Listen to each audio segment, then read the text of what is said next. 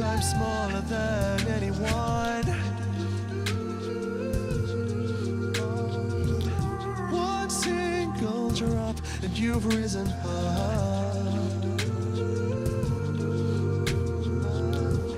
unafraid of the dark.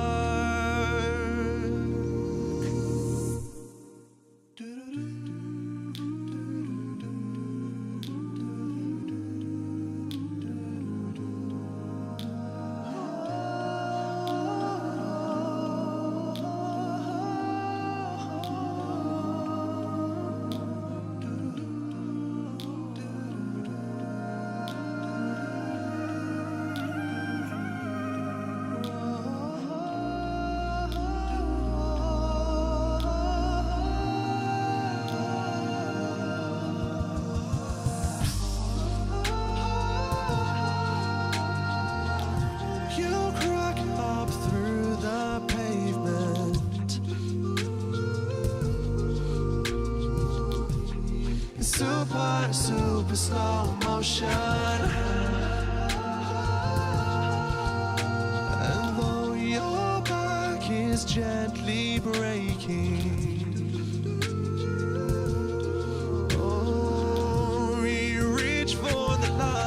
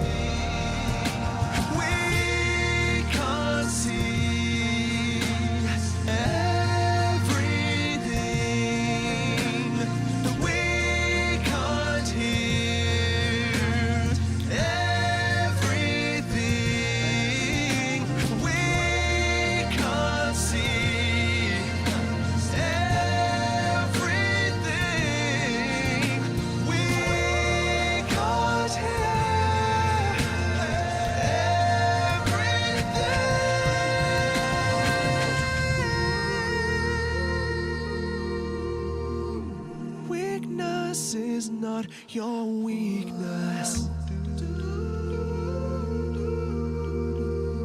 No, no, no, no, no, no, yeah, yeah, yeah. You are what you grow into.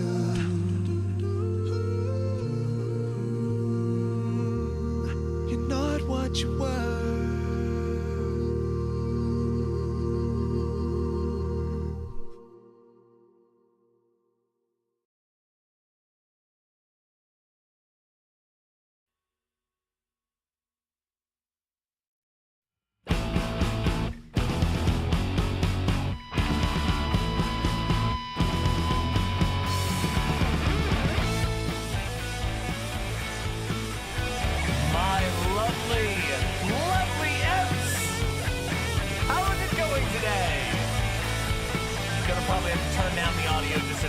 Tiny bit for this banger of a track. Light Ready's Bassem, Red Carp 98, Uncle Gumball, Put the Screw in the Tuna, Better for the Potato, Aska, Sprodman, Tipster, Bromine Lucid, Page Punk Corpse, Mycena, Tallulah, Vines, Aardvark, or Admark, Agent Mad Hat X Oblivion, Palm Dad, Mistress Lynn, Prosy Rosie, Pierre Gigon, Killjoy 40K, Carpalicious, Alora, Emuinon, John 34, Joy Gal, Mad Lupine, Posadas John, Undead Collective, Bell Sinforma, Shrazly, Diamond King, Dokai Bling, Mr. Krabs 123, the one and only, Haunted Furby, Miakarut, Sardonyx Plague, Rusty's Buddy, Cookie, Susie Club says BLM, June Buggy, Proud Platypus. I can make it out. Tell me what you want. I don't know why you're afraid. Tell me what you say. I don't know why, too late, it's too late. By the way, this is the cover by Tempered Lion.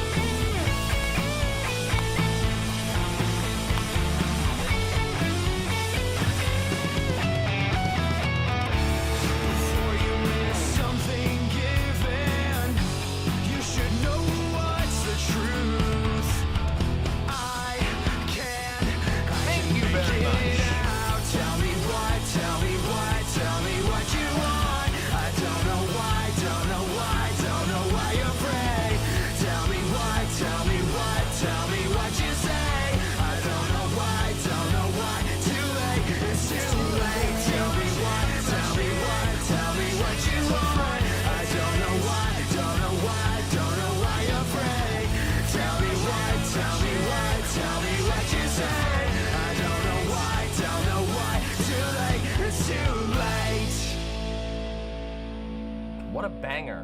By the way, that is a cover. So the first song was a cover of Passion Flower by John Gom by the amazing Sam Robson, who I've played on this stream a million times. And I wanted to tell a real quick story before I do anything else, which is I have been listening to the song Passion Flower by John Gom for over a decade. And recently, by pure chance, it was put back into a sort of discovery playlist on Spotify. And I was listening through the playlist and I was kind of like, some of these songs are all right. And then Passion Flower came on and it blew my mind. And it's crazy that that song has been with me for so long and is still manages to take my breath away every time I hear it. If you've never heard the original, again, Passion Flower by John Gom. That was the first song that we listened to today. And that the version we were listening to is a cover by Sam Robson, who is a vocalist who I absolutely adore. But the original is a solo guitar piece that is breathtaking. Yeah. So, and then of course the second one is from the Berzerk soundtrack of the anime, Tell Me Why by Pen Pals, and this was covered by Tempered Lion, which I just linked, so. We're not playing Amori today. I don't have plans to play Amori anytime in the future because, and this is not because of anything that Amori did wrong, but rather, because we're playing Dark Souls and we have a lot of Dark Souls to do. I have been reading through Berzerk and greatly enjoying it. I just finished the 4th volume of Berzerk last night, and it is of course absolutely legendary and incredible.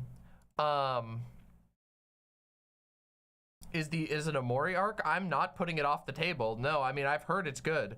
What arc am I on? In real life or in the Grand Gardener arc? No, for me, I just finished the Eclipse chapter.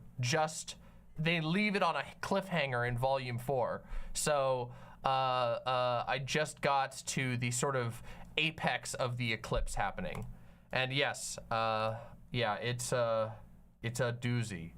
It's a fucking doozy. Let me just say that, okay? It's a doozy. I really want to read Berzerk, but reading manga online fucking sucks.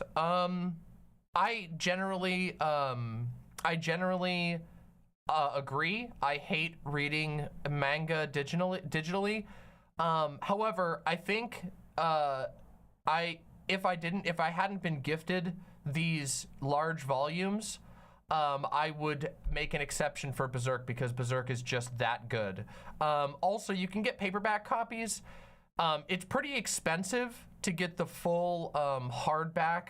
It's like $500 to get the entire hardback collection, which is 13 massive volumes. But I will say the deluxe versions are incredibly beautiful.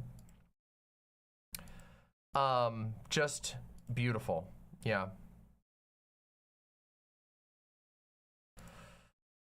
I imagine you could probably get the paperbacks fairly easily at local libraries. It is considered to be a classic manga. So, by the way, if you are here, please press the like button on the YouTube stream. We currently have 213 viewers. We had a small stream issue, which is always going to deflate the amount of viewers, unfortunately. So all of the likes count. If you haven't liked the stream, please consider doing so. It was a bummer that the first stream had to die, but such is life, okay? Such is life. It happens sometimes, okay? Yeah. YouTube blocking ad block. Yeah, they've been doing that for a while, though it always seems like there's an arms race. It just sucks that it's happening on YouTube, of all places. We have a lot to talk about. Oh my goodness, oh my goodness, oh my goodness, oh my goodness, oh my goodness. Oh. So, but while we're warming up, first things first. As you know, I haven't streamed in a couple of days. It's been actually a bit longer than I had originally hoped. The last stream was last Thursday. And I really had hoped that that wouldn't be what happened. However, I had a big appointment this week, and also I ended up feeling pretty sick, and also some point in the recent vicinity, in the future or the past, was my birthday. That's right. I am celebrating, or did celebrate, my birthday in the recent vicinity. So I also was or will be busy with that. But this year I am 33, so that is a pretty big deal, I guess. I've been thinking about it a lot. Yeah. And things have been good, and yeah. 33 is a good number. Yeah, a lot of people would say that. It is. It's a blessed number, some would consider, but I feel like my 33rd year of life is going to be the year in which I really kick some ass, because I've been thinking about a lot of things, and my vision for the future is growing stronger and more powerful. Yeah, so. Jesus Mama arc? Well, I don't know about that. Maybe, we'll see.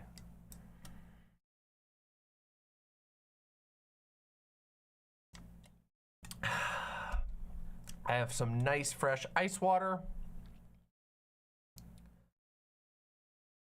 True, Red Carp, true. Got fresh clips. Looks like we got one clip today. All right, we'll check those out in a bit.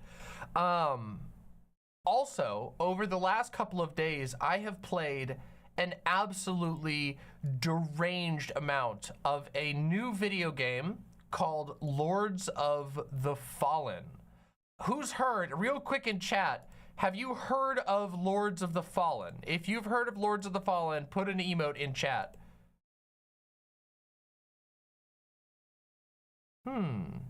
Nopers, well that's interesting. Okay, some people have. Oh wow, not many people actually have heard of it. Some people have, it seems. Wow, okay, so I'm gonna talk about this then. I'm doing a review of it today, and I'm going to try and keep it spoiler free. I have so much to say about Lords of the Fallen. I've even considered doing a beginner's guide for Lords of the Fallen for people who want to get into it.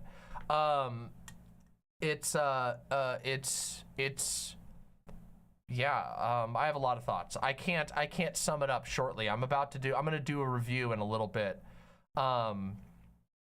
Yeah.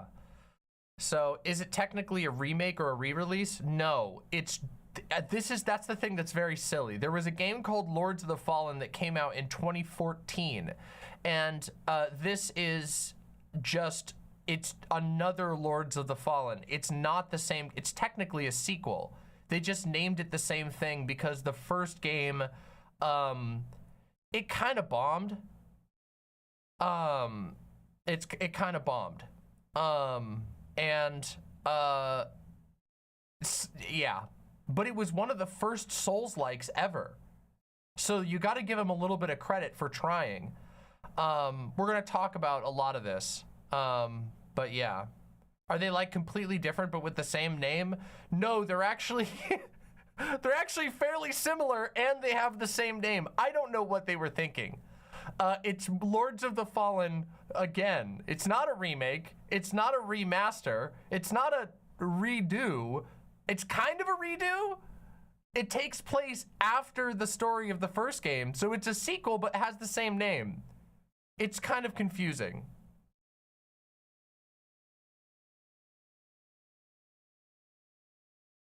I assumed it was an expansion. It's not. But let me tell you this. I will be recommending Lords of the Fallen with a lot of things to say about it, okay? Just so you guys understand, I'm gonna restate this when I do my review in a little bit, but I wanted to tell you how much time I put into it because I think that will be telling as to some of my feelings about the game. I have put 50 hours into Lords of the Fallen already. I'm not kidding. Yeah, I've put a lot of time into this game already. I've basically been tunneling into it for a couple of days. It came out on the 13th, and I've been playing it since the 13th. So in 5 days, I've put in about 50 hours. That's a lot. Woo! Whoops. I may have really fucked up my sleep schedule, okay? It's not like I haven't been doing anything else. I've been going and doing other things. My sleep has been what I've sacrificed, which is not a good idea, by the way. Don't recommend it. Did I eat? Yes, I ate. In fact, I even took time. Yeah, it's just how it goes, okay? But I have a lot of opinions, so I'm coming from a position of a lot of thought and a lot of effort put into this game. I'm gonna do the full review in a little bit, but I wanted to let you know I'll be talking about this game, and I'll also try to give some information that's useful to beginners for people who want to try and check it out. If you like Souls games, you will almost assuredly like Lords of the Fallen, but it is there are things I have to critique about it, and so I'm going to. And I'm going to be fairly harsh to this game, because if you swing for the gods, you better swing hard. Yeah. I think you guys are gonna like my review, even if you're not necessarily, like, if you've never heard of the game, you should stick around because I have a lot of things to say about the game. We're also going to briefly talk about the SSSniperwolf situation because it's a particularly egregious event, and I feel like I want my YouTube channel to be able to have a say on it for a number of reasons. We're also going to spend a little bit of time today talking about Israel-Palestine, though admittedly, not as much time as we have the last few streams. The last few streams have been completely dominated by discussing Israel-Palestine. And yeah. Oh my God! Dedurker with the incredibly generous $33 super chat. Happy freaking birthday, Demon Mama. My first donation ever to any content creator. Hope you and the critters have a fantastic time celebrating. Here's a round on me. Oh my God. And it says, let's celebrate the first super ever. Dedurker, thank you so much. You have no idea how much that means to me. Seriously. Thank you so much. Oh my God, thank you so much.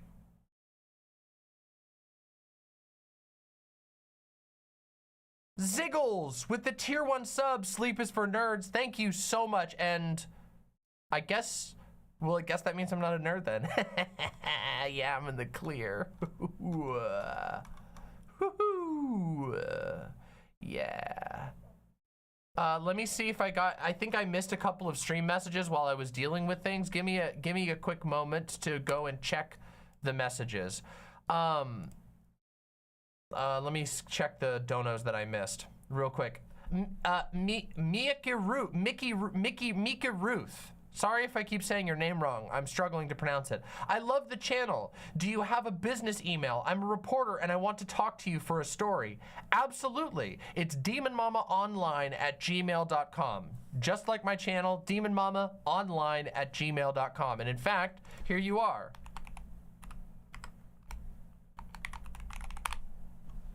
That should work. What? There we go.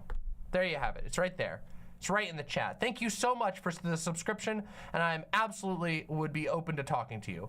Appalachian Anarchist with the $6.66. I would appreciate your take on this short conversation between me, a lay Reddit atheist, and my former Jehovah's Witnesses lib mom. Was truly infuriating. All right, I'll take a look. Appalachian Anarchist with the tier 2 sub. Thank you for both of your contributions. I can't believe I was a filthy white name. Baptism complete. Hope you're enjoying Berzerk. I'm loving Berzerk. It's genuinely incredible. Sanji with the $5 says, hey Demon Mama, in an analysis of political activists, they tied the whole situation of extremists. Oh wait, that was from last stream. Okay. That was from last stream. Okay, we got them all. All right, let me see if I can look at this.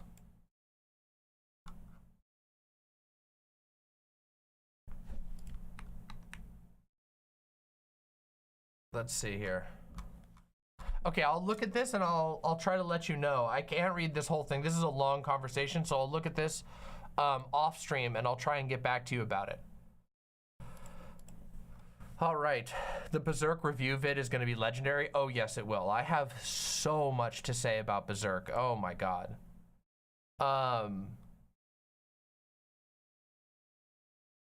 You have to lead with the command. Oh, okay, oops. COINTELBONE says, in case you're interested in covering it, I posted in the Discord a bunch of files from the FBI uncovering their surveillance of a black-led protest at a high school near me. Holy shit. These were legally obtained through the Freedom of Information Act, and I've provided appropriate documentation to one of your mods. COINTELBONES, that sounds wild. I wouldn't be able to cover that off the cuff, but I would absolutely like to look into it. Also, please feel free to email that to me at the aforementioned email. I think that would be very helpful if you could email that information to me, because that way it won't get lost in the Discord. Exoblivion says, as someone who played Pathologic 2 after watching your review on it, I can't wait until you're discussing it on your gaming podcast. That is going to be poggers. Poggers. It's going to be poggers. That is our, so we're recording. We had to cancel the recording or postpone the recording to this Friday for the current episode. Our current episode is the game Signalis. Our next episode after the one that we're working on right now is going to be Pathologic 2, which I'm very, very excited for. I'm very excited for that. Still need to play Pathologic 2? Yes, everyone who is in my chat should play Pathologic 2. Pathologic 2 is a masterwork. It is the greatest video game that I've ever played. It is destined to be a classic, and by that I mean I am personally devoted to making sure that as many people as possible play Pathologic 2 so that it goes down in history where it is deserved as a masterwork of the gaming genre. Pathologic 2 is truly one of the most life-changing games I've ever played. Oblivion says, you were so on point in your review. I absolutely loved it. It's an absolute masterpiece. Yeah, it's a game that is it is a game that takes itself seriously as art, in the lieu of like serious literature. Like, I would say that it is like one of the most artistically valuable pieces of gaming that has ever existed. It is just that wonderful, in my opinion. It is also a incredible emotional roller coaster. The gameplay is awesome, and yeah, and also it is just loaded to the brim with politics and philosophy. This Adderall shortage is killing me. Oh, I get that feeling. I mean, I have my Adderall, thankfully. I'm very lucky, but I forgot to take it today because of a bunch of stuff that happened earlier, and I'm feeling it. It sucks. Yep.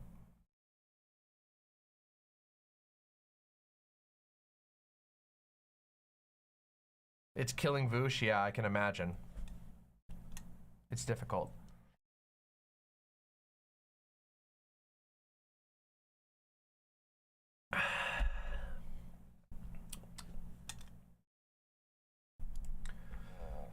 All right, and okay, let's see, how much warm-up time have we done? It's been 26 minutes. Okay, I guess this is a fine enough time to talk about this. Everybody, a lot of people have been asking me if I am going to cover the foreign man sissification of the white male video, and the answer is no. Why? Why would I do that? No, God, no.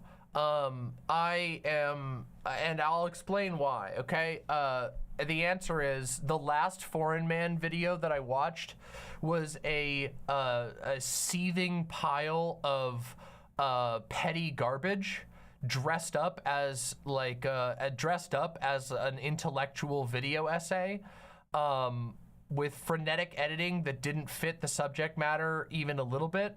I have no desire in my life ever again to interact with a foreign man video. It was, the last one was terrible, and it has destroyed my interest in ever engaging with that channel again. Also, I do not believe that, I don't believe that he is interested in having real conversations. I happened to catch a little bit of the video on someone else's stream this morning, and also I have been sent like 20 clips of this of the video, and I find the video to be uncompelling, embarrassingly childish, and uninteresting. So there's that. Red Carp 98 with the unbelievably generous tier 2 subscription. The last game that destroyed me was Metal Gear Solid 2. Genuinely horrifying despite not being horror. Yes, I can't wait to do a full playthrough of the Metal Gear series. We're gonna do that eventually. It's so awful. I mean, I don't even, like, the video just seemed, okay, let me give you an example of this, okay? I got your clips, Mr. Krabs. I'll try to react to them eventually. You'll have to give me a little bit. There was a section of the video that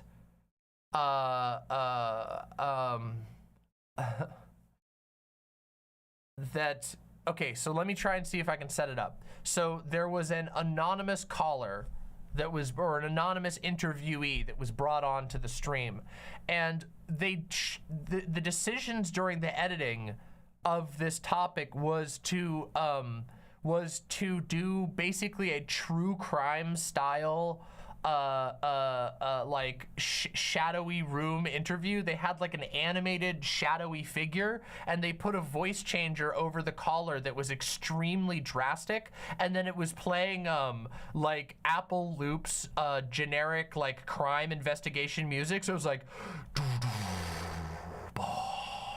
bong, clanging noise, king, bong, and then there's this guy going, when I was in college, I decided to engage in a little bit of, sex work, I was doing some sex work, you know, and there were times where it felt valuable to me, but one time, this guy was really into sissification porn, and it really upset me. And I was just like, what the fuck am I watching? This is like bread tube for babies. It felt like keys getting jingled in my face. It was offensive.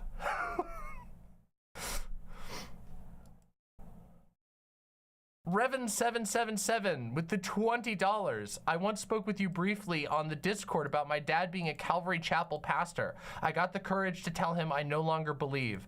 I really, really thank you for talking about your experience. Revan, oh my God. First of all, congratulations on working up the courage to talk about that. That is a very scary and intimidating thing to do. I hope everything's going fine for you. And you should know that no matter what your parents' reactions are, you are valid in your decision to leave that environment and to acknowledge your own non-belief in that stuff. Seriously, stay strong. And also congratulations, and also thank you very much for supporting the show. I'm happy that me talking openly about my experiences was able to help you. It's one of the things that that I'm most proud of on this show, has been boldly talking about my experiences with Calvary Chapel, with Christianity, with transphobia and all of that. I never regret doing that.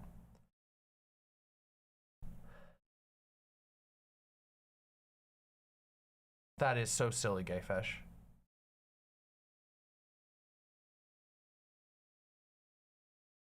You're probably right. Can we at least get a kink myth debunk or some kind of kink 101 video that destigmatizes this kind of thing? Because I really feel like he used authoritative voices to try and spread misinfo. Okay, here's my problem, okay? Here's my problem. Okay.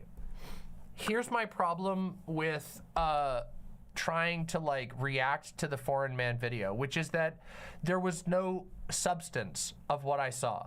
Now, to be fair, I didn't watch the whole video, but there was a section in this video that I saw in whole, like a piece that I watched, one of the chapters that I did watch in whole, and it was basically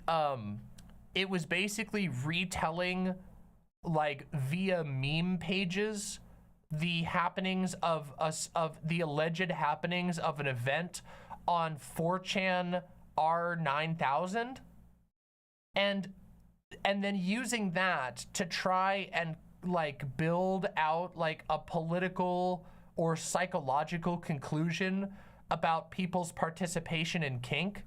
And what am I supposed to say about that? That is just like, okay, like there are thousands of people doing that on YouTube every day where they're just like, they pop onto their stream and they're like, oh my God, guys, I discovered last night, this thing called vor, and if you can believe it, in this thing called vor, people want to be eaten. And it's like people, I look at that and I just think I'm so sad for these people because they want to die, and that's so unhealthy. Guys, retweet now if you think we need universal mental health in this country so that we can help people who want to die from being eaten alive. Like, what am I supposed to what am I supposed to do with a thing like that? Like, when somebody is like tying strings together at that level of like abstraction, I don't know what I'm supposed to do. Like,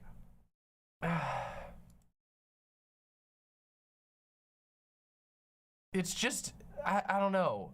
I listened to that and it just sounded like people going, ooh, this is icky to me. I need to find, I'm insecure in being squicked out about something. And so I need to find like a leftist version of saying that I think that this thing is gross. And like, the truth is, there are things to be talked about. Like, for example, there's a section of the video, I'm talking about the video now. You guys have gotten me, to do this. I hate you all so much. I fucking hate you all so much. But the video was just overstating its case, okay? have you ever heard that term? Do you guys, have you ever heard that? Overstating the case? It's like when somebody is they have a nugget of correctness about some of the things that they're saying, but they feel insecure about what they want, about the message that they're gonna deliver. And so they have to over-exaggerate it to make it seem like it's like, guys, what I'm saying is really important. And it actually undermines your ability to care about the root cause because you're overdoing it. It's like, I don't know. I'm trying to think of another example. It's just like, okay, it is true that there are really weird aspects of nearly every kink and fetish on the planet. Just like, guys, newsflash, hold on a second. There are fucking really, have you guys ever watched vanilla porn? Have you guys ever listened to people, your average vanilla like cis person talk about sex? This shit is, oh my God. You're trying to like, you think the kinks people are weird, okay? But the truth is, if you go to your average porn site, the demented neuroses and psychological unwellness that permeates your most vanilla porn consumption is more deranged than even the most twisted kink that you can imagine, okay? Let me just fucking tell you, all right? Whew.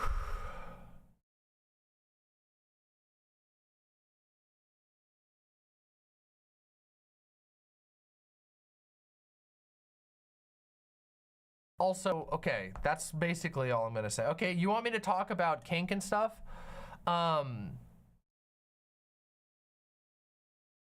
Yeah, it was terrible, 85D2. 85D2D Derek says, base Demon Mama for not doing a segment on this video. That video was the intellectual equivalent of eating a bag of sawdust. Even with Vosh reacting, I still wanted to fast forward to the end. I found it to be miserable, and I don't have any interest. This is the most I'm gonna do, is like sort of talk about it offhand for 10 minutes. But yeah. If you guys want me to talk about like the subject in the abstract, I can do that. Is that something that people would be interested in? Would people like me to do a section talking about kink generally? Like, was that? I want people to sort out the differences between kink, fetish, and paraphilia. Okay, all right then. First, okay, all right. I'll just do this off the cuff then. All right, my lovely imps, we're gonna have a quick talk. Okay, we're gonna have a quick talk about kink, about fetish, about paraphilia, about all kinds of stuff. Just a quick one, okay? Because people have been talking about a bunch of different stuff. There's been a lot of discourse going on, and I have no interest in like stepping into the drama side of the discourse. I would rather just talk about the subject, okay? So first off, kink is a sort of catch-all term that generally refers to non-standard practices that are usually in some way tied to sexuality, okay? Not all kink is explicitly sexual. So let me give you an example of this. Some people are extremely turned on by forming contractual binding relationships with another person that include a you know, sort of aspect of control. And sometimes they will even wear you know, pieces of clothing that reference this bond that directly, and that can be called rather kinky. And yet, guess what, everybody? It's a wedding ring. Oh, gotcha, zing! You thought I was going for something else. No, everybody. It's a wedding ring. I'm talking about marriage, okay? Listen, and yes, I do actually think that there is an aspect of kink for some people that it goes into marriage that isn't strictly sexual, but that is nonetheless referential to sexuality. And that's a lot of kink, okay? There's many different types of kink. But kink is a term that sort of broadly refers to the communities and actions centered around these non-standard interpretations and experiences around sex. And there's all kinds, okay? And not all kink is directly sexual, but a lot of it ties to non-standard expression as it ties to sexuality. A fetish is a term that refers to basically having a non-standard sexual, usually a like sexual fixation of some sort or another. And this term is used very loosely and colloquially. Some people consider all kinds of things a fetish. Like, for example, one of the most egregious examples of people sort of like diluting the meaning of the word fetish is foot fetishism, okay? When somebody likes boobs, we don't call it breast fetishism. Like, as it turns out, feet are a part of the body, and people find lots of parts of the body very attractive. People find backs, necks, lips, noses, ears, teeth, feet, hands, all parts of the body people can find sexual interest and fascination with.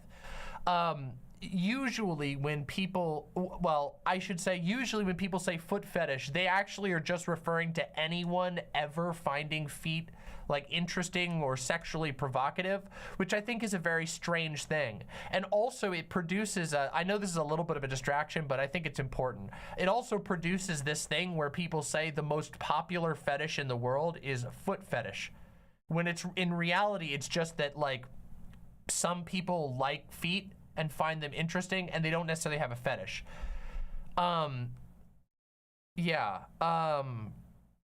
So what was I gonna say? So, but generally, in good faith, when people aren't just kind of throwing the term around, the term fetish refers to a specific fixation. Some people will go so far as to say that like a fetish is like when it's your primary interest, and there are a lot of examples of this type of thing, though I don't think that most people anymore really mean the primary example version. What they're talking about with a fetish is an interest in something that's kind of out there. So things that people consider a fetish is things like vor, inflation, choking, spanking, these types of things where that becomes a fixation or something that is a major part of someone's sexuality, where yes, Killjoy, excellent example. It's the difference between a feeder and a gourmand. A gourmand might be somebody, or maybe a feedee and a gourmand is a better example. A feedee being somebody who wants to be fed a lot of food because they get sexually turned on by the act of eating lots and lots of food, and that might become a big thing that's a big deal for them, a huge turn on for them. Whereas a gourmand might be somebody who just really finds food good, and there's no sexual aspect strictly, but they just are, they find food as like an art, incredible and interesting. Is that related to weight gaining kinks? Yeah, it usually is. Feedee is very often tied to weight gain type kinks, but it's not the only. It's not the only way. Some people are really fixated on the weight gain aspect. Some people are really fixated on the food eating aspect. Now, then there's a third term, which is called a paraphilia. Okay, and a paraphilia is this is a term that has a dubious acceptance as far as validity goes, but generally the term refers to like a sexual obsession that like interrupts your ability, like a person's ability to engage with sex in a healthy or quote unquote normal way. Now you'll see immediately where some of the issues with the definition or the understanding of paraphilias comes from. Some people would consider the sort of famous example of a paraphilia was, oh my God, I can't remember. Oh, now I can't remember who wrote about it. An early psychologist. It had a patient who was not able to have sex with his wife anymore. And the reason why was not because he found his wife unattractive, but that he could only get aroused by women's shoes. That's it, the shoe, not a foot, not anything, by women's shoes. The women's shoes were what sexually aroused him. And allegedly, he was able to slowly sort of get, overcome this fixation, because he wanted to overcome the fixation, because he wanted to enjoy sex with his wife, by hanging a woman's shoe over his bed, so that while he was having sex with his wife, he could look at the shoe and slowly sort of like reassociate his body with having sex with his wife by weaning himself off of looking at the shoe. And so that's like the sort of classic example of a paraphilia. Now, of course, there are more extreme versions of paraphilias, violent paraphilias and things like that. The problem with this is, of course, that it becomes very difficult to draw the line between a paraphilia and a fetish. Now, there's another layer that complicates this entire conversation. So I hope you're following these three definitions so far. We talked about kink being a sort of broad catch-all term for non-standard sexual expressions of sexuality. We talked about fetishes being a non-standard sexual fixation. And we talked about paraphilias being an attempt to sort of categorize negative fetishes. Fetishes that are negative in a way that they begin to interrupt the life of somebody who possesses them. On top of all of this, people conflate all of these terms constantly. So people say kink when they mean fetish, people say fetish when they mean kink, people say paraphilia when they mean kink, people say paraphilia when they mean fetish, and it is a giant, mess. It's kind of a big confusing mess.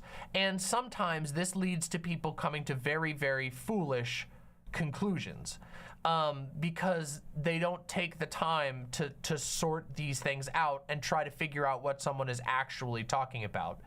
An example is the way that kink has the word kink and conversations around kink have sort of has sort of spread outwards as the internet has grown, because more and more people become familiar with it. And as it turns out, there are a lot of people who have fetishes and who want to engage in kink. So as a result, there's this tendency to directly conflate the two, and sometimes that leads to confusion. Now, usually with some good faith engagement and some well-asked questions, if somebody is obviously open to discussing this type of thing, you can usually figure out what's meant. But a lot of people never take that time because they jump the gun. And they jump the gun. Now, where things get really messy, okay? Where things get really, really messy is when people overly fixate on this paraphilia aspect, okay? And as a result, attempt to basically psychoanalyze kink and fetishes from a lens of trying to identify what's wrong, what's going wrong here. And I think that's a huge, huge mistake. It's a very big mistake. And I understand where it comes from to a certain degree, because, there's this sort of idea, there's this idea that like, well, you don't want people to suffer, right? And you can imagine paraphilias that would be very, very harmful and dangerous. Like, for example, imagine somebody who had a sort of uncontrolled obsession with violating consent. You can imagine where that could become extremely problematic and harmful, right? But people have to be cautious in making assumptions. And one of the things that you will see happen all the time in kink and fetish conversations is assumptions. Just off the cuff wild assumptions, and usually those are informed by a sort of puritanical form of disgust.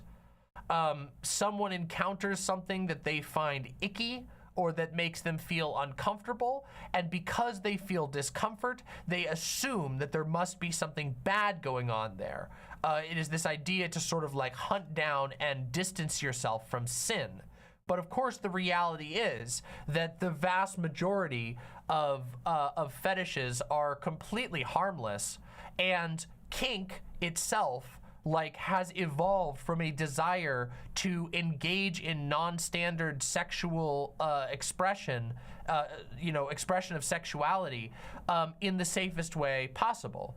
Kink communities came together, and there's a couple of different like approaches to or philosophies around kink, but these communities started to form out of the goal of being able to be safer while exploring all of the things that the human mind and body are capable of.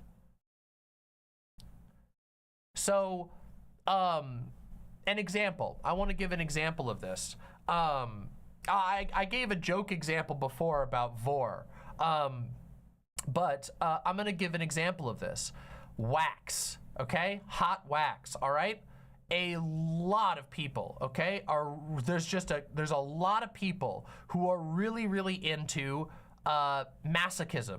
Basically, they experience a form of sexual pleasure from experiencing pain. And that doesn't mean that like they will enjoy getting in a car crash, okay? But it means that there are certain types of pain and types of pain that give pleasure or arousal, okay?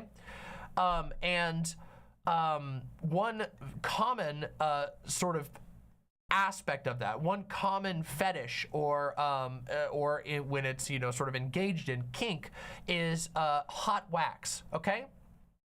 Now, as it turns out, there are a ton of ways to play with hot wax that can be very enjoyable for the people involved without doing long-term, permanent, lasting damage to the body.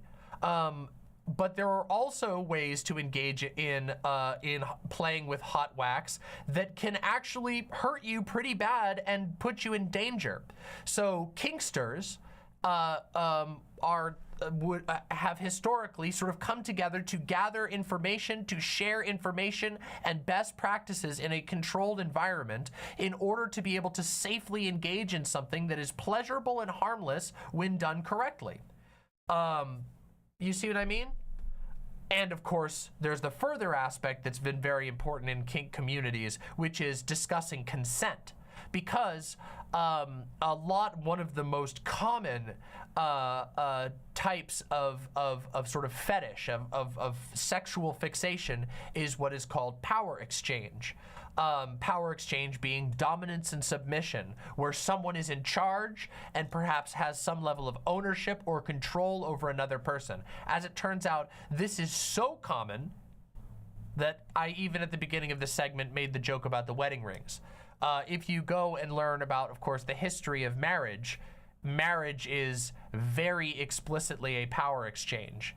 A biblical marriage, from the very roots of biblical marriage, at least Christian marriage. Obviously, there have been other forms of marriage in the past, but Christian marriage specifically explicitly states that the male is the dominant role and the female is the submissive role, and that there is a power exchange that intrinsically happens that is often signified by different types of rings.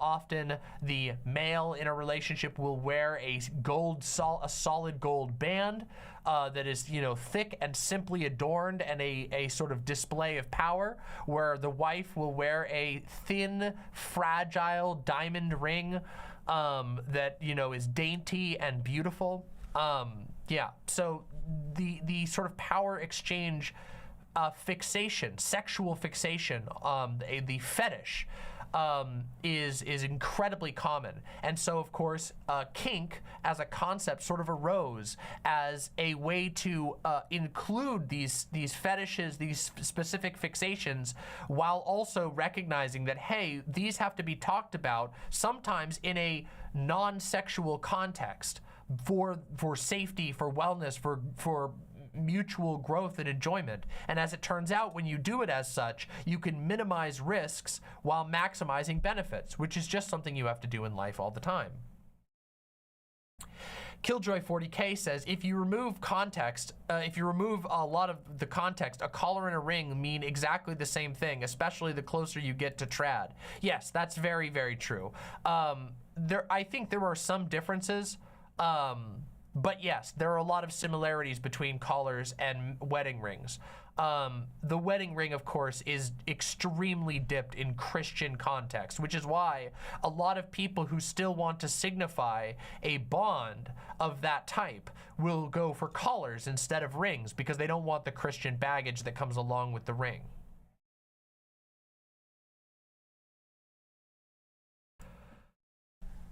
So, yeah.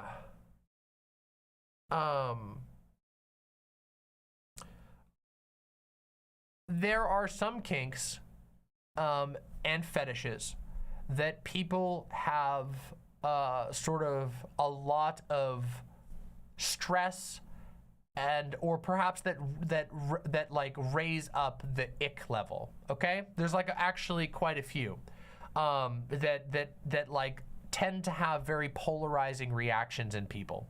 Now, in truth, this is true about like most sexual fetishes, and you don't even, in fact, if you really want to be honest about it, it doesn't even go so far as fetishes, right? Like, people have all kinds of preferences. Like, some people find the idea of like oral sex like repulsive. There are just people out there. I would encourage them to maybe open their minds a little bit and try to overcome that, because they're missing out on a lot. But hey, at the end of the day, you know what? Your preferences are yours. But there are people who find that repulsive. And there are then, of course, we've all met people who not only take it to be like, oh, this is personally repulsive to me, but that they wind it and wrap it up in some other greater thing. You guys have probably, in fact, no, wait a second. Hold on. There's an entire storyline in The Sopranos, one of the most famous television shows in the entire history of the world. In The Sopranos, there is a storyline where it is discovered that one of the patriarchs of the mafia family, Junior, is like really, really good at oral sex on women. And he's like an old man, okay? But like, it turns out he's like really into it and really good. And when people find out about it, they start calling him like gay. They basically say that he's a secret homosexual, because what type of man would do that to a woman? And he actually freaks out and he has a complete meltdown and then ends up beating his girlfriend and leaving her, who, by the way, the show goes through pains to show that he's like the happiest that he's ever been with this girlfriend, but he gets so tormented by people's by his own and other people's obsession with the repulsiveness of doing oral sex that he has a complete and utter mental meltdown. So But this, of course, doesn't just apply to things like oral sex. This applies to all kinds of things. There are tons of kinks and fetishes that basically sort of provoke strong reactions in people, either positively or negatively. And it's important to remember that just because you don't like something doesn't mean that it's bad, okay? And also, furthermore, just because there are potentially problematic outcomes of something doesn't necessarily mean that it can be written off as bad. A perfect example of this, okay? Many people let's talk about something like choking, okay? Choking, you know, choking somebody. Choking is one of the most common fetishes in the world. Like, by pure numbers, like, a lot of people will admit that they are into choking, okay? However, it's actually one of the most dangerous as far as engaging in, and it has an incredibly high likelihood of injury because people don't actually know what they're doing, and it's a very fragile part of the body. People get injured and hurt very easily engaging in choking, and yet it is one of the most commonly admitted to sexual fetishes in the world. Which is part of the reason why a kink community has formed around being able to figure out ways to safely teach people how to engage in something that is highly pleasurable to them, but to do it safely. But as you can see, the point being here is that even fairly mundane fetishes can sometimes have negative outcomes because of externalities, basically, risks that come along with the territory, but that doesn't necessarily make them bad in and of themselves. And this is something that you encounter very, very often in conversations around kink, in conversations around fetishes, and obviously very frequently in conversations around so-called paraphilias. Yeah. So,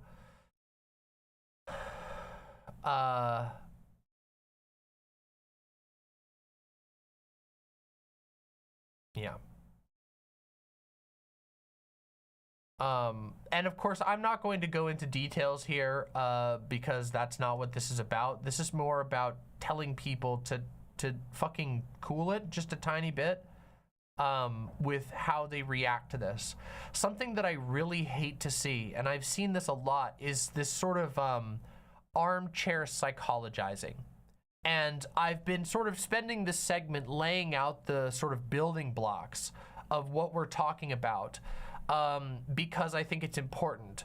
But I guess now I want to talk about this sort of armchair psychologizing, which is basically someone encounters a fetish or a kink that they are unfamiliar with, okay? So maybe they encounter a stray image, a fetish image that is just sort of like raw engaging in some kind of sexual fixation, and they go, ooh, I don't like that. That's yucky to me. It squicks me out. It makes me go, ew.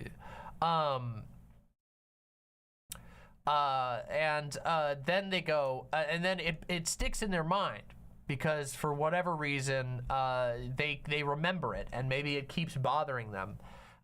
And some people will find a desire to sort of explain the action. And when people tend to do this, that urge can guide you in a good direction or it can guide you in a bad direction. Sometimes it prompts someone to sort of humanely engage with another being and try to figure out, hey, like an empathetic response of like, wow, I don't understand this, what's going on?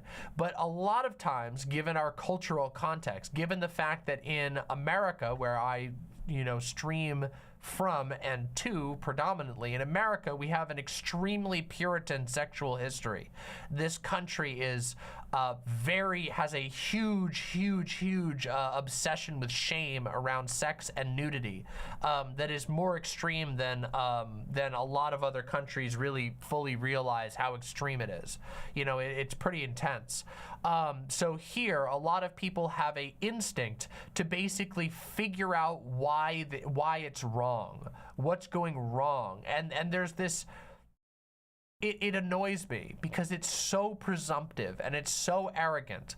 A lot of people don't even know why they themselves have a fetish or engage in a kink, okay? Yeah, it's it's unfortunate.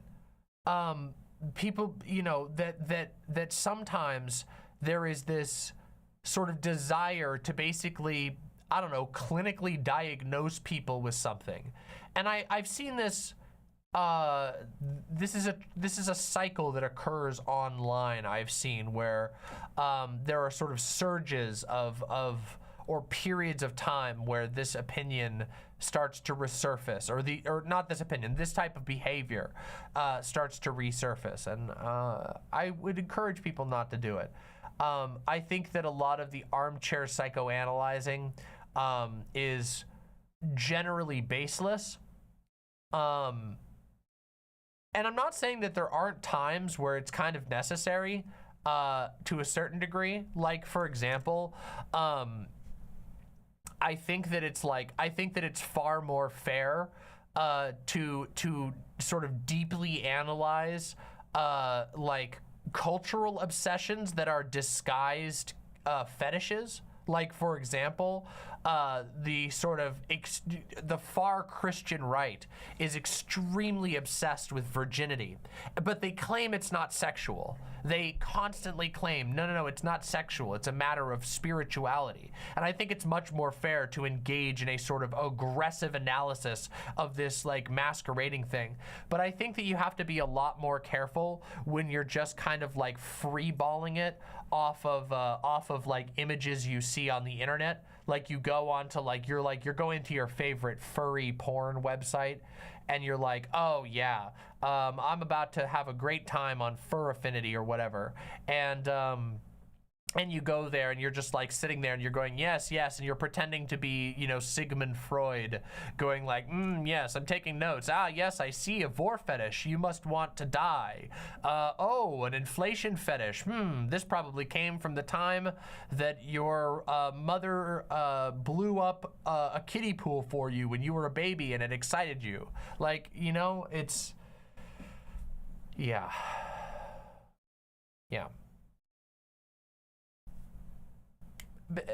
It's really hard to know exactly why people are into things, and most people will never be able to know.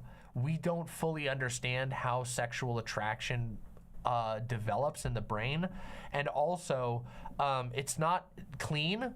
It's not easy to know why something like, okay, like to some people, if I say, watch, here's a little test. If I say right now, a strong dominant woman holds you holds you down at like sort of knife point and tells you exactly what you're gonna do for her. Some people are gonna become scared by that, and other people are going to become very horny by that. You see? It's that simple. And who knows why? Like, it's really difficult to know exactly why that provokes different reactions in different people. Yeah, some people don't even care at all. I was with you until the knife. Yeah, see? Do you see what I'm saying, though? Yeah, the Scooby-Doo, that's my fetish. Yeah.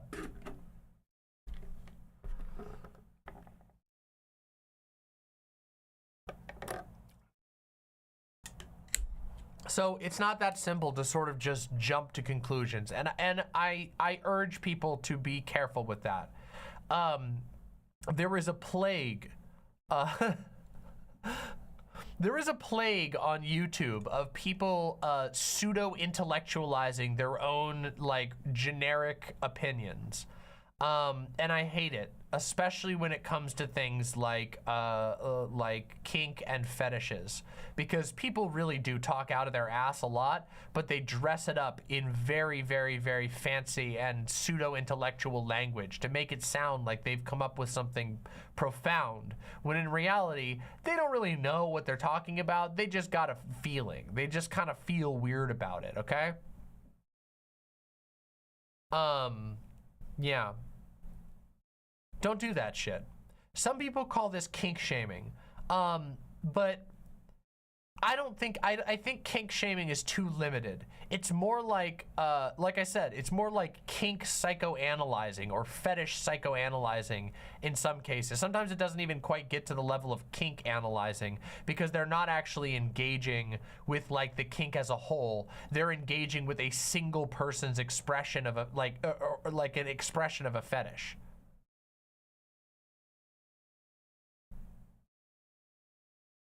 It's armchair psychology, yeah. Yeah, oh yeah, that's a good term. Xerox 13 Sir says yum yucking, or some people will say you're yucking my yum and I'm yucking your, or whatever. Yeah, that is something that people, think of it like this. Okay, if you pathologizing, that is the extreme form of it, is pathologizing. Yeah, where people basically say, oh, this is a mental disorder or whatever, which I think the case could be made for very, very, very certain edge cases that you could probably make a case that like there is a pathology in certain types. But I also think that a lot of that is dependent on context, right? Like I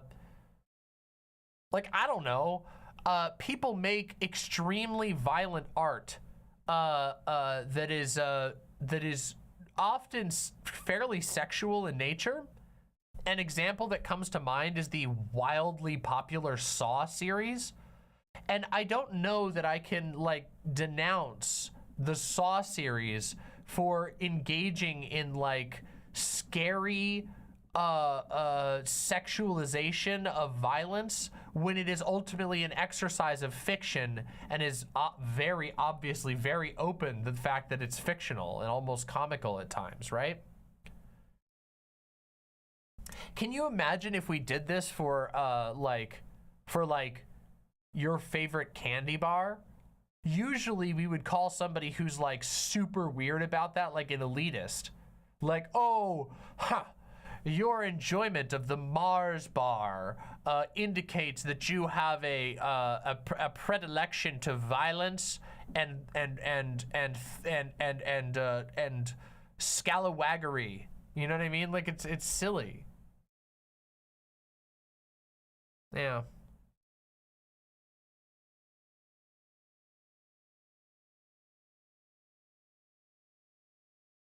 People do this, people hate people with certain hobbies and interests. Yeah, that's true, they do, but like I think that the cultural reaction is generally to sort of like, okay, maybe not. I guess it depends on the hobby, because some people do really bully people with certain hobbies.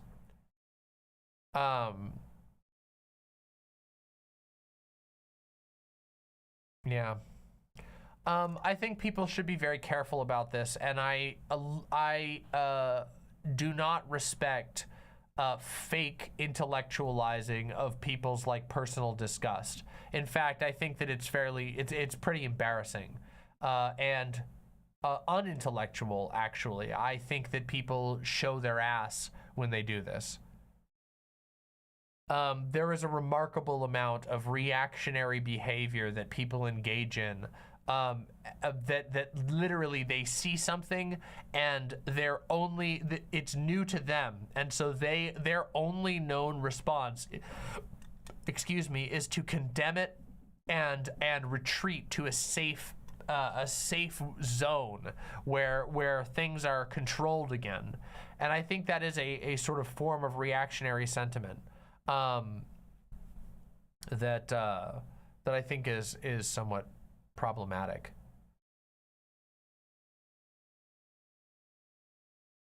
Anna Ariston, have you talked about C&C? It gets a lot of heat even in the kink community, even among kink communities. Yeah, and part of the reason for that is because it's intense even for a lot of kinksters, but it's kind of in the name, right? Consensual non-consent. That like the fact that it's called that is kind of key, isn't it? Right? It kind of gives away that the structure is obviously being thought about and that the participants are thinking about it, that it's more about the sort of trappings and themings as opposed to any how can you yeah, it's silly. It gives the game away. Was that a plane? Yes, that was a plane. Unfortunately, there's been a lot of them. Yeah. I think, but yeah, I think there's a lot of pathologization. Oh, there's another aspect of this that's less extreme. This is a really weird one, okay? And I recognize that we're sort of like, I've talked about the basics, but hear me out on this, okay? There is a very weird, one-sided relationship with sadism in BDSM kink communities. That bondage, sadism, masochism, you know, or bondage, domination, sadism, and masochism is one such algorithm. And there's this weird one-sidedness where masochists are completely and utterly understood, and it's basically like, oh yeah, like obviously, haha, of course it's fun to get, you know, controlled. But then the sadists are looked at like they're evil in some way, and it's like, well, wait, well, like who's gonna give you your masochism? Who's gonna indulge your masochism? Like, it's very weird. It's a really weird thing, and that is something that like plagues even kink communities, even communities that are supposed to be able to think about this. And it's very strange, right? That like, oh, you would be suspicious of somebody who is engaging in like sexual sadism, even though they're like going out of their way to temper that and to do it in a healthy way. It's really strange. It's a weird double standard. That attitude contributes to this top shortage. It does, actually. I'm not even kidding you. It does, because believe it or not, okay, not all tops are sadists, okay, but a lot of tops do have a sadistic streak, and that sadistic streak allows them to effectively access the fantasies of masochists. And you know, it just so happens that a lot of masochists also happen to be bottoms. Not all of them, by the way, not all of them, but a lot of them are. Believe it or not, sadists have feelings too, especially the ones that are taking the time to safely engage in their form of sadism fetish. Isn't that kind of strange, right? And it actually does. It leads people to basically never go any deeper because of shame or fear that they're going to be judged, and they are judged. It's not an irrational fear. Yeah. Yeah, it's unfortunate. But again, it comes from what I've been talking about this whole time, this desire to sort of pathologize.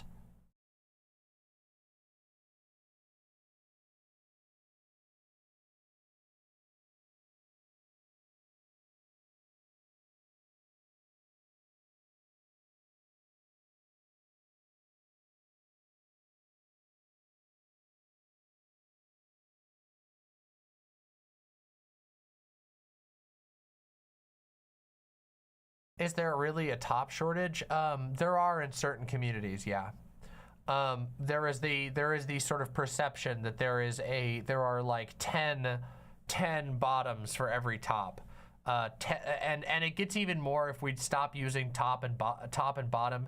I do think sometimes one thing that kind of irks me in these conversations is that there's a conflation of top and bottom versus dom and sub. Dom and sub is a much better way of talking about this, like dominant and submissive, or sadist and masochist. But yeah, even among top versus bottom, there is absolutely a disparity in sheer numbers, at least by my observation, being, you know, connected to a lot of these spaces. And I think it's because there's you want to know the real reason that I think that it is, and this is my theory, and this is not a matter, I'm trying not to, you know, commit the same problem of over psychoanalyzing, but I can't help but notice that in a society where shame is central to sex, that if something is done to you, you don't have to feel bad about it as much. You don't have to feel as bad because you didn't choose to do it. So tops, doms, sadists, these are people who are choosing, quote unquote, to engage in something that induces guilt. And I think that in a society that is completely pervaded with sexual guilt, every aspect of sexual life in America is just overloaded with like remnants of Christian guilt. I think that can actually become a serious emotional burden. Especially when it's perpetuated sometimes even by the people who are sort of enjoying the benefits of the tops, the doms, and the sadists.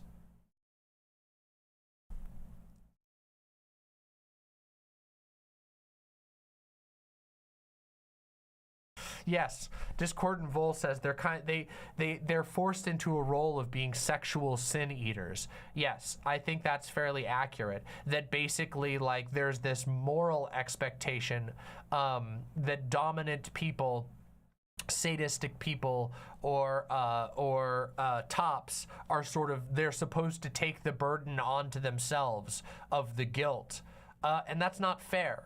It isn't fair. Yeah, because they're just people engaging just like anybody else in something that brings them some level of pleasure. And it's a big deal. Has anybody ever heard of the term top drop? Which I think is a misnomer, again, because of the conflation of dominance and dominance of submission and top versus bottom, because of course bottoming is not inherently submissive and topping is not inherently dominant. But the term top drop, regardless, we'll talk about the term top drop. I'll read all the donos in a minute.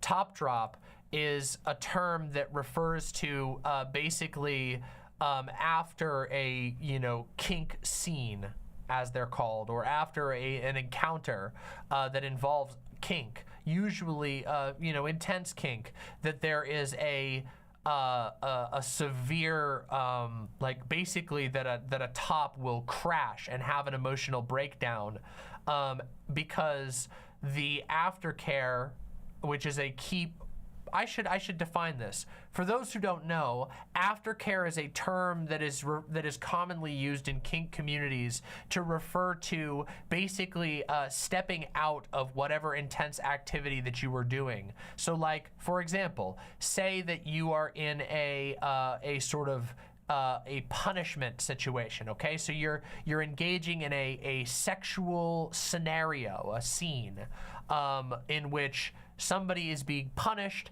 and it's sexual and maybe it's really, really super great. The reality is that it's very intense and sometimes it can cause lingering emotions. So there's this concept called aftercare, where after engaging in this, you step out of those roles perhaps for a little bit, or you soften it so that people can have time to recover and not feel traumatized by, pleasurable but intense activities. Think of it like, think of it like resting up after a very intense sports game. If you go and play a game of soccer and you play your absolute hardest and it's really difficult, and maybe you win the game, maybe you lose the game, you have the time of your life and it's the best game you've ever played, but afterwards you're drained of energy, you might just want to hang out with your team and have a speech from your coach that tells you, hey, everything's gonna be okay, you did a great job out there, it was wonderful to see you all, remember, we're a team and we're in this together. Even if it was the most fun game of your life, it's still so intense that emotions can be all over the place. Hence, in kink, there's this concept of aftercare. And sometimes the aftercare is perceived as being most important to the submissive person or to the masochist because, they might have been the recipient of certain actions, the hot wax or the whatever. But the reality is, of course, that that's not entirely true, and that because of this effect that I've talked about, the dominant or the sadist or the top can sometimes basically have a severe emotional crash afterwards because they feel a sense of guilt a sense of guilt for engaging in something they shouldn't feel guilty about at all.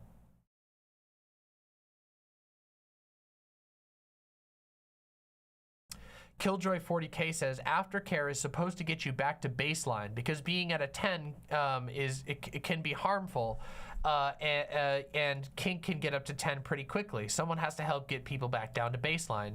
It's why climaxing is a thing. Emotions are hard to process and brains can be mushy. Yeah, that's true. Yep, it's you can't live your whole life at maximal intensity. Sometimes you need to be able to calm down. Like I said, I think the sports analogy is a good one. You know, but another example is like a non-sports example is imagine that you're doing a workout, right? And you go and you run on the treadmill and your heart rate gets really high, which is good for you. For your heart rate to get higher, for you to be in that high intensity exercise environment. But then afterwards, you need to bring your heart rate back down. Same thing goes for kink and for sexual engagement. And so aftercare is very important. And there is a problem of like dominant top role people basically being neglected on that front and assuming that, oh, well, you were the one doing it, as if it's not a mutually consensual engagement. And it's problematic. It's a huge issue.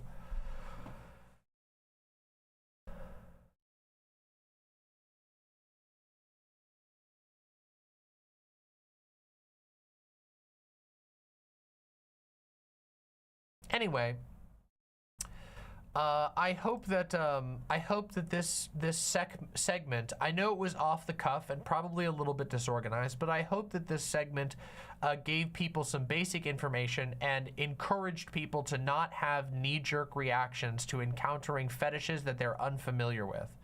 While I will admit that there are some fetishes that are more problematic or more at risk of becoming problematic than others, the reality is that just because there are potential bad outcomes of a kink of a kink or a fetish doesn't mean that that thing in and of itself is bad. So be careful with it. Try to be understanding to other people, and you and other people will be happier in the long run. It's not good to just judge people without fully understanding them. It's not good to psychoanalyze people for no reason. Yeah,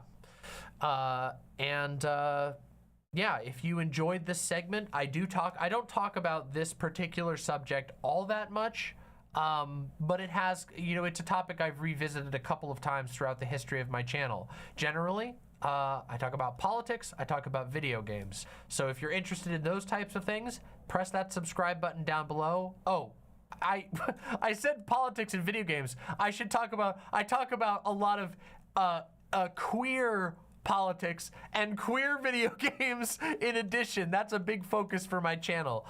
So yeah, that too. So if you're interested in those things, press the subscribe button down below and please share me your thoughts in the comments. I would really love to hear what people have to say. Yeah, so please give me your thoughts down below, and thank you for watching. So now we'll go into the discussion segment. Yeah, I hope that answered most of people's questions.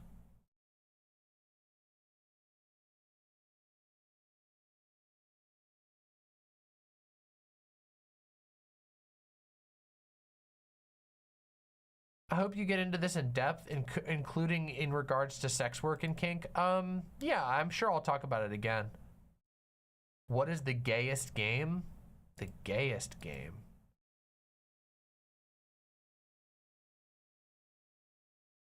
How often do you cry? Pretty frequently, I'll be completely honest. I don't know. I've found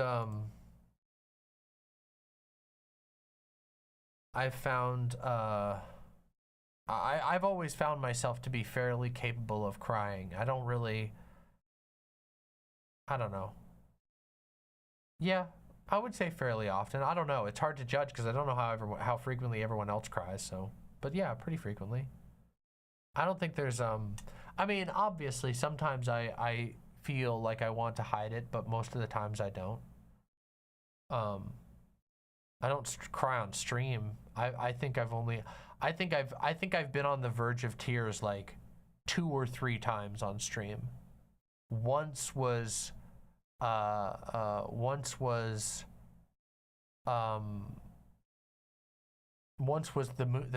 moving stream when I packed up the old studio. That was really hard to control myself. That was a very emotional time, and I came pretty close to just crying on stream. There have been a couple of stories here and there throughout the years that have really affected me, but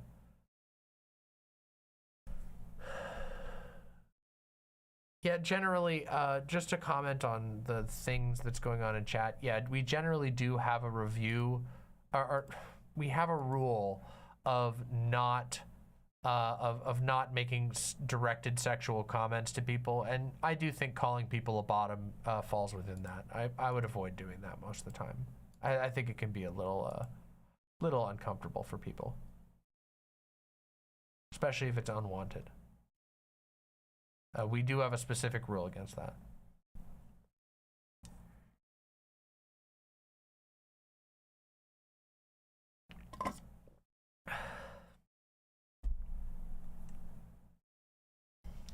Mr. Krabs, you've grown increasingly impatient. You need to be patient. You need to be patient, Mr. Krabs, please. I know you're excited, but you gotta be patient, okay? I got a lot of stuff to do on this stream. You gotta be patient.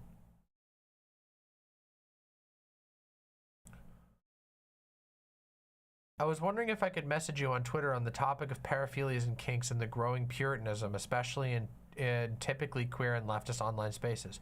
Yeah, you should shoot me an email about it.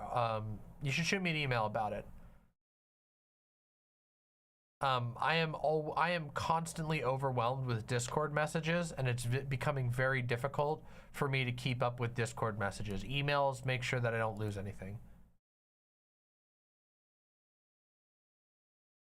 Valhalla Vidya says, that was a great segment, Mama. Thank you very much. Yeah. Will there be Dark Souls later? Yes, there is definitely going to be Dark Souls later. I will literally drop segments today if I feel like we don't have enough time for Dark Souls. I'm really mad that we haven't played Dark Souls in the last couple of streams because of the subject matter, and I really want to play Dark Souls, so, with you all. By the way, if you're here watching for my politics segments, I want to sort of advertise my gaming segments to you, okay? I know that a lot of people who are super into politics don't always stick around for gaming, but I encourage you to do so. You will be surprised by my gaming segments. They're really good. We still have more politics to talk about, so I'm not going right into gaming right now, but you should stick around for them. Give them a chance and you'll be surprised. Increasingly, more and more people have been coming to my gaming segments to the degree that like we've started having like over 300 people usually stick around for gaming segments, and those people are having a really good time. I put a lot of effort into making them very fun, so you should check them out sometime, and I don't think you'll regret it at all. Valhalla Vidya says, I'm looking forward to your review of Lords of the Fallen. I got it, and I feel it kind of missed the mark. Well, we're gonna talk about that. I have a lot to say about it. Yeah. Silent with the 3 gifted tier 1 subs. Thank you so much. Okay, let me do a quick dono read. I'm gonna do a real quick dono read for the donations that I missed during that segment, and then we're gonna move on to the next segment, which I have a lot to talk about. Dr. Yagi with the tier 1 sub. Thank you so very much. Baphomet with the tier 2 sub. Kinky furry faggots who want to be eaten, rise up. Hyper Smuggy. Thank you so much. Okay, so that's all of those site donos that I missed.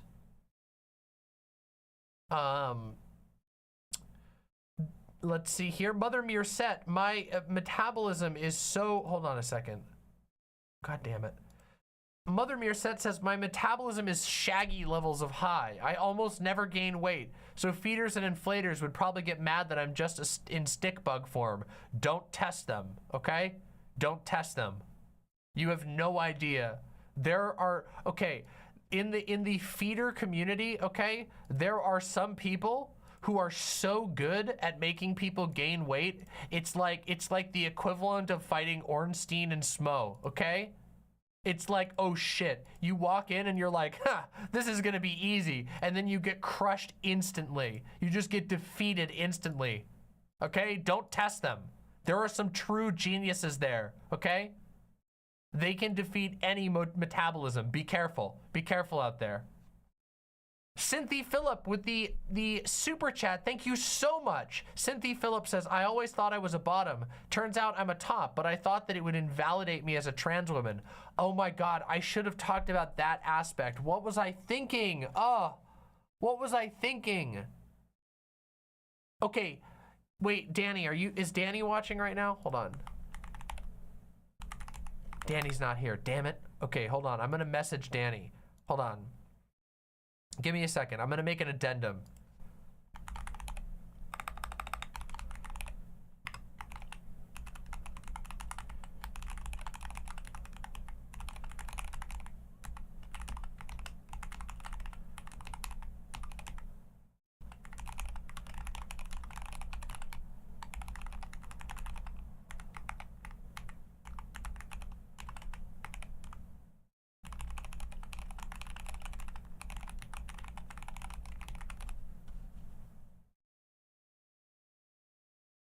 Hold on, let me get the timestamp.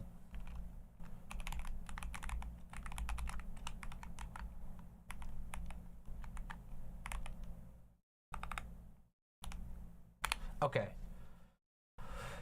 This is the a quick addendum to my segment. I know that that I technically said that it was over, but I wanted to make a quick addendum, okay? One of my wonderful chatters brought up the fact that trans women often feel a sense of invalidation from engaging in topping. First of all, let me just be 100% clear. That does not invalidate your role as a trans person or as a trans woman or as a woman generally, okay? There are plenty of women in the world, cis, trans, who do not, who very, very much enjoy being in the top role.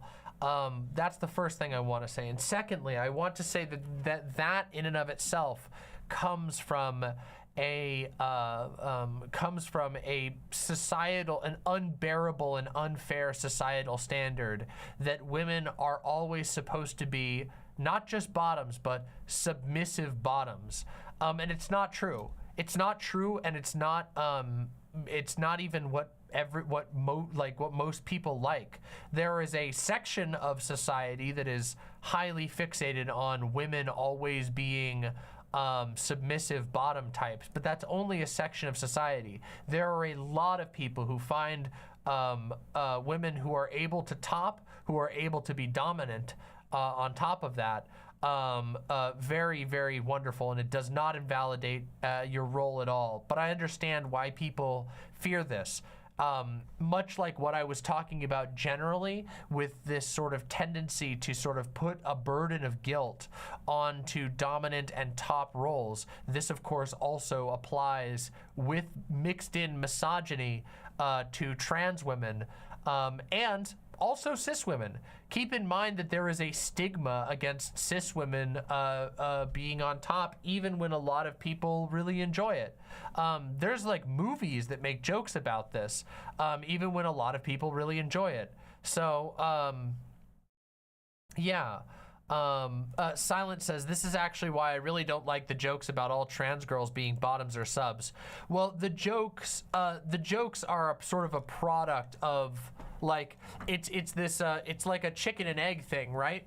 Because the jokes the jokes can sometimes, depending on the structure of the joke, reinforce the structure. But the reason why people make that joke is because a lot of trans people feel, trans women a lot of times feel pigeonholed into a role.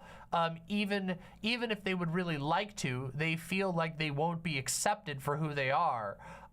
if they are perceived as being a top or being at all dominant in any way.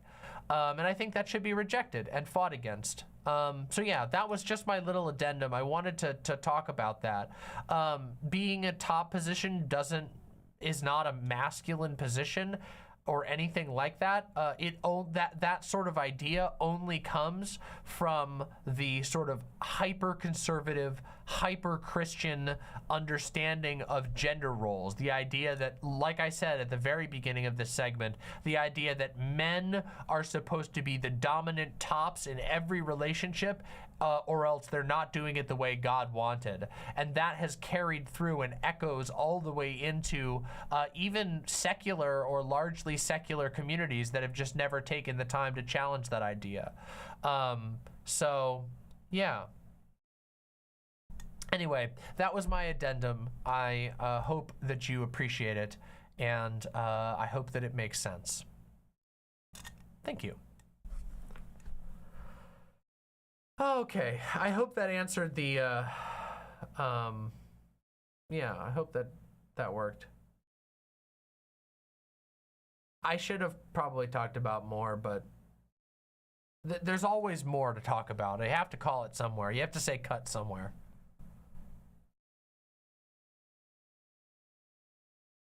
Killjoy says, as a service top and a man, it feels frustrating when people make jokes that my wife pegs me or something because I don't present in the traditional dominant male fashion. Yeah, it's really bad the way people talk about this shit. It is there is a two side of it. Like we said with the talking about the Sopranos example, like there is this there is a sort of long-standing cultural stereotype that like men who do things who are nice or treat their wives well are somehow cucked, which is deranged. It's so unhealthy.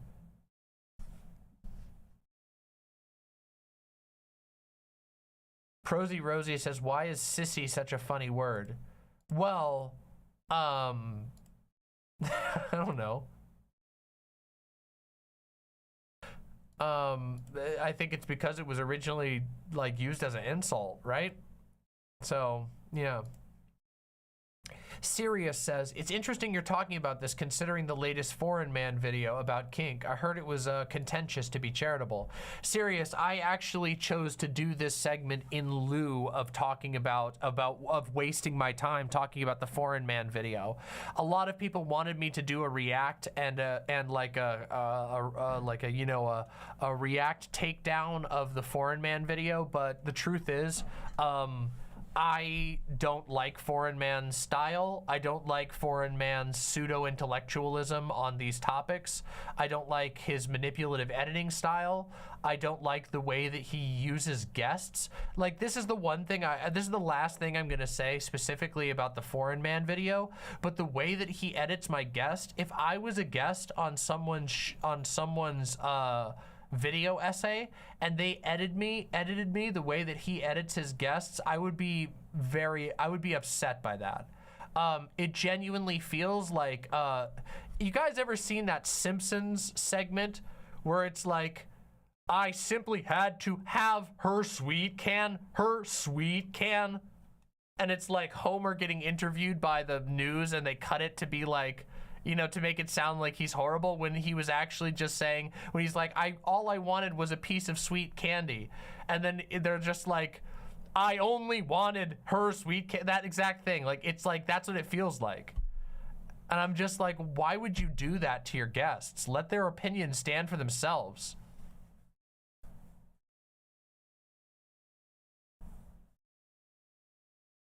I probably would get more clicks from like doing a reaction to a content creator that's bigger than me, but honestly, I watched his video on Keffels and I watched part of this video and I just don't like the way that he makes video essays.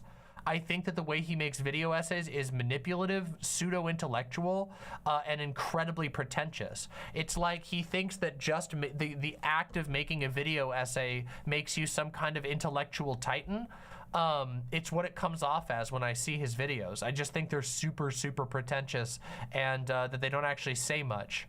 Yeah. And I think that the way that he edits his guests is repugnant. Nah, that's too strong of a word.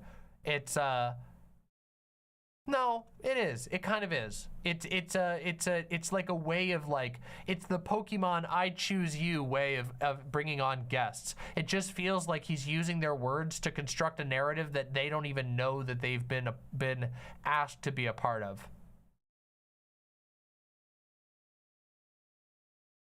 Anyway, that's all I'm gonna say.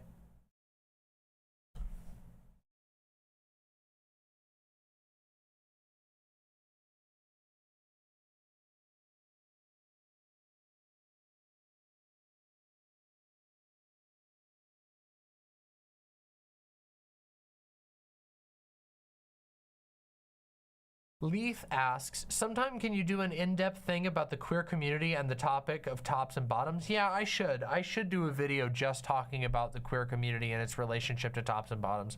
I really think that would be probably beneficial.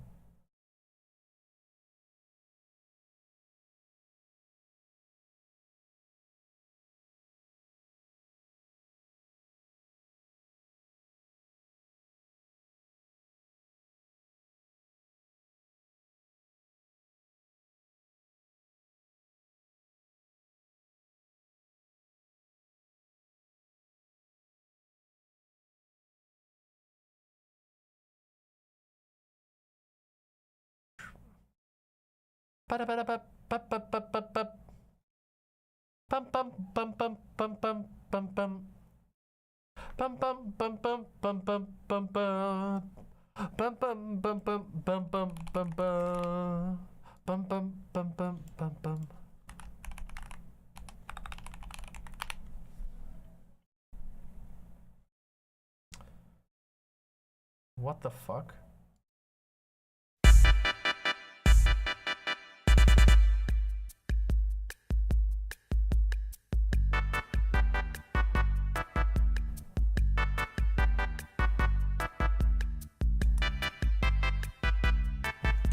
This is what I feel like right now.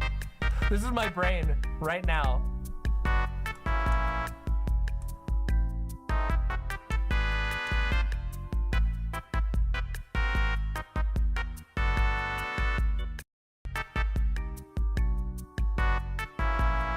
This is how my brain feels when I forget to take Adderall.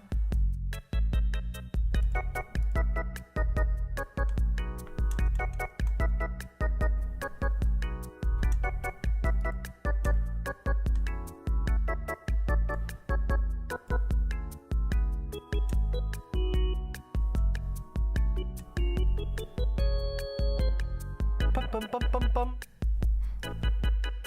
Bum bum bum bum bum. Ba-da-da-da.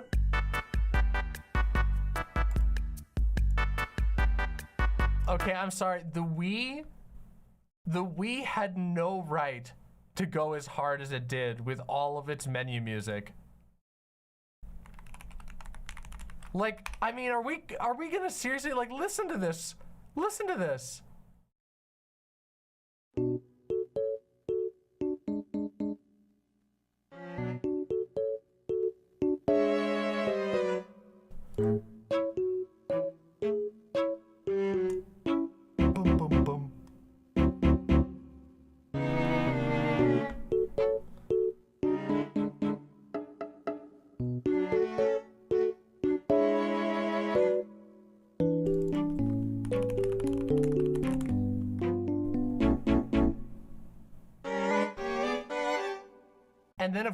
And then of course, we also have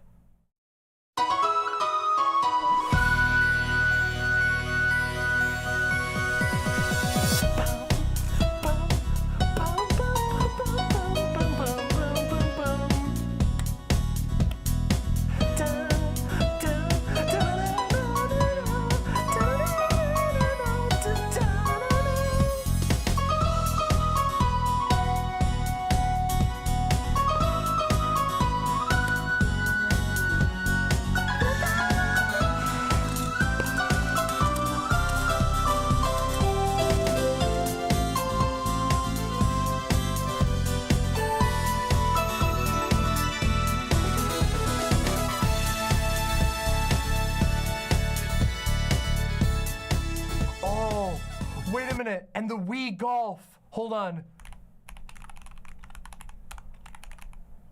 Golf. It's the one from the ending of the Golf. This is the one. I think this is the one. Yeah. Oh, God, listen to that piano. Oh, it's so beautiful. How God tier. That little piano jingle in there is so, listen to that.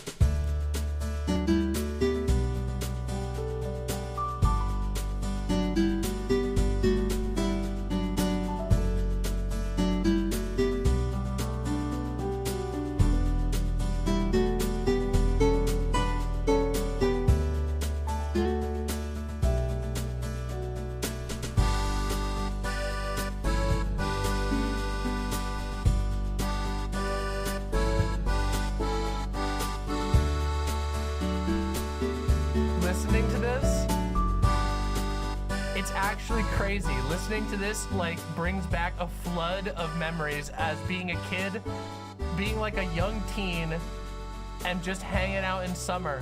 And when you're done with a game of Wii Sports Golf, you just leave it on the results screen and this is playing in the background while you go and get sodas with your friends.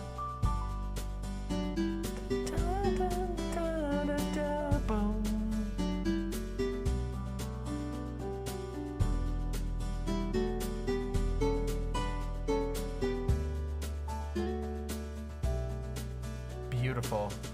I haven't abandoned chat, I just don't care. I'm enjoying the music, I'm feeling the music. I have the power, okay?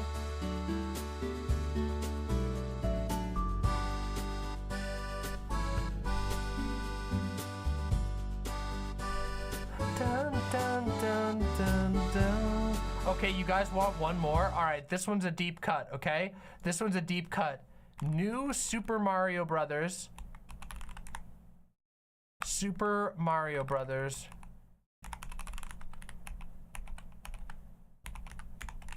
Hold on, it's the menu music from New Super Mario Brothers. Hold on, let me see if I can find it, okay? Listen, this one is God tier. It might take me a couple tries to find it. Hold on, here it is. This is it. This is it. Ready? Wait, okay, listen.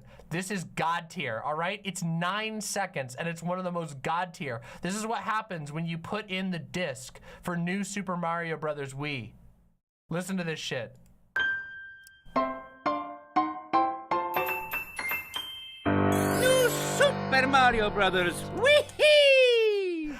Fucking God tier! Dun, dun, dun, dun, dun, bum, bum, bum. Who the fuck did, what was Nintendo, where was they were at such on a genius level. Disc insert music, what the fuck? New Super Mario Brothers Oh, Wii! it's beautiful. God, isn't it beautiful? Oh, I love it so much. Wee! God, it's so good. God, it's so fucking beautiful. I'm doing it one more time.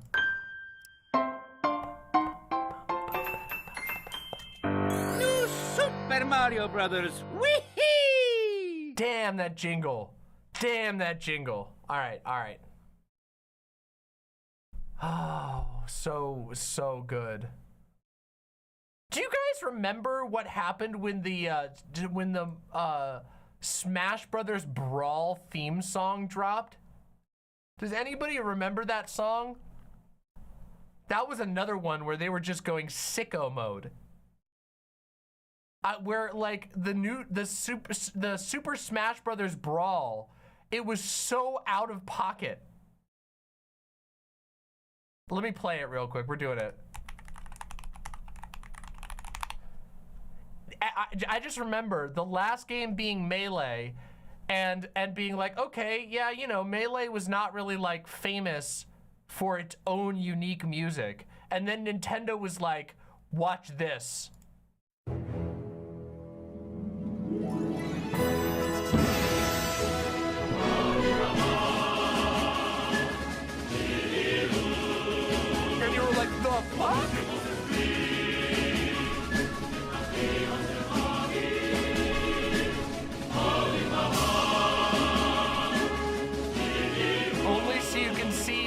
Link cleaving Pichu's head in half with a sword, and like Mario picking up a gun and shooting Yoshi in the mouth.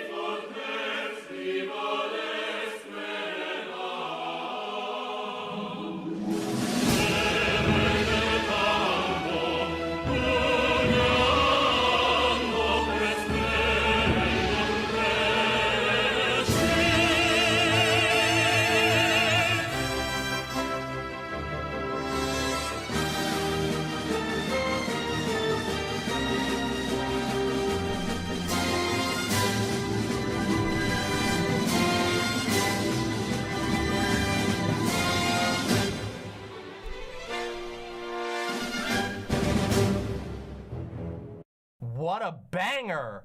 What a goddamn banger! Nintendo's not gonna claim the stream. No way. For just playing their game music? I could be playing the actual game for all they know. No way. No way. They better not.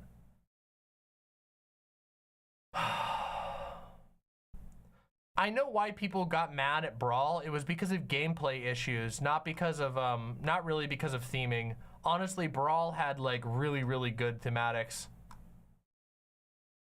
I've been claimed for playing Mario Odyssey before? What? What the?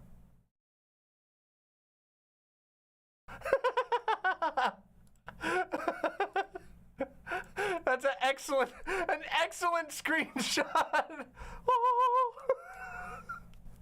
We're praying together this stream. Oh, true. Excellent grab. Okay, fantastic. Fantastic, okay? All right, everybody. All right, we got 2 memes to do. All right, let's do 2 memes, and then we're gonna talk about something else. We're gonna talk about SSSniperwolf. You guys ready to do some talking about SSSniperwolf? All right. Let's do Sniperwolf. But first, memes. All right, first, KinnikuMan meme. Let's do it. Let's judge the KinnikuMan meme of the day. Oh, what an intense beginning. We literally open, no, return to the clip. We open with a man turning from an arch, a human arch, into a human pyramid of Giza.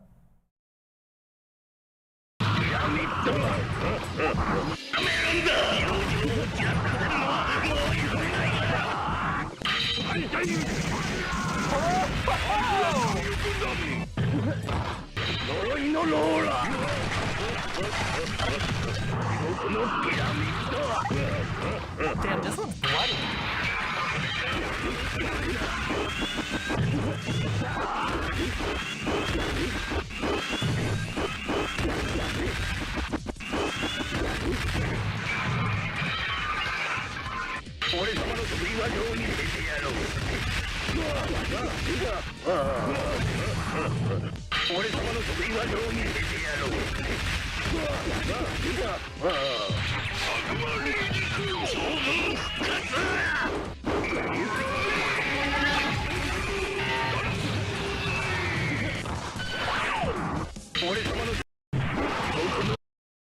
Excellent. Absolutely. Wow. Damn. That was next level. Do you see? There's just so many creative characters in KinnikuMan. It really does kind of outdo a lot of other shows of the type. It makes sense why it was so influential. He turns into a dreidel and crunches just over. Oh man, it's impressive. All right, now this is the meme of the day. This is a One Piece meme. Okay, One Piece meme. Warning, warning. I don't know anything about One Piece, and listen, just let's go.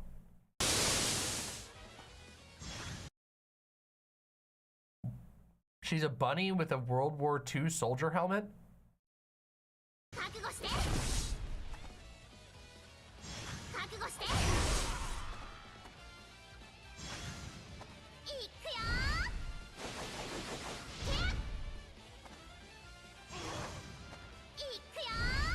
Now see, now this is a fetish, you see.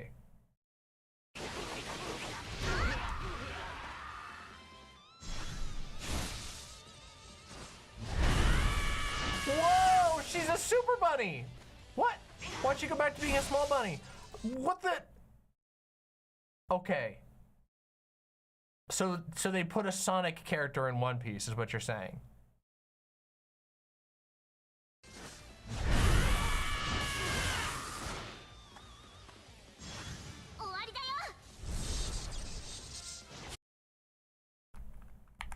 I see what they're doing here.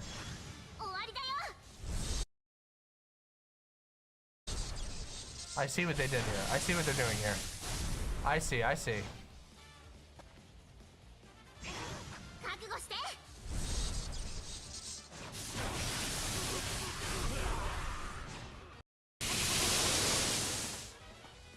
Wow. All right, that was pretty good. It wasn't really a meme. It was more just like showing off a cute character from One Piece, but cute character. Very, very cute character. Like the design.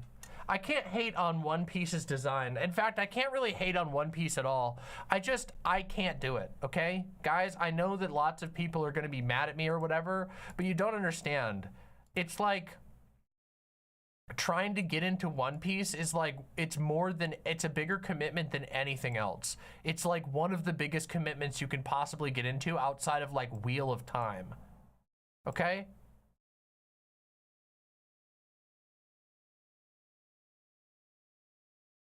One Piece is actually good. I know, but I know people say that, but at the same time, it's like,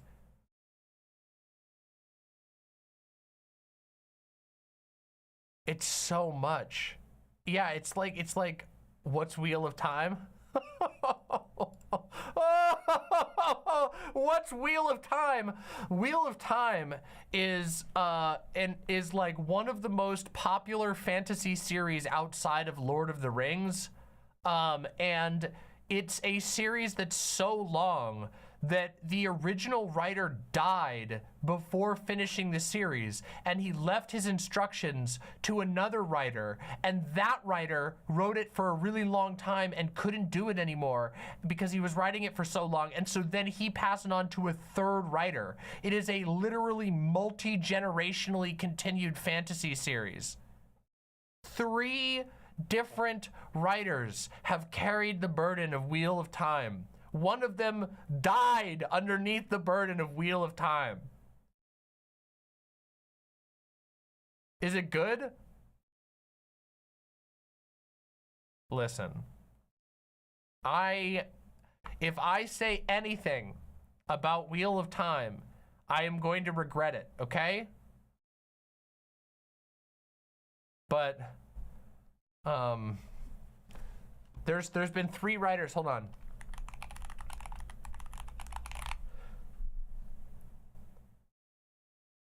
Okay, there's actually been more of that. More than that. Hold on. Was there only 2? I thought Brandon Sanderson passed it on to somebody else. Maybe it's only been 2. I thought it was 3. I could have sworn that the last time I looked at the shelf.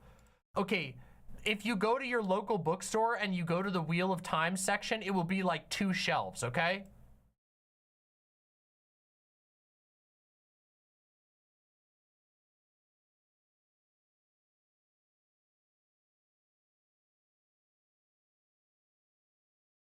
I don't know what this is. I can't watch that. I don't know what that is.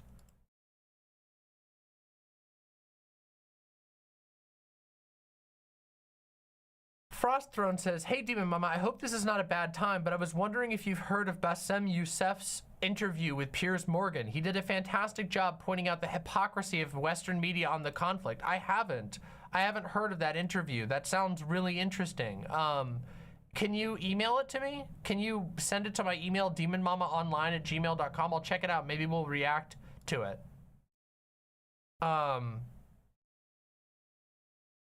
Okay, listen. I don't want to hate on Wheel of Time, okay? Because I know a lot of people really, really love Wheel of Time, and from what I've heard, it's like, it's really good at parts, but I could not get into Wheel of Time, and I tried multiple times. I tried really hard to get into Wheel of Time, and part of the reason I couldn't get into Wheel of Time was because the first book introduces like the first major female character in a way that was so cringe that my soul like launched out of my body, okay? It's just like, it's like worse than you can possibly imagine. It's like, it's literally like, she came to town and she was an enchantress and a warrior, not like other women, but rather she had a grace and strength to her that you never see in other women. She wasn't really like other women because she was strong and had a sword. And he couldn't believe it. She was beautiful, but she also had a sword and might even have been a wizard. And that's amazing because women don't do that usually. Women can't do things usually. They usually are just annoying and gossip.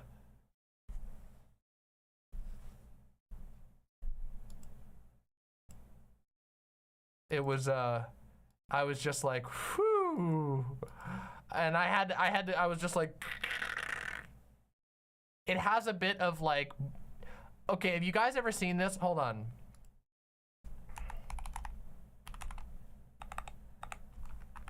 This one. Hold on, this thing right here, okay? The classic, all right?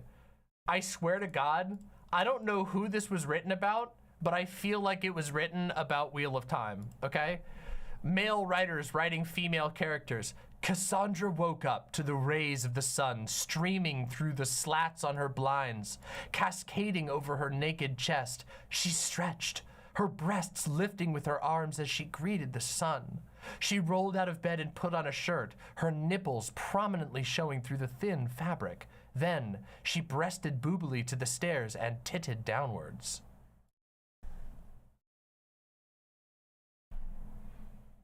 And it's not that bad, but it has moments like that. And it kind of kills me. Okay, this is a classic Tumblr post, all right? It's an ancient Tumblr post from the old days. And I swear they were like, I feel like they were probably thinking about Wheel of Time.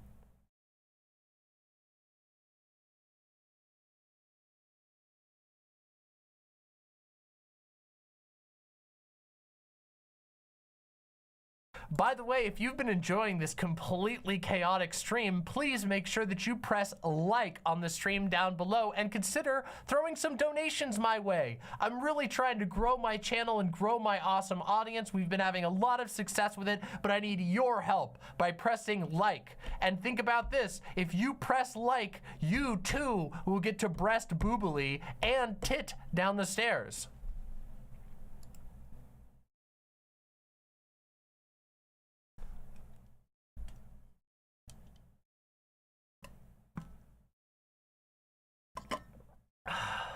Damn it, I'm out of water. I'm sorry, Uncle Gumball. You'll have to hunt through them in the you'll have to hunt through them in the VOD.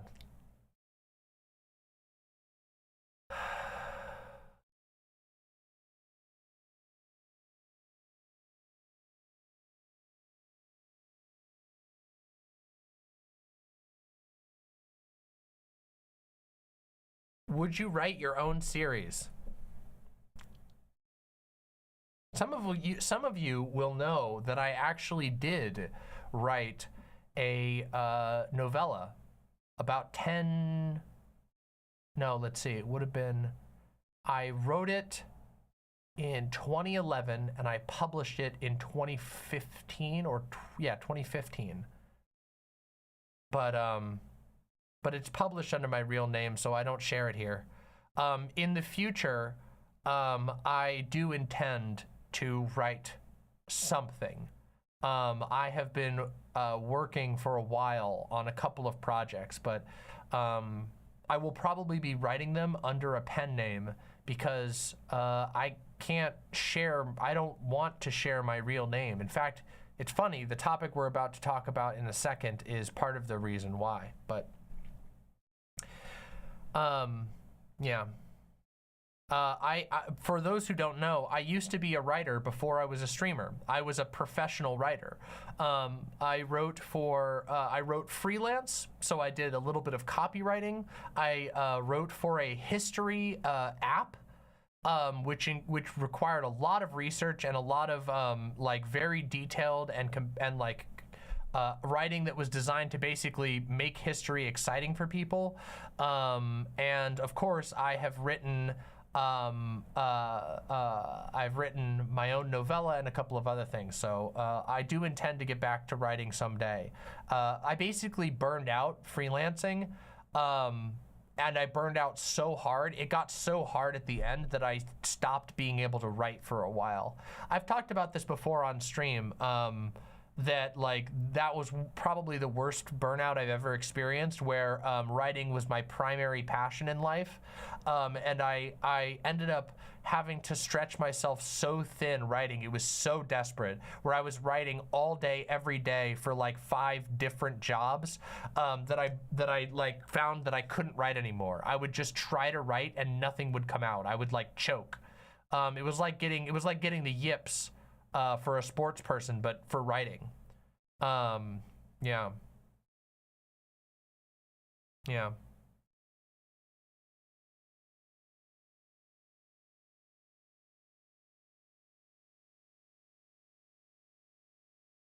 Did you write about women breasting boobily? Actually, I didn't. My novella was inspired primarily by Dark Souls, believe it or not.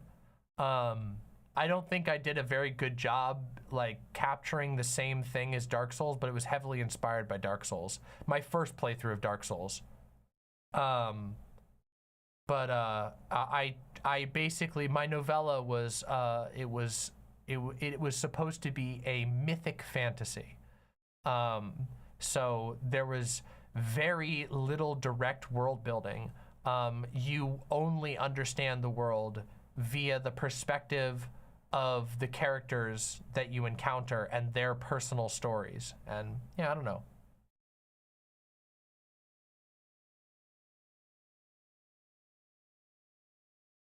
I might write again in the future. Well, I know I'm gonna write again in the future. Oh, also, I have done a significant amount of let's say adult themed writing, but nobody knows where that is, except for some of you. Some of you know where that is, but don't tell anybody, okay? Don't tell anybody. I don't want that. I don't want people to find that stuff easily. It has to be like a challenge. It has to be like beating the DLC of Hollow Knight, okay? And if you find it, keep it to yourself, okay?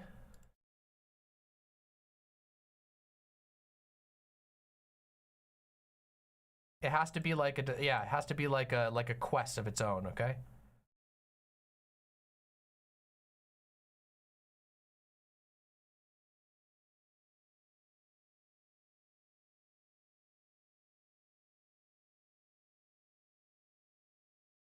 Is it on a Tumblr named something like Demon Girl Sphincter? You think so low of me. You think that of me? You think I would be so gauche? My goodness. You all don't understand. Here, what you see right here is the most mucky and classless and cheesy that I get, okay? I don't fucking do fucking garbo embarrassing cringe ass shit like that for writing. My goodness. This is where I let out my goofy side. This is where I get goofy with it, all right? My goodness. A person makes a Tumblr called Demon Girl Sphincter, and you think that of me? All right, we got one more meme, and then we got to talk about SSSniperwolf. Oh, let's go.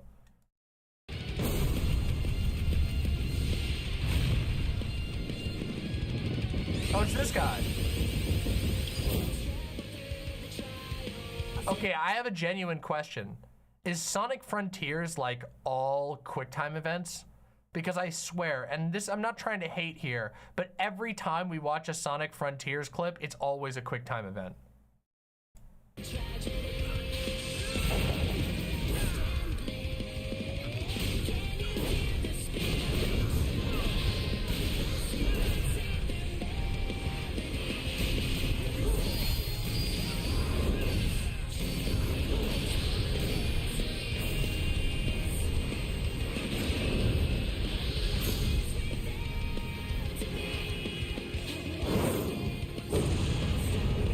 Okay, the music is great though. The music is great though.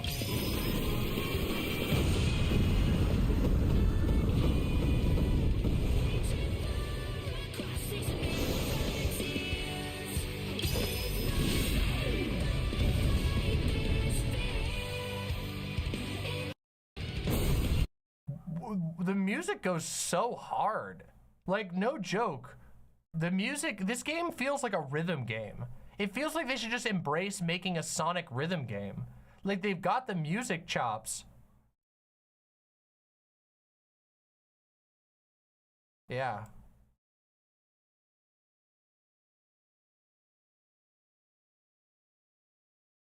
Another bored person says, Demon Mama, you didn't write sissy romance novels, did you? No. Believe it or not, what a shock. I'm actually have never been into like sissy stuff.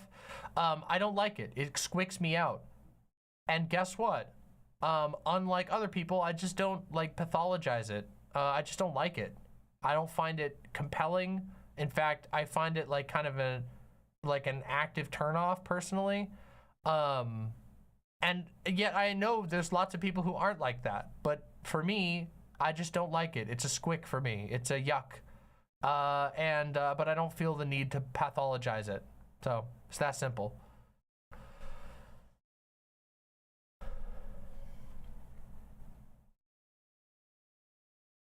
Art Advark says genuinely underrated. No, I'm sorry. I don't think Sissy Hypno is underrated, okay?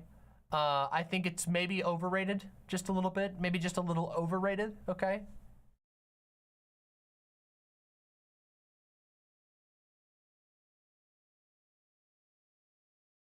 It does get a lot of hate though.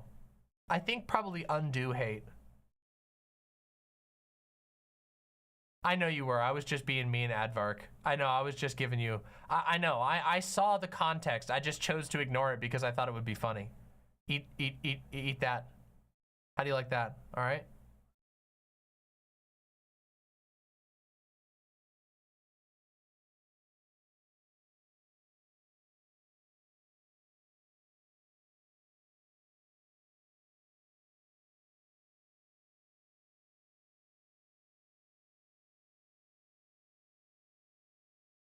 Oh yeah.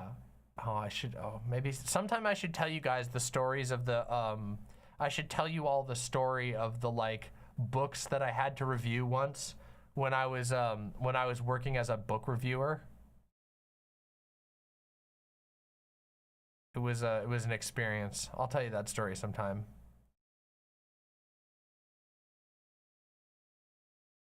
It was a trip, all right? Listen, I had to read some very sus ones, all right? Okay, we gotta talk. Let's talk about the topic, all right? We gotta do a segment, okay? All right. My lovely, lovely imps. Today, we're gonna talk about something that I feel should be kind of obvious, but maybe isn't. And so I feel like talking about it is somewhat important. And what we are going to be talking about is the situation involving two YouTube content creators, one by the name of SSSniperwolf, and the other one being named Jax Films, okay? These are two very, very large YouTube and actually Sniperwolf is like a multi-platform creator. Sniperwolf has like a big presence on Instagram and beyond. I think also on TikTok, if I'm not mistaken. But something pretty major happened in the last week. And I feel like it's important to sort of just take a moment and talk about the basics of it. So let me just bring up the thread that talks about exactly what went down. Oh, I accidentally closed it. Darn it. What a great start. What a perfect start. I got it right here. Hold on. Give me a second. All right. One moment. I didn't mean for this. Here we go. All right. So here is Jax Films on Twitter. I have no ill intentions. Sniperwolf, you showed up to our home tonight and filmed it for your 5+ million Instagram followers to see. That is called doxing. The harassing you claim I've been doing is documenting recent examples of you stealing creators' content, stealing jokes, and failing to provide transformative commentary. Obviously, it struck a nerve, but wow, doxing me was not on my bingo card. There is no reality in which you are in the right here. And now, and what we have pictured here is an Instagram story where Sniperwolf says, this creep has been harassing me for months, then plays the victim saying I threatened him when I just wanted to talk to him. I have no ill intentions. It's so sad when people have to constantly create drama to pay their bills. And that is replying to Jax Film saying, Sniperwolf just doxed me on her Instagram. Creepy, gross, violating. What you do is disgusting. You steal content and stalk YouTubers. YouTube demonetize this dangerous creator or get her off your platform. She posted an Instagram story right outside our home and then deleted it.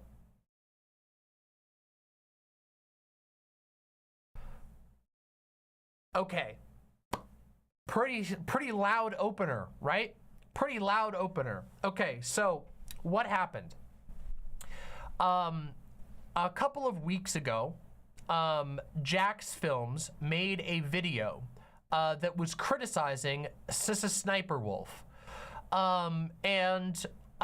This video is not the first video that has criticized Sniperwolf. I'm not gonna say SSSniperwolf anymore. That was a funny joke, but I'll stop now. I realize that's gonna get bulky. But Sniperwolf has been criticized by a number of creators for quote unquote stealing content. Now, in my personal opinion, from what I've seen of Sniperwolf's content, I think that it's fair to say that. That's my opinion. Other people might disagree. Sniperwolf was not the only person criticized of this because, of course, as many of you will know, in the last like 2 months, XQC, one of the biggest streamers in the world, was also accused of doing the same thing on numerous occasions. And in fact, it led to a really embarrassing debate between XQC and the hosts of the H3 podcast, Ethan, and I always forget his producer's name. My apologies. Yeah, Ethan Klein, and his producer was part of the debate as well. Dan, his producer Dan. So in my opinion, I think that the people criticizing Sniperwolf are doing so fairly.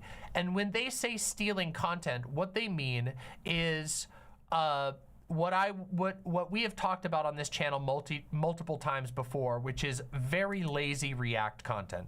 Now, as you guys all know, I love React content. I do React content, and I love watching some React content.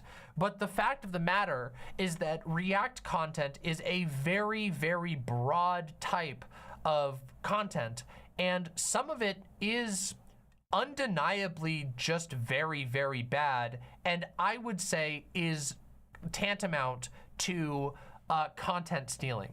So one thing that you guys will notice, if you watch any of my React segments through the entire almost 4 years that I've been streaming, is that not only do I go out of the way to credit whatever I'm reacting to, but also we have a rule in this community which is called Imps Raid with Love. My fans, of course, for those who are new to my videos, are my imps.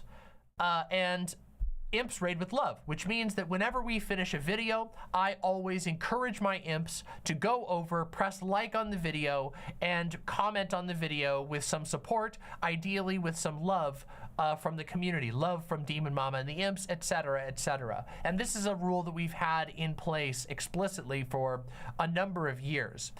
And additionally, whenever I do React content, I always plan my React content with the intention of spending a lot of time adding my own commentary, my own reaction to that content. Most of my React content is sometimes people even roast me a little bit for it, okay? Because I add a lot of extra runtime to whatever I'm watching, because I stop to give my thoughts, to offer counterpoints, to think about it, to talk about it with my chat. I try to create always a transformative experience, but not all creators do this. And some creators go so far in their React content that it's hard to not categorize it as content stealing. So to come back to the issue that we're talking about in this particular segment, SSSniperwolf has been accused on multiple occasions, I believe fairly credibly, with stealing content. And what that basically means is taking a popular video that's doing very well on YouTube, a video that has a good likelihood of entertaining people, putting it on your live stream, and then basically adding nothing to it. Whether you're not reacting, whether you don't have much to say, whether you don't give credit, or anything like that. Basically all of these things leading to a reaction that is less of a reaction and more of just a rebroadcast, a technically legal rebroadcast. And actually it's funny because there has been some actual court cases about this particular type of content. Although it's not completely hammered out in law, the existing court cases on it rule that it has to be transformative, or else you are just content stealing. There have been examples of, I'm not sure about, at least personally, I haven't seen an example of SSSniperwolf. If people have a video, I'm more than willing to take a look at it. But personally, I haven't seen an example of SSSniperwolf like just having an empty seat while a video is playing. However, other creators have been accused of this. XQC has on multiple occasions literally gotten up to go make and eat lunch and left somebody else's video on with just in the corner of a camera of an empty chair. No actual reaction going on while he goes and does something else, and somebody else's video entertains his audience. And most egregiously, sometimes during this, you will see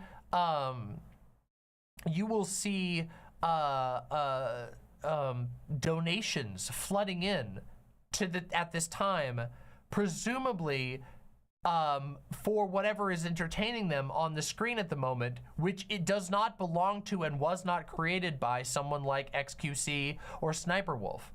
Semi-Locon says, sometimes she has been criticized for putting up TikToks in the videos without even having a React cam on. That is terrible. That is really terrible. You see, that's the type of thing, that is just, oof, that is just terrible. Just like putting up a video with no credit, not even having your camera on at the time. That's actually even worse than an empty chair, I won't lie. That is just raw, raw stealing, okay? So, Jax Films is one of the people who has recently collected examples of SSSniperwolf sort of stealing content. And as a result of this, SSniperwolf showed up at Jax Films' house on an Instagram Live. Now, this Instagram Live is now deleted, but it has been heavily documented and cross-referenced. This did happen. This was not made up.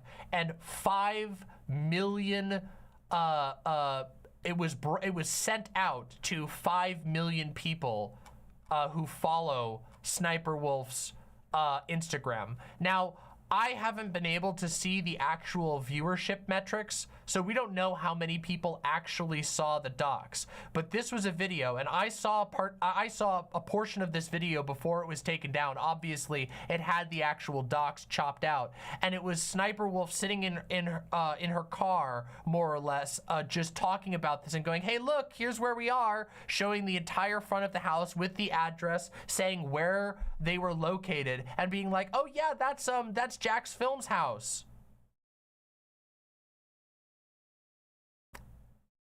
And it was shocking. Really, really bad. Okay.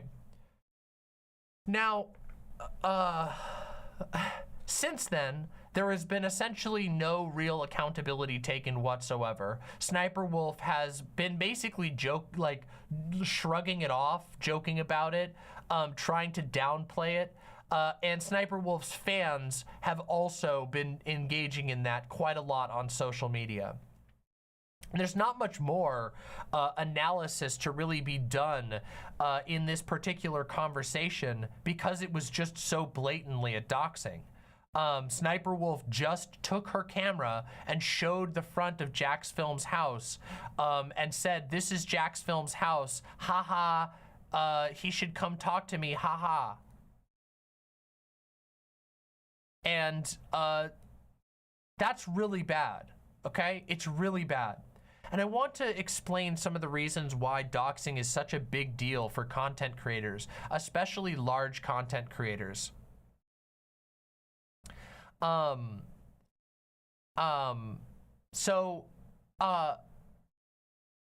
If you're a content creator, one of the hardest things to do in this type of job where you're a quote-unquote public figure, and when I say public figure, I'm using that very loosely because there are many types of public figures. Some people just make funny, goofy meme videos, and other people are like a journalist who has like a, who have basically a responsibility to report things in an accurate manner. But a lot of people are just making goofy and fun videos. They're not necessarily doing anything that requires them to have like an incredible amount of scrutiny placed on them.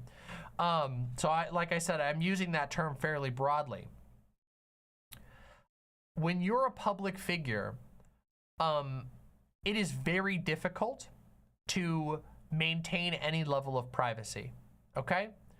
And this is something that I am way smaller than Jax Films. I am just for record, let's take a look at how many followers Jax Films has on YouTube. On YouTube, Jax Films has 4.91 million subscribers. That is wild. That is wild, okay? So he has a lot of subscribers, okay? And I have, for record, at the moment of the creation of this video, just about 28,000 followers. So I'm a tiny little bug. I'm a little tiny ladybug compared to Jax Films. And even I have had a number of people throughout my career disgustingly invade my privacy. Or attempt to. At one point, there were people online who were trying to find where I used to live, where I went to school. There have been people trying to stalk my partner's you know, private accounts who they only appear as like, hi, they come on and bring me some food or a drink or say hello or make a joke or whatever. And I'm not even that big, okay? So privacy is a very, very difficult thing to have when you're a content creator, all right? And keep in mind that most content creators aren't like, they're not like, you know, shakers and movers of the entire world, okay? Let's just be real. They're not even like, they're not even on the level of like a lot of local politicians. Some, perhaps you could argue are. There are some content creators who have a huge impact on society, but most of them are just making things that they're passionate about.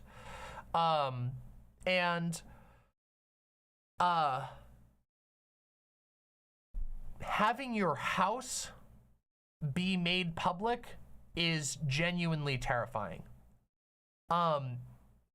It is a super terrifying and uncomfortable thing, okay? In this job, you already feel like people are watching you all the time, and the truth is, they are. Whenever I'm off doing my own life, I know not only are there people watching my videos, but there are people reacting and commenting on those videos. When I go out to get lunch, I will come back and there will be more comments on my videos. And some of them are really deranged, okay? Some of them are really crazy. Lately, I've been getting a surge of really, really, really unhinged comments on my videos that are like violent and stalkery in nature. And hey, Tipster, good to see you. And those are hard to deal with, okay? They're really, really difficult to deal with, and they can give you a sensation that you are always being watched and that at any moment, and that's not always a good one, you know? It's cool to think about the idea that there are people who are excited about my content who want to watch it all the time. That's cool to think about. It's cool to go, wow, I've made something that's very entertaining to people, so there are people tuning in to check out my stuff. And it's a totally different emotion to go, oh my God, there are people who've convinced themselves that I'm a literal villain and they want to find me. That is very upsetting, okay? And it's something I, even with as a small channel, have had to deal with.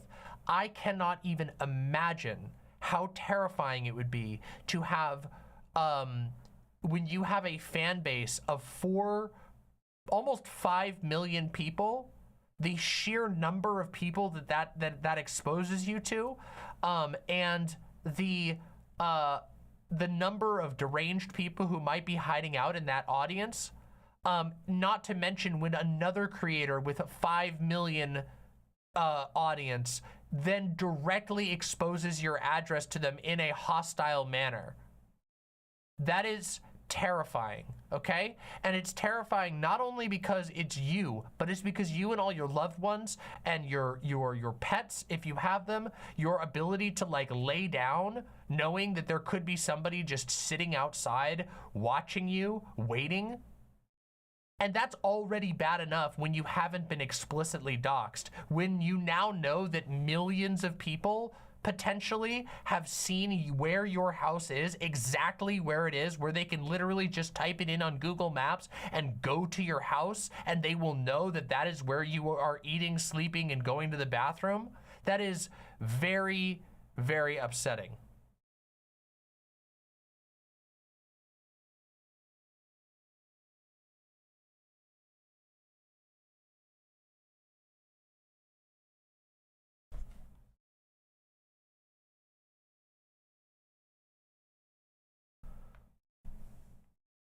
It's very upsetting, okay?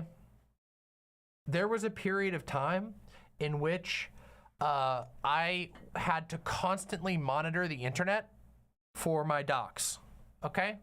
There was a period where that was a part of my life. And not only was it really upsetting to me, it was extremely upsetting to my partners who, even if you don't like what I do, they are my partners. They don't like create the show with me. They're just connected to me as a person beyond my show. And I just wanted to take a moment to just say how sickening and disgusting and inappropriate this is. And I do tend to be on the side of saying that YouTube needs to take action here. Even if it was done, technically the infraction was done on Instagram and not on YouTube, but YouTube has been made aware that one of their creators, one of their verified creators, has done this to another verified creator, and I believe that not taking action there shows that the platform is unwilling to protect its contributors. Jax Films, again, is almost 5 million subscriber channel who has undoubtedly, undeniably contributed to YouTube.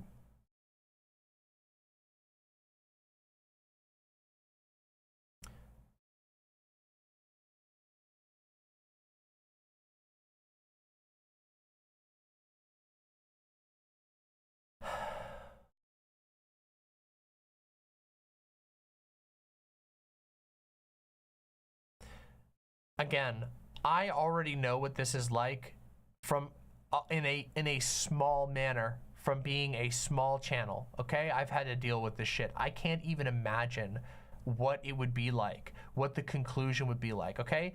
And I want to be clear, this happens, like, I talk about politics, okay? So there's more people who are going to get mad at me on average because I talk about political issues. So there's a lot of people who are very angry and who believe that, like, every YouTuber is like an intrinsic part of whatever political war that they're involved in, okay? You know, so that's in mind. But even in the most mundane audience, there is inevitably going to be some people who are hyper parasocially attached, who are incapable of maintaining boundaries, who are not healthy, who are dangerously obsessed in one way or another, and like haters. There are belligerent fans that could go after somebody else. It's terrifying, okay?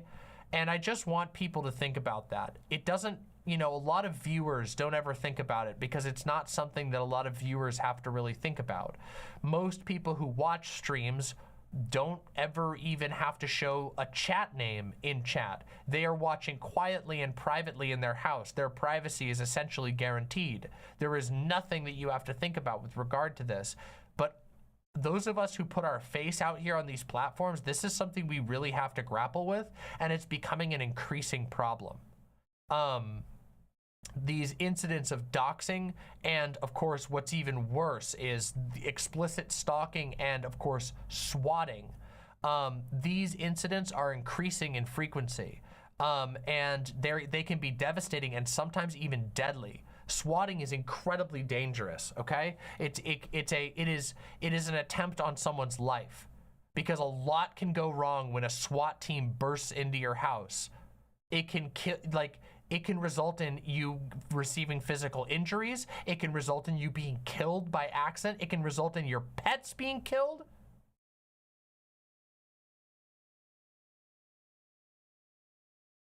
And this is, again, I know that some people are going to think that this feels fairly obvious to say, but it's something that I want viewers to recognize, and also that I hope that it will carry up to YouTube, and that YouTube will recognize that this is unacceptable, that doxing someone in this way is completely and utterly unacceptable, that it is, I can't imagine, like, I can't imagine if I was in Jax Films' position that I would stay in the same house.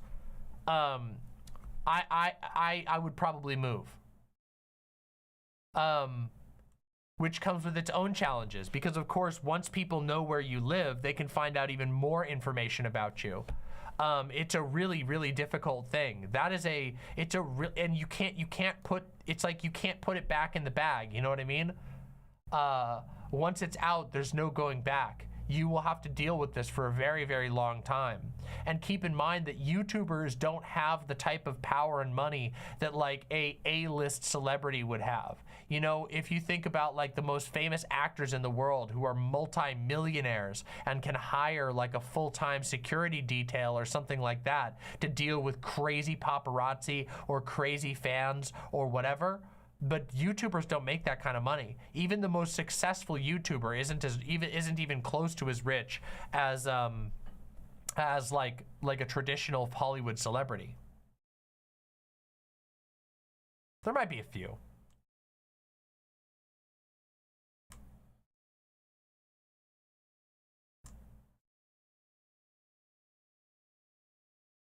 So here's to hoping that YouTube will take action and will recognize that what SSniperwolf did was wrong. My sympathies go to Jack's Films. I cannot imagine how difficult it would be to deal with that. It sounds really, really hard. Oh my God.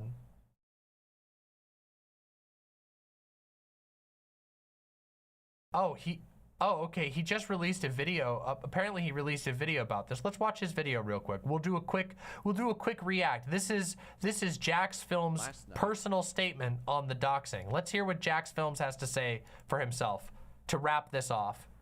This is Jack's Films, and of course, you guys know his channel. And of course, as always, imps raid with love. SSniperwolf, a massive YouTuber, showed up outside of our home, recorded a video. Oh yeah, here you go. There's the proof of it right there. This is the part that I saw. Should I go visit Jack's Films? He lives about 5 minutes away from my shoot. Oh my God, even put it as a vote. That's pathetic. Video of our home and then posted it to our 5.6 million Instagram followers, goading me with the line, "Let's talk like adults." In my 17 There's years the link on to the YouTube, video. I've never once had someone come to my home and vaguely threaten me. SSniperwolf needs to be deplatformed. In this exact moment, she turned from a mere content thief to someone who doxes and stalks her critics. To everyone that's reached out to us, thank you. We're fine, we're just a little shaken up.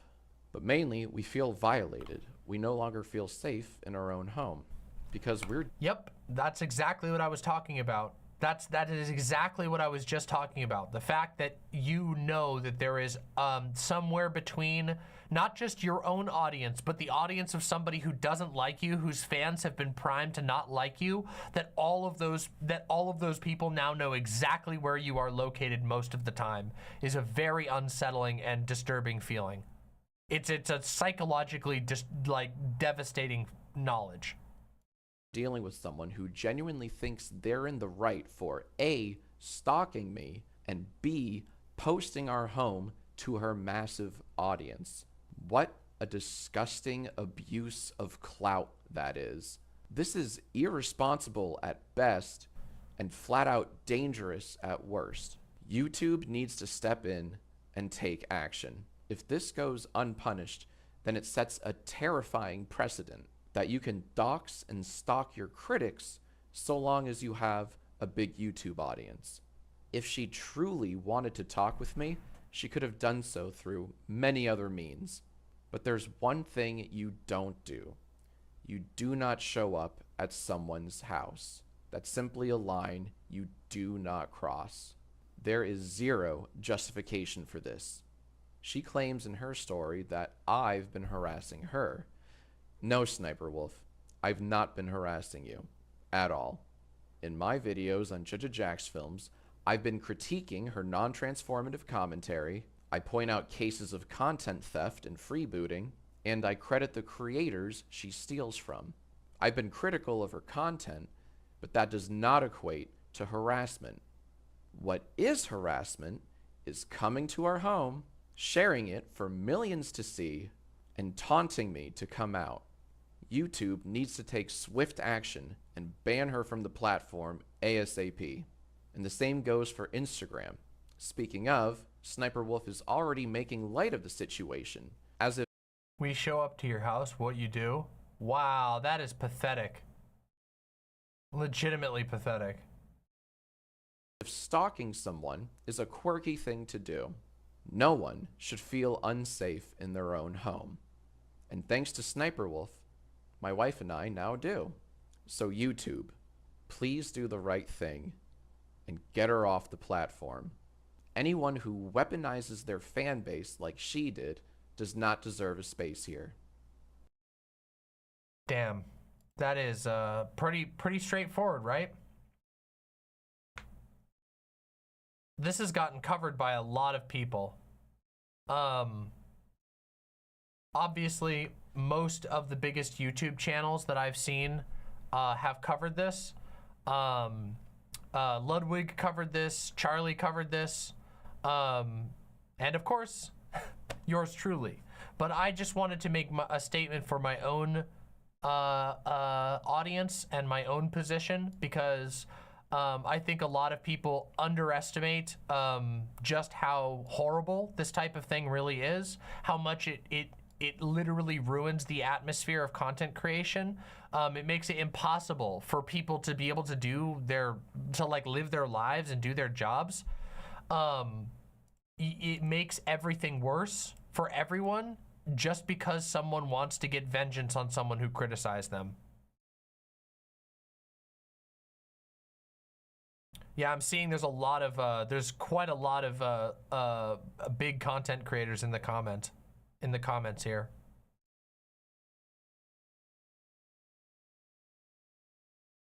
Oh my goodness.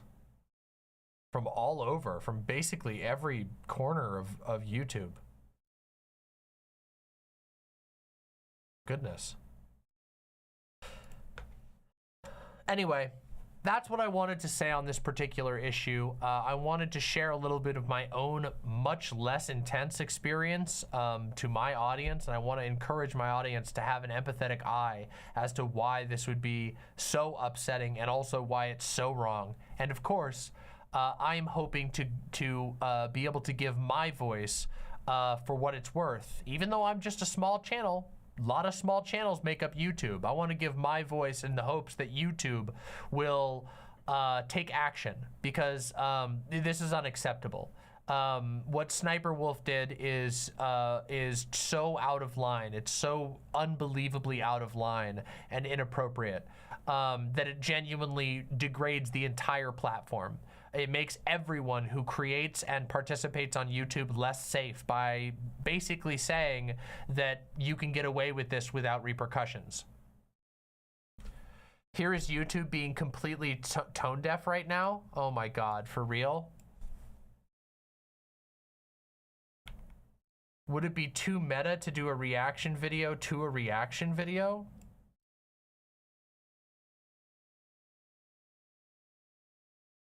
Oh. Oh, man. I want to hope that that's oblivious, but I cannot imagine that it is.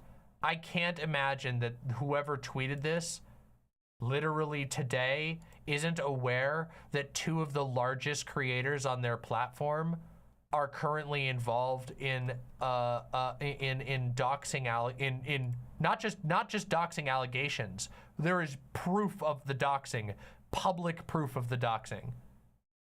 That is pathetic from YouTube. Would it be too meta to do a reaction video to a reaction video? Haha, teehee. Actually, it already happens anyway.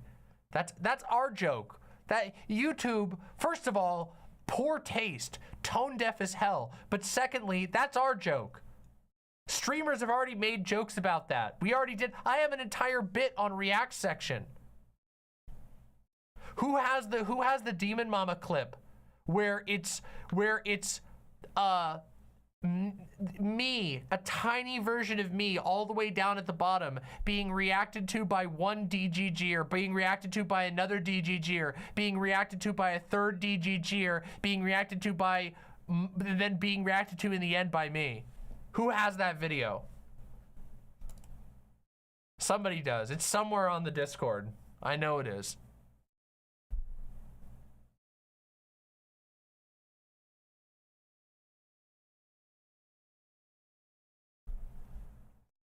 What's DGG? Don't worry about it. It's a place that, it's a very silly place.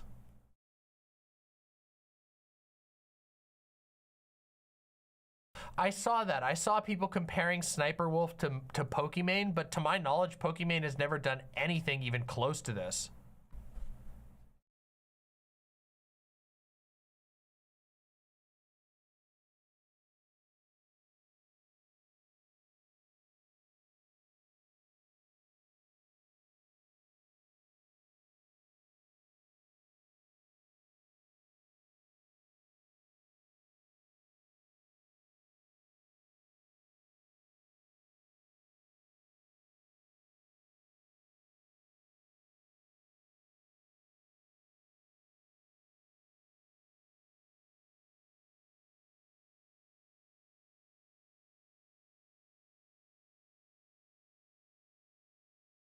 Here's the clip. Excellent. Perfect.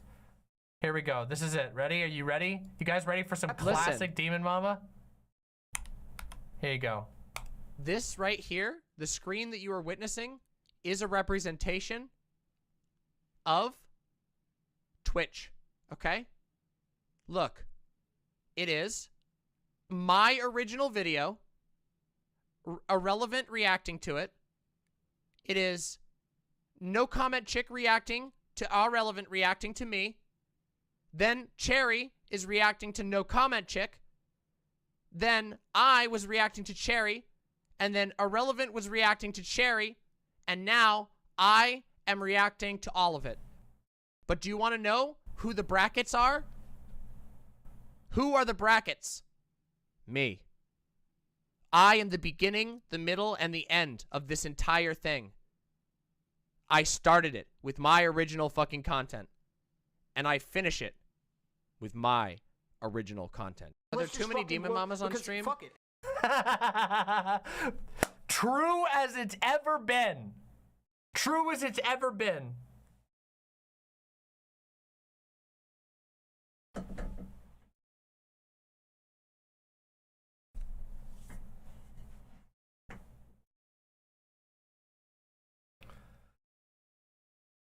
Thank you, by the way, for finding that.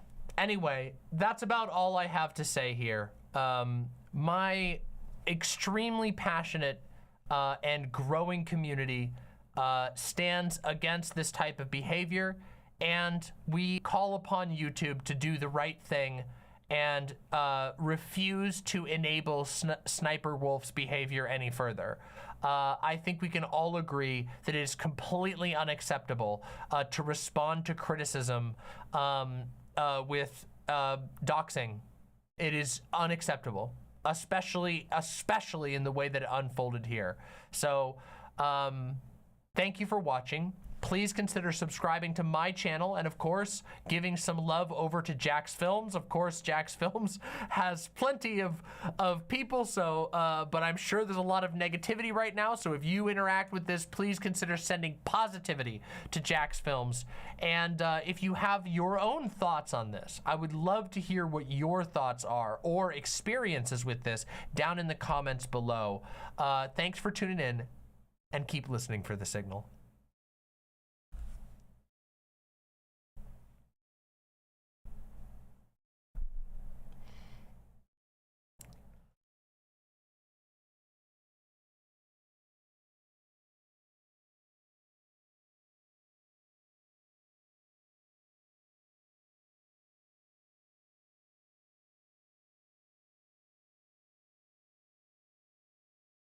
Can we go back to 50 viewer streams? No, we can't.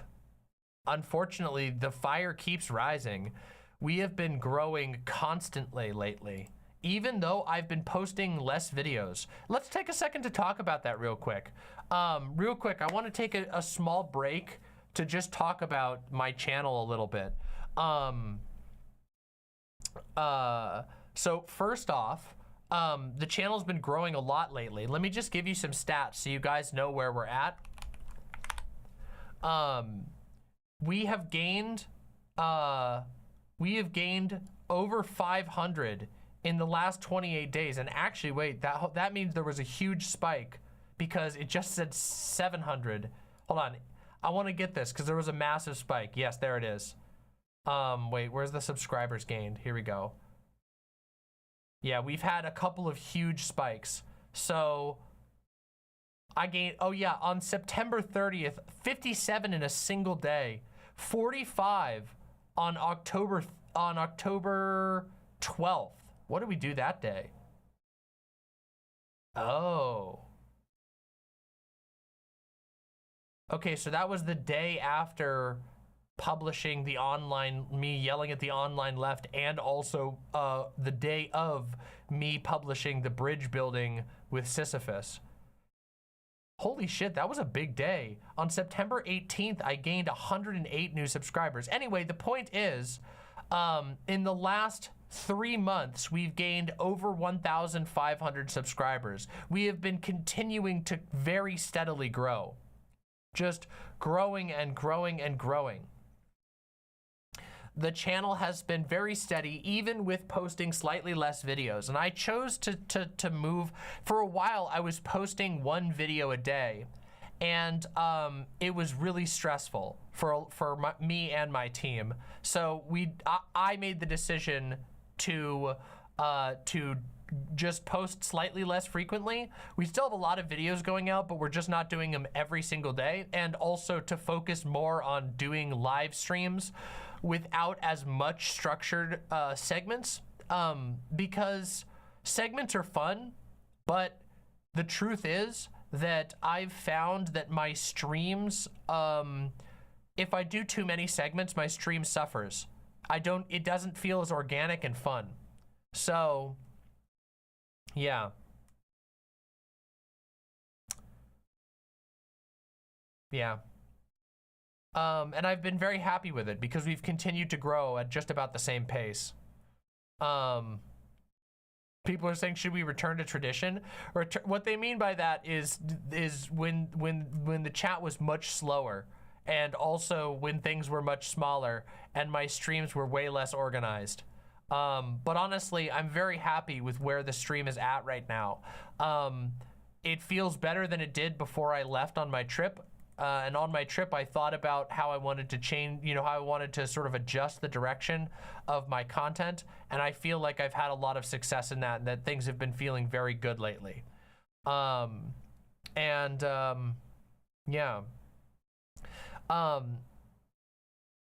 Another thing that's been really good is that the Discord has been growing like crazy. We changed a bunch of settings on the Discord, and we moved over to different security options, which has made it a lot easier to join the Discord. And as a result, more and more people are socializing on the Discord, which makes me really happy. I've said many, many times that, I'm a YouTuber, I'm not the political movement of the revolution or whatever. I'm not the flag bearer of, the future of communism or anything like that. But there is something special here. And something that I believe in very strongly. And that is the community that has continued to grow on this channel. I don't know of any other channel that has as strong of a core community as my community. I'm very proud of this, and I'm not just like, trying to compliment myself here. I'm trying to compliment you all as well.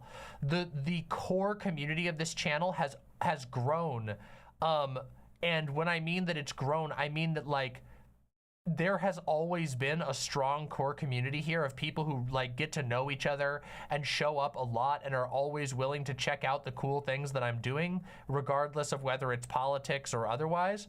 But that core group has expanded and has been able to welcome new people and maintain a healthy and good culture.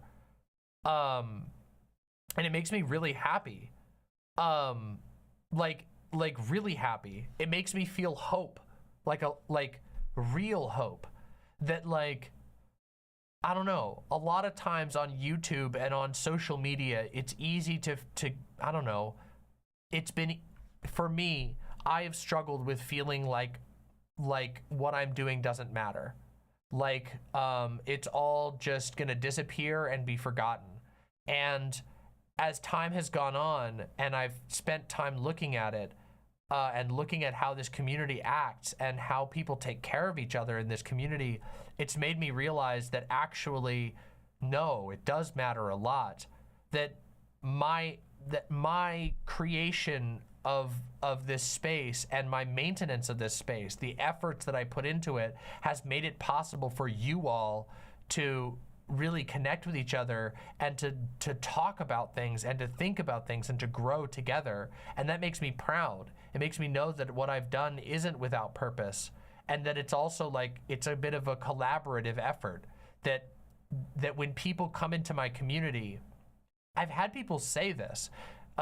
Recently, someone told me that when they come into my community, it feels different to them than any other community that they've been in.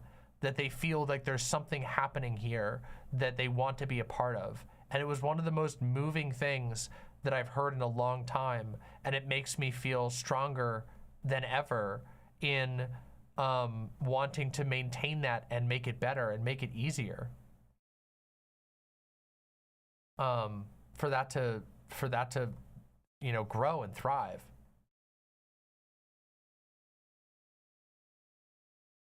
Hey, Orthrus Dork, welcome. I hope all of the Xanderhall fans are having a good time. I've been trying, as you can probably tell, this year has been a little bit difficult for me, if I'm completely honest. Emotionally, I've had a really tough time with how I relate to my own channel and my own work here. And I've been struggling a lot. You guys have probably, I mean, a lot of you who listen to me a lot have heard this, have heard me talk about this. One way in particular that I've mentioned a couple times is this sort of balance between wanting to improve my content, but also feeling like as I try to improve things and as I try to you know, get better with how I talk about subjects, that sometimes I feel restricted. Some of you might remember like me talking about, I feel like I've talked about it like 5 times this year, about feeling like I struggle to get my thoughts out more because I'm constantly in my brain doing this cycle of like, while I'm talking about something, I'm thinking about how I'm talking about something, and it's like you get out of yourself and it can be very distracting, and sometimes it makes it impossible. I feel like I apologize too much for my own opinions and that I stumble as a result. But on the other hand, I have wanted to continue to improve because I know that I can do better about certain things, and I know that I can create content that is more valuable to people, that has more of an impact, but it's a very hard balance. And I feel like recently I've been starting to learn that balance more, how to push through and overcome the fear aspect, which I know came from my experiences with my early channel. You know, this sort of like the hyper scrutiny that I received very early on in my content creation, this like unbelievable, like almost gaslighting level of uncharitability that was shown towards my channel, that really fucked with my head in a lot of ways. Overcoming that so that I can hone what I'm making here and what I'm facilitating here even more. And of course, you know, I never wanted, I try to not let any of it go to my head, but also I think sometimes I have a tendency to undervalue what I've done and how this place has unfolded. I know this is a bit of a ramble, but I hope it makes sense. Nuts says, I know none of y'all would believe me, but chat did not crawl at 50 viewers. We were always active. Nuts is 100% correct. That's the core I'm talking about, by the way. Even when we only had 50 viewers, my chat has always been incredibly active. And one of the reasons for that is because it's not just me, but I have always encouraged my chat to engage with one another. That you guys are supposed to be building connections with each other. And of course, I engage a lot. I know that I like talk to people, but not just myself, but other people in chat encourage a social atmosphere, a genuinely social atmosphere, not a parasocial atmosphere. And our chat is above average in that regard. I'm pretty interactive with chat. You guys know I read out comments all the time. I read all my donos and all that shit. I'm pretty good with engaging with chat. But the reality is that the culture in my chat is very social.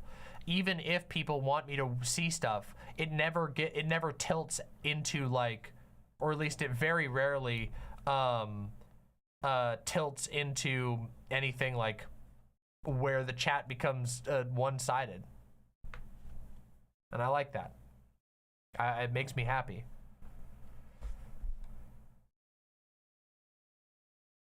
Demon Mama had 450 subscribers when I started watching. Damn nuts. Talk about being an OG. Talk about being an OG.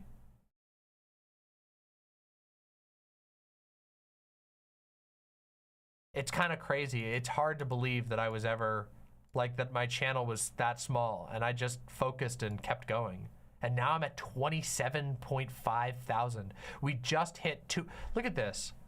We just hit, we just hit 27,500 subscribers. That's so incredible. It's so amazing. And we're only going up. The trajectory says that we're gonna keep gaining more people. Who was my first ever subscriber? I could probably find that out, can't I? Analytics, subscribers. Hold on, audience. Subscribers.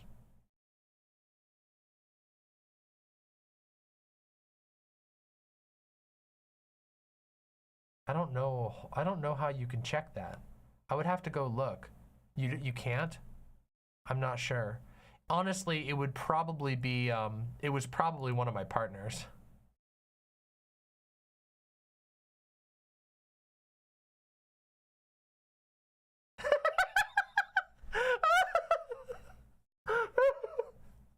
Oh my God, I just accidentally, I'm sorry to start laughing. I just clicked on the research panel and it went to the viewer searches, okay? And one of the highest things that my viewers are searching for on YouTube is Obama soda. What are you?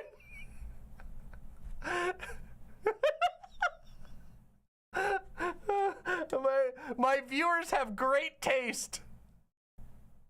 Here, I'll give it to you all since you all are searching for it so much. Here we go. Here we go, everybody. This is in honor of you. Obama soda.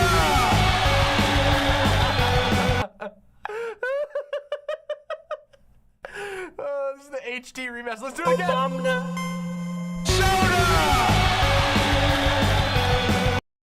There you go. There you go. Now you all got what you wanted. There you have it. It needs to be loud. Are you kidding me? It would be false if I didn't make it loud. Anyway, I just wanted to take a moment to talk about the community, to talk about how happy I am that we've grown, and also, let's not forget, do you guys remember that this year, it was this year that we did the big charity stream, the big one, raising money for Lucy's mom, which was so wild. It's incredible. I'm thinking about doing another charity stream soon, by the way.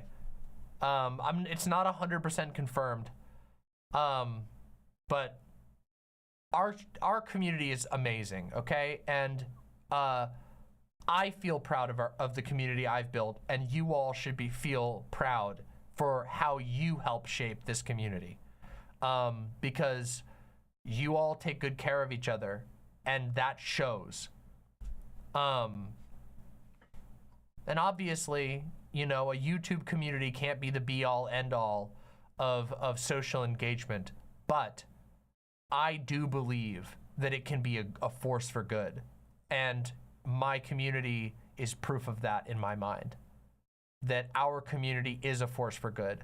Our community has a culture of encouraging people to care about one another, of being careful around issues, of being empathetic, of rating with love, of supporting other. You know that other content creators that are way bigger than me have messaged me to say that they found my community to be incredibly positive. I've read you some of those messages.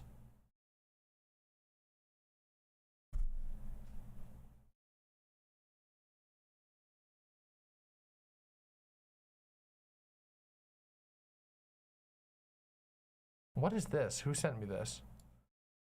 Okay, this is gonna be, anyway, we were talking about my community, but somebody sent me this, so I'll watch it in a second.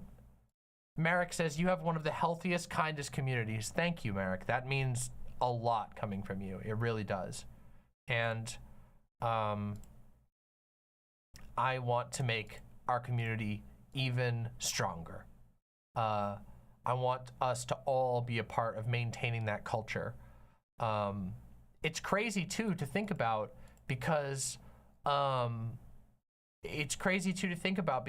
we're still a politics community, and in a lot of ways we're more than a politics community, but regardless, the bulk of my content is still politics, and politics communities by and large have a bad reputation on the internet. I think it shows. I think it says something more than most people realize, that our community can talk about politics and be very opinionated about politics while still maintaining a loving, mutually empowering attitude and culture. I think that says a lot, and I think that we should be proud of it.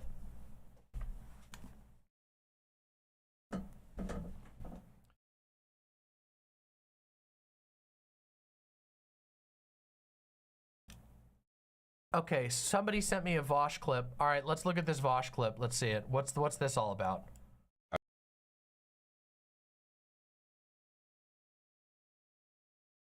What? Why did it stop? Wait.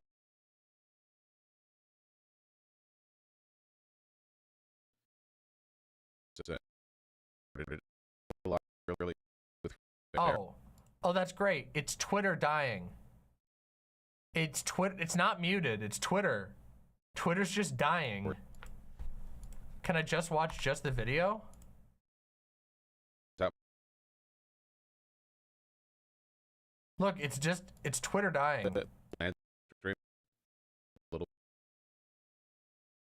Great. Nice, Twitter. Well, I can't watch that. Shitty ass kid. I think that's a slur.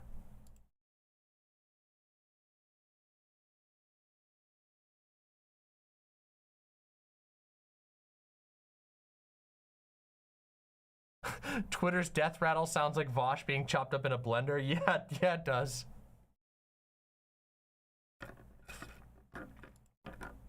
What's this?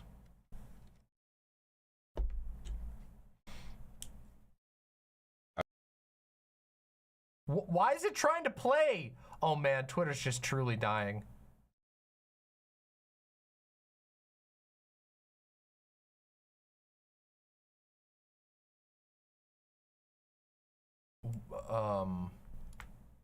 Okay, hold on. I'll try opening this on this website. I don't want to say the name because I feel like I'm gonna get clipped if I do.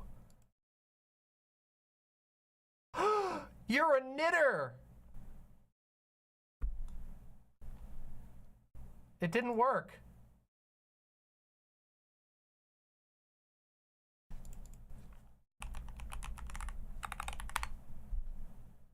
None of it's working. Oh, here it is. All right, here we go. Let's try it.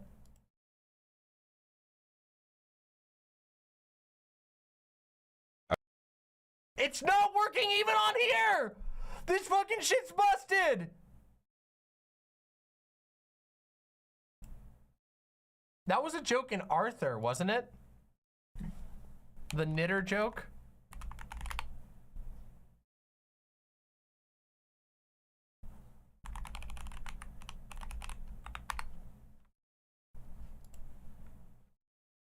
I saw him with mine own eyes depart ye old yarn yurt with a pink woolen thread. I'm pretty sure. Most shameful. It's not.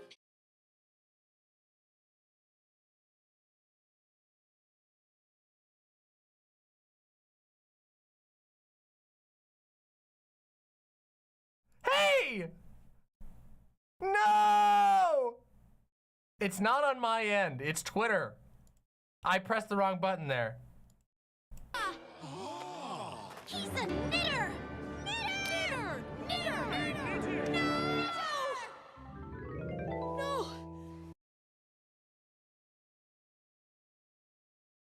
They were really pushing it with that one. That was flying. That was bold, okay? They were flying close to the sun. Arthur, listen, nobody can ever doubt Arthur, that the show Arthur's ability to sneak in edgy jokes. That one's not even sneaking. The video works on my phone. Well, look, I don't know what to tell you, okay? I can't get this crap to work, okay? I tried, okay? It's just not playing. You want me to try? I can't even. What do you want me to open it in like a here? Maybe I'll open it in a private window. Let's try. Play. Sorry. Even in a private window. Sorry.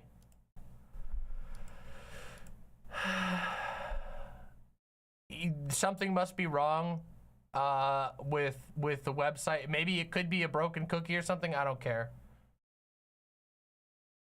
I already did try changing the volume. I did that already. Why are you guys making me try so hard to watch this?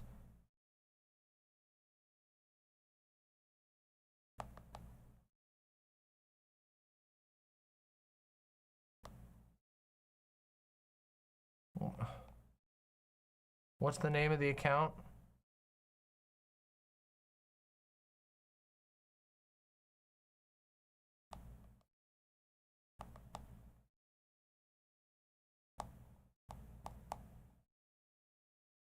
I was at my parents' place and all the cats were there, but then a bear managed to get into the house and I had to shoo off the bear because I was worried that it would eat Reuben. But then a baby bear played with Reuben and picked up Reuben a little bit by the back of his neck, like the way a mama cat would, and it was really cute. But then I had to shoo all the bears away. Then Reuben escaped.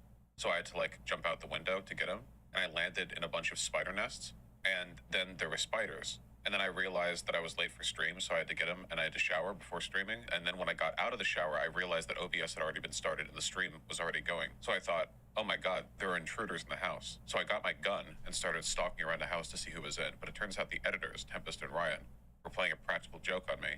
So it wasn't that. Then for some reason my computer wouldn't work. So I had to go and stream from another computer, and the only one I could find was in a fish factory, like a fish packing plant. So I kept trying to do my stream stuff, but people would keep running through the room, and they had no idea who I was. And then I had to shit really bad.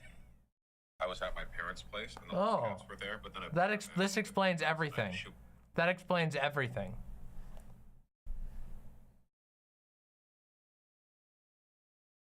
I believe him. I believe him. What's wrong with you people? You don't believe Vosh when he says that? Honestly, that kind of comes off as one of those, you ever seen the streamer, Limmy? Limmy,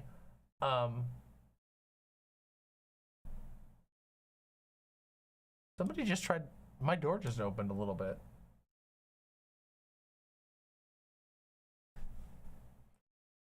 Limmy does this thing where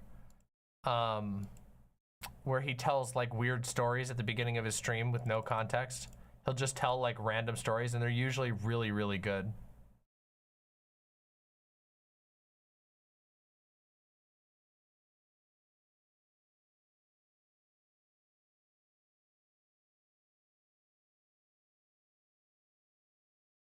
True, true. All right, everybody.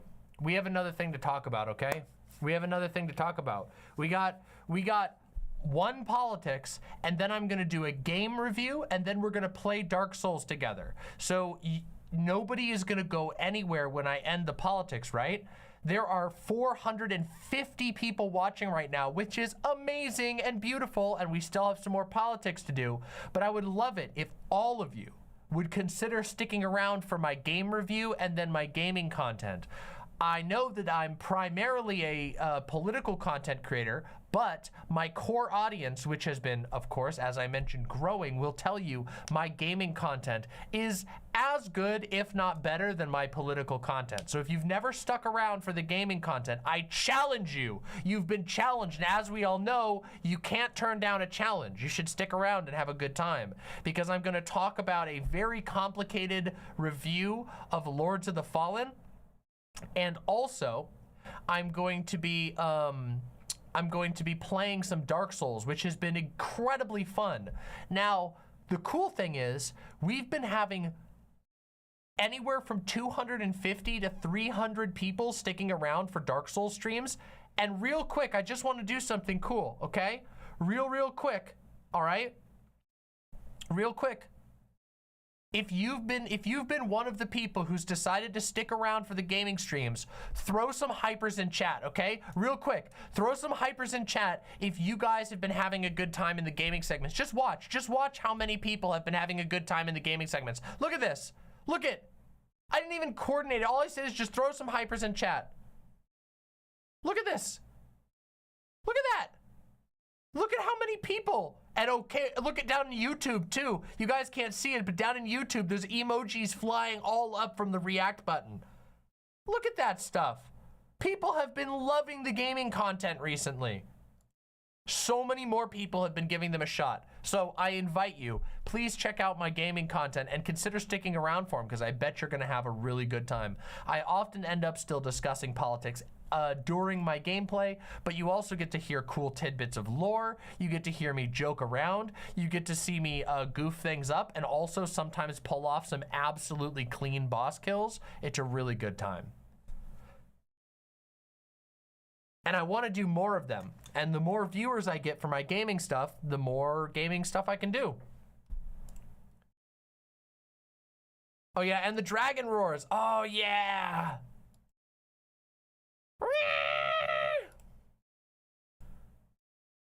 I've never died once in Dark Souls. It's been a deathless run.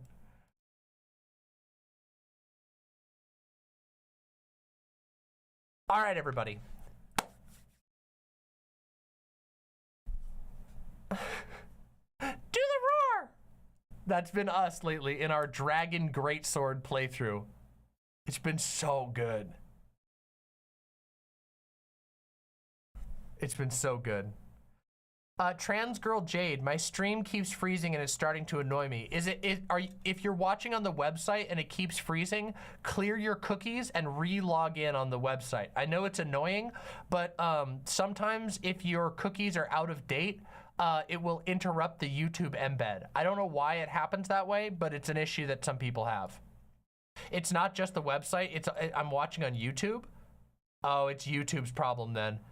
YouTube is showing on YouTube's stream and analytics end, it's showing that we have no issues with stream. Let me check OBS's stats and see if it's anything on my end. YouTube's been having really serious issues lately with streaming and it fucking sucks. Let me see if I could, let me check my stats real quick and make sure. We have had 0 dropped frames and completely stable bitrate. Yep. No rendering lag, no encoding lag, so it's on YouTube's ingest. Meaning I can't really do much. I'm sorry. YouTube's player has been completely busted.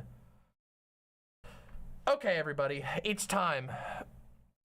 It's time. Oh yeah, some people have said that that it's a problem that results from using uBlock on YouTube. Can I say something? Oh, this is really random. I was just about to start a stream segment, but can I say something? I've been making way more money on YouTube lately, thanks to the incredibly wonderful YouTube Premium users. YouTube Premium is actually, and I'm not even, excuse me, I'm not even joking. It's actually quite good for YouTube content creators.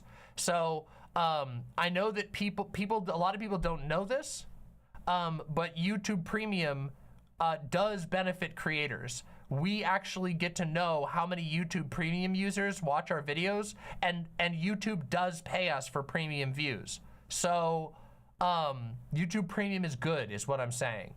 And if you have the money and you watch a lot of YouTube, you should consider it. I know that they're being kind of shitty about the ad blocking thing. I think it's garbage, and I actually did a video and published a video talking about how the ad block shit is a bad move. But I will say, with all of that considered, YouTube Premium is pretty fucking good. It's good for us as creators. It's good for, you get a lot of good benefits. You don't have to worry about ads. And you get a lot of other nice stuff too, like you can download videos and shit. True, my streams are always free. Do premium views count for live streams? Yes, they do, which is cool. And you can watch videos with your phone screen turned off. Yep, that's a nice benefit. But yeah, my show is always free, so it always means the world to me when people are willing to support me in however they can. And that does include YouTube Premium.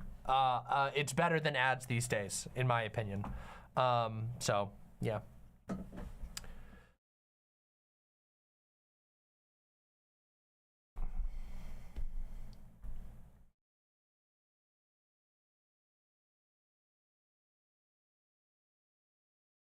All right, everybody, let's do the next segment, okay? My lovely, lovely imps, we have to talk about Israel-Palestine again. As most people here will know, that has been the sort of center of the news cycle for over a week now. And things have been genuinely harrowing. The conditions being enforced on Palestine by Israel right now in retribution for a terrorist attack that was perpetrated by the group Hamas, which, for the record, does not represent all of Palestinians and does not even represent all of the Gaza Strip.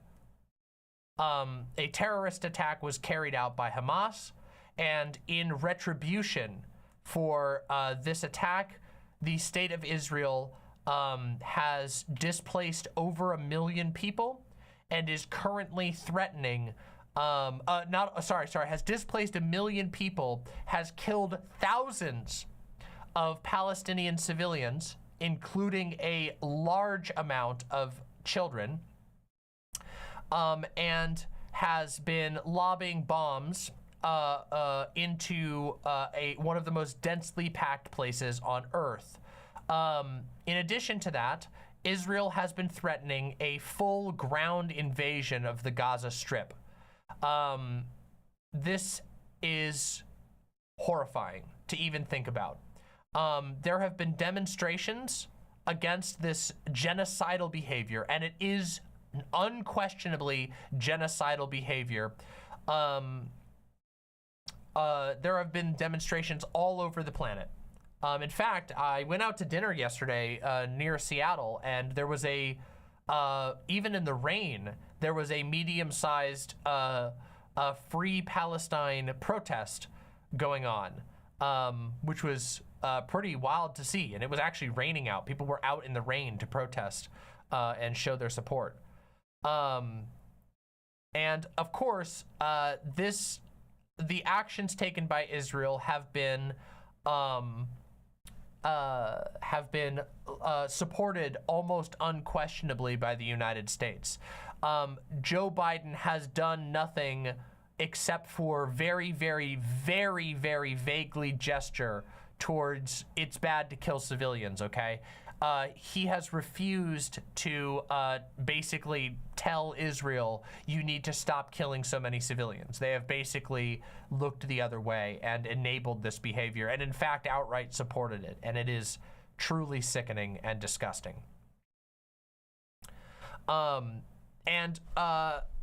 There was a couple of things that I wanted to talk about that have, because it's been a couple of days since I last talked about this. One of them is this this tweet right here.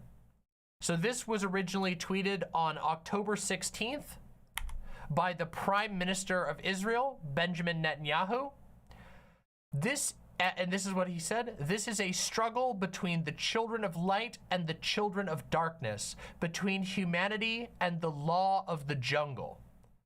Now this screenshot was at 5.9 million views, but it got nearly 10 million views before it was finally deleted by the account at hand. And I think that really says it all about this situation. Benjamin Netanyahu's party is unquestionably engaged in a racist and horrifically hate-fueled ethnic cleansing campaign. That's what this is.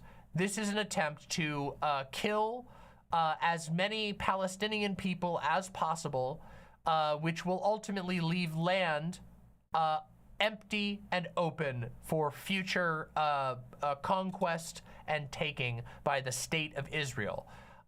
Describing a ground invasion into Palestine, describing a bombing campaign against Palestine, which has killed a majority of targets killed have been civilians, okay? A majority, okay? By all reputable sources. Calling that a war between the children of light and the children of darkness is so on the nose that you can, there's no other way to describe it than for what it is: genocide. It's disgusting.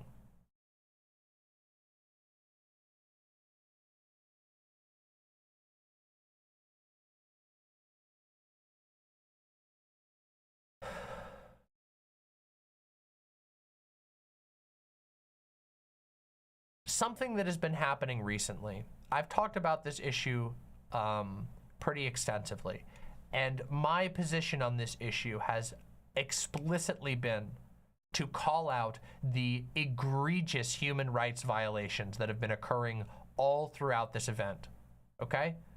That has been the focus. My focus has been to make sure that people are equipped and focusing on what actually matters. The fact that there are an uncountable amount of people suffering right now from egregious human rights violations is what should be on everyone's minds. And even though that has been my focus, my videos have received a surge of comments that genuinely make me sick. There has been a whole bunch of new unknown accounts, people that I'm not familiar with in my comment section, who flooded in on my recent videos to do genocide apologia, to basically say they had it coming, who've come in to find excuses for why it's certainly okay that 1.1 million civilians have been displaced, and that even more are going to be displaced in a place where water, electricity, telecommunications, and fuel has been cut off. That there is an active mass dehydration event going on. And there have been comment after comment of these people coming in to excuse this, to be mad at me for calling it out for what it is. It is genuinely sickening.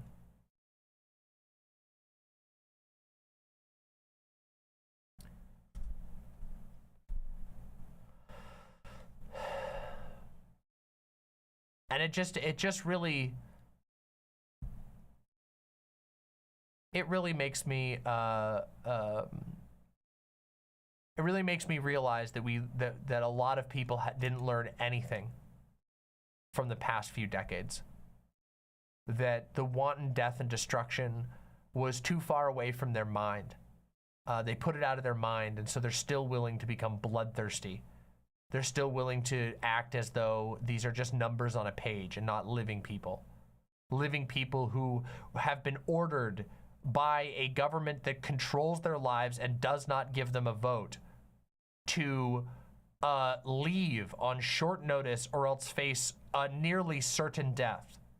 And the place that they have to leave to is a similarly densely occupied place that has currently no water, no clean water, very limited, if any, access to food, no fuel, and no electricity. That there are people who can ignore all of that and still cling to their hyper-nationalist good guys versus bad guys rhetoric, and that this is being echoed at the top echelons of the Israeli government. That the prime minister himself on Twitter was willing to put out a statement saying, we are engaged in a war between the children of light versus the children of darkness, order versus the law of the jungle.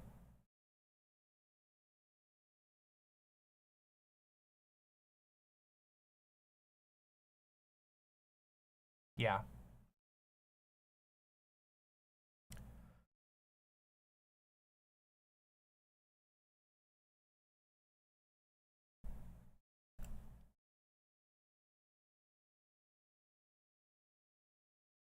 Lessons not learned. Yeah. It just goes to show you that we can never, ever, any of us who care about this, any person who claims to care about human life and a better world can never rest on their laurels. You can never rest and just assume that people have learned things. That like the lessons of the Holocaust or the lessons of Iraq have been learned. People forget them. People don't care in the first place. People get lost in domination fantasies.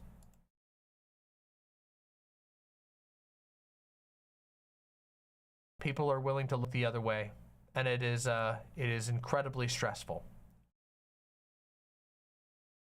There has been, this is going to be a small pivot, okay? There has been a bit of a, let's call it a kerfluffle, okay, on social media around the bombing of a hospital, the alleged bombing of a hospital. And I want to take some time out of this segment to reinforce something that I have said in my previous segments to all of my viewers. Please be very, very careful about social media right now. And I mean extremely careful, okay? There is so much misinformation going around. And in addition to that, there is severe information jamming going on. There is in this situation, as we have discussed, Israel has completely cut off electricity and telecommunications within Gaza, which means that Israel's narrative is by definition always going to get more airtime. It is always going to get more credibility. And even still, even with all of that, it is still possible to unintentionally come to wrong conclusions about information that has been presented. And people need to be very, very careful about this.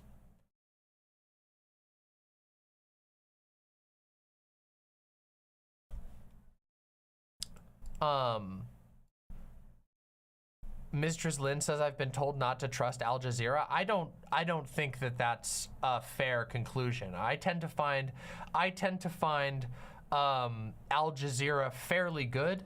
They're not perfect. None of that, no outlet is perfect, but I tend to find them to be fairly good on this.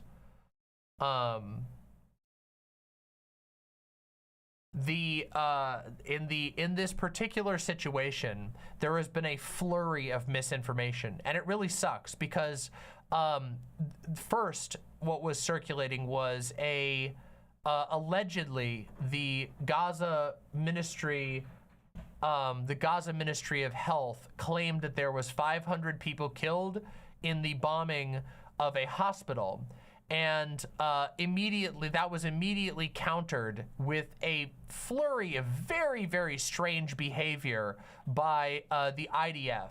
The IDF replied by posting and then deleting various videos. They changed their messaging on it 3 to 4 times in the course of a couple of hours. And now there appears to be, as of what I checked before this, even major news outlets such as Reuters and AP News were unable to verify a number of things. For example, Israel released a recording that they claimed was 2 Hamas agents talking over the phone about, oops, we missed and shot a missile into the hospital. And it's very interesting because despite them putting this out on social media, getting this recording out, no one has really been able to verify that that recording is what it actually says that it is. And in fact, it's really funny because nearly every major news organization has had to put an addendum that explicitly states we have not been able to verify this recording at all. It's literally just the word of the IDF and a recording of 2 unidentified people, and it includes cuts, and it has been censored at moments. They added beeps to certain things. So it's a highly, highly edited piece of audio that nobody can provide context for, and Israel is circulating this on social media. So they're bypassing even the standard press in order to push a very specific narrative. Do you see what I'm talking about the dangers of misinformation in this time right now?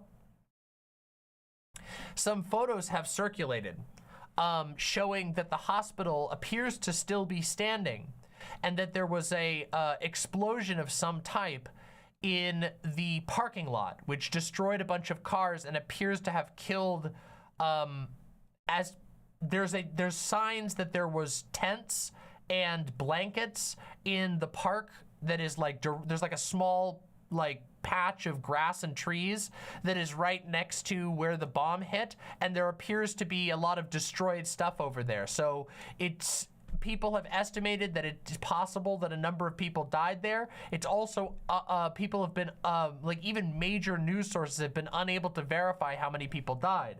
So it seems like there's a possibility that the 500 number was not accurate, and also that Israel's initial statements may also not be accurate. It is a genuine nightmare storm of misinformation out there.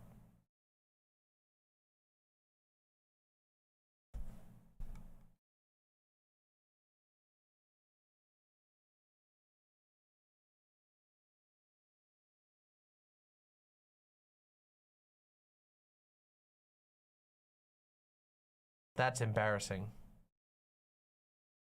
Here's a statement.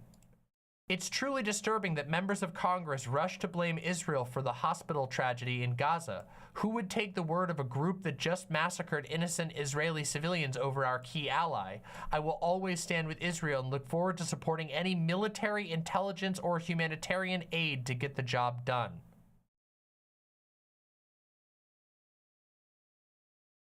Now, it's funny because the truth is, first of all, it wasn't a statement from Hamas. It was a statement from the Gazan health ministry, which is to some degree entangled with Hamas, but it is very difficult to know how much control Hamas actually has over it.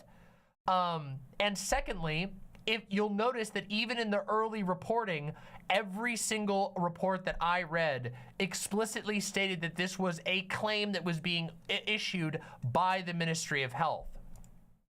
And on top of that, who would take the word of a group that just massacred innocent Israeli civilians over our key ally is an absurd thing to say when Israel is currently literally, as we speak, involved in a mass murder campaign against Palestinian civilians. Not against Hamas, against Palestinian civilians. They have been incredibly careless, verifiably careless. The UN has documented how many civilians have been killed by Israel since the beginning of this, and the number is fucking astronomical. So this is an incredibly weak and pathetic statement from John Fetterman.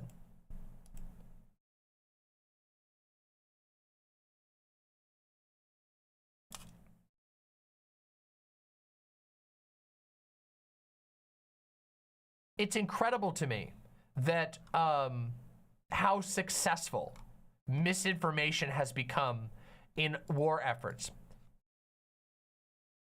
In the struggle between Ukraine and Russia, do you remember? Oh my God, Russia has just been like, in the course of the last year and a half, Russia has been churning out misinformation, completely faked videos just being dumped out by Russian social media, by Russian state media, just blasting it out constantly. And sometimes it doesn't even, it's like they don't even care. The only purpose is to get people to basically throw their hands up and go, it doesn't matter, because if they can convince you to throw your hands up and say it doesn't matter, then you'll look past the verifiable truth.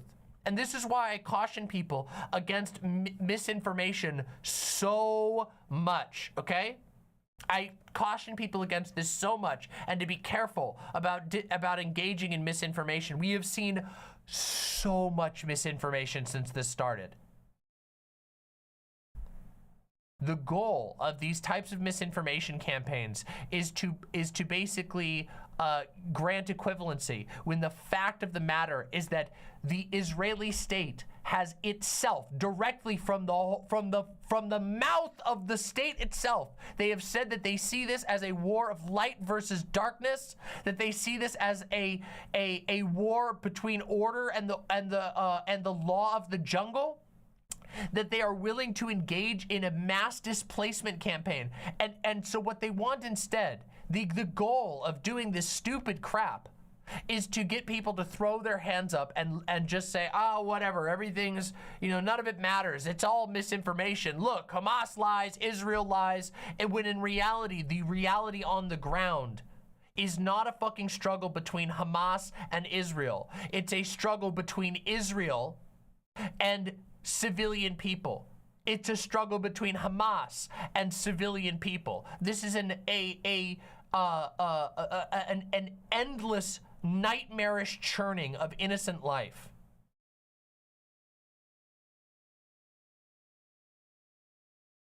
And the facts of the situation have not changed even a drop. No matter how much misinformation is put out, no matter how much back and forth arguing is done, Israel has completely isolated millions of people in Gaza. They have cut off water, food, electricity, communication. Israel is able to use its social media to say whatever they want, and it does not even matter if they're telling the truth or lying on any individual incident, because the underlying truth is they control the platform.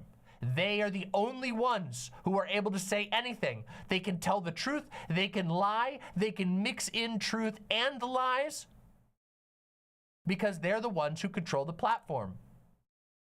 Because the people that they are punishing for the sins of Hamas cannot speak for themselves and are dying en masse. Oh, is this that NATO thing? Oh my God, yes. Posadas John says, you remember this Russian disinfo banger from back at the beginning of the Ukraine war? And it's this, the supposed secret radio communications of NATO troops in Ukraine, where conveniently both of the NATO troops have thick Russian accents, and they're just talking about exactly what would be convenient for Russian, for Russian propaganda. This is identical to what was just done today. The so-called call between Hamas, where it's completely unverifiable, and they just so happen to be saying, they're talking to each other. They're like, oh no, our rocket, we were shooting our rocket at Israel to kill Israelis, but we missed and it blew up a parking lot. Oh no, that's terrible. We should blame this on Israel. And the other guy goes, yes, we should blame it on Israel, even though it was our missile that blew up in the parking lot, right, Mr. Other fellow Hamas agent? And then news organizations have to go, hold on a second. Can we have some verification on this? And Israel's just on to the next thing. They've already blown up 6 more buildings. They've already blown up 6 more apartment blocks.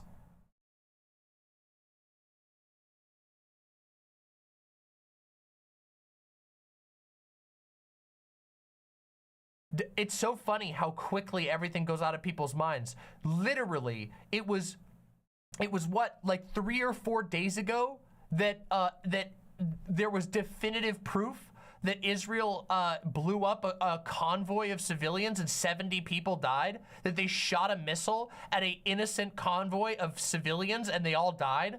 That was like 4 days ago. UN workers killed, members of the press killed, forgotten because Israel can create if they so desire it, they can create a misinformation storm around one particular incident. And that incident can make people go, whatever, and ignore the actual facts of the situation. This is the age that we live in, of social media mass mental manipulation. It is rotten. And be careful, okay? Be careful out there.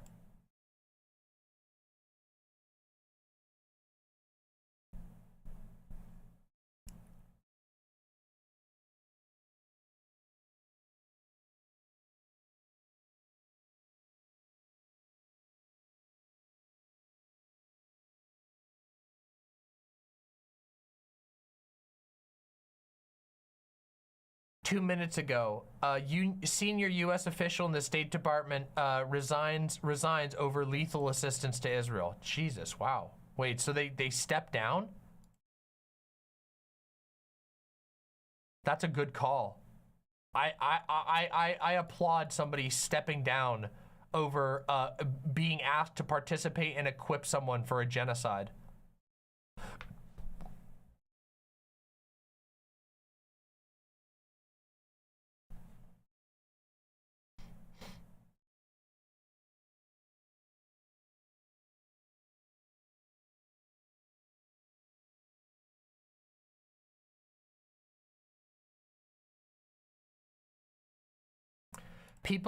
We have to build up resilience against misinformation. You've got to play the audio, it's so bad. Oh, let me try the audio, let me see. We'll just do this just so you guys can see how desperate misinformation has gotten. This is the Russian misinformation from the Ukraine war. Brandless retest, give the wrong coordinates. They can't fucking determine it toward us. Guys are fucking dying. Have been showing us for several hours. Guys are dying. We can't evacuate them. It's just fuck up. We don't even shoot back. Tell me coordinates. Write down. 47 points. 36186134 points. 7637248. I repeat, it's not them. Who the hell knows? Let's check. Ukrainians can't fucking do anything. They would have died long ago without us.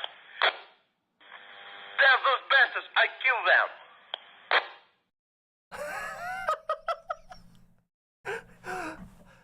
Hello, I am NATO. I am NATO soldier number 1, not NATO soldier number 2. What do you think of the Russians? They are trash. Let us kill them against international law. Correct. We are going to commit a violation of international law to kill Russians specifically. Why does your accent sound so Russian? It is not. This is English accent. I am from England. Me too. I am also from England. No, wait, France. I am from France. You are from England.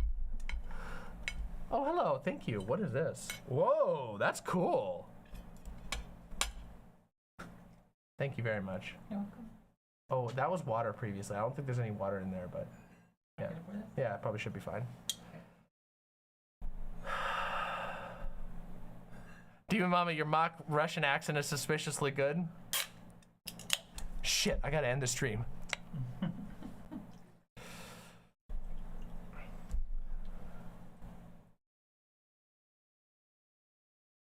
yeah, just be careful out there, okay? These nations that are engaged in genocidal projects are really, really willing. Turns out, if you're willing to engage in genocide, you might just be willing to engage in blatant and obvious lying for the purpose of creating mass confusion so that people check out and don't care about the actual facts. The facts being that one state, Israel, controls complete and utter access and also maintains an apartheid state over millions of people, and that they don't give a fucking shit about human rights and have been engaged in literal decades of civilian killing, okay?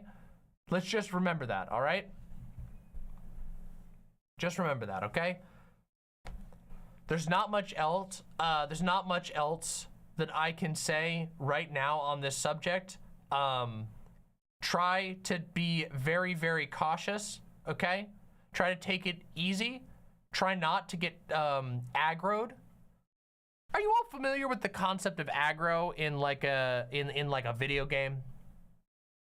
I want to try and make it make sense, okay? In a video game, there's this concept called aggro, which is basically how an enemy in video games, usually specifically MMOs like World of Warcraft and the like. Aggro refers to how they decide who they're going to focus their attacks on. So managing aggro is something that usually someone has to do. They have to basically, there's lots of different ways that games handle it, but basically they have to make sure that the enemy focuses on them. And you usually want the enemy to focus on your strongest person who can take all the damage, while your damage dealers can do damage without being focused on by the boss. Hence aggro. Managing aggro is how you basically manage the focus of somebody. Don't get aggroed, okay? On these topics, when you are thinking through politics, mind the fact that you can be aggroed. They are trying to aggro you, okay? They're trying to pull your attention to specific things. Israel would way, way, way rather have a bunch of people bickering back and forth, even, and think about it like this, even if they come to the conclusion that Israel did it, they would rather have people bickering about one incident than focusing on the entire context and talking about the facts of the situation. Because if people are busy arguing back and forth about one single incident, meanwhile, Israel's literally, they fired 6,000 bombs in the first couple of days of this. 6,000 by their own admission. That was their number. And they want people to sit there and spend all their time going back and forth around one specific incident. So mind your aggro, okay? Don't get aggroed by belligerent genocidal states, whether it's Russia or the United States or Israel. Don't let your mind get aggroed, okay? That's all I have to say on this particular subject right now. We will inevitably be updating people more and more on the Israel-Palestine situation. I hope that I was able to provide some insight and information that is valuable to you. If so, please make sure that you press subscribe down below. I try to keep up with really important topics like this. I've covered this topic a lot, and of course I talk about a whole lot of other stuff. So please press subscribe down below, and if you have thoughts, leave me some comments, hopefully productive ones, and not this disgusting genocide apologia that I've seen going on recently from mysteriously fresh accounts with no account avatar that were created within the last 2 weeks. Anyway, thanks for watching. Have you seen Bassem Youssef versus Piers Morgan? I haven't. How long is it? Maybe we can watch it while I eat this dinner that was just brought to me. It's about 25 minutes. Okay, let's watch it.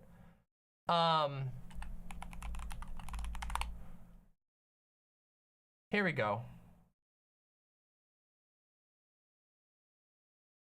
Let's watch it. Is this the one? Is this the one right here?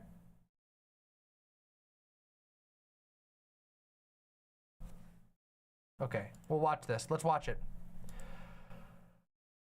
we're going to do a quick react to this conversation while I enjoy the dinner that was lovingly prepared for me, and then we're going to do some other stuff afterwards. But I feel like this might provide some interesting context, so I hope that you will enjoy this with me. Let's find out. This is Piers Morgan versus Bassem Youssef on Palestine's treatment. Well, joining me now to discuss the conflict in Israel and Gaza is a TV host and satirist, Bassem Youssef. Bassem, it's great to have you back on the program. I wish it was under different circumstances.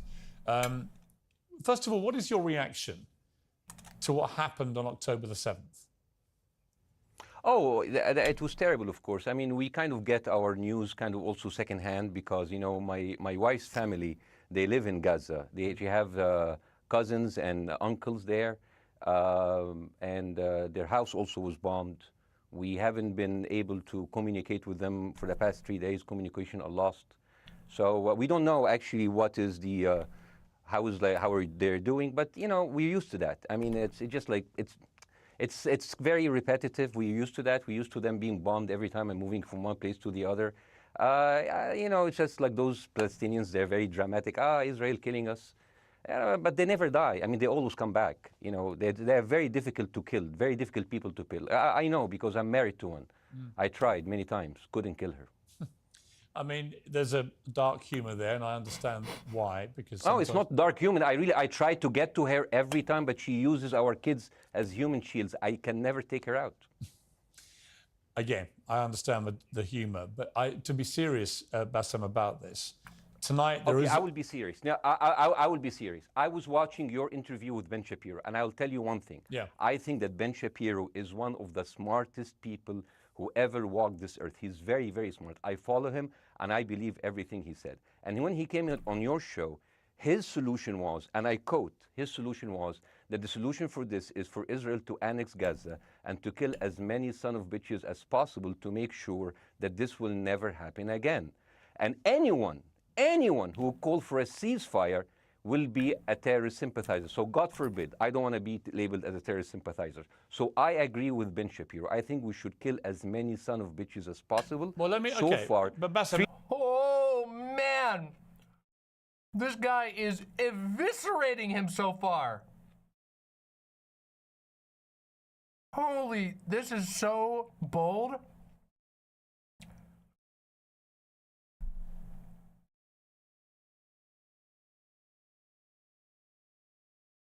No, this guy is he's like a culture commentator and comedian, I think.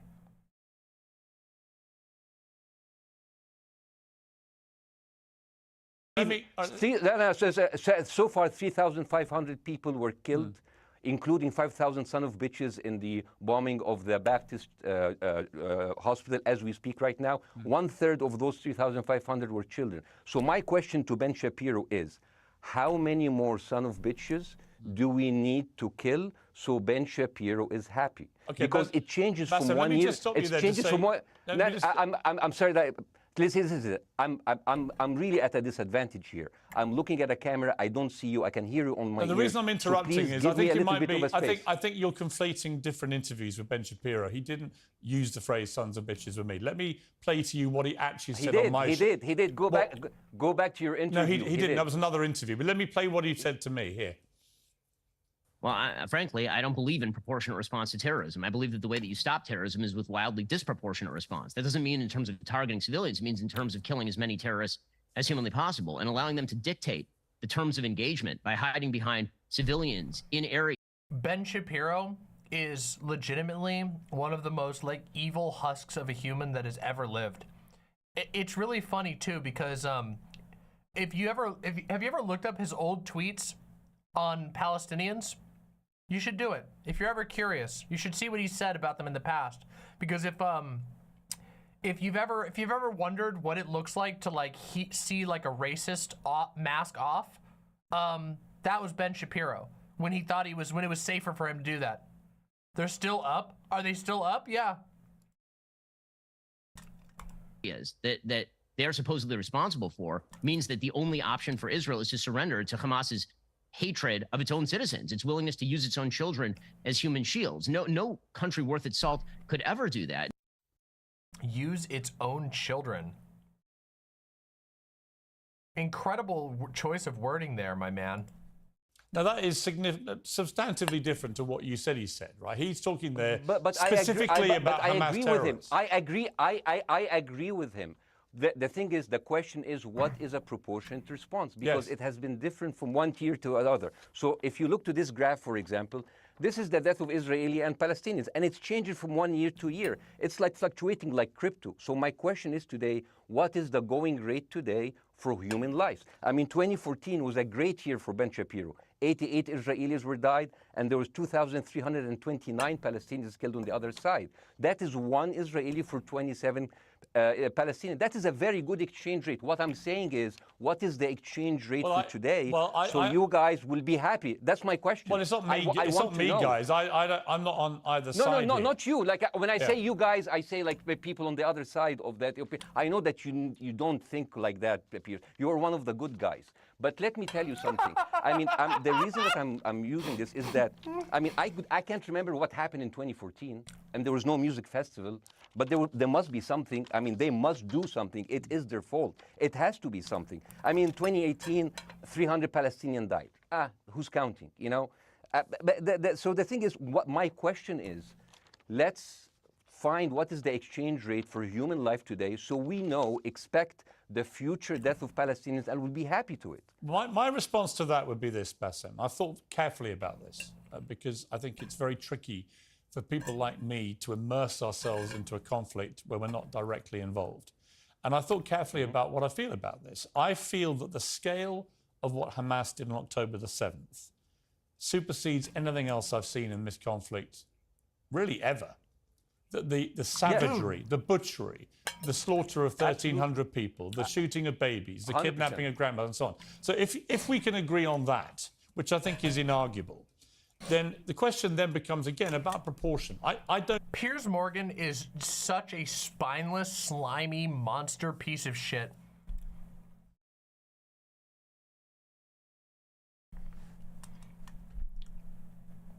A true rotten blight on this planet. Just listen to how practiced that is. Listen to how fucking practiced that is, coming from his fucking dead eyes. The dead eyes of Ben Shapiro, the dead eyes of Piers Morgan. I don't disagree that there's been a lot of bad stuff on both sides going back historically for decades. But if we agree that this was on a different level altogether, quite deliberately by Hamas, designed to provoke. No, here's my question. Let me ask you a question. And the question, because you raised it earlier about proportion. I honestly don't know what the proportionate response is. I honestly don't. I don't. I've been watching the airstrikes this week thinking... So what's your question? Well, I would ask you, if you were Israel, what would you... If I was Israel. If you were Israel and that had happened to you, what would you think would be the appropriate way for the country to respond? I would do exactly like Israel did, kill as many people as possible since the world is letting me do it. I mean, I can do it because I can, you know? But the thing is, you know what? I agree with you. And you know what? I'm going to be even ahead of you because I see the question coming. Do you condemn Hamas for the atrocity? Yes, I condemn Hamas. I condemn Hamas. I condemn Hamas is the source of all evil. They're a reason for everything. And you know what? Let's, for a minute, imagine a world without Hamas. Right. What will this word look like? Let's give this word a name, and let's name this word the West Bank. Hamas has absolutely no control in the West Bank, and since the beginning of this year, only through August... Oh! The mastery! The mastery!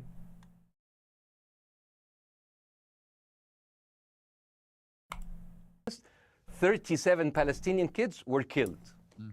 No music festival, no paragliding, no Hamas. Since the occupation of the West Bank, 7,000 Palestinians were killed. No music festival, no paragliding, no Hamas.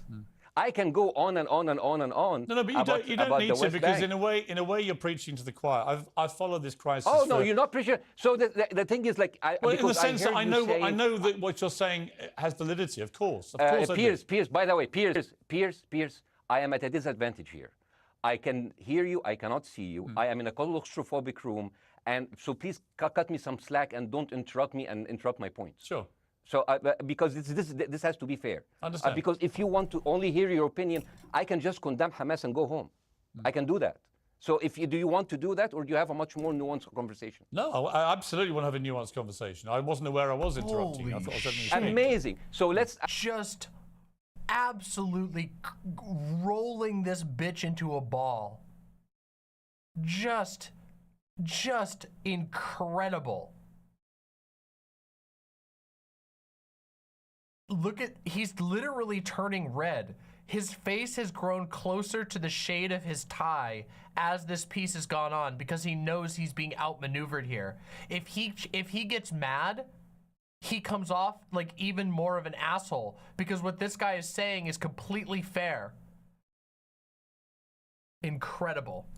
I mean, I would say I really applaud Israel for doing one thing that no military force in the world does. Because I heard Ben Shapiro and I heard Ron DeSantis, and they said Israel is the only military force in the world that warns civilians before bombing them. I mean, how fucking cute. That is so nice of them. Because with this logic, if Russian troops started warning Ukrainians before bombing their houses, we're cool with Putin, right? I mean, okay, Habibi, you have warned them, go invade, it's fine, you have done your job. I mean, the thing is, and I understand, and I also heard Ben Shapiro talking about human shield. Oh, man. This guy is cooking so hard. This guy is cooking up a 5-star dish right now.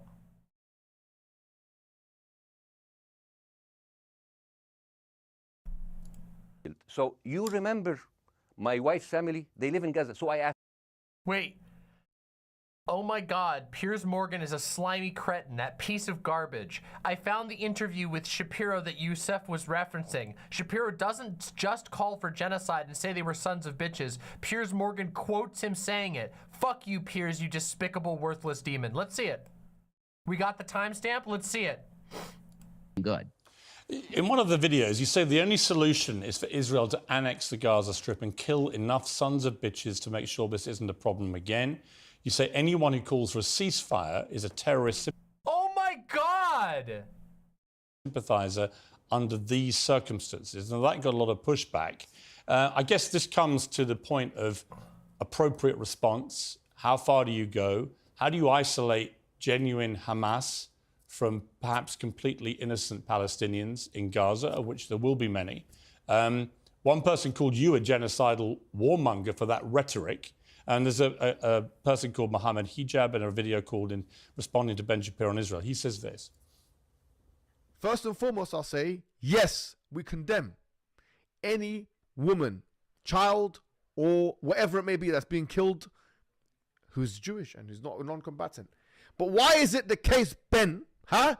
Why is it the case that none of your colleagues or you have been able to offer one single condolence, one single condemnation, one single word of sympathy for any of the Gazans that have been killed? Don't try and smear us. Don't try and slander us. So yeah, in the interview we're watching, Piers Morgan just flatly lies. He not only lies, he cuts to a different section of the interview to try and further gaslight this guy.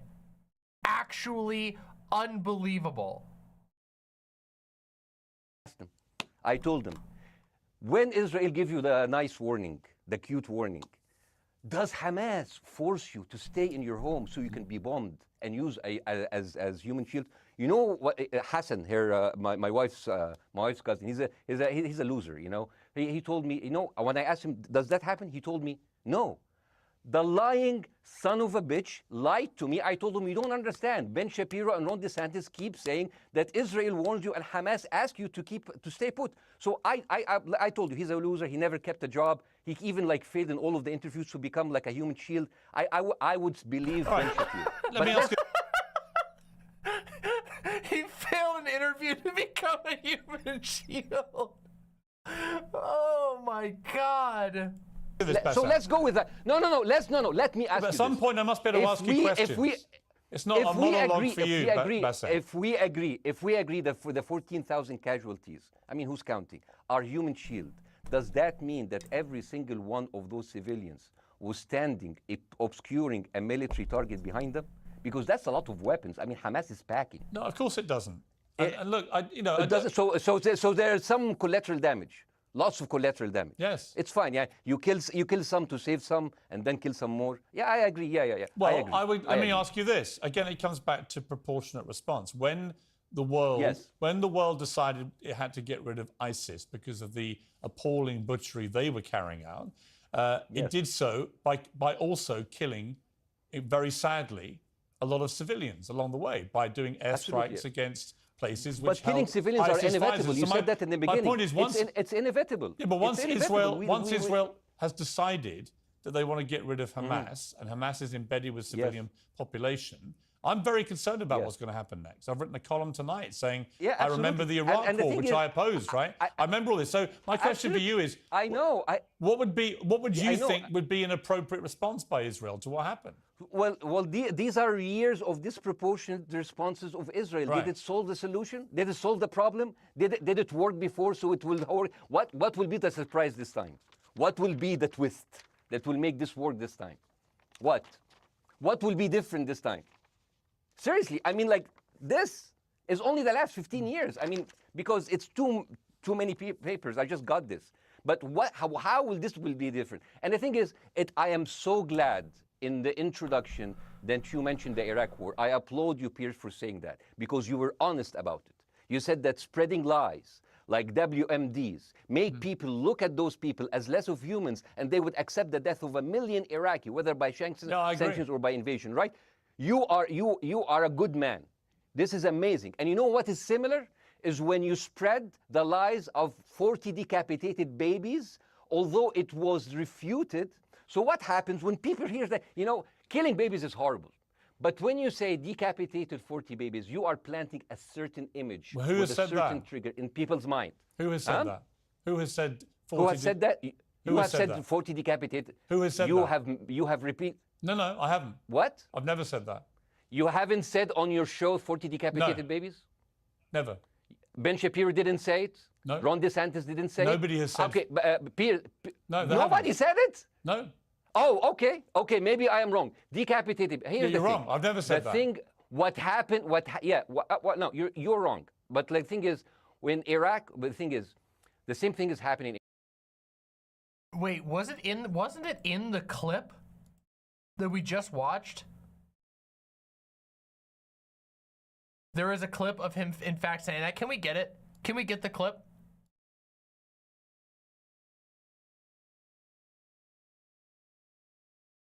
If anybody can get me the clip, I would love that. I would love it. Well, I feel like he did it in this interview. Didn't he do it at the very beginning?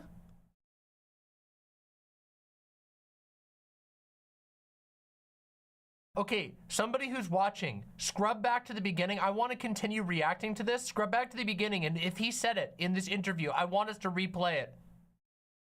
Iraq. Ben Shapiro once tweeted, not even about Gaza, about the West Bank, when Israel continued to build the illegal settlement. He said, 2017, Israel likes to build things, and Arabs, not Palestine, not Hamas, Arabs like to bomb crap and live in open sewage. Yeah. Oh yeah, that's one of the old Ben Shapiro ones. Wait, uh-oh. Hold on, here we go. Let's see it. Let's see. A certain image. Well, who has said a certain that? trigger in people's mind. Who has said that? Who has said 40? Who has said that? Who has said that? 40 decapitated. Who has said that? You have repeated. No, I haven't. What? I've never said that. You haven't said on your show 40 decapitated babies? I choked up earlier reading this new revelation about 40 babies being killed. Oh my God. And some of them being beheaded. And I was... There you fucking have it! I didn't say that. And here we go. Choked up earlier reading this new revelation about 40 babies being killed. Oh my God. And some of them being beheaded. And I was like, how can any human being do that to a baby? It's literally exactly what he's saying too. What Bassem Youssef has said here is you're trying to plant an image so that people will dehumanize. And he literally goes, I can't imagine any human doing that to a baby. And you see, you don't have to prove it. You just have to go, what the conclusion of that statement is, oh, we're dealing with inhuman monsters. Look at his response. Your clip literally proves my point. I never said 40 babies had been decapitated. Dude, this is the most insane cope. He literally says 40 babies killed and some of them beheaded, and then goes on to say, I can't imagine a human doing that to a baby, cutting off a baby's head. Literally just blatantly gaslighting his audience. What a fucking lying piece of shit. Piers Morgan is genuinely a completely rotten person. A blatant, unrelenting, gaslighting liar.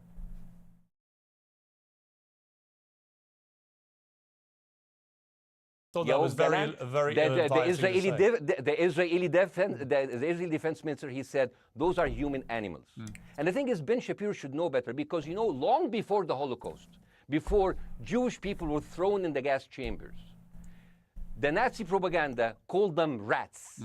Now, as a human being, I will never accept that another human being being thrown into a gas chamber, but a rat, kill 10, kill 1,000, 3,500. They are son of a bitch. They are human animals who live in open sewage and decapitate babies. And because of that propaganda, Mr. Morgan, that guy in Illinois, the 71-years-old guy, he killed, stabbing the 6-year-old Palestinian kid in Illinois 26 times. And he used to play with him. They used to be friends. But he went in, marching into their apartment, stabbing his mother and killing him, shouting, all Muslims could die. Yeah. It took you 80 years to change one word from Jewish to Muslim. And then you transferred your guilt to us and took away our land. Bassem, let me ask you a question. That deal sucks, man. Let me ask you a question. How do we get from where we are now to peace? Piers Morgan is getting his fucking bloated ass obliviated in this goddamn conversation. Just a brutal demolishing. Obliterated. Shut the fuck up. Shut up. Well, first of all, you need to change the perception. Nikki Haley, the American presidential candidate, said, we are in Israel in this because it's a fight between... Listen, I so rarely pull that off, okay? You all have it so good, okay? I fumble words so rarely on this damn channel. And part of the reason is because every single time I so much as mildly mispronounce something, I get a never-ending torrent of you nerd assholes in chat going, oh, actually, it's pronounced this way.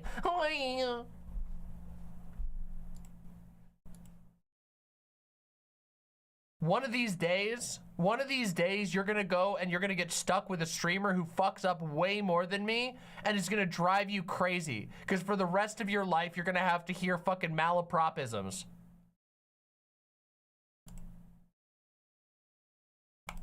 Good and evil. Now, if you already decided someone is good, he can do no evil. And if you decided someone is evil, it's good to kill them. Killing them is good. You see, and the thing is, it is not like something new. I mean, I look at history and I see, I'm sorry to say that, but Westerners has always dealt like this with indigenous people. You first treated them like savages, you know, Native American, First Nation, Aboriginal. They're savages. Kill all the savages. And then when they're almost extinct, you start feeling sorry for them, you know, like animals. So maybe the solution is that we kill as many Palestinians as possible so the few of them that remains do not bother you. And maybe Netanyahu, when he lives for another 100 years, he'll become a tree hugger. Let me just challenge you on this. And he will campaign for preserving the three Palestinian. You keep talking about Westerners like me. Okay, so let me return the favor, okay? Youssef Gray says, be kind to Demon Mama. Her first language is abyssal, like all good demons. True, thank you. Thank you so much. If I spoke my native tongue, you would all start going insane instantly. You would start seeing eyeballs and mouths on your walls just from my words. So really, I'm doing my best here to make sure that your minds, your weak mortal minds, don't get shredded into pieces, okay? Hamas is dedicated to the complete eradication of Jewish people. I am not the spokesman for Hamas. I'm not saying you are. Why do you keep... I'm not saying you are. I'm not their spokesman. You're talking to me. I fucking hate them. Bassem, fuck Hamas. Hamas. No, are you happy? You're missing my point. You're talking in a generalized way about people in the West who always talk about Arabs as savages. I don't. No. I'm talking about America. I actually led the campaign. I led the media campaign in this listen, country against the Iraq War. Okay, so I don't I don't see people in the Middle East as savages. You are one of the good ones. But what I would say is, I'm talking about you. You're great. No, it's not about me being amazing. great. It's we about, love you. It's about the way. This guy is such a Chad. This guy, Bassem Youssef is such a Chad. Holy shit. The Giga Chad energy here is absolutely incredible. Hamas behaved on October the 7th was like savages, like a pack of savages. It was the worst atrocity against Jewish people since the Holocaust. There has to be, of course, there has to be a response. And my question should be eradicated. My question for you is, notwithstanding the history, Bassem, what is the proportionate response? But I don't know. But there's no Hamas in the West Bank, and they're still dying there. So what's your excuse? I don't have any excuse. Okay, what's your explanation? Sorry, my earpiece went down. Listen, I don't make any pretense that this hasn't been a massive problem between Palestine and Israel going back to the mid-40s. We all know this, right? Piers, listen. I'm not saying that you're making excuses, but if you are adopting a certain point of view, you have to at least defend it. I'm telling you, there is no Hamas in the West Bank. What is the excuse? Not your excuse. What is the excuse to kill those people? Well, listen, this question of proportionality is what... Oh my God, he literally won't answer it.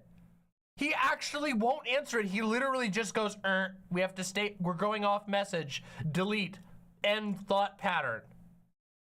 No, answer my question. I've been answering your question, you answer mine. It's actually not my job to answer your questions. It's not. Okay, not your job. Not. I agree with you. I'm more interested in you. Dude. Okay, listen. We've talked a lot about how social media and YouTubers and Instagram influencers are replacing legacy media as people's primary information source. And can you blame people? This is the weakest and most pathetic cucked crap. When you get served garbage like this, and keep in mind, this is just one example. If you all know, on this show, we've watched a prime selection of Fox News and CNN and all these, and they're all just this goddamn terrible. When this is the response, this is what they serve you. Right here is this shit. I've been answering your question, you answer mine. It's actually not my job to answer your questions. I'm on my show under my name, bloviating all day with my opinions about issues, and one person puts me in a position to answer a tough question, and I get all uppity and go, well, actually, it's not my responsibility to answer your questions, wretch. And you wonder why nobody watches this fucking garbage, why more and more people tune out, and why it's dying with the currently dying generation. That these shows stay alive by being turned on in hostage situations. The fucking viewership numbers for news shows like this fucking garbage is people who are stuck watching it in the lobby of the tire shop while they're changing the tires on your car. And you have no choice because the controller is literally glued to the back of the TV 8 feet off the ground. And fucking hospitals and retirement homes. It's not. Okay, not your It's job. not. I agree with I'm you. more It is interested not in your you, job. who has family in Gaza, who's an Egyptian in the Middle East, right? I'm more interested in what you have to say. Okay, I'm telling you. I think Hamas is the problem. Okay, right now let's then we're say agreed. Hamas is removed. Let's Hamas. Yeah. I'm agreeing with everything. Boss, you want me to condemn Hamas? I will condemn Hamas, Hummus, Hassan, everybody. Guys, say wait. I can't hear you. The earpiece. Damn. Okay. Oops. Okay. Yeah. Okay. I do need help. I think. Okay. Just go back. Is he there? You go back. You go back. Can you go hear back? me? Okay. Go. Thank you, guys. Can you hear Bassem? Yeah. Now I can hear you. Okay. So here's the thing. Can you hear? Okay. Yeah. So Isaac, let's say, for example, Hamas ceased to exist. Okay. Do you hear me? Yes. Yeah. Hamas ceased to exist today.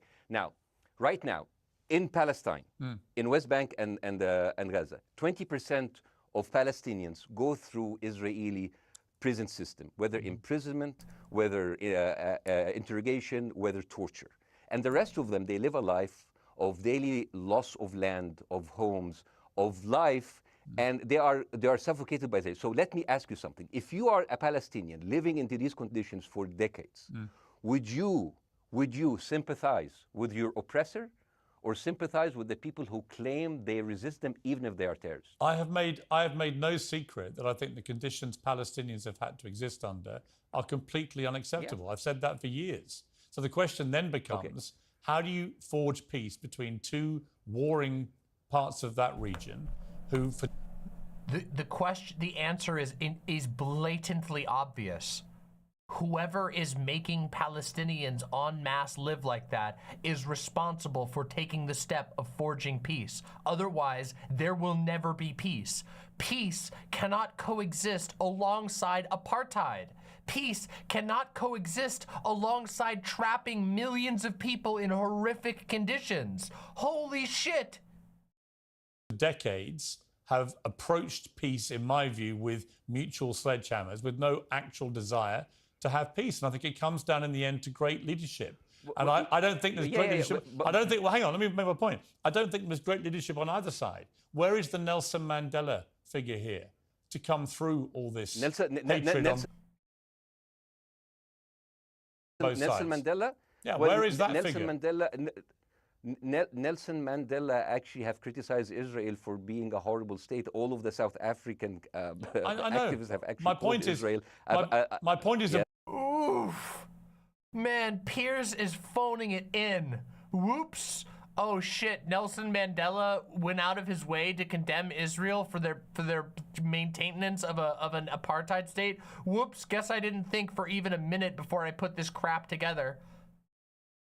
The reason why people like Piers Morgan can lie and phone it in so hard, I want you to think about what the life of Piers Morgan is like, okay? This man lives a life of luxury. He has an entire team that writes everything for him. All he has to do, his only job in life is to, when he's on the spot, deflect back to his talking points, which have been created for him. His makeup is done for him. His lighting is done for him. His show goes live when it's done. He doesn't have to think about a single fucking thing in his entire life. And even his one job, he can't do it well. And you wonder why the only people who watch this shit are, like Gazans, people who are trapped in a prison. About how he responded to a country that was so divided is a template for how you get to peace, isn't it? I haven't met Nelson Mandela, so I wouldn't know. But there's a point. There's a very important point here. You know, I want to understand what is the logic of Israel carpet bombing Gaza. I mean, if there's a logic, if it is a good, if this will make Israel safe, I want to hear the logic. So if they continue bombing, what are they hoping to achieve? Well, I think we know what their stated aim is. Their stated aim is to eradicate and wipe out Hamas. They believe Hamas are living predominantly in northern Gaza. They also are aware they're living amongst civilians. So it's an incredibly difficult thing. As I said in my monologue, you know, it is very, very difficult to see how they do this without massive collateral damage. So if I can understand this correctly, basically Israel is doing this to pressure the Palestinian community in Gaza to turn against Hamas. Is that right? I'm sure that's part of it, yes. That's part of it. So this is exactly what terrorist organizations do, because terrorist organizations will have no chance beating a whole nation in battle. So they terrorize and they kill the civilians in order to spread fear and terror so they can turn against their government to change their policy or to resign. The slam dunk. The slam dunk. You have just compared Israel with ISIS. No, I haven't. I don't see any comparison between It's Israel going to be the headlines tomorrow. Piers Morgan, Israel is ISIS. Only amongst people who weren't listening. The comparison, which is more apposite, is ISIS and Hamas. They are both nihilistic terror groups intent on killing as many Jewish people and others as they can possibly kill. And you can't get peace with people like that. Absolutely. You know what? I'm going to do something that nobody done on your television. You know what I'm going to do on your episode? I'm going to pretend that I'm an Israeli citizen. I'm going to put myself in the place of an Israeli settler in the kibbutz. And I want to speak to my Prime Minister, Benjamin Netanyahu. Mr. Benjamin Netanyahu, I have voted for you because you have promised us peace and prosperity and security. On the 7th of October, those son of bitches Hamas, they went into the fence that is regularly heavily guarded. Usually if there's like a dove that comes close to it, it will be shot. Those people went in and they went for 6 hours before IDF forces was deployed, killing our friends, our families, kidnapping our grandmothers and babies, and went in. I want to ask you, Mr. Prime Minister, after you have fractured the Israeli community and you have fucked our courts, our Supreme Courts, what are you doing with the money being given to you, to the United States? Also, you are carpet bombing Gaza with absolutely no regard to our hostages, our people. I heard a rumor in the kibbutz that you're doing that you let that happen as an excuse to carpet bomb Gaza, so you push them into Sinai. And I didn't believe it. It's like, not my Prime Minister, he can never do that. And then I watched an interview for Danny Ayalon. He was your chief advisor. He was also the Israeli ambassador to the United States. And you know what he said, Mr. Prime Minister? He said that the solution for those Palestinians is to go into a vast land of Sinai and live into tent cities temporarily, temporarily, wink wink, until we build Gaza again, and then we invite you back. يعني عبط احنا بقى. يعني فاهمني؟ We've seen this movie before. So يعني, and when I saw this, I couldn't explain to my fellows in the kibbutz, how come our Israeli government is trading human lives for another piece of land? So as an Israeli citizen, I need to hold my Israeli government accountable. And as an American citizen, I want to know all of these money that we are giving to Israel. We're giving them $4 billion every year. Joe Biden said it's the best investment America ever done. Well, if I am in the place of Joe Biden, I would say, sorry, don't speak. I would say, if I was Joe Biden, I would go down and whisper in the ears of Netanyahu and tell them, I hate bad investments. They haunt me, you know, like Littlefinger in Game of Thrones. But the thing is, this is the problem. Israel always victimizes itself, and I have never seen a victim putting their oppressor under siege and bombing them 24/7. Israel wants you to believe that they are the victim. Dealing with Israel is so difficult. It's like being in a relationship with a narcissistic psychopath. He fucks you up, and then he makes you think it's your fault. All right, you look at Israel as Superman, but they're really Homelander. Wallahi, they are like... Oh! Holy moly! Oh! Oh my God! Running circles around Piers Morgan. They are shooting Bassem, I want to fish say in a one barrel, thing. and they are annoyed with the splashes. Bassem, I want to say two things. One, if you could just slightly manage your language. We are uncensored, but if you keep swearing, I'm very sorry. We have to apologise to viewers who may be offended by that. I apologize. Cucked! Cucked! Ow. Piers Morgan uncensored, but not the swear words that'll upset our grannies. You see what I mean? Because if they leave the swears in, then the people in the nursing home will get mad and they'll yell at the caretakers to change the channel, and we'll lose our viewership. So don't swear. Don't swear, because it'll make the grannies mad. They don't have control of the controller themselves, but they'll yell at their caretakers. I understand passions run high, so let's not get too bogged down about the old swear I word. apologize to the viewers. I apologize to the viewers for my language. My second question is this: after the sight of dead civilians. After the break, we have the managing director of the Daily Wire, which is Ben Shapiro's company. We were going to interview him on his own, but he's happy to come on and talk with you directly if you are prepared to stay. Well, of course, I can stay, but again, I am in a disadvantage. He just apologized for swearing. He immediately swears loudly into the mic. Fuck! Fuck! And I would like to have my space to respond. Okay, we'll come back after the break. Because here's the thing. There's two things we've got to go to a break. All right. When we come back from the break, it'll be you and Jeremy Boring from the Daily Wire.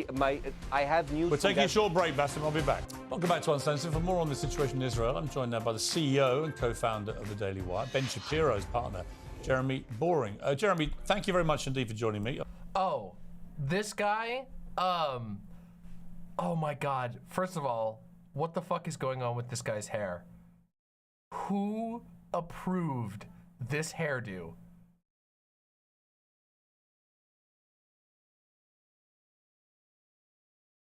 It looks like it's made out of melted plastic.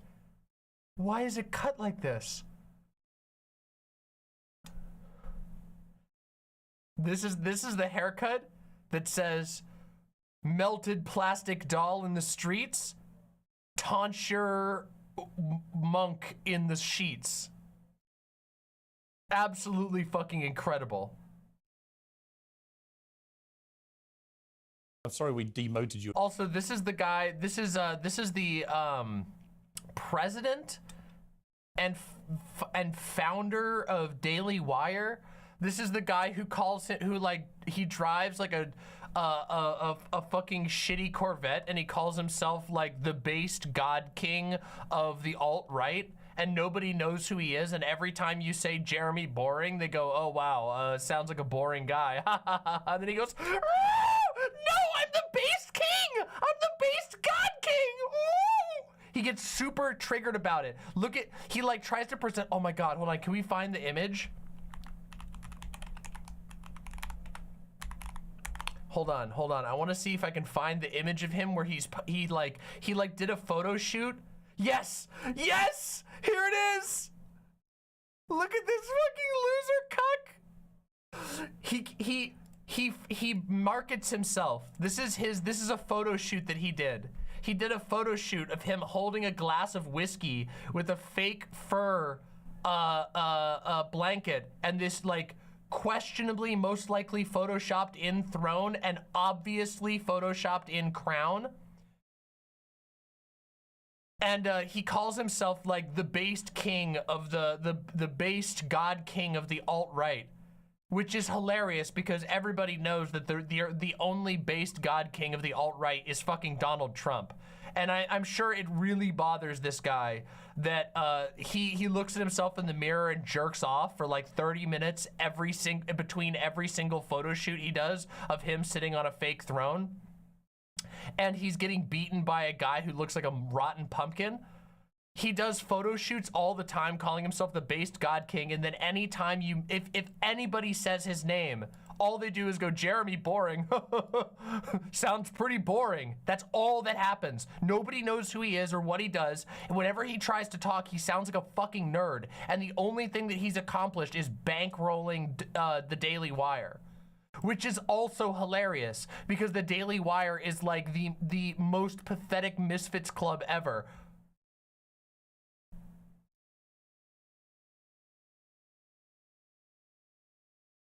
He has a chocolate ad. Okay, I'm sorry. Let's watch his. Oh, here we go. Perfect. Let's see him. Let's see it. International Women's Day is upon us again, and I love an international. Ah, my favorite thing when I'm the based king of the world, but I can't hire someone to balance my audio on my commercial. All I can do is buy a pre-made nice-looking jacket. Day is upon us again, and I love an international woman. But our friends over at Hershey's, they don't even know what a woman is. They've hired a... Oh my God! Oh my God, did you see that? It's the human chamber pot! It's the Bandit King's boy pussy hole! It's him! Michael Knowles! Look at him, he's so good, he's ready to get pissed on! It's incredible! Look at him standing there, he's like, yes, me lord! Based king, please piss in my mouth! I'm ready, my lord! I'm not gay. They've hired a biological male to be the spokesperson for their Women's Day campaign. And they're calling... Zero charisma. Calling that campaign, and I swear I'm not making this up, Her-she. Her-she. It's humiliating. And it's... The base king, by the way. Oh my God, guys. Did you hear Hershey's? Hershey's chocolate? They hired a man and they called it Hershey? Can you believe it? I'm the based king. I can't believe it, and I'm the based king of the alt-right. I'm so based. the reason that I'm launching Jeremy's chocolate. We have two kinds. She, her, and he. Oh my God, I didn't even realize it. I didn't even realize it. This is, what's her name? What's her name? It's, Ben Shapiro. The Bennifer Shapiro. Brett Cooper. Holy shit. Brett Cooper is fucking mogging him. Brett Cooper is like a solid 4 inches taller than him. It is, it's her. Oh, this is so, what a treat.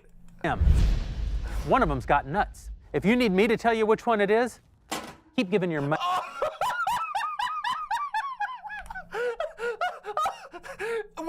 When the base king gives you his nuts. One of them's got nuts. If you need me. I can't even do it. This is insane. I can't even believe it. Me to tell you which one it is, keep giving your. Oh my God. Thank you, my lord. May I have another lick of your nuts? Money to Hershey's. But if you're tired of giving your money to woke corporate. Brett Cooper's over here like, if this shoot goes on for 5 more minutes, I'm demanding overtime. Listen, I find Brett Cooper's platform to be repugnant, but one thing about Brett Cooper is it could not be more obvious that she's in it for the money and nothing else. And in 4 years' time, I would be willing, I've already made this gamble that it will be like somewhere in the ballpark of 3 to 5 years that she's going to defect and do like a tell-all story about working at the Daily Wire for a fuckload of money. It could be like the only thing that she has any passion for is the ad reads, and it is so obvious. Look at this face. If I don't get written a check for $10,000 the next 10 minutes, I am literally walking off this stupid ass shit at this stupid ass set. Corporations that hate you, and you're looking for a delicious chocolate bar from a company that actually wants your business, head over to IHateHershey's.com and oh, how cucked. Order Jeremy's chocolate today. that is so off topic, but also the funniest thing I've ever seen in my entire life.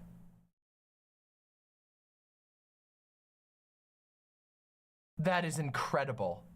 Genuinely incredible. Thank you so much. By the way, now you know who Jeremy Boring is.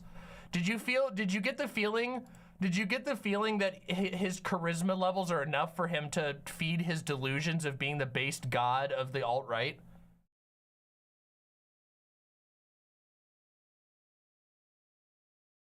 Earlier to Mir MD, you are the CEO and co-founder. You know Ben Shapiro better than anyone, really. I did a big interview with Ben, obviously, the other night, which went around the world. This is the key. This is the key. Look, he's wearing a key around his neck. That's the key to his Discord kitten's heart. And has sparked a big reaction, including from our guest, Bassem Youssef, who's still with us. First of all, you've been listening to Bassem and what he's been saying. What's your response? Well, first of all, I make it a point not to speak for Ben Shapiro. He's got a 20 IQ points on me and speaks for a living professionally, so he's much better prepared to defend himself. But as his business partner, as his best friend, I Listen to that kingly voice. I'll have you know I'm the king of the alt-right. If you don't listen to me, I'll sick Ben Shapiro on you. And my good advisor Ben Shapiro has a whole 20 IQ points on me. Pay homage to the king, my good sirs. I do feel like I have to respond to the things that Bassem was just saying. First of all, the question of how many sons of bitches have to be killed in order to end this conflict, I suppose that the answer is as many of them as it takes. That doesn't mean that I or Ben or any decent person in their right mind is... Wait, the key is... Oh my God. Introducing Bent Key, the next generation of kids' entertainment. Dude, holy shit. Oh, dude, I made a joke about it being about his Discord kitten, but it's actually even worse. He's like, I'm the base god and I know the future is in children's entertainment. I know we need to get our fingers into the children's minds early as possible. Holy moly.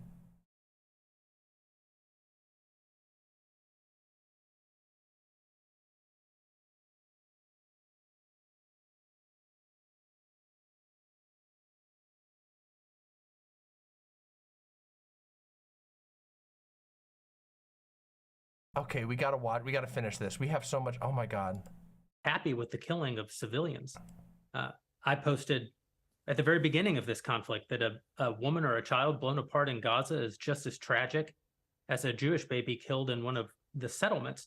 That doesn't mean that Israel's actions and the actions of Hamas are morally equivalent. You know, the tragedy is the tragedy. I said that a death is a death, but that doesn't mean that they're morally equivalent. What? Bruh. Tragedy. But the moral equivalency is nonsense. If you entered Israel with the express purpose of targeting and murdering civilians with your own hands in cold blood, that is not comparable to Israel bombing targets in the Gaza Strip and killing civilians as a terrible, tragic consequence. War is terrible. War is an... Are you fucking crazy, man? Just, again, only people who are forced to watch this garbage actually watch it, except for me, apparently. And I'm watching it because it's extremely funny and I have a penchant for suffering. Awful thing. That's why decent people don't lightly engage in war and why Hamas should not have incited. Oh, hey, Sock Done Left, and hello, Staroxvia. I hope you're all doing well. It's good to see you both as we delve into further suffering. This war. You know, we can talk about the history of the Israeli conflict. I'm not a professional political commentator. I'm a CEO. I'm a screenwriter, and I'm... Oh, yeah? What did you screenwrite? Hold on. I want to see what Jeremy Boring wrote. Oh man, that is just like him. I'm an artist, you see. Oh, he wrote What is a Woman?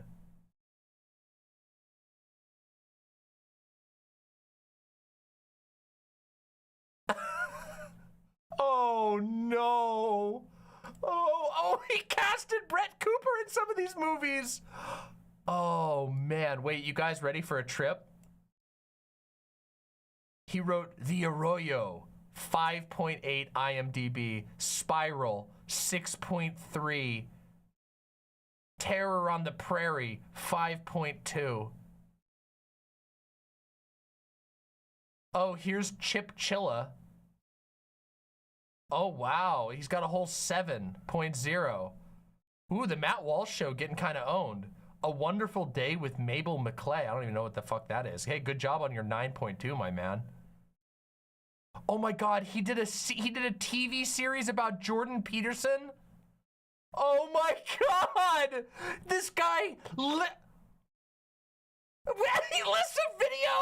He lists him on his IMDb. He lists his video in which the 10-minute video in which he makes an offer to Steven Crowder as one of his filmography. Dude, what a fraud.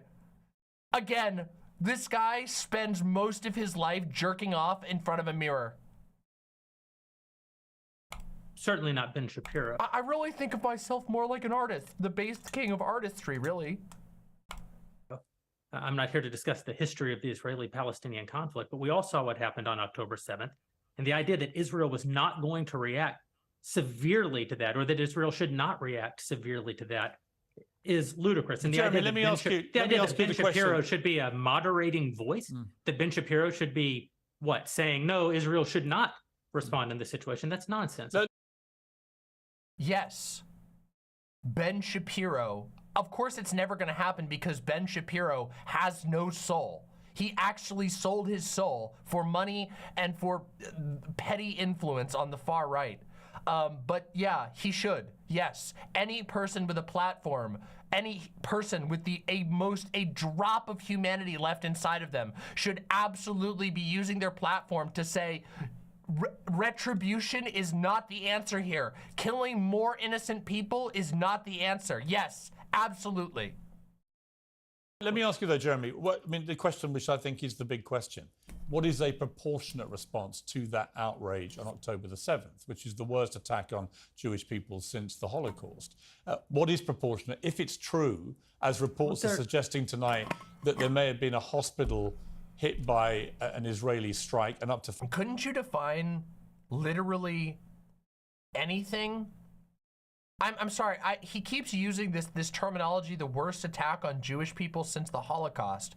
But if you're using that, I mean, the Holocaust, like, was a mass genocide of Jewish people. Like, I feel like that, like, that leaves a lot of room. Like, one Jewish person getting killed a day after the Holocaust would be the worst violence done to Jewish people since the Holocaust. It's a very weird wording. They're ripping off Bluey.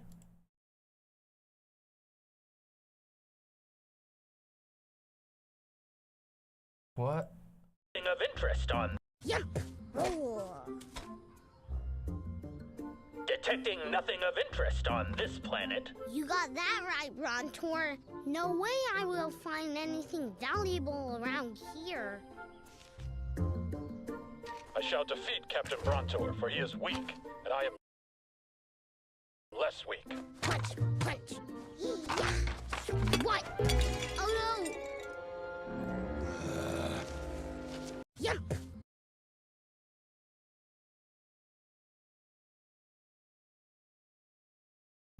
500 people or more have died. That would seem to me, if that is verified, and it's not verified yet, we don't know exactly what has happened. Oh, the toy was voiced by Matt Walsh? Wow, you're telling me this now for the first time. I can't believe it. I really can't believe it. You're telling me that the guy who was like, hello, I am stronger than you. This is my first voice acting job I have ever had. You're telling me that wasn't like immediately identifiable as Matt Walsh? other than there's been a hit on this hospital. But if that is verified to have been an Israeli strike, that will strike many people. Remember that time when Matt Walsh said that that he violates his kids' consent all the time? Remember that time when Matt Walsh said that 16-year-olds is like the ideal? What was the wording? What was the exact wording that he used where he was talking about marrying 16-year-olds? Yeah, remember that? That was an interesting time. I think Matt Walsh is a really good person to be putting in the position of being on a kids show. People as disproportionate. Certainly. Well, first of all, I don't know what a proportionate response is or why we would want it. I suppose a proportionate response would be for 3,000 Israelis to go through the fence, gun down innocent Palestinian women and children, burn their bodies, burn them alive, take hostages, rape their women.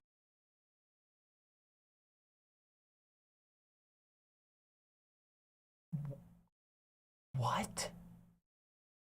Literally just an eye for an eye logic.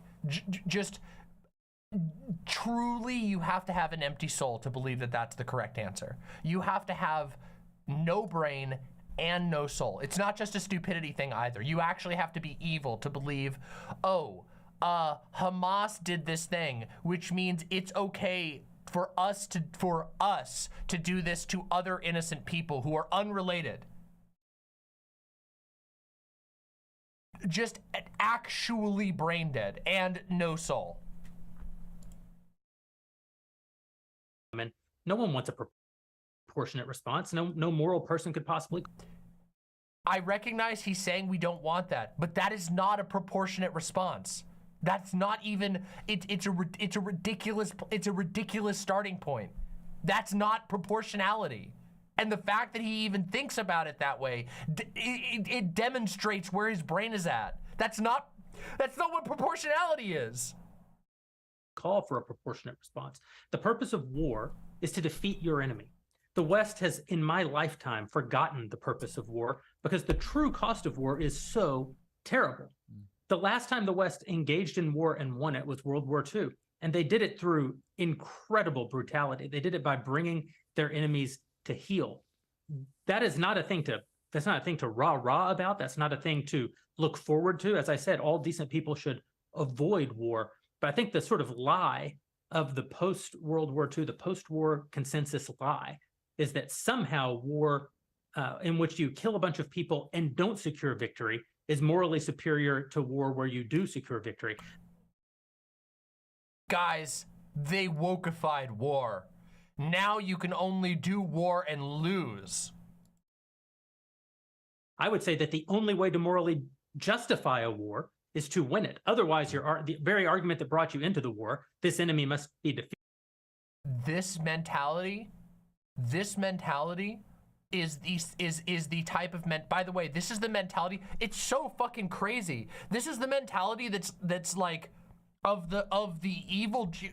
Who here watched All Quiet on the Western Front? Anybody here watch that? Remember in All Quiet on the Western Front, there's the German general who 11 minutes before the treaty is going to be signed, sends his troops in to kill as many French people as possible. That is the exact mentality that we're seeing here. The mentality that no, there is never a time to give up. You must win the war, otherwise the war was wasted. That's insane. Oh my God, this guy's fucking insane. Why am I pausing for this? I have to remember, Jeremy Boring is not only boring, but also insane. Defeated ends up being proven a lie. I mean, Afghanistan, I think America had every right to go into Afghanistan. The Taliban was harboring Osama bin Laden and Al-Qaeda. Al-Qaeda flew planes into buildings in the United States, killed thousands of our citizens, brought the nation into untold agony, pain, and horror. America had every right morally to go in and destroy the Taliban and destroy Al-Qaeda. Yeah, but I would argue, but the Taliban now rules in Afghanistan. The war was not won. But that's my point, actually. I've done a column about this tonight for The Sun here in the UK, which is I was editor of a newspaper when the Iraq War happened. I opposed it very aggressively as the editor of the paper.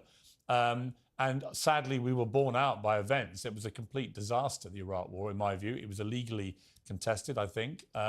And the consequences were appalling in terms of loss of life, 1 million people, in terms of ISIS being allowed to breed and create their merry hell around the world, in terms of complete dismantlement of Iraq itself as a functioning country. And I think Afghanistan, again, 20 years of attacking an enemy, which is now running the country again, seemed to me, again, to be kind of pointless. And I do wonder whether Israel, in its blind fury, which I completely understand, has thought through the consequences of actually launching a full air, ground and sea offensive into Gaza as to actually what happens at the end of that. Well, I suppose Israel wasn't really given the opportunity to fully contemplate what the consequences of that action might be, because Israel didn't instigate this war. This war was instigated by a horrible terrorist attack on Israel. Dude. A state is put in a position where it has to respond. Now, one might argue that the very fact that Israel has yet to actually launch their ground invasion means that they are actually making a calculation about what the cost will be. No, it's because they've been discouraged by literally every other nation on the planet. That's the only thing. There's been just enough resistance to a ground invasion, just enough, that it's delayed it. And they haven't called it off. They've just delayed it. That's it. Be what victory looks like. Any rational person, any decent person can engage in a conversation about what is the appropriate response for Israel. Of course they can. But this sort of moral equivalency thing, I don't think is a sign of decency to engage in a conversation about moral equivalency. Let me bring Bassem back in. You've been listening to this, Bassem. What's your response to what Jeremy's been saying? I'm sorry, I didn't catch the gentleman's name. It's Jeremy Boring. He's the chief executive of the Daily Wire and co-founder with Ben Shapiro of the Daily Wire. Hi, Jeremy. Please say hello to Ben Shapiro, and please tell him that I do think he is the smartest person to ever walk the earth. Thank you so much. So, as response to Jeremy. Oh, he's getting pouty. Oh. You dare didn't listen. You weren't listening when the God King was talking. I agree with everything you said. I mean, what is disproportionate? I mean, he just used the examples from Second World War and America, showing that civilian casualty is, I mean, I heard his voice. He was very sad, and as he was telling us, it is so inevitable to kill so many civilians because it's something that we cannot avoid. I hear the sadness in his voice, and I know that it's a very difficult decision to kill all of these civilians because that's for a higher cause, and I understand. But my question, I have two questions. The question is, how can you justify the killing in the West Bank where Hamas does not exist? And if the disproportionate response during over all of these years have actually worked, what will be new this time that did not happen before? I just want to. That was my question. Okay, that Bassem, was my question. I'm gonna. Okay. So now, if I ask the question, can I say something on my side? Well, a little bit personal? Bassem, with respect, a little bit personal. Bassem, with respect, I gave you half the show to have your side. Jeremy's had a lot less time. I'm going to have to. You want move me on. to leave? Bassem, or do you want me to stay? I'm going to have to let you go because we've been on there with you for 40 minutes. Okay. Now. Bye-bye. Right? But listen. Bye-bye. I would like to talk to you again, Bye-bye. and thank you for joining the program. I appreciate it. Oh, bye. It wasn't even 40 minutes, by the way. The entire interview is 32. By the way, my wife's family is all right, and they sent us a house. It's bombed. It's beautiful. It's going to be a good like Halloween theme. So well, I'm very sorry for what your family are going through in Gaza, and I mean that very sincerely. By the way, I don't know. I don't know I don't know him. By the way, I haven't actually met them.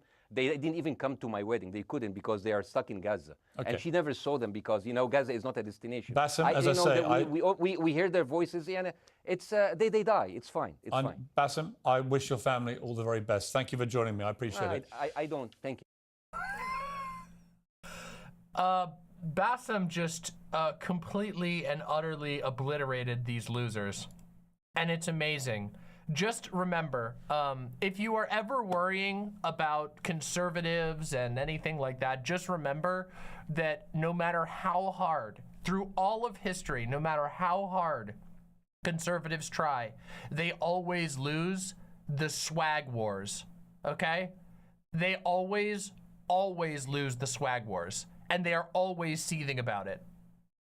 to the degree that they have to portray completely deranged, fictionalized versions of themselves, like photoshopping themselves on sitting on a throne and making their employees at their company dress up in funny costumes so that they can make themselves look like the base king of the alt-right while they have their weird bent key kid show reference and talk about how they don't care about civilians dying. Yeah, they always lose the swag war, and it's always incredible. 8D5D2D Derek says, Bassem Youssef reminds me of Jon Stewart in his prime back in the Iraq war years. Yeah, he had that type of energy, didn't he? It was impressive. Honestly, it was really impressive. That was fantastic. Anyway, if you enjoyed this segment, make sure that you hit subscribe down below. I would absolutely love to have you as one of my imps. And of course, if you have any thoughts, please leave them in the comments below. Thank you for watching. Damn, that was really good.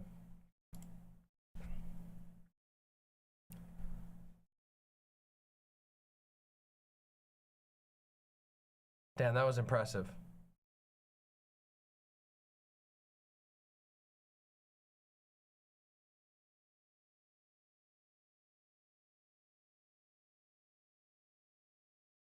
They're making a remake of Snow White with Brett Cooper as Snow White. Oh, dude. Oh no, this is a joke. This is a joke.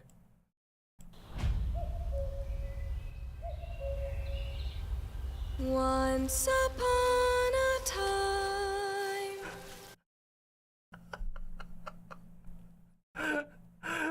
Is this gonna be like when Abby Shapiro wrote the cum song?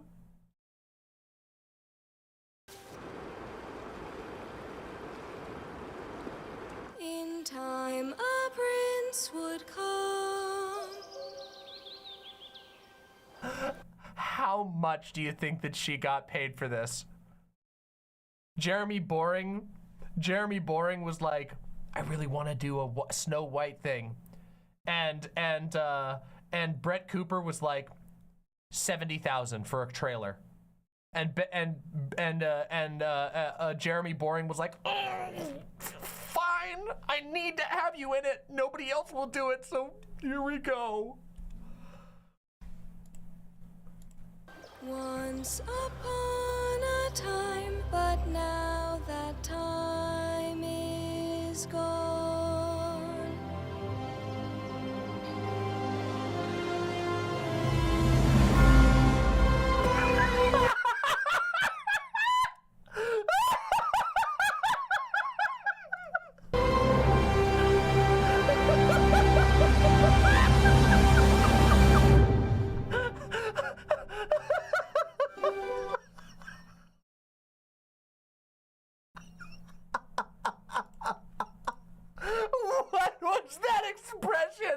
I'm so sorry.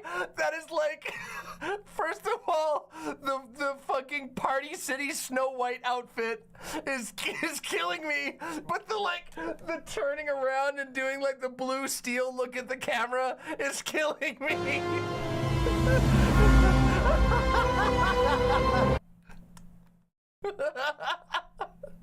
Hold on, everybody.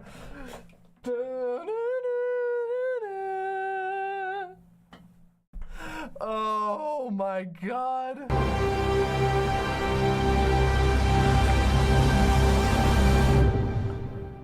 That is incredible. That is incredible. Absolutely amazing. Absolutely incredible.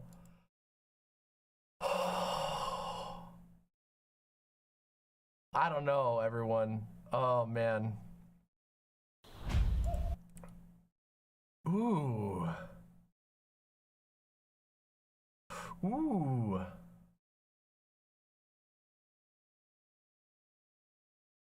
Okay, but the fact this looks 1 billion times better than what Disney could come up with? It's a 50-second trailer, and 90% of it is literally just wild animal footage. It's all B-roll. Almost the entire thing is B-roll.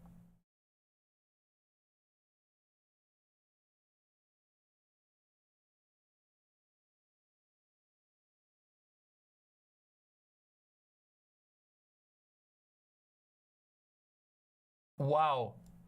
When you're definitely not racist. Lips red as the rose, hair black as ebony, skin white as snow. Thank you, Brett Cooper. That's the Snow White we remember. Woof. Disney must be quaking in their boots. Tears came to my eyes seeing Brett in a princess dress. Me too. Yeah, me too. You're right. I got tears in my eyes too. Oh man.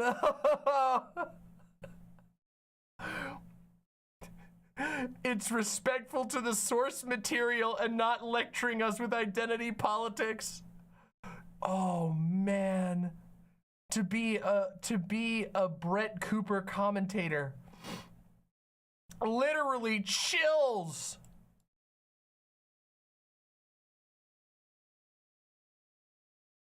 People are getting tired of agendas shoving down their throats. I personally feel the need to go back to everything classical and beautiful. And I'm so happy to see that more people feel like this. I don't even need to go to the cinema anymore.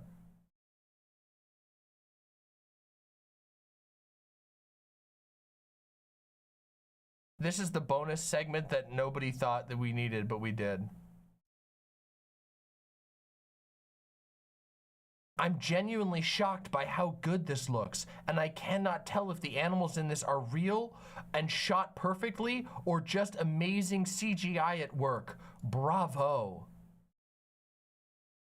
This is by a movie review channel.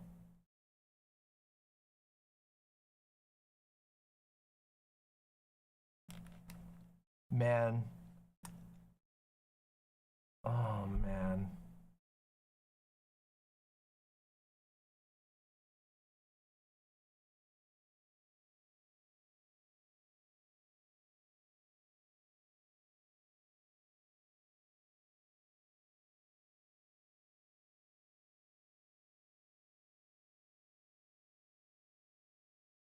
This is gonna be amazing. She actually looks like Snow White, Snowflake.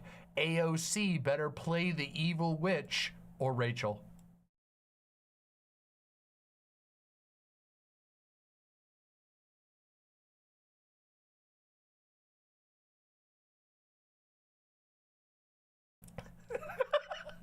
This actually looks good. The cinematography, the outfit, the vibes. The cinematography being literally stock animal B-roll. That cinematography. I know what that means. I know what words mean. I'm sorry, I gotta see if there's any other good ones. Can I just say, the production value looks to be on point in the trailer. I am terribly excited. The fauna shots made this look so good. Real animals. Disney won't even use real dogs anymore. Needless to say, Brett looks incredible. Can't wait to see more of it.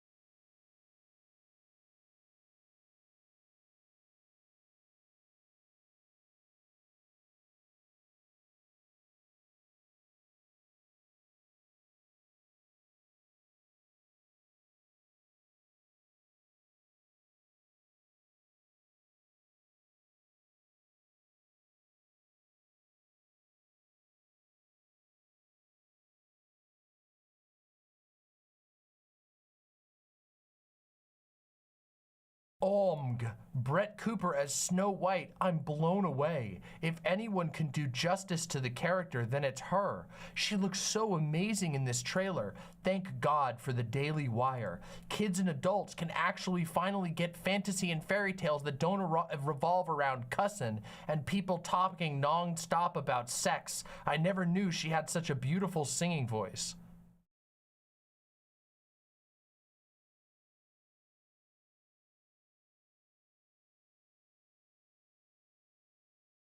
What fairy tale had cussing and sex in it? Also, one of the classic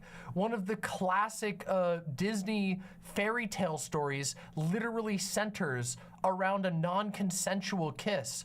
One of the other classic Disney fairy tales is about fucking Stockholm Syndrome. So, I'm sorry, what?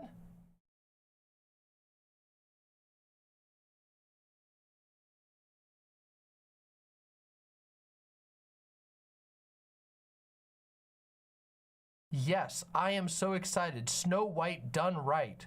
You have no idea how much this means to me. Snow White was the first movie my dad ever bought me. I was getting old and wondered when a good, clean adaptation would come along. Okay. I want you to think about, yeah, that's right. Get those susses up in chat. I want you to think about what that means. What a clean adaptation means in this context.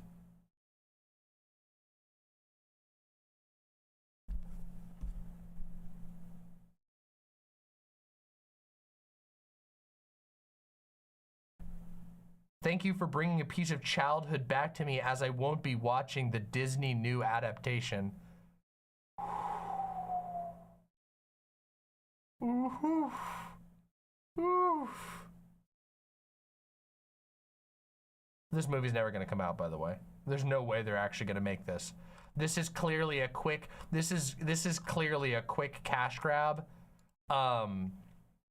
This is clearly a quick cash grab off the trailer. There's no fucking way that they're gonna make an entire movie with Brett Cooper as Snow White. There's no fucking way. I don't believe it.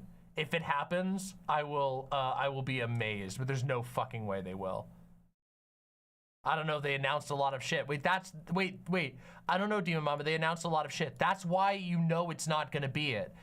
When a company comes out of nowhere and announces 900 new projects, they're only going to try and find out which ones have the most interest, and everything else will be canceled, if not literally everything being canceled.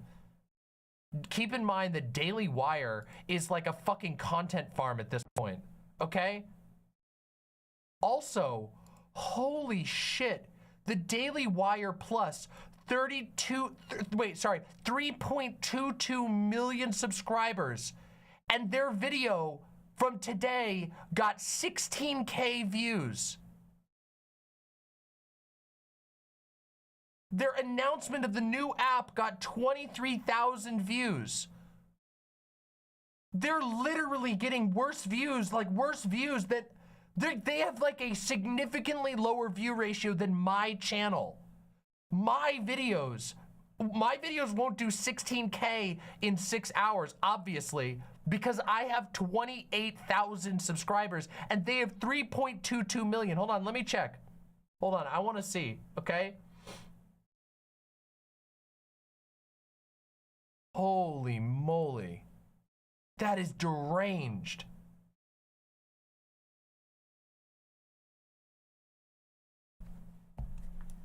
Hold on, I want to do a quick ratio, okay? 3,220,000. Okay, so hold on, we got to figure this out. So, they had 16K on there.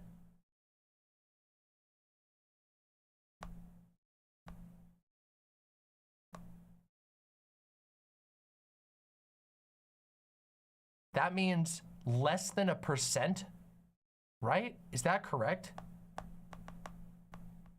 Of their viewers? Hold on. Less than 0.5% of their viewers actually checked in to watch that.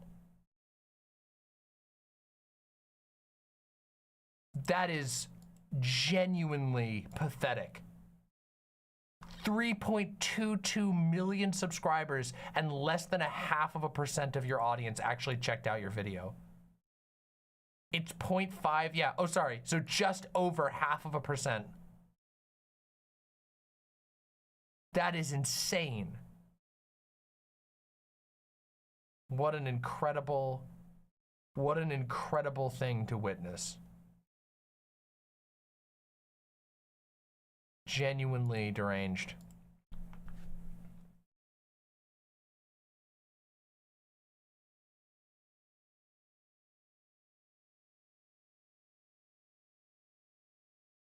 I don't think, oh, can I watch this though?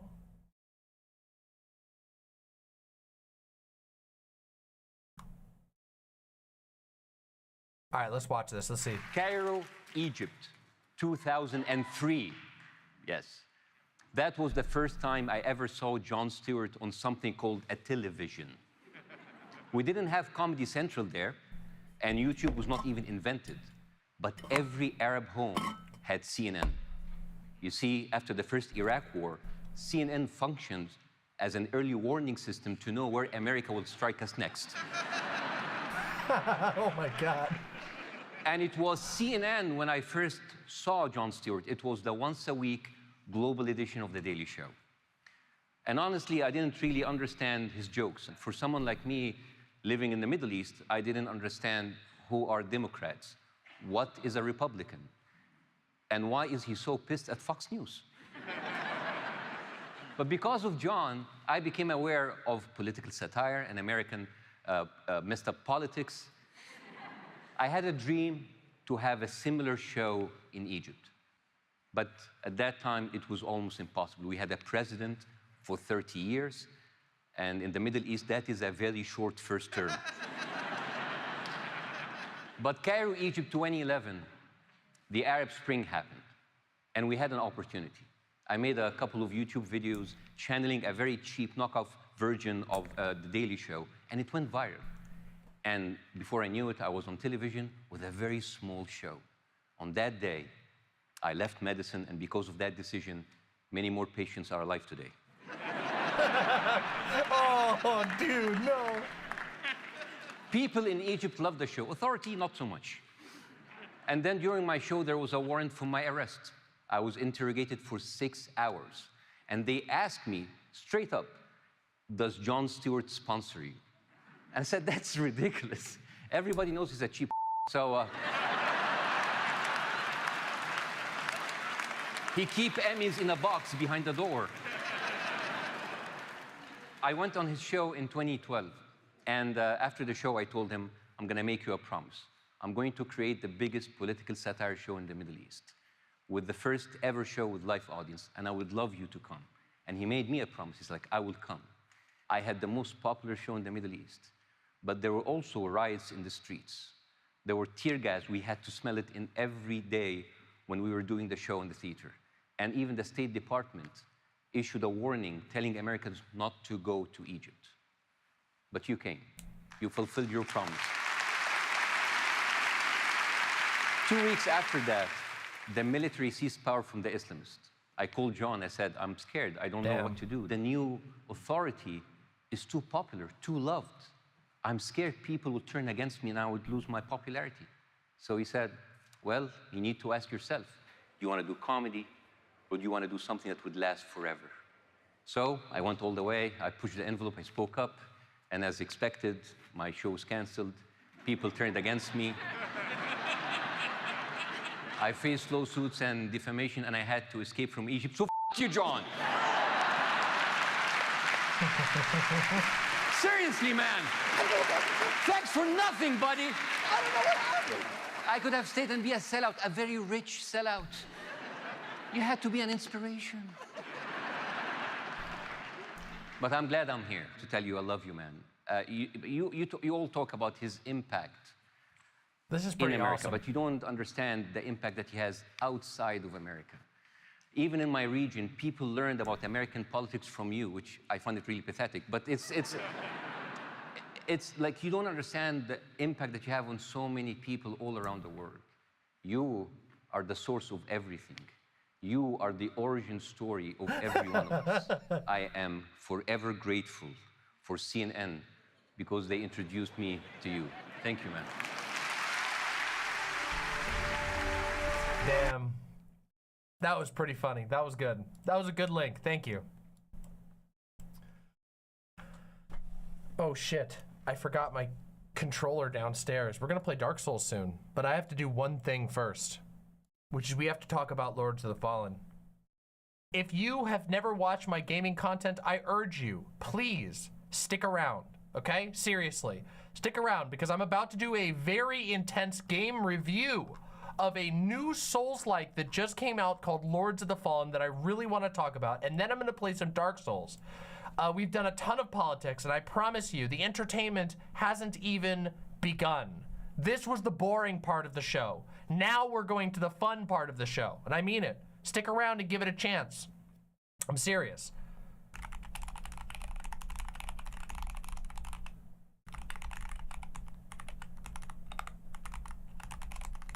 There we go. My face hurts from laughing. You're very welcome. You're very welcome. Okay. All right. My lovely, lovely imps. I need to talk to you about a game that just came out in 2014 called Lords of the Fallen. Just kidding. I'm talking about 2023 game that just came out called Lords of the Fallen. Now, oh, thank you. I'm just gonna restart that intro. Give me a second. Thank you. Welcome. Oh, also, will you refill my drinky? Thank you.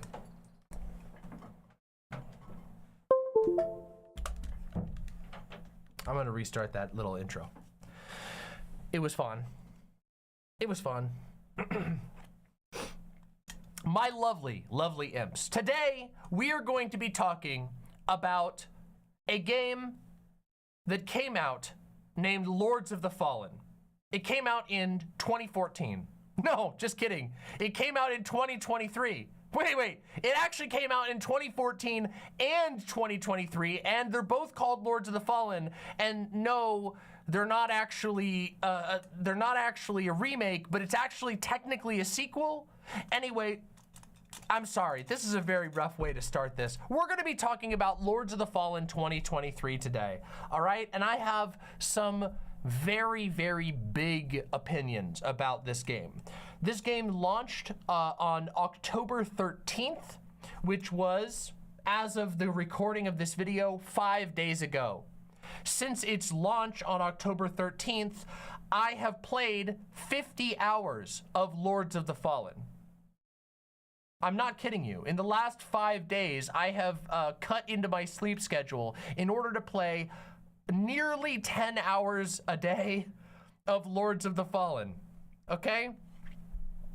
It really, on some days it was more like, 15 hours, and then the next day I only played 5, but still.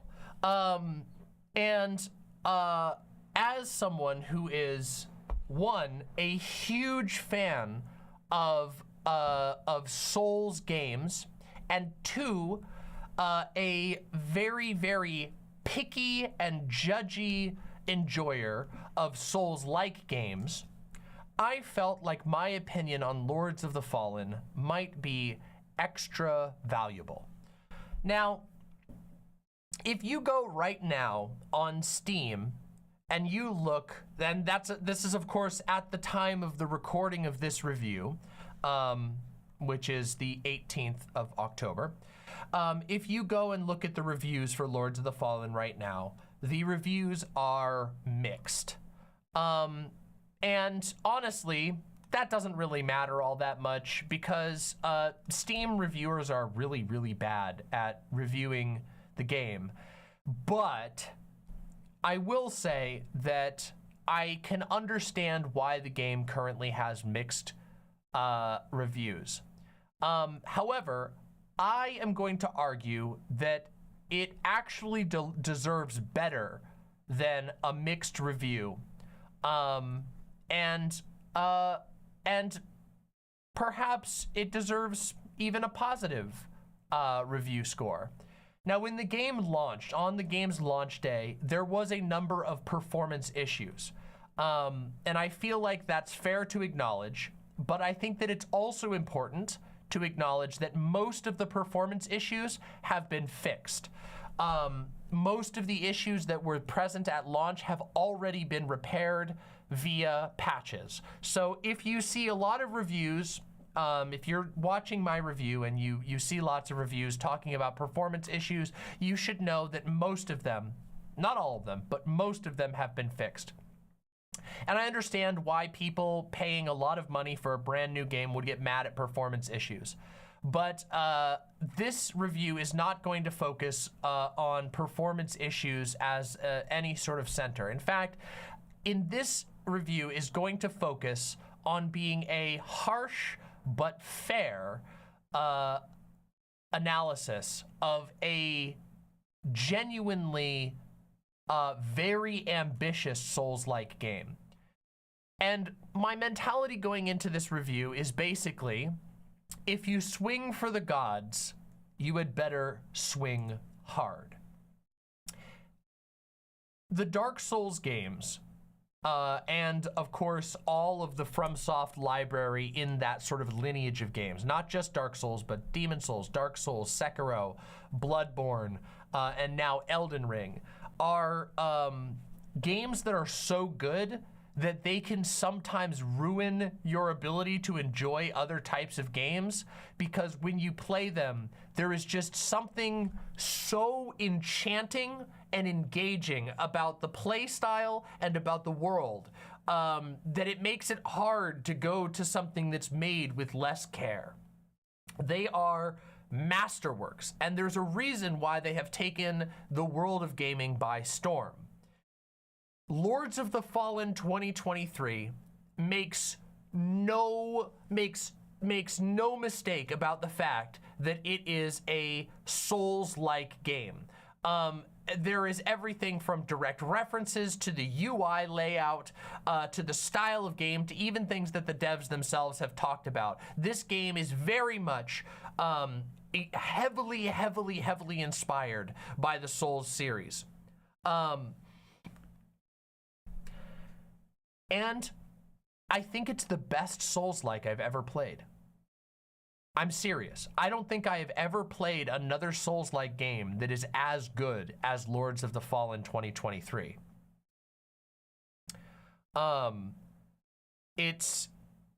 Many people will acknowledge, if you were into this stuff at the time, in 2014 when the first Lords of the Fallen game came out, it was basically one of the first Souls-like games. It was one of the first non-FromSoft games that tried to sort of imitate and build off of and iterate off of a lot of the concepts that were introduced by the Dark Souls series.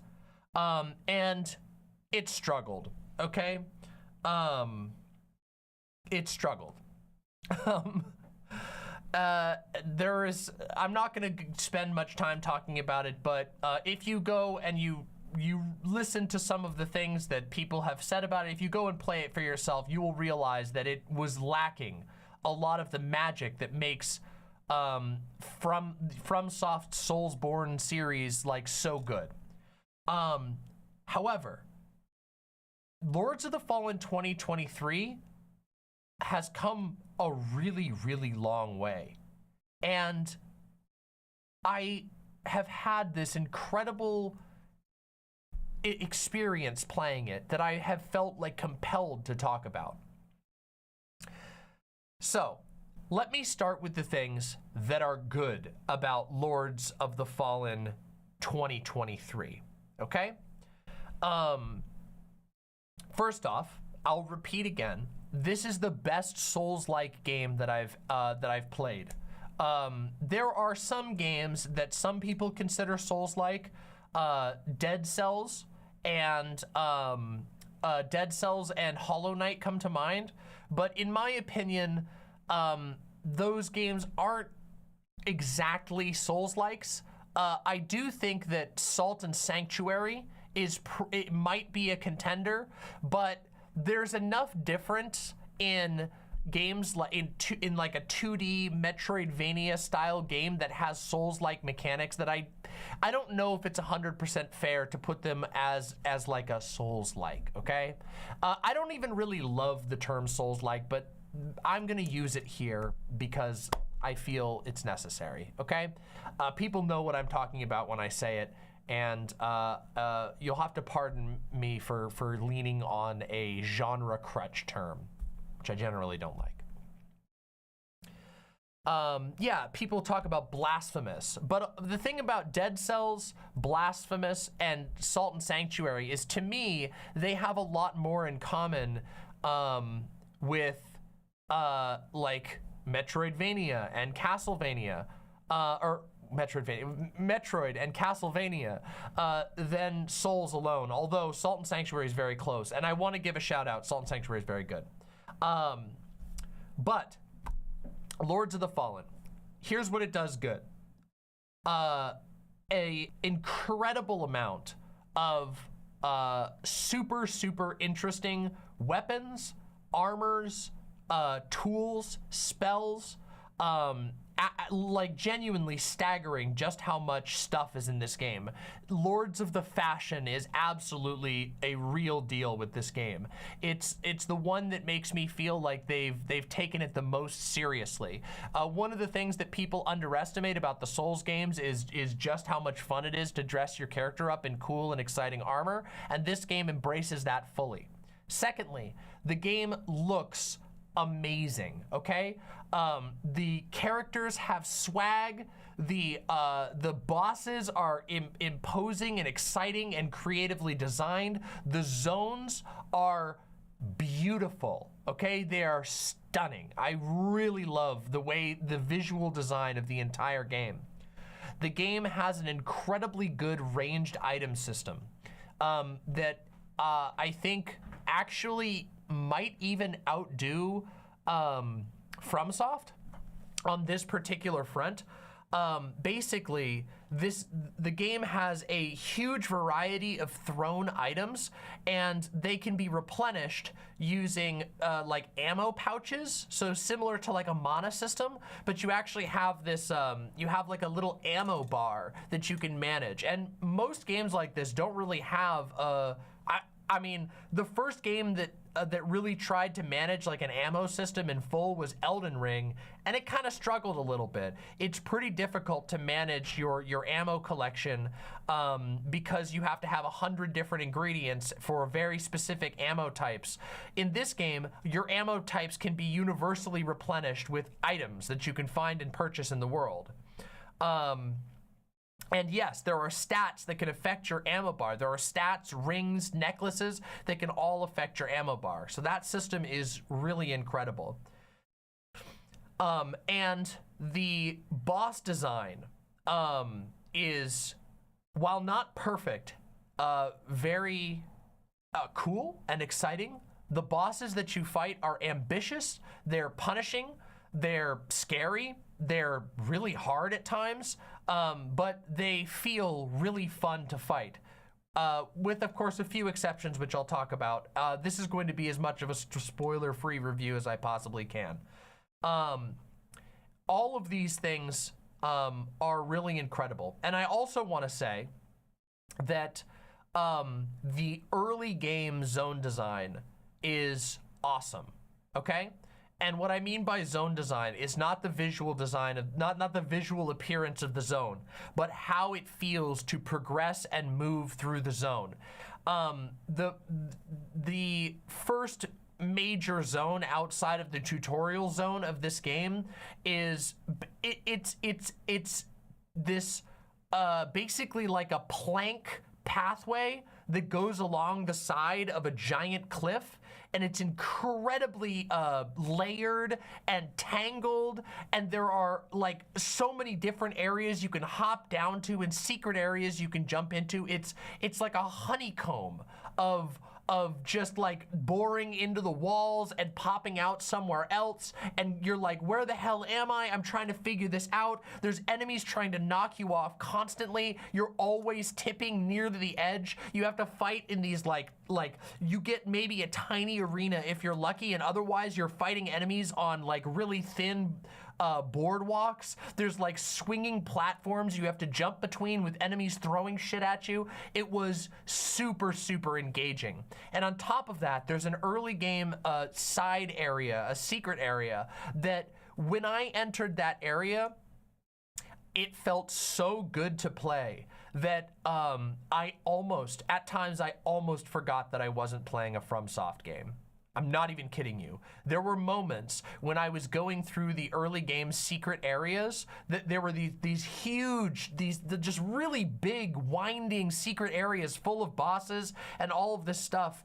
And I was just like, wow, this feels awesome. I'm having, and I was dying a ton. I was getting killed. I was getting my head smashed in. There was an enemy whose head was a bell, and he would ring his own head, and it would send out an explosion. And that guy must have killed me like 15 times. It was incredible, okay?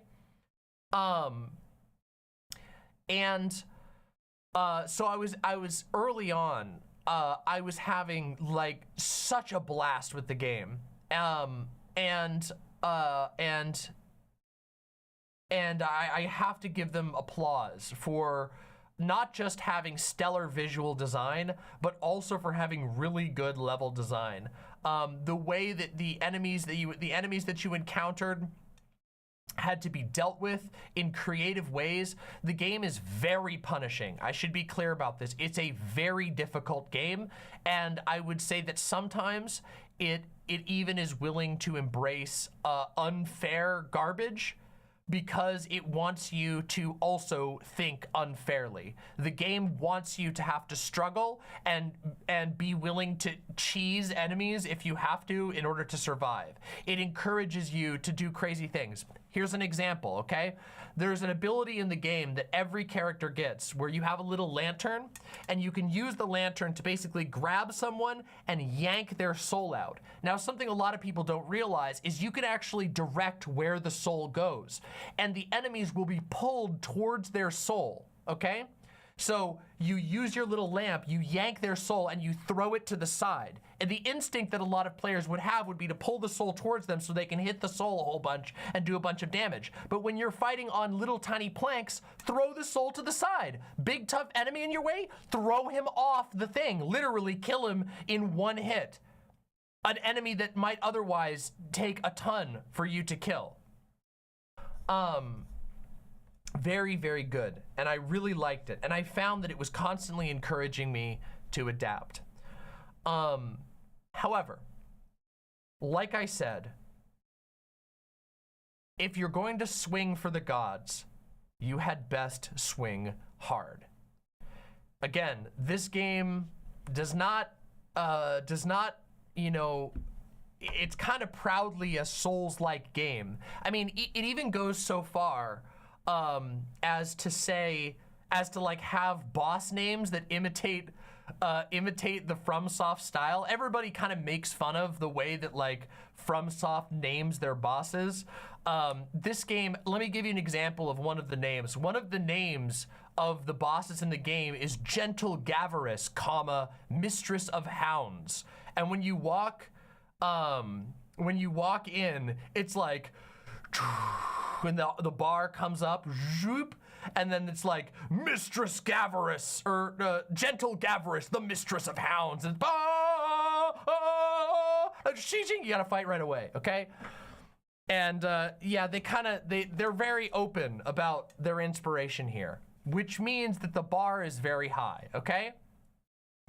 If you're going to try and do something that imitates these games that are, you know, all I'm saying is I'm gonna be harsh now because I have some really big critiques of the game, and they hurt my soul to make, because the truth is I've played 50 hours of this game in an obsessive tunneling spree that has like, it has grabbed me so hard. The game, like, oh my God, it grabbed me so hard. And I'm like, oh, I want to beat the next boss. God damn it, this boss has killed me 12 times. How do I get him? What do I need to do? Oh, I need to adapt in this way.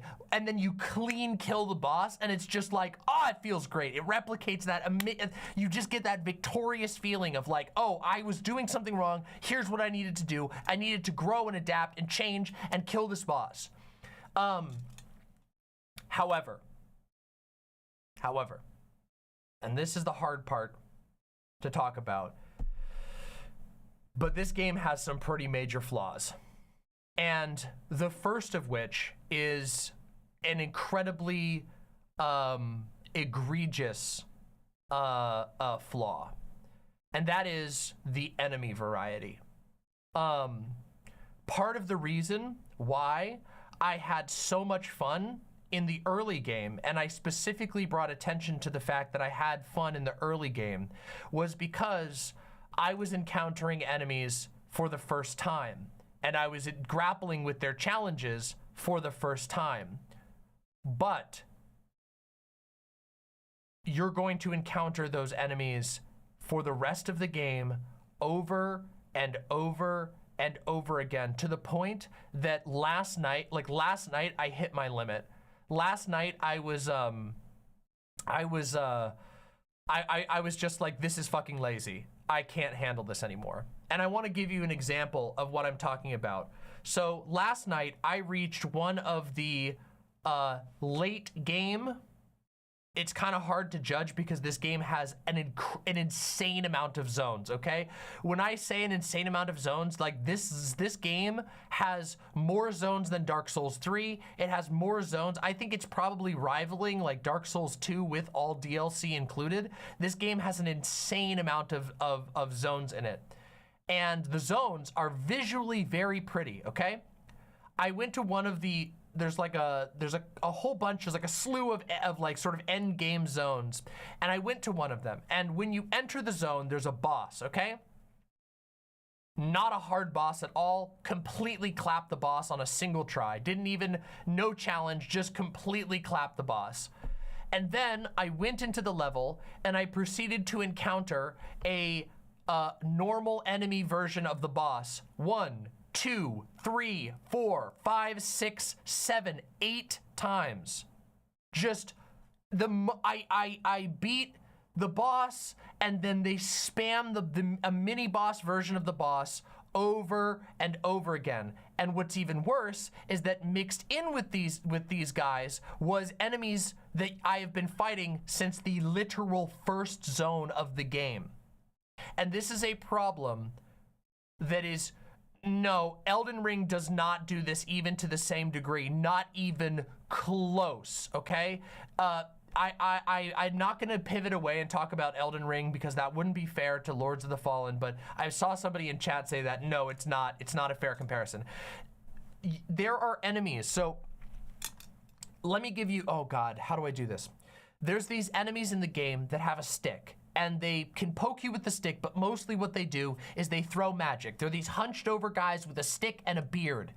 Throughout the game, there are blue, green, red, and a very cleverly disguised variant version of this enemy. I'm not even kidding you.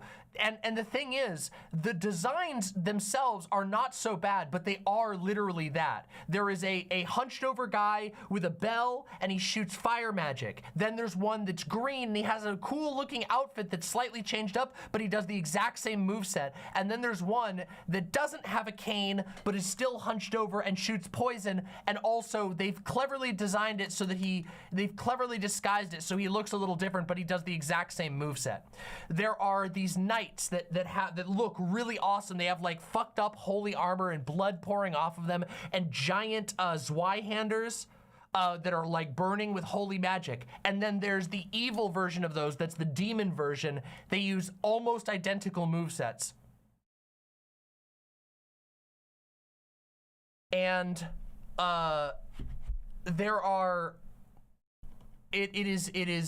there are, oh God, it's so ridiculous. There was, the enemy variety got so painful.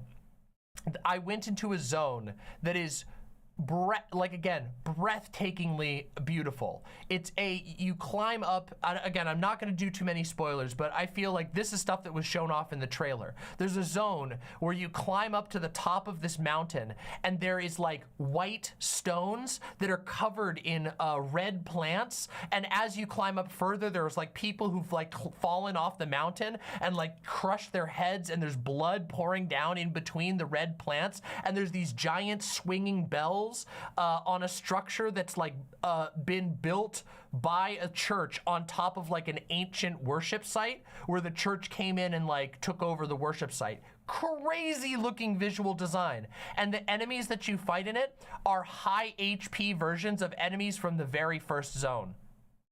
I'm not even kidding you. Just over and over and over again, the same enemies, same movesets, same everything, just more HP.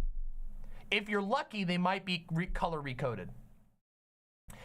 And it makes this, I've gotten to this point where I sort of was obsessively tunneling into this game just like I would with a Souls game where I'm like, wow, I'm excited. There's this cool item. Let me think about build crafting. How am I gonna craft my build? And then I get all my stuff together only to go into the next room and fight an enemy that looks identical to the enemy that I could kill in the first zone, but for some reason takes way more hits. It's really disappointing. And what it feels like is that old Bilbo line from Lord of the Rings. I feel stretched thin, Gandalf, like too little butter stretched across too much bread. You know that line? And I got that feeling so hard. I'm just like, why make all of these beautiful zones if you're going to just fill it with like meat sacks that look identical and play identical to the rest?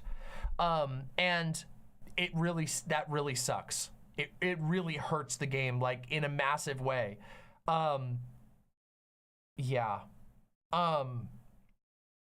Another problem. Okay, so that's the biggest, that's something, it genuinely has made me sad because the truth is that I've had, like, again, I've been doing the wiki hunting to find like cool stuff that I missed. I have co-opted through multiple zones with multiple people and found secrets with them that I didn't find on my own. And then when I left co-op, I went back to the zone and found the secret myself and got the cool items.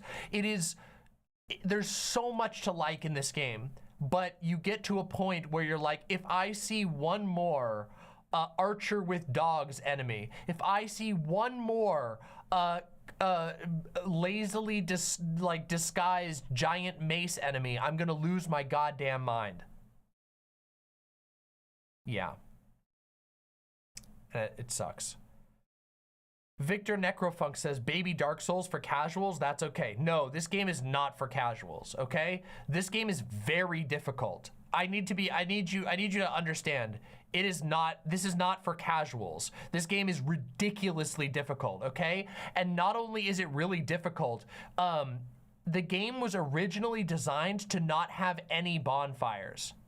I'm not kidding you. They in the New Game Plus, if you go into New Game Plus, it deletes all of the bonfires except for the central bonfire from the game. And you get an item that you can use to put up a temporary bonfire.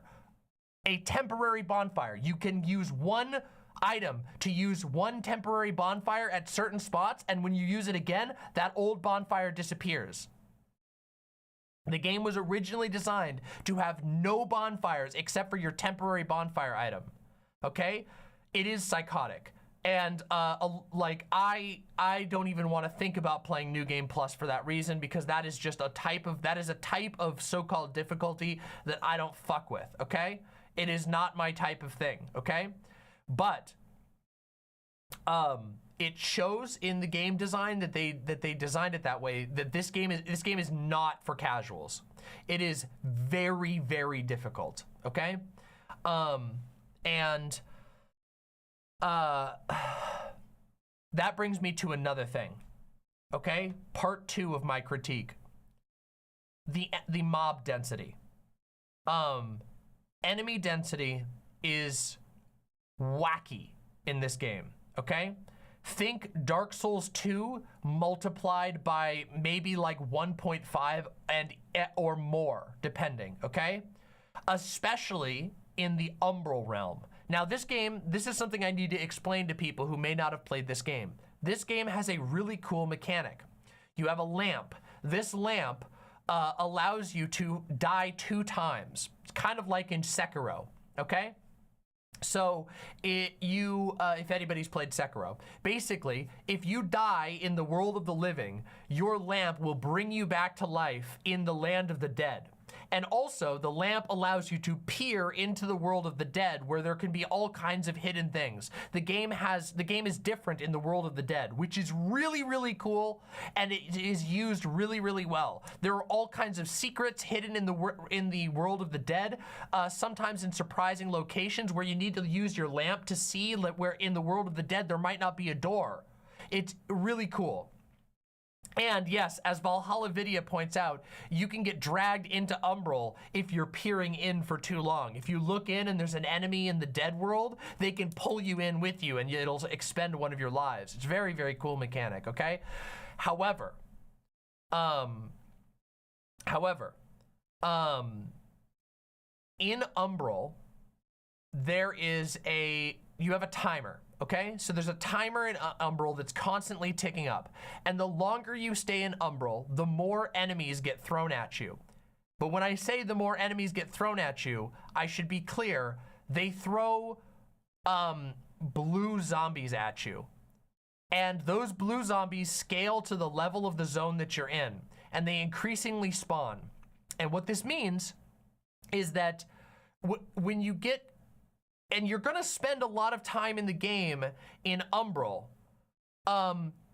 which means that at times in Umbral, you are basically, I described it to my partner as it feels like you're walking through mayonnaise. Because basically in order to move from one place to another, you have to be cutting through pointless, to like literally trash blue zombies. The blue zombies basically can't hurt you because they get staggered really easily, but in the later zones, their health is scaled. So you have to chop through, and let me tell you, I'm not playing with an underpowered weapon, so you can save all of the snarky comments. I'm talking with plus 10 weapons, an effective stat build. I've put a lot of thought and work into this game, and I'm a veteran to this series. There are a handful of weapons that make it slightly easier, but the reality is that you are going to be chopping through endless hordes of blue zombies for the entire game, okay? Now, there are other enemies that can appear in Umbral, but the vast majority of the enemies that spawn are going to be blue zombies with large health pools that you have to cut through in order to walk from point A to point B in the undead world, where you don't just go into the undead world, keep in mind, when you die. You have to intentionally go into the undead world to explore zones, because the game is designed around you going into the undead world. So keep this in mind. Extremely high enemy density in the normal world, plus an endless stream of respawning blue zombies in the undead world. And what this means is that you get to a point in the game where everything starts to just be either you run past all the enemies and ignore them, or you are going to be cutting through, like chopping through vines in the jungle. Just, oh my God, okay, more zombies, gotta cut through them, gotta cut through them, gotta cut through them, okay, gotta cut through, oh, they're free for a second, I can roll forward, oh, more zombies, gotta cut through them, oh, here's a normal enemy, gotta hit them 12 times before they're dead. It is exhausting. It is exhausting. And it's one of the areas where I feel it fails the most on the fantasy that draws a lot of people to Souls games. In all of the FromSoft games, there is this effect in the game where as the game goes on, earlier enemies you can just obliterate. Now, they can also kill you because enemies in Souls games are very lethal. So if you're careless, if you're careless, you can get killed by a skeleton if you're not careful, because they can get a bleed stack off on you and pop you. But realistically, towards the end of the game, you have a big magic spell, or you got a huge sword, you can obliterate those guys. And when you encounter enemies towards the end of Souls games, usually their danger is that they're smarter or faster or whatever. Think of like Silver Knights in Dark Souls 1, okay? And that is just not really the case in this game. In this game, they basically, as the game goes on, especially, it becomes more and more about overwhelming you with enemies that can dunk you in one hit, but that takes like tons of hits to cut them down. Their health pools get outrageous. And it's unfortunate because it gets really tiring to try and work at zones without just running through them. And if you go and read online what people say about it, a lot of people do just run through the zones. They stop engaging with the enemies altogether, which is terrible. Here's an example. I have gone, in my build, I went for a very specific magic build, and my stats are very high. I'm like nearing level 100, and I have, I'm like approaching the soft cap for both of my casting stats, okay? And my spells all scale off of both of my casting stats, all right? And I'm not like, there's a certain amount of playing in the dark, which I'm gonna get to in a minute, but, like I can understand how this shit works, and I know I'm not using like crappy spells. I'm using spells that a lot of other people have found success with. But regardless, it doesn't change the fact that no matter how good you are and how good you're building your build, at some point in the game, you will throw spells which eat a ton of mana because that's the way the game is designed. You throw a spell that eats tons of mana into a dog, and the dog eats the spell and will eat 3 casts of a spell. A dog enemy will eat 3 giant casts of your spell. And it's just like, bro, like, oh my God, it feels terrible. You're like, I've been channeling my magic for this entire game. I have a +9 catalyst. I have a spell that was crafted from the soul of a boss. I'm gonna charge it up and I'm gonna throw it and do like this much of a dog's health bar. And it's like, come the fuck on. It's a real boner kill. It makes you feel like as the game goes on that you're losing power, that you're not gaining power, because you're fighting the same enemies you did in other zones visually. They've just been scaled up to that zone.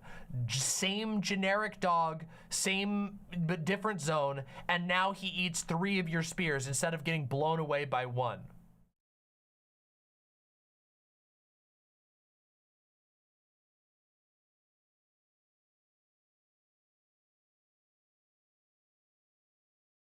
If you're reaching the soft cap for both of your casting stats, then you must have only put levels into the casting stats. Yes, almost exclusively.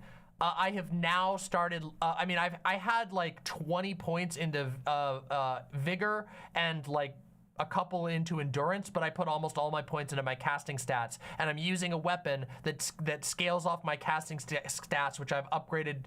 Trust me, my build that I'm currently using right now will literally just eats bosses' asses, okay? When I get to a boss, I delete them, okay? But the fact of the matter is that there are, okay, let me tell you what my build is right now, okay? I put together a build using my big brain, okay? Let me just explain my build right now. And by the way, this is a good thing about this game. So I'm gonna take a moment away from the negative rant and talk about a good aspect of the game, which is the build crafting, with a few exceptions. We'll get to that.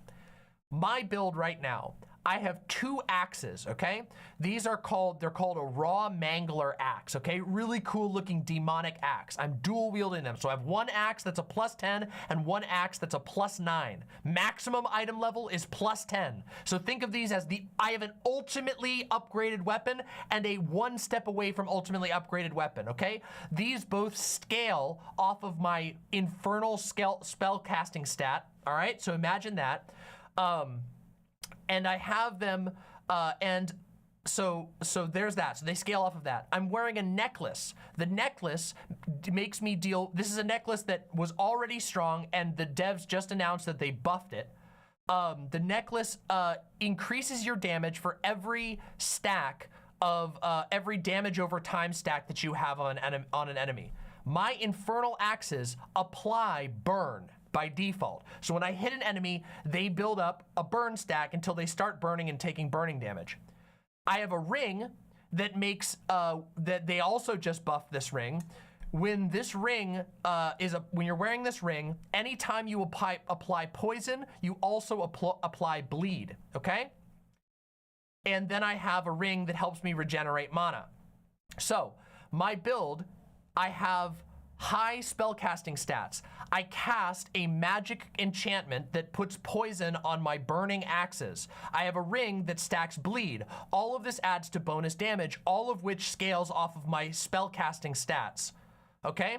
So I go into battle, and when I hit bosses, the first few hits, normal damage. Then when all three of those things apply, the burn, the poison, and the bleed, their health bars just, the whole thing turns gray with the dot damage. And my next hits just go go, and then they die, okay? I literally devour bosses, okay? I'm not like, my build is not the problem that I'm encountering here, okay? It's a super, super cool build, all right? It's basically a umbral assassin build is what I think of it as, okay? And I have enough endurance that I can wear medium armor so I can survive hits. I have I don't know how much vitality I'm at right now, it's nearly 40 or something. So it's really cool. My build, and also of course keep in mind I can throw spells too. So if I need to get range, I went and took on a bunch of alternative bosses that gave me some buff spells, okay? I have a spell that lets me summon a nail from the earth. Like I can like shoot a broken line of in the ground, and then a giant crucifixion nail comes up out of the ground and carries with it a bunch of damage. That's one of the spells I can do, okay? I have that as an offhand. My build is really good, okay? And even still, even with all of that, the sheer fact of the raw enemy density and the fact that it's enemies that you've been fighting the entire game with tons of HP that you basically have to consider every single time you want to try and progress through the zone, and there's not a whole lot of enemy variety, it drains, it drags, it starts to feel tedious, like beyond tedious. And it hurts. Oh, I can show you a screenshot of my character. Yeah, hold on, let me see. I got a screenshot of my character I can show. Oh no, that's wielding the wrong weapon. Oh shit, I don't have one with my current items. Darn, I'll take one tonight and I'll post it later. I have a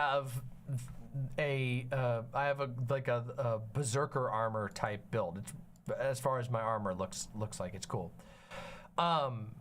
So yeah, enemy density and enemy variety is dreadful, okay? And it's so bad that it's actually started to make me angry at the game, because I've put so much love into my build and so much thought into it. I've, gone and talked with people on the Discord, because I've taken this game pretty seriously. I've gotten really into it. And that's a good thing. I'm not complaining about that aspect. The fact that it's arrested my attention in this way is a good sign, but it's just, and then there's another problem, okay? Which is, how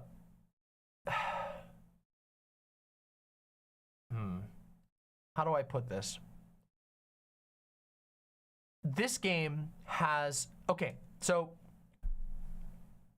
actually there's two more things I want to talk about. First one, this game follows in the sort of genre conventions in that it has a lot of options for weapons, okay? The weapons are extremely numerous in design. However, and this pains me, but they're incredibly, incredibly limited in movesets, which is a pretty big problem in my opinion. There is basically no special variation between weapon classes. In other games that follow these deliberate action games, one that comes to mind, Neo. Neo has a handful of weapon classes, actually quite a number of weapon classes, and each of those weapon classes also have 3 different stance movesets. Now, Neo has less overall weapons, and the weapons in Neo are basically like they're kind of treated like ARPG loot, where like it's more understood that you're getting like I picked up a direct upgrade of this type of my primary weapon. It's actually more like Monster Hunter. Whereas in this game, it definitely tries to do more of the Souls thing, where there's like a bunch of different sword types and you kind of have to intuit which one you want, but there's not a whole lot of unique and original movesets, which is a big drag. One of the things that's really cool, even in Dark Souls 1, which has like the most limited movesets, there's still a lot of weapons that are unique weapons that have unique movesets, and unfortunately that is not true for this game. If you get a spear, it's going to have the spear moveset, even if it's the legendary Ass Eater's Sword of Ascension.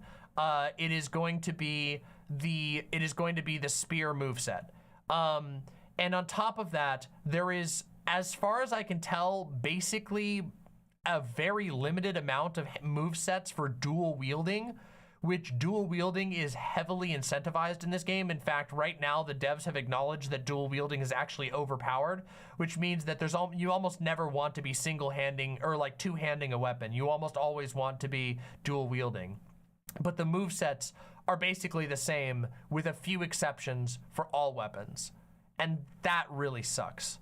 And it really flattens it out. And when I say there's a lot of weapons in this game, there are a lot of weapons, and they all have really distinct visual designs, and they have unique stat spreads as well. But why do they have such limited movesets? You have these crazy visually designed weapons with unique stats that you can build around, and then they just do sword swings, just like the other sword that you picked up. And also, it means that there's a lot of weapons that don't have the perfect ideal stats, which get completely neglected because there's nothing unique about them. You might pick up the coolest looking sword on the planet, and you go, ooh, but this doesn't match my stats.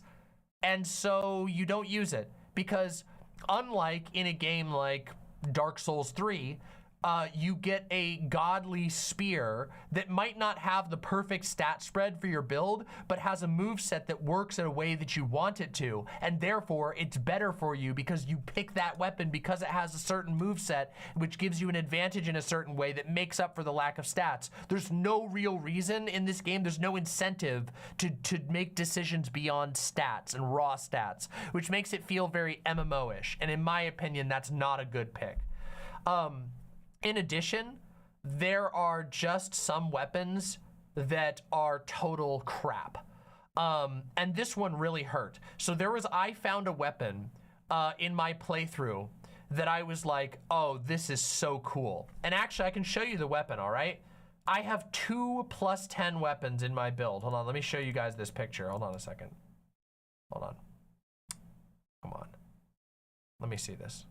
Let me show you, okay? I'm gonna show you this picture. Ready? Take a look at this. Oh, it's cut off. Okay, see this thing right here? Can you see that?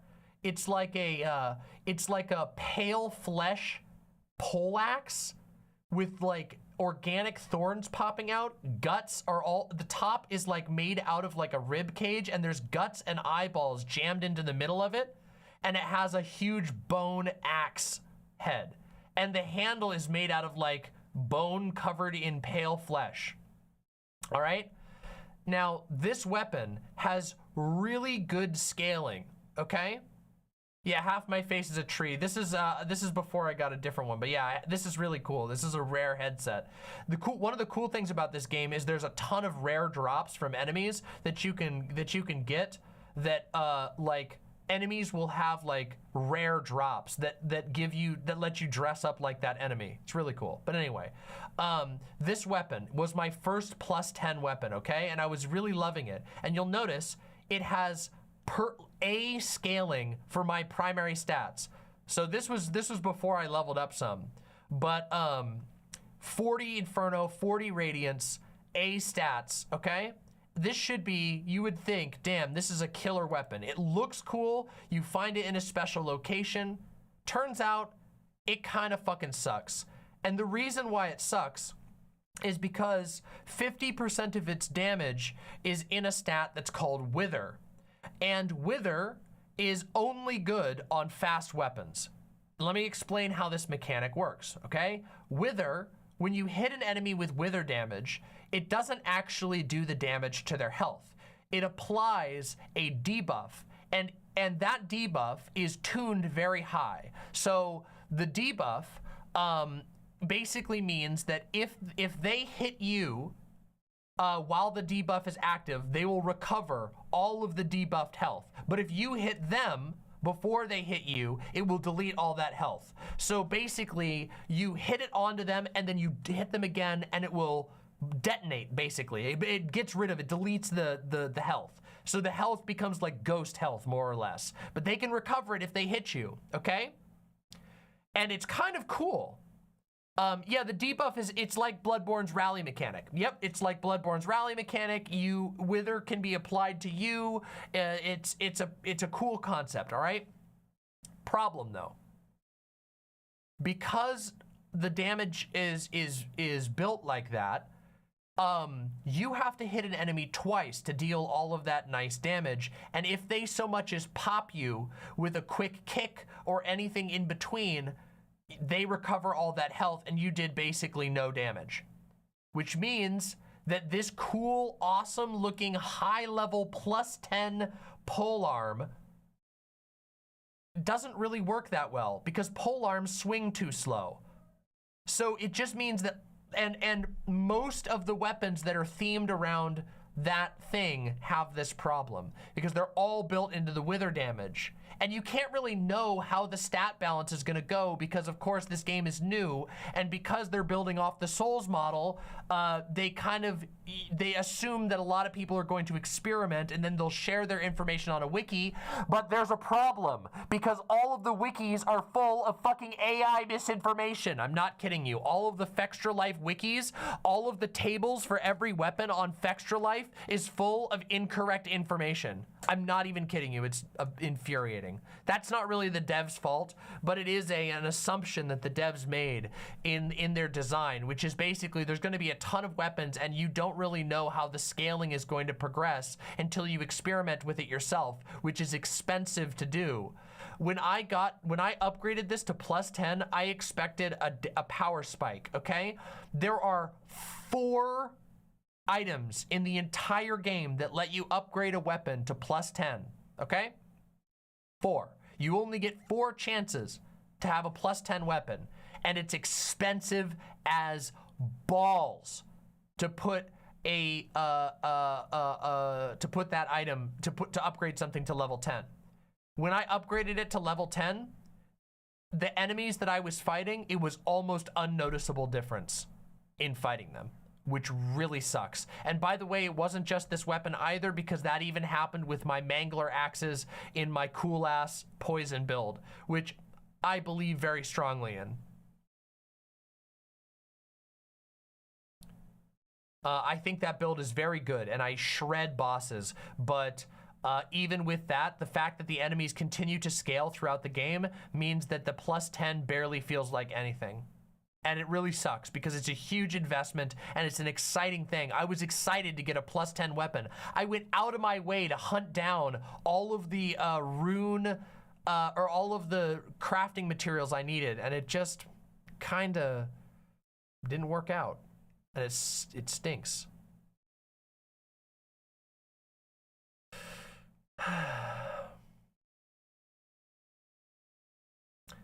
Now, there's something else I need to say about this game, okay? And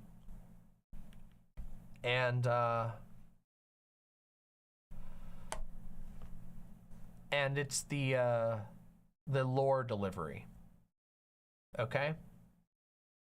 The lore delivery.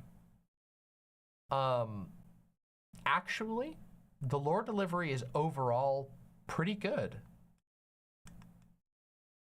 Pretty good, actually.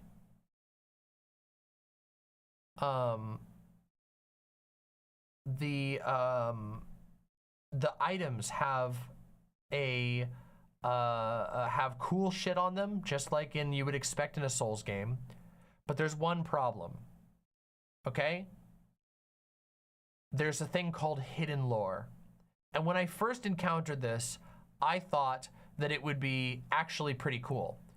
Hidden lore is lore that is locked behind certain stats, okay?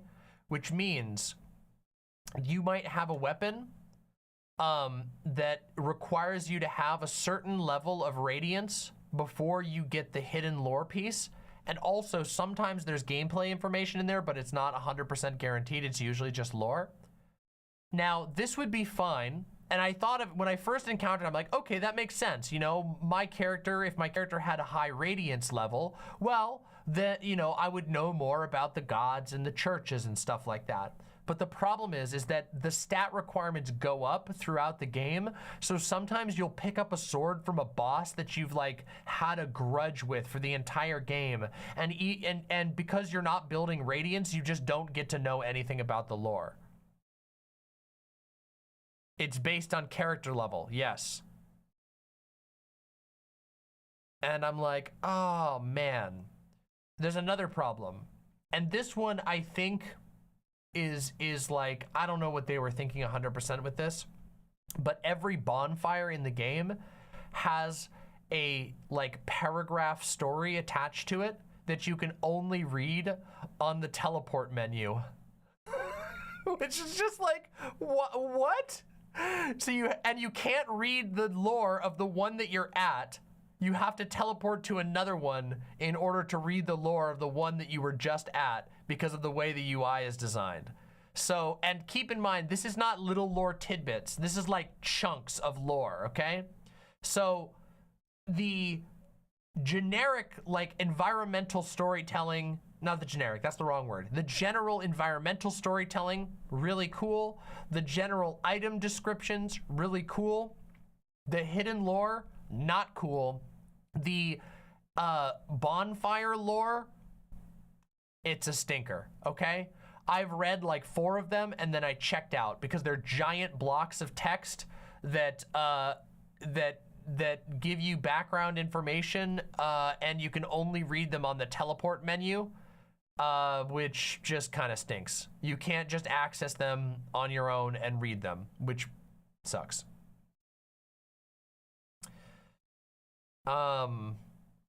Yeah.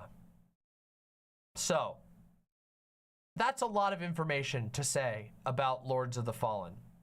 On one hand, this game has gripped me in a way that is usually only reserved for like, for games made by FromSoft, which that's impressive. But on the other hand, its grip has soured, and I no longer wish to be gripped by it, which is really unfortunate because when I was at the peak of this game, when I was in the middle of the game before I got to the slog of repeated enemies that is the late game, I was thinking, I'm actually gonna get involved in this and I'm gonna help make the wiki get better. I'm gonna try and share this. Oh yeah, I should say, one of the things that's been really frustrating is being like an early player of this game, given the fact that I literally played it from launch day until now. You really are in the dark and on a lot of things. Like for example, the game has like 5 to 8 catalysts for all casting schools. There's 3 schools of magic with 5 to 8 catalysts for each school. And there's no information. You have no way except for raw trial and error to know anything about the items that you're using. Like if you're choosing your spell casting catalyst that lets you cast spells, you're in the dark. You do not know which ones are good or why. And it's really hard to tell the difference because even the hidden lore doesn't tell you anything more about the items, which means like, yeah, it kind of sucks. I've been, I had a huge issue early on because I kept getting choice paralysis because I'm like, well, I don't know if I should upgrade this catalyst that I have because I don't know if it's actually a good catalyst or if it's a trash catalyst. And so far, it literally seems like each catalyst that you get is more or less just a straight upgrade over the previous one, which is pointless. Because why even have an upgrade system for your catalysts if they're just gonna upgrade with each one that you get? But I'm not 100% sure because I haven't personally tried it. I'm just going off of what I've seen so far and trying to eyeball the stats. But you can only preview one level up at a time, so it's really difficult. Now, I don't think that's the biggest problem. I recognize I'm playing the game early and it's a game that is, you know, they want you to try stuff. They want the players to come together. They're trying to do that community aspect. But it would be nice if there was a little more hints in the game to like give you an idea of what you're dealing with a catalyst. And also, it would also be really nice if this game encouraged people to continue playing. Here's another really wild thing, okay? Here's a really wild thing.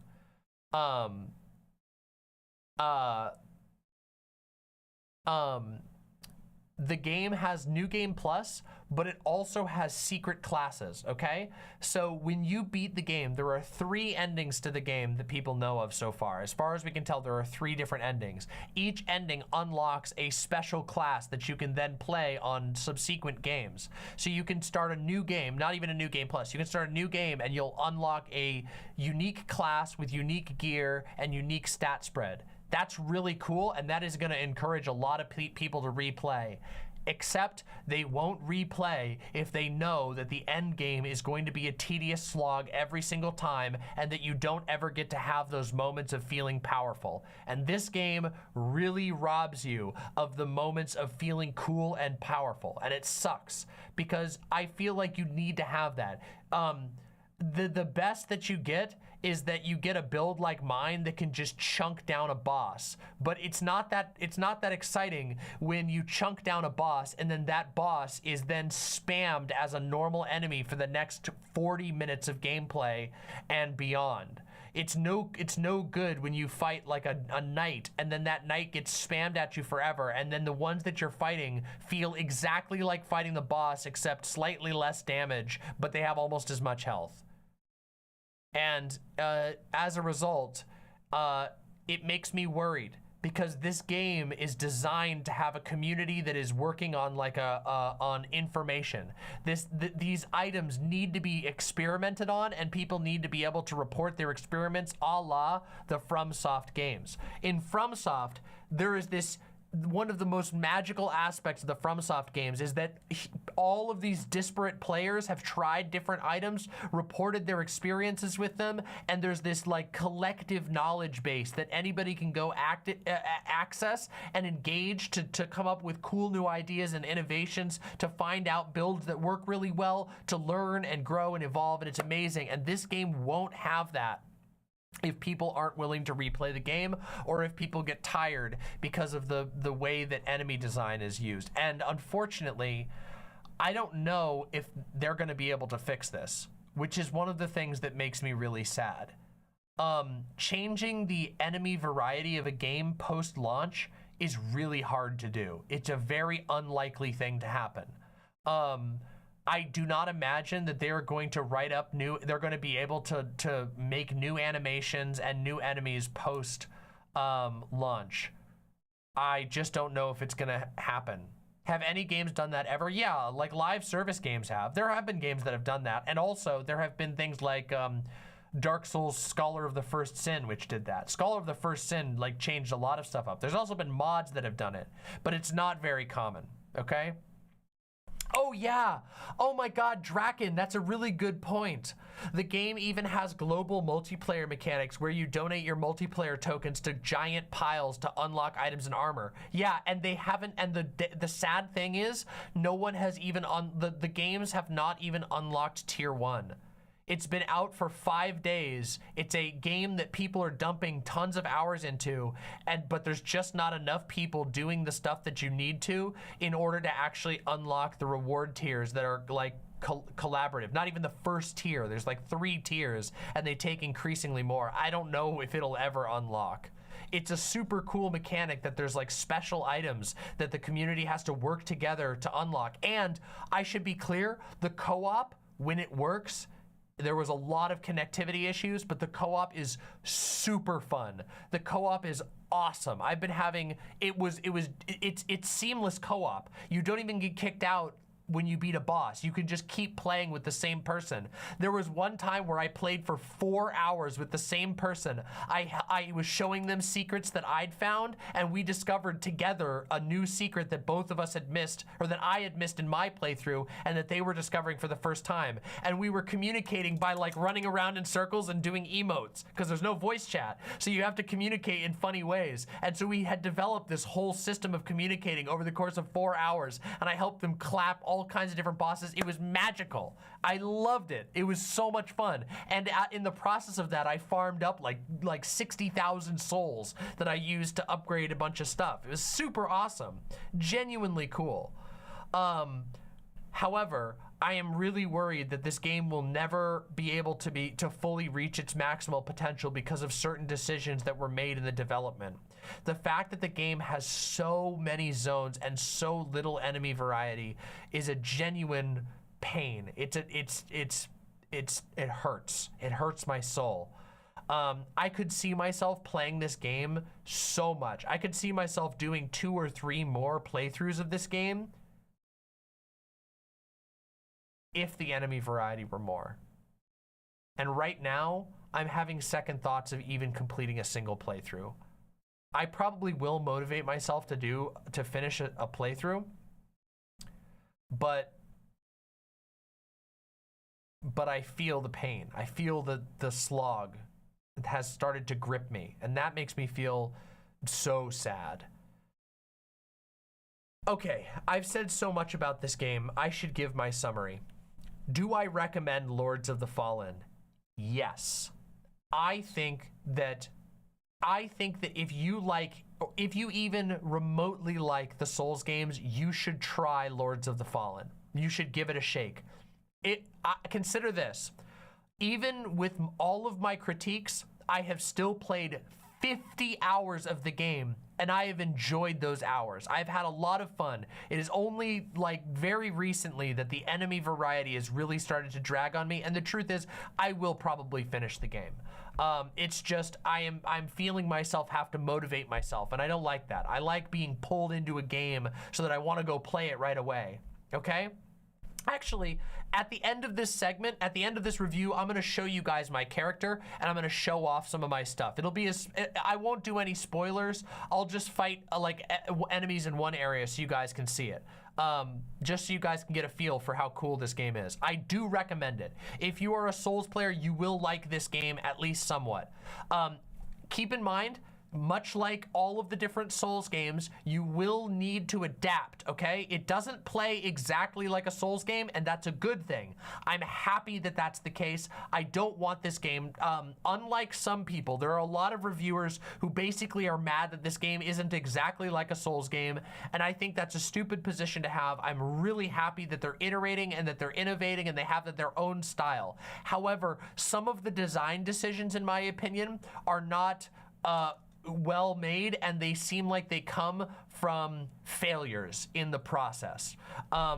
There's no excuse for this type of enemy variety. That is not just a difference in design opinion. That is a, oh shit, we didn't devote enough budget and time to our to our animation team, to our enemy design team, and as a result, the same enemies have been copy pasted throughout the entire game. Yeah, those are, and of course there's balance issues, but I believe those can be fixed fairly easily, and a lot of them have been. They've already shown willingness to do patches and make changes here and there. There's been a lot of that. But I recommend this game, but temper your expectations, especially with the end game. While I think the bosses are really impressive in the end game, there are limitations of this game. And the enemy variety is a big drawback, and also the moveset variety is something that you should keep in mind, okay? Do not expect to get a bunch of weapons with completely unique movesets in this game. It's just not how it works. You might get a boss weapon, like I said, you might get a cool boss looking sword and it will have the same moveset as the longsword, the rusty longsword you were just using, and you're just gonna have to recognize that that's how it goes in this game. It's a weakness, but it's not a game ender for me. Do the bosses have a large variety of attacks? An insane variety. The bosses are pretty brutal. I will say that I was like, until the build that I put together now like came into its own, the bosses were they're scary, okay? Like especially the what are they called? They're called the gargantuan, or no, the colossal sanctifiers or something, colossal something. They're called the colossal guardians. The colossal guardians especially are, oh man, there's a boss that's an Attack on Titan boss, and it's so fucking cool. It's like it's literally an actual Titan, like a la Attack on Titan. Such an insanely awesome fight. Really hard too. The boss fights are really unique with a few exceptions. Like I said, there are some boss fights where you fight like a scary knight and then that knight gets copy pasted for the next zone, and that sucks. But the majority of the boss fights, especially the colossal guardians or whatever they're called, are amazing. They're really fucking cool fights. And I really think they're amazing and good. Oh, colossal sentinels. Thank you. Colossal sentinels. And those bosses have a huge amount of move variety. They've got awesome animation. There was a lot of love put into those bosses. Yeah, so do I recommend Lords of the Fallen? Yes, I do recommend Lords of the Fallen. In fact, I will even say that I strongly recommend Lords of the Fallen, especially if you are a super fan of Souls games. However, temper your expectations when it comes to the enemy variety and the moveset variety, and recognize that you will have the most fun in this game if you don't go in expecting to find the spark of finding like a boss weapon that has a crazy cool moveset is not present in this game. That is not something they seem to care about or offer. I think there are like 2 unique weapon combos in the game where it actually changes things, and they're very, very rare. Yeah, there's 2 sword combos that you can get that give you unique movesets, but other than that, at least that I know of, people have not discovered many. There are like, let's see, hammers, grand hammers, short swords, long swords, grand swords, polearms, spears, daggers. What am I missing? I don't think am I missing anything else? That's basically, there's like 8 different weapon move sets that you can expect in the game, plus a couple of extra moves for if you're dual wielding. Yeah, you'll find a boss weapon that looks sick as heck but doesn't play sick as heck. That's fairly accurate. It might be a stat upgrade, and it might have a special, like a special status effect. Like for example, here's an example. There's a really cool sword in the game called the Fallen Lord Sword. Haha, get it? Lords of the Fallen Lord Sword. It's a giant, like twisted red metal blade, a huge colossal greatsword that has spikes wrapped all around it, and it has the same moveset as every other colossal sword or grand sword is what they're called. I think they're grand swords. The grand swords all have the same moveset. However, the Fallen Lord sword also has massive inferno buildup, which means when you hit an enemy enough times, they blow up into fire. But that's what you can expect. Expect a set limited move sets for weapons with different skins and stat mixes on the weapons. Okay?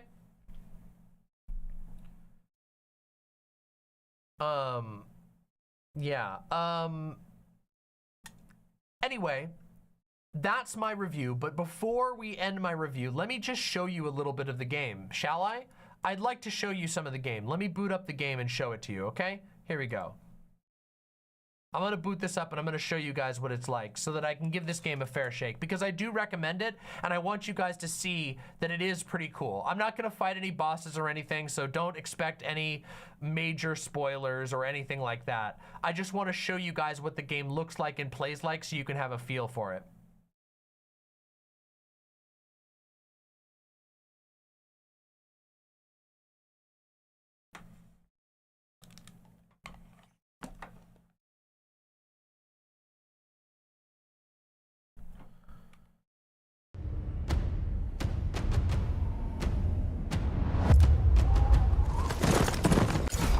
Oh, the cinematics are good too.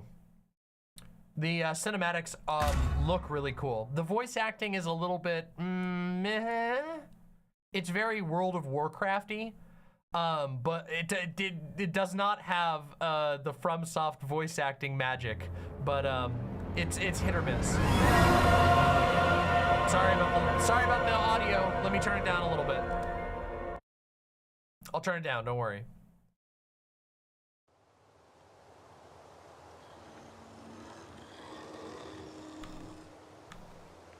All right, let me turn the audio down just a tiny bit real quick. Drop that down to like 50, all right? Okay, that's probably good. Oh, that's still too loud. Let me turn that down a little more. We're gonna drop it down to like 25. There we go. All right. Let me go show you what a fight with a challenging enemy will look like, okay? No spoilers, but oh shit. Wait, where's my seedling? I'm trying to remember where my seedling is.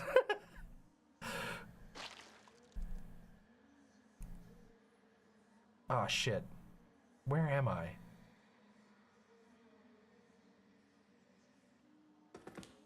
I don't remember where the, wait, that's an NPC over there. Oh shit, I gotta talk to him. Okay, I won't talk to the NPC because that's a spoiler. Okay, all right, I remember where I am. Okay, so here we go. Ready? Let me buff my axes. Here we go. By the way, first off, check out my sick ass armor.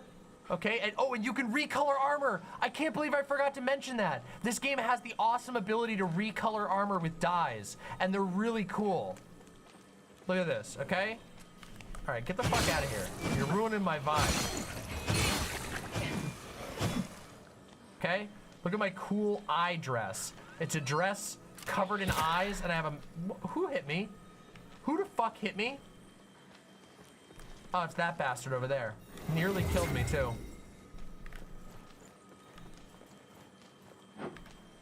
Oh, god damn it. I gotta go take care of this guy first. Shit. By the way, this is one of the enemies you will see through the entire game forever, and they never stop throwing them at you. And look at how much HP this guy has. These guys are in the first zone of the game. Bitch.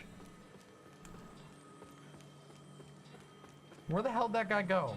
I don't remember how to navigate this zone. This is a new zone that I just started entering last night. All right, let's fight one of these guys down here, okay? As you can see, my damage is insane because I have this build, and even still, watch when I fight this big boy over here. Watch how long it takes, all right?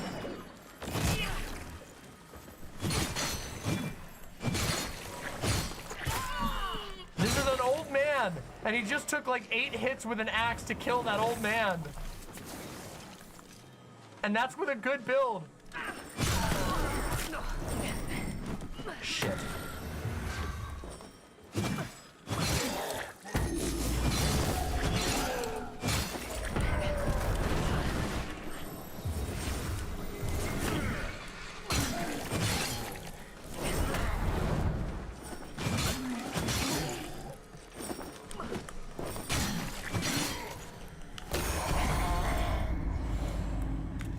Oh yeah, that's the bell guy. No, actually, the bell guy that is the repeat of the bell guy. You see, the cool bell guy I was talking about before, yeah, they just turn him into a generic enemy that you encounter every other 5 feet, and he also has a reskin version that doesn't do the bell attack, but otherwise has the same moveset. But as you can see, this game looks fucking sick, and it plays great. The basic gameplay is amazing. And also, take a look at this. This is the Umbral Realm. See, remember how I said in the dead world there might not be a door where there's a door? Boom. No door in the dead world. Shwoop. Shwoop.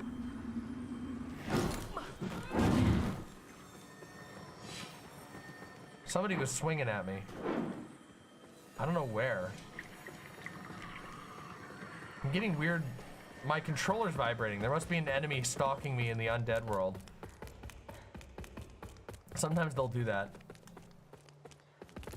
All right, let's rebuff the weapons here. And we'll go kill this. Oh, here's another enemy, by the way. Look at how cool, look at how amazing this zone looks. Look at how beautiful this zone design is. And look, remember the archer with dogs I told you about? Get ready to fight that enemy 500 times in the game.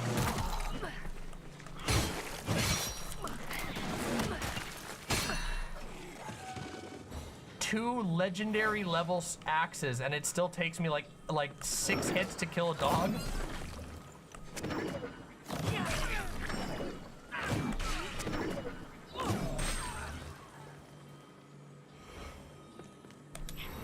All right, let's see if we can beat this boss turned mini boss. Ouch.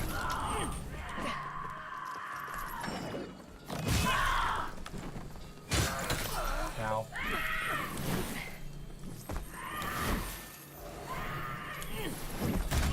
Ow.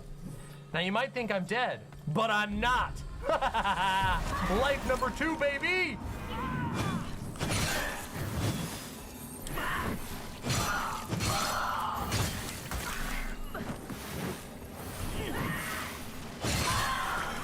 Here come the blue zombies. Now I want you to look at this. These blue zombies infinitely respawn. 2, 3, 4. So wait, that was 4 swings, which is 2 hits of a weapon. So that's 8 hits to kill a blue zombie that infinitely respawn. Okay, a little less than 8 hits. More like 6 hits to cut through them, and they infinitely respawn. That's not a boss fight. That wasn't a boss fight. That was a normal enemy. That used to be a boss that they turn into a normal enemy. This one is too. This archer used to be a boss, turned into a... Remember how there was an archer up above? Do you see how many spells I have to dunk into these enemies? Yeah. But, at the same time, how can I complain? Because even with the chunky enemies, I want to keep playing this shit. I'm still having a good time. Even though I'm tired of fighting the same enemies, I'm still having a good time.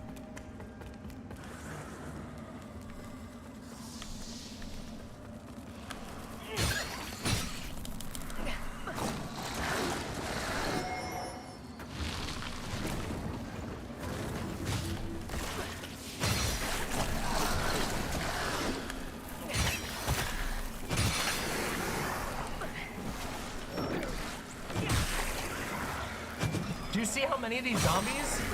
Look at how many of these bitches are coming. Do you see what I mean? Oh my goodness.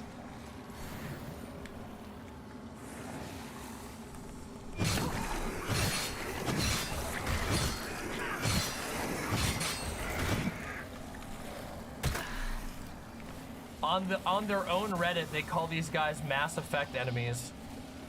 Which is like, it feels like a self-own when your own community refers to these things as Mass Effect enemies. All right, we're gonna call it the gameplay demonstration for there. I'm gonna use a little homeward bone. Is the enemy variety problem comparable to Breath of the Wild? Breath of the Wild has it worse. This game has better enemy variety than Breath of the Wild. But yeah. This has way better variety than Breath of the Wild, but it is similar, especially because this game is enormous. I don't know if it's as big as Breath of the Wild, but it is really big game.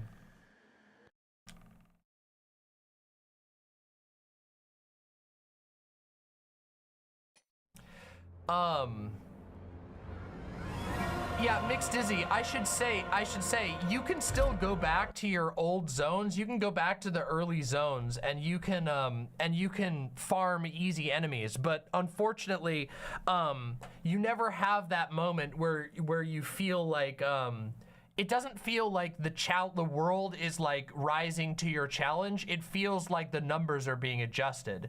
For my final comparison of this little section, in Dark Souls, you start by fighting a bunch of zombies, right? And when you get to Anor Londo, you don't fight hollows in crappy chain armor with a broken sword that have 900 HP. You start fighting Silver Knights. They're smarter, they're faster. They use a sword and a shield, or a halberd, or a two-handed greatsword, or a spear and a shield, or a great bow. You start fighting enemies that think and act differently. And in this game, they introduce some new enemies, but it's very few and far between. There was this part where I found a secret side zone for the secret ending of the game. Technically, there's 2 secret endings, but for one of the secret endings of the game, it requires you to go through this like nightmarish side zone. And I'm not even kidding you, almost all of the enemies in that zone were a reskin, and I mean barely a reskin, of the first hollows that you encounter in the game. In the beginning of the game, you encounter these rotten old men who have a wooden cross over their shoulder and they swing it like a pickaxe. In the secret ending side zone, challenge zone that I did and even beat the boss on, early, by the way, just so you know, just so you don't doubt my gaming chops, okay?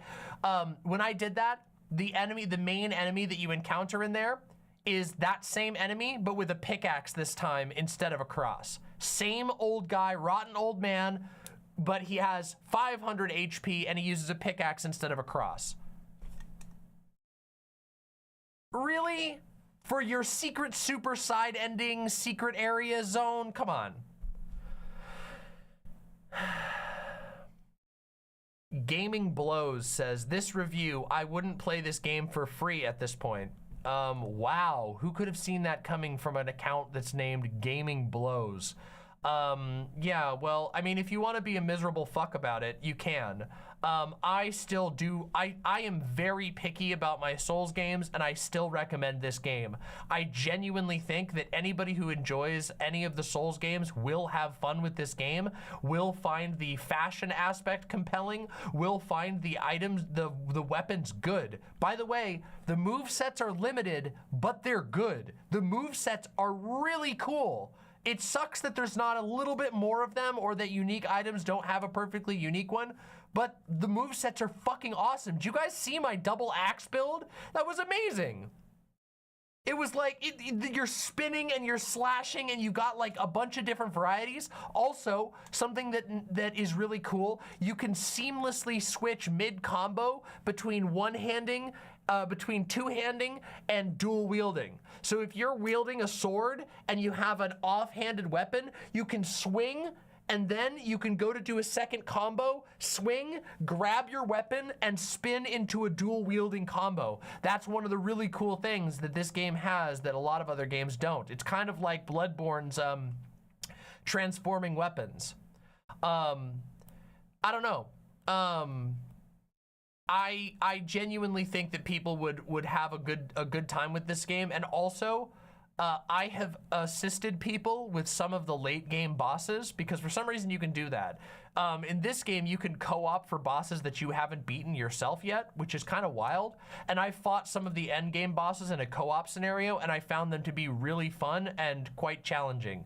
So yeah, play the game, temper your expectations, and remember, this review, I want to remind people at the end of this review, part of the reason I was so harsh in this review is that is what I said at the very beginning, I repeated in the middle, and I will repeat it again here, which is if you're going to swing at the gods, you'd best swing hard. I am critiquing this game out of love. I've dumped a lot of time into this game, and I will probably dump more time, even considering all of the issues that I brought up. I want this game to be its best. And I think that with a couple of key changes, like if they make a Lords of the Fallen again, if they do another Lords of the Fallen in a few years from now, I guarantee you that they will be able to have their own entire design. I bet that they could make it rival a FromSoft game. I think they've really made something that's wonderful here. It just has some problems. It just has some limitations. That's it. Keep that in mind. Anyway, if you have your own thoughts about this game, if you play this game, please leave your thoughts in a comment down below. I would love to hear what you have to say. I did this very long critique because I really enjoyed the game and I wanted to say my piece about it. And also, who knows? It's possible that the devs might end up seeing my review at some point. It could be that the community sees my review at some point, and that feedback makes its way up, and I would love that. I want this game to succeed. I want this game to be able to put a bruise on the gods, okay? That's exciting to me. It's cool and wonderful to me when a game that is this inspired manages to even come close to a great, like a FromSoft game. So remember that and keep all of that in mind. Anyway, go try Lords of the Fallen. You will have a good time with it. Even if you don't end up loving the game as much as a Dark Souls game, I guarantee you that you will have a very worthy amount of fun, and also that it will inspire you for the possibility of other games iterating on FromSoft style in the future. Thank you for watching, and make sure you subscribe to Demon Mama.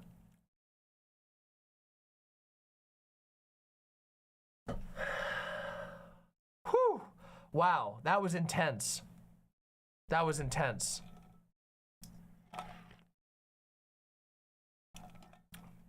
May Spitfire says mixed reviews on Steam. Interesting, I wonder why.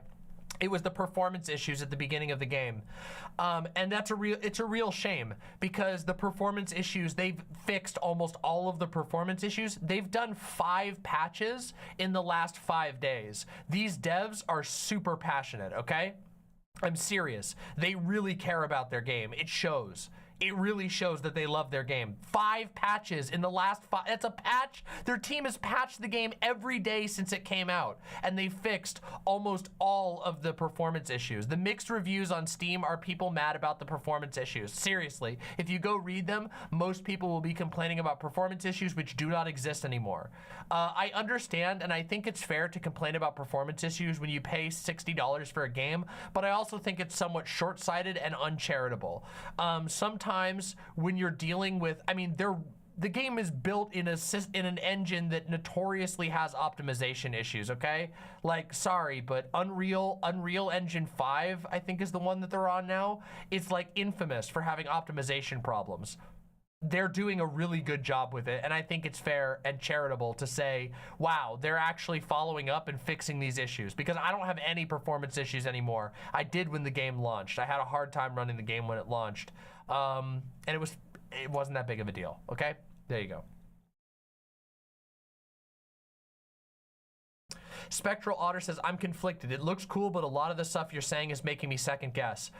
Think of it this way. Even if you play the game and you only play the first half of the game, you will have enjoyed about 40 hours of gameplay, which I think is a really good amount of enjoyment to get out of a game. And chances are, like me, you'll want to continue playing the game. I have really enjoyed the game.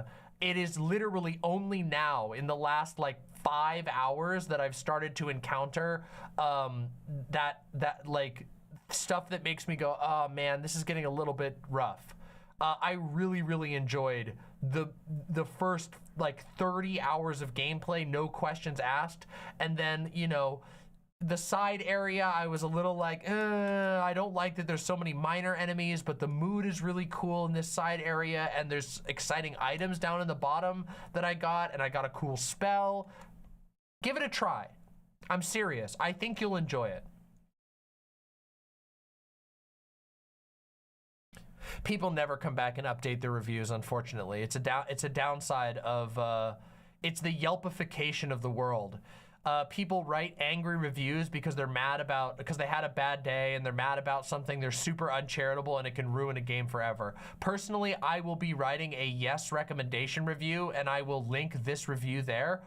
Also, if any of you have active Reddit accounts, you could post my review when it goes live on Reddit, on the Lords of the Fallen Reddit, if you wanted to. That's all I'm saying. And it might be pretty cool. I think these devs deserve positive support.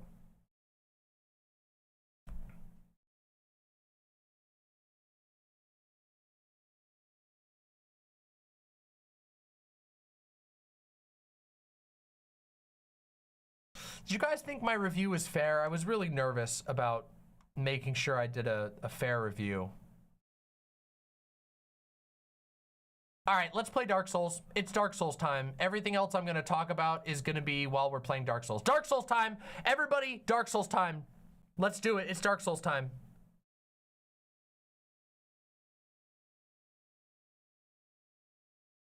Let's do it, let's do it. Oh no, don't crash on me. Dark Souls crashed! I'm gonna give Dark Souls a negative review.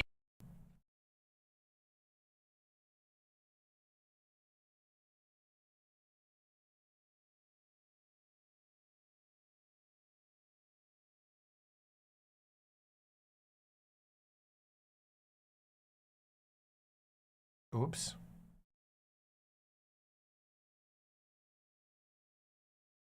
Sorry about that.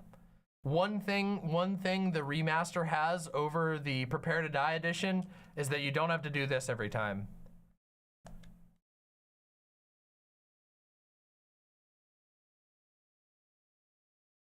Nerodia says, I thought about the Souls claw grip while starting a Dark Souls 3 run, and I think I have a biological advantage at Souls games due to the hitchhiker's thumb. Maybe, you might.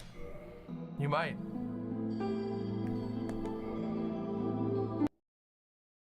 Are you guys ready for this? Yo! We're back! It's been so long! Yo! Have a good night, Bragwin. Thanks for hanging out. I hope everything goes great. Hope you rest well, and you can always watch the Dark Souls gameplay later if you want to. It's good of you to go with your mom. That's a really good thing. All right, everybody. Last we checked, we defeated the 4 kings. Our dragon greatsword is only +2, so we need to get a lot of souls in order for us to buff our dragon greatsword.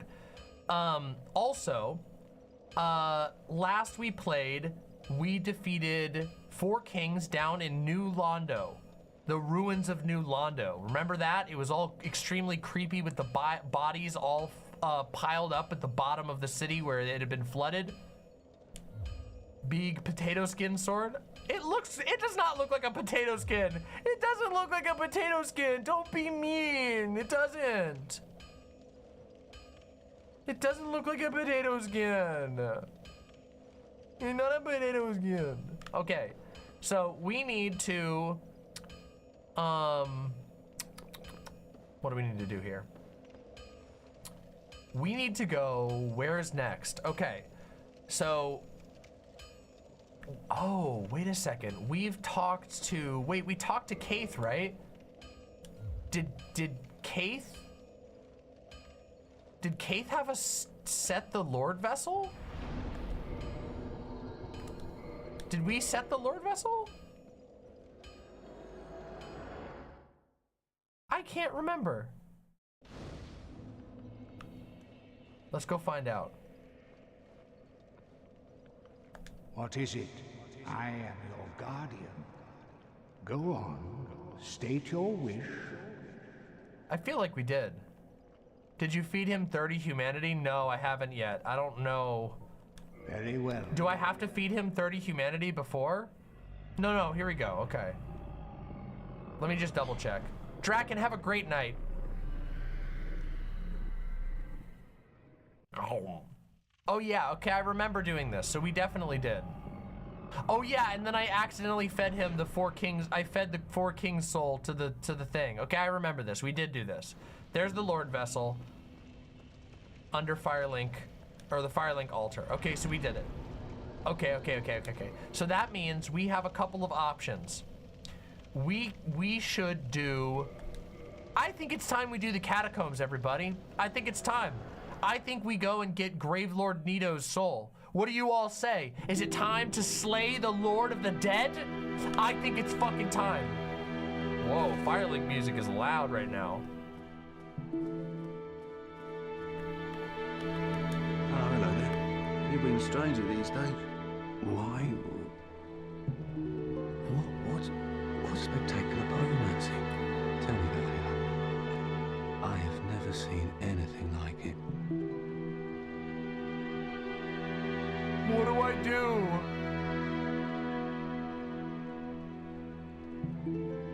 Don't do it? No? I feel like if I say yes, he dies.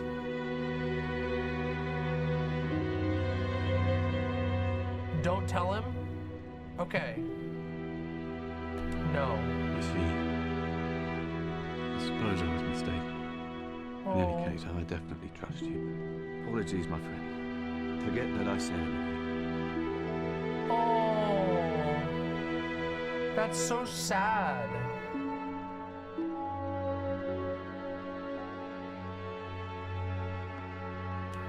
I think if you show him, the pyromancy, he becomes obsessed with it and becomes an enemy, because he goes. I think he loses his mind, right? It's this one, Great Chaos Fireball. Art of the Flame of Chaos, which engulfed the Witch of Islith and her daughters. Hurl a giant chaos fireball. The Flame of Chaos can melt stone, producing a short-lived lava glob. It's such a powerful. Sorry, fool. You could not be the chosen one. Enough. I shall slumber until I am awakened again. Bye. Bye. Bye, asshole. You sorry fool. Get out of here, bitch.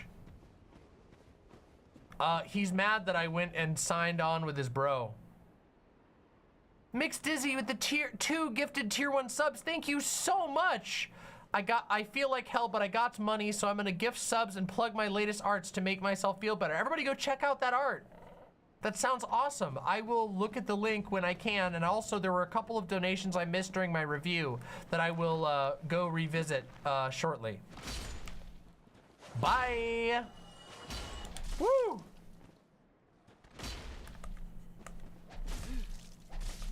This might be a challenge. I'm gonna have to get used to swinging this big ass sword.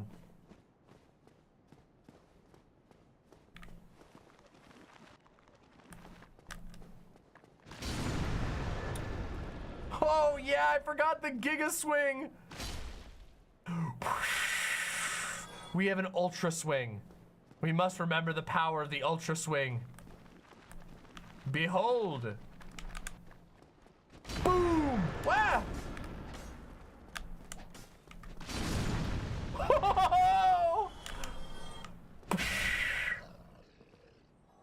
Yes, these weak skeletons have no chance against us. Unlimited power. All right, here we go. This is gonna get funny, okay, everybody? Where we are going is the catacombs, the grand burial ground of the dead. This is the primary burial place for all of the humans that lived in the area for like centuries or something. So let's just say there's a lot of skeletons in here, okay? There's a lot of them, okay? We got a lot of skeletons to deal with. And not all of them are standing up, but some of them are, which is a little bit concerning.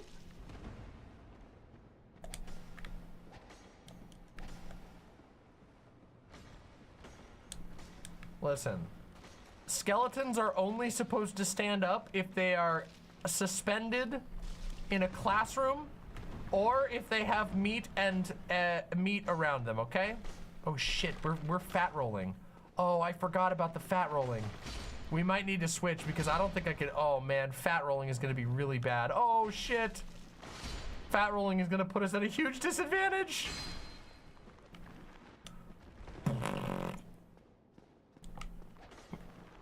We might. Ah! I just did this zone and I've already forgotten where half of the. Hey, eat shit. Chomp. Hey! No! He's like walking out of range of.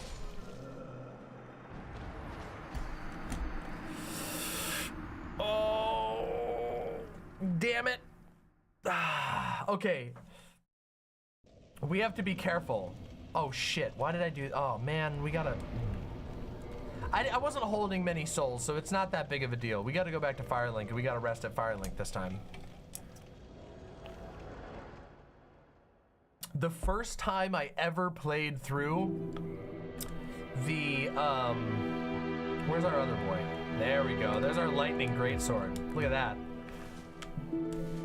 And we get fast roll. Okay, we're gonna stick with our lightning greatsword until we get enough endurance to carry things properly.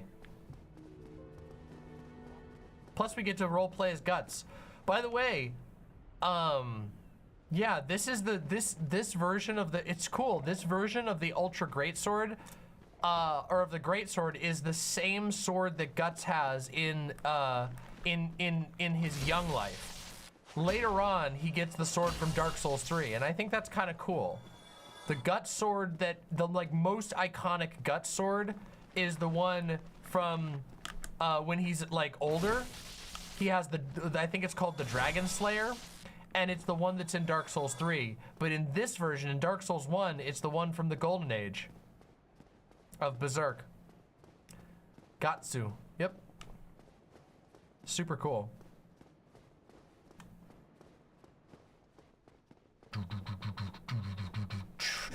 No skeleton's gonna get me this time. We are unscalable. You cannot scale me. I fucking love this game so goddamn much.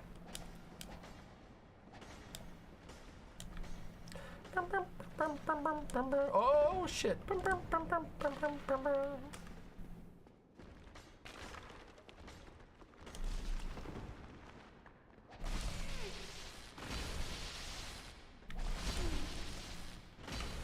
Bitches. These damn skeletons.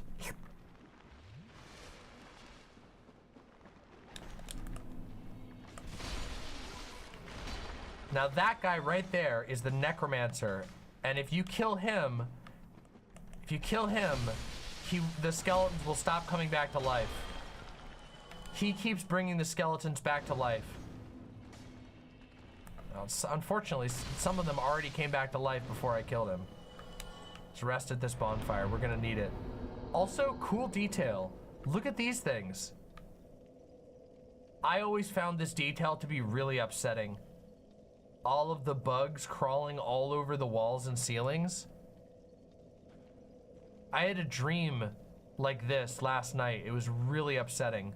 Except it was not bugs, it was not beetles, it was spiders. There were just spiders all over a place. I thought you needed a divine weapon to keep the skeletons dead. Yes, that's true. If you don't, until you, okay, so there's two ways to keep the skeletons dead. You kill the necromancer that they're associated with, or you kill them with a divine weapon and the necromancer can't bring them back. It's pretty cool. It means there's an advantage to using a divine weapon or divine magic in this area, but you can also just kill the necromancer, which requires a little bit more finesse because you have to avoid getting killed on the way to the necromancer. Shit. Okay, alright, okay.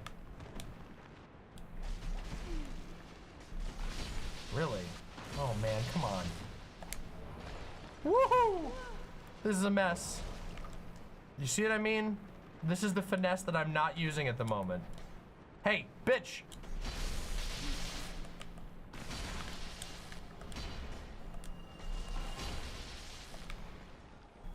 Oh, man.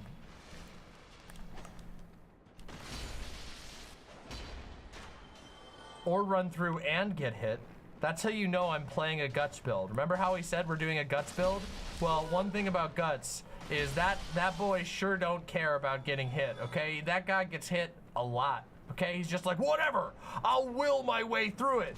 Through the power of strength and my will to live. I don't care.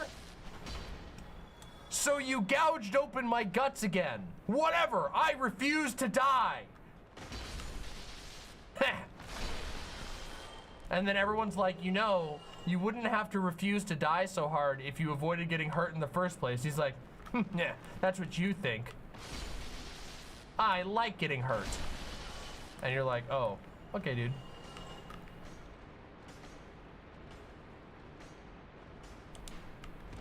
Woo!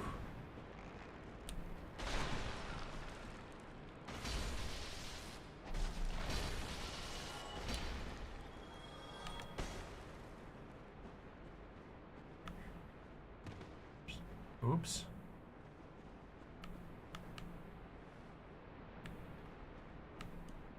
I always get turned around. I've done this zone so many times and I still always get turned around and forget where all the items and stuff are. And also forget to heal, apparently. Haha, wow, I'm so smart. I am so intellectual. This thing opens up, doesn't it, at some point? I can't remember. Fuck.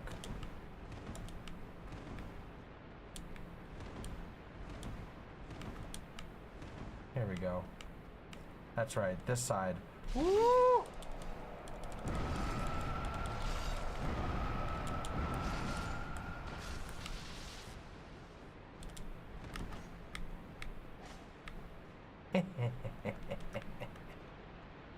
Now notice in the background, look at that. We flip over the thing. The bridge that was covered with spikes has now been flipped so we can safely cross it should we desire to. And yes, we do desire to. If we don't get cornered by skeletons. This thing goes down at some point, I think. Okay, thank you. Rest well, Gayfesh. Thank you so much. I highly doubt we're gonna encounter any debates or anything silly like that, so the timestamp should be just fine.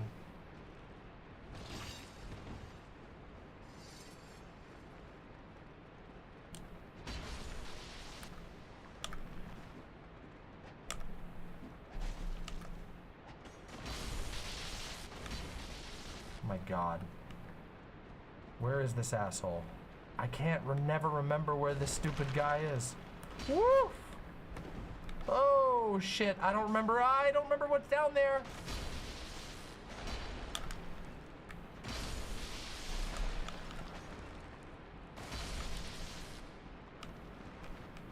I gotta find this necromancer because he's, oh no! No! I almost fell in the hole.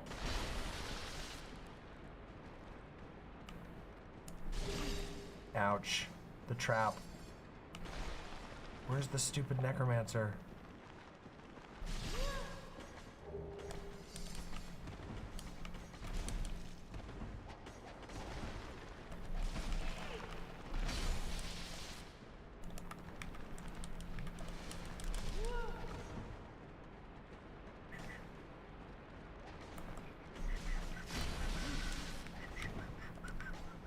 There he is.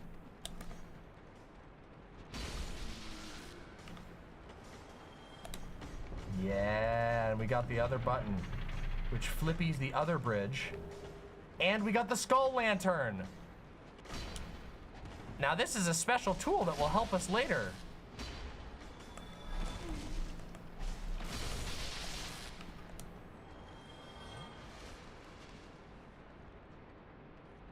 Black Knight. Oh, is there one down there? Okay, now I happen to know that there are items down here that we want.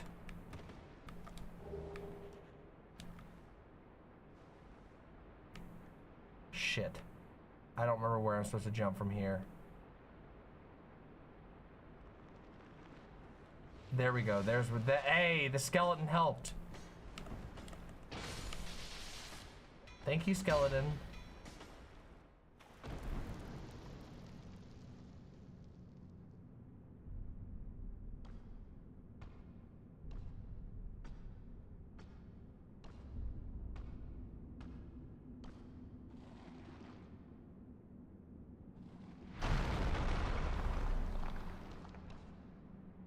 Be gone with you. You'll spoil my focus.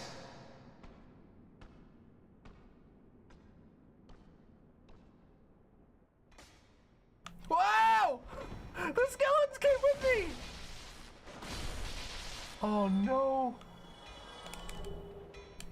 Oh no, and they're gonna come back together, won't they? Oh shit, wait, no. Oh, I don't know. No, okay, they're not. Oh, that one might.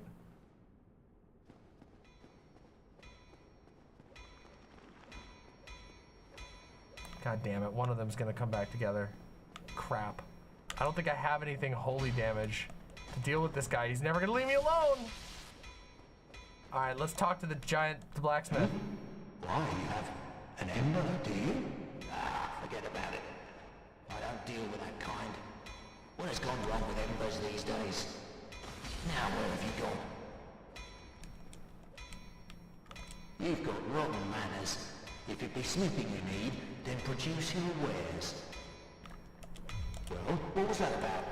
Don't be coming around here without a good reason.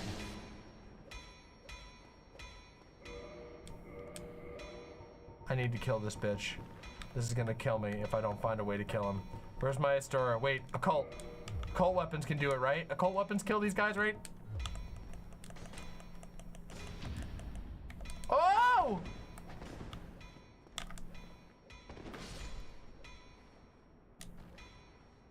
Nope. I think it's only holy. Do I have the Astora Greatsword? It is only holy.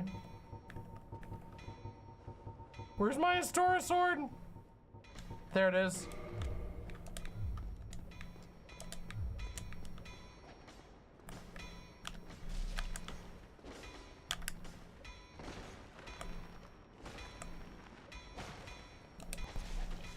This is terrible. I can't believe the skeleton parried me. I didn't expect to be stuck in a situation like this. Okay, that should do it. That should prevent him from redoing. Why, you have an ember? Ah, forget about it. I don't deal with that kind. What has gone wrong with embers these days? This guy's cool. But he doesn't really have anything we need right now. I'm here to smith, not to chit-chat. We don't really have anything we need to do. He does, I can't remember what his specialty is. He has a specialty. What was that? Don't be coming up. I don't remember what he wants. He has something special that he wants. Maybe it's the chaos one? Maybe it's the occult one? Hey, Matthew McConaughey. Good to see you. Okay, real quick while I'm safe, I should read some donos real quick because I missed a couple of donos. So I'm gonna read those real quick. It's gonna lag for a second. Give me a second here. All right, hold on. Let me read the donos real quick because I missed a couple of them and I wanna make sure that I do. Twitchy Paws with the incredibly generous 5 tier 1 subs. Hey, I recently got a raise for being the only prep cook this place can count on, so I thought I would share the wealth since I can't chat as much these days. Thank you so much, Twitchy Paws. Thank you so much. Already read 85D2D Derek's. Freya Yamato. Freya Yamato. This is a good brief summary trying to make sense of the misinfo. Thank you very much. I will read over that when I can. Silent with the 3 tier 1 subs. Thank you so much. Let me see if there's any on YouTube that I missed. Hold on, give me 1 second. Nope. We didn't miss any. All right. Nice and easy. All right, let's do it.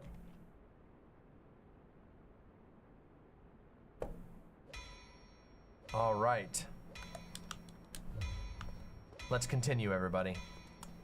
I actually didn't miss as many. I thought I guess I got most of them. Oh, fuck. Here we go. This is gonna be a mess.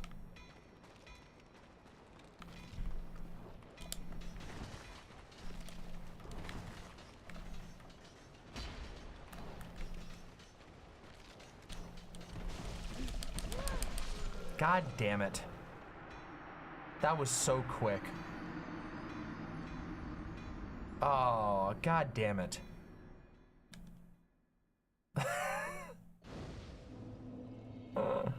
That was sad. That was pathetic. That was so sad. Wait, I should... Oh, shit. I lost... Oh, I gotta go get my humanity. That's the third death. No, that's the second death. That's only the second death. That's only the second death of tonight.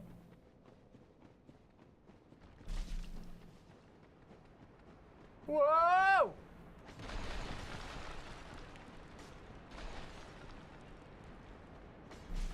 Bitch. Bitch. These guys are such assholes. These skeletons are so fucking annoying. Also, I don't remember how to get up there to get that item. Did I miss it before?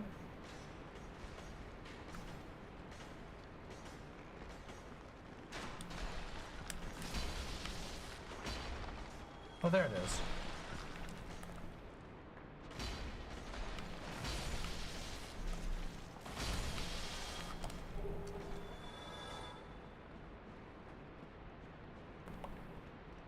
Hey, there's a... Wait, what the... Why is there another...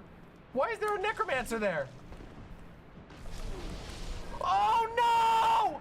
Oh, 3 humanity! Oh, shit! God damn it! Wow, I got cheese. Why was there a... Why was there a necromancer just standing right there?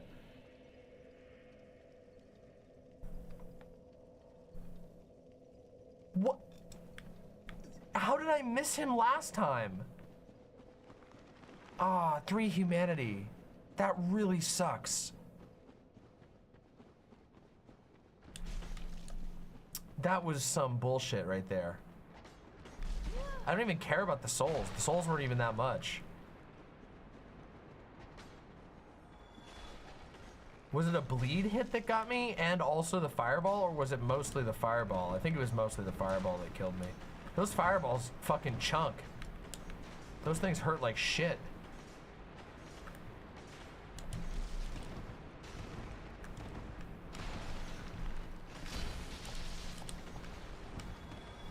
What the? Fuck you, man. Shit, I went the wrong way. Yeah, the fireballs are mean.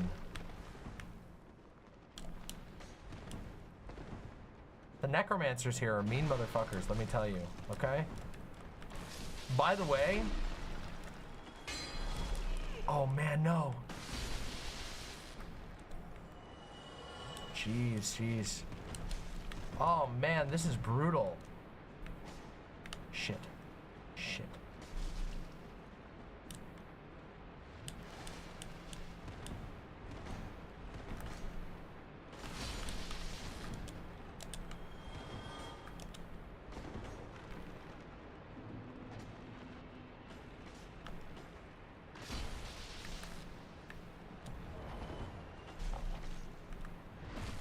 Oh, bye.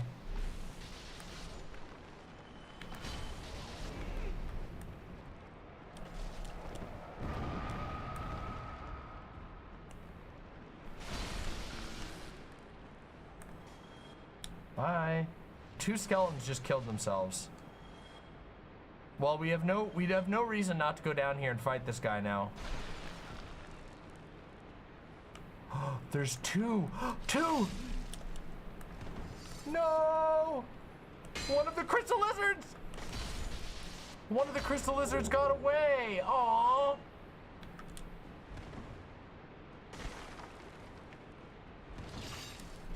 Ow.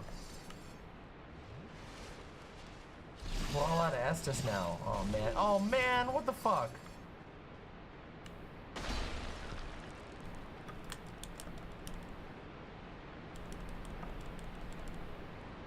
The catacombs is such a devilishly mean place. Dark Souls 1 is so evil. It's so evil. It has so many evil moments. It's so incredible. How did they make a game that's so beautiful and amazing and also evil at the same time? What the fuck? Oh, shit. Oh. That worked out.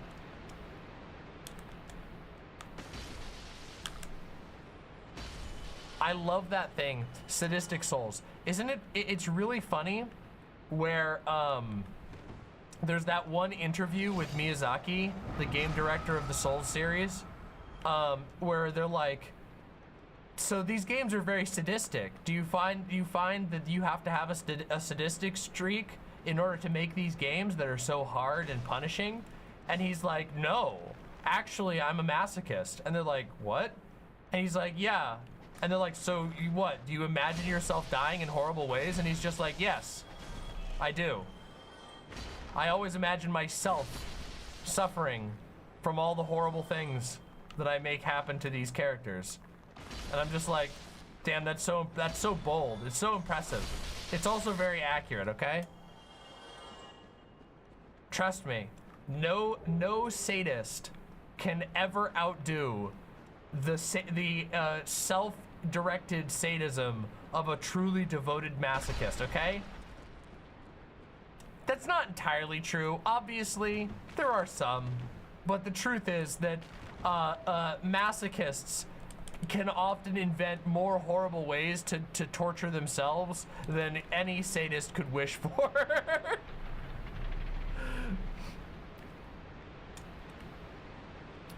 Malevolent Snow, don't worry, you can rewind if you want to catch that part. I think you'll find it to be really good. Today's been full of bangers. Today's stream has been ridiculously full of bangers, huh? I can't believe how many segments I've done today, and also how good they were. And I did it with no Adderall. You all should be extra proud of me and give me extra donations. Look at how good I've done for you today. I deserve rewards. I don't remember how to get up on there. Oh shit. God damn it, do we even have any healing items? We have nothing. Oh yes we do, we have humanity, which we should use. Shit. Do we have any humanity? We do have humanity. We're gonna use some humanity.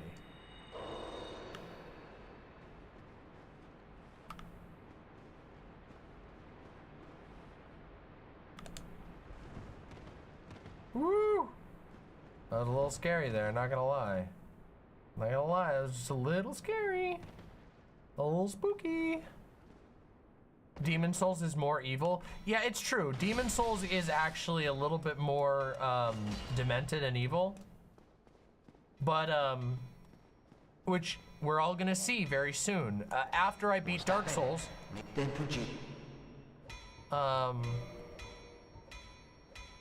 Oh yeah, we should do this. We should get the repair box. It's always good to have the repair box. Plus, we don't need to be... This guy's voice is crazy.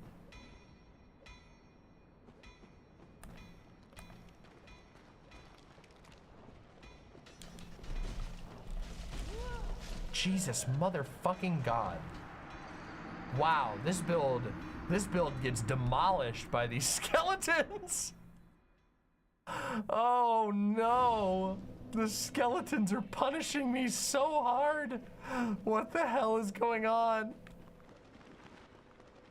I'm getting creamed by the wheels.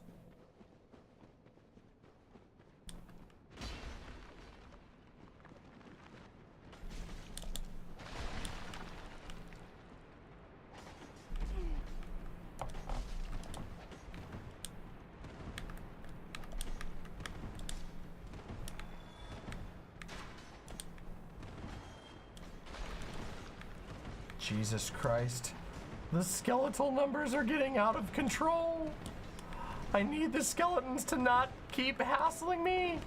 Leave me alone.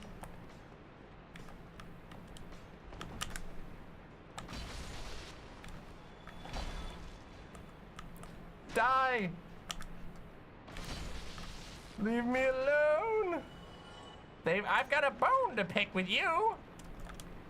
Personally, I think every YouTuber should address the Sniper Wolf thing, no matter what their usual content is. Yeah, I actually, that's part of the reason why I did it.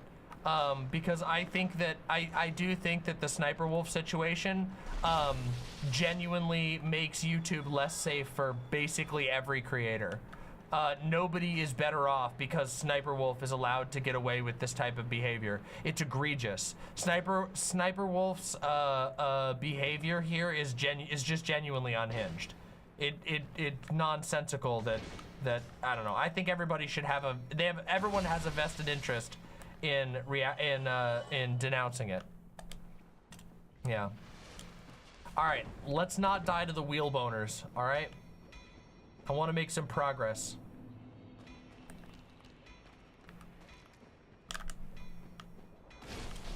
Ouch. Ouch. All right, that's 2 down. 3 down. 3 down. 3 down.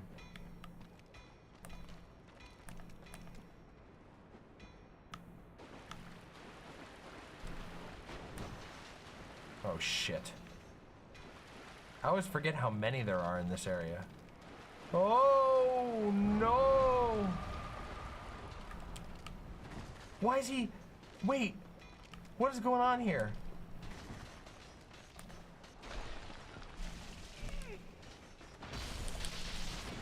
Oh, shit.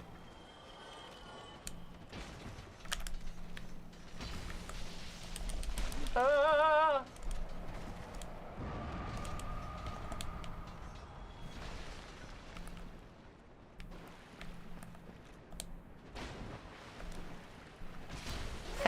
Oh! Hey, oh, I got the Black Knight Greatsword, or Great Axe. That's cool as shit. Also, where'd the other one go? There's one more skeleton rolling around here somewhere, isn't there? Wait, how do I get up there? I swear to God, I always miss... Wait, is it here? Oh!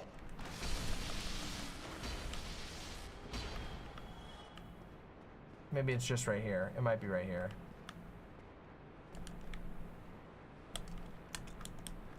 She should be banned? Yeah, I think it would be fair for her to be banned. I think it's kind of ridiculous that YouTube isn't even like considering it, or doesn't seem to be considering it right now. Woo! Oh wait, here goes to the Great Axe guy. Okay, we're going right here. Right?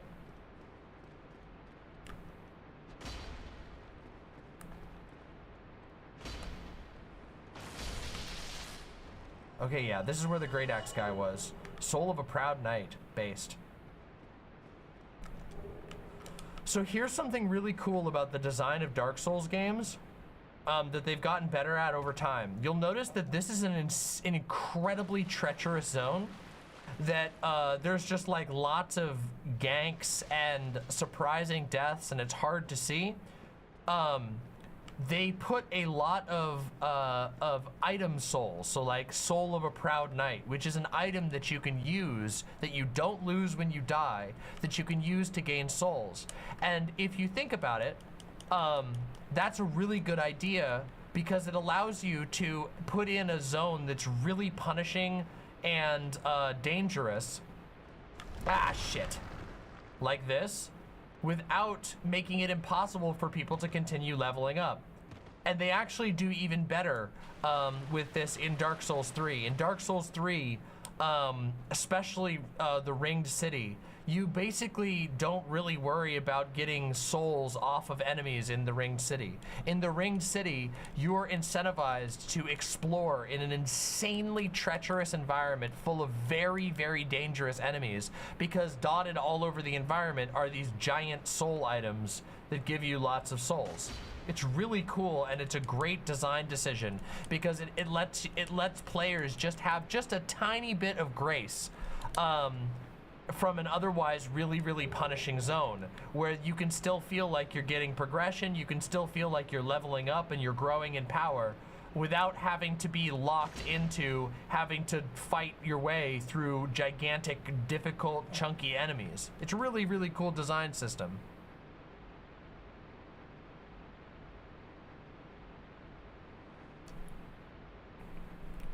I don't know if you've talked about it already, but have you seen YouTube's anti-ad block thing? Yeah, I did a video on it back when they were first starting it, and now they're doing it. I should probably do another video on it. Honestly, I think it's a really foolish move, and I think it's going to breed bad will. But as a YouTuber, what I can say is that you should get YouTube Premium. YouTube Premium actually supports us creators a lot, and it's pretty good. I use my YouTube Premium subscription more than basically any other subscription. Now, obviously, I'm biased because I'm an actual YouTuber, but I'm also a YouTube viewer a lot of the time, and I just think it's a good thing. Okay, I think that YouTube Premium is unironically a pretty high value. Shit, no wait, I gotta go back. Yeah, I think it's a pretty high value subscription. And I say that even acknowledging that I think it's a pretty fucking shitty move of them to push it so hard. I really don't think they should push it as hard as they are. I think that's a very bad decision personally. If it wasn't near $20 a month, wait, it's only $20 a month if you buy it through the Apple Store. It's cheaper if you buy it on PC. It's like $13 a month if you buy it on PC. It is almost $20 a month if you buy it on the Apple Store, and that's because there's fees that Apple charges, so they charge more. It's kind of bullshit, but also it kind of makes sense.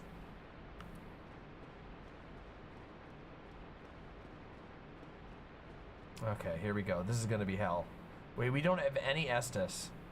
God damn it.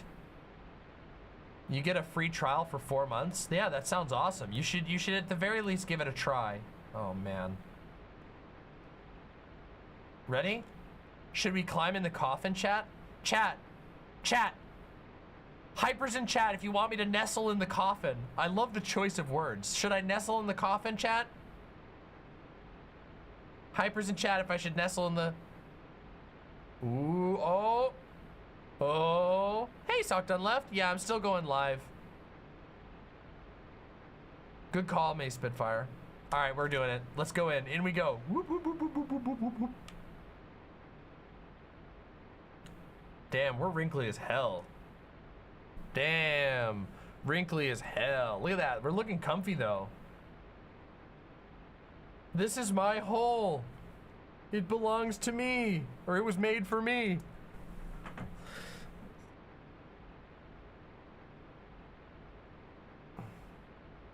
Isn't it funny that the resident sleeper emote is thinking of the child emote? Isn't that funny? Have you ever noticed that?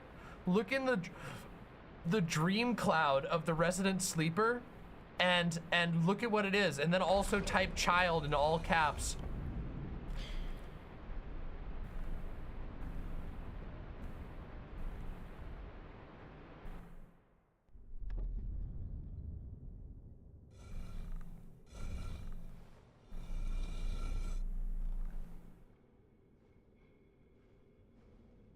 Bruh.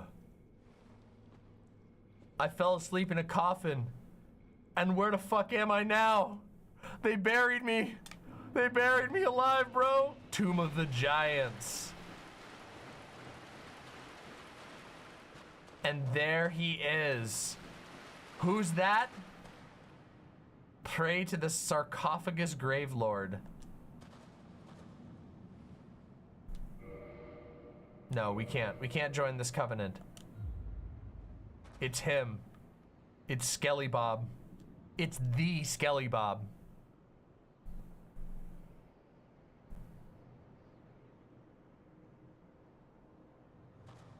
But we're not joining him right now, but look at his scary sword. I wish we could hit him right now. Boy, wouldn't that save us some pain. Oh. Not today, though. It's not in our destiny to be saved of pain. We must bear the pain.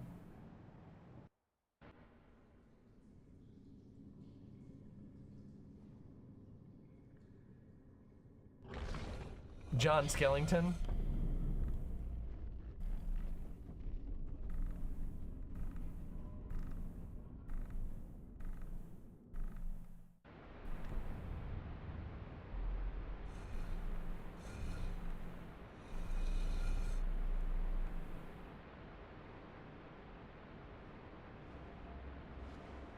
It's because it's the RuneScape child. He's dreaming of the child from RuneScape because he's dreaming about playing RuneScape, and the RuneScape child is in RuneScape. You know, when you fall asleep and you dream about a game that you're playing, that's why.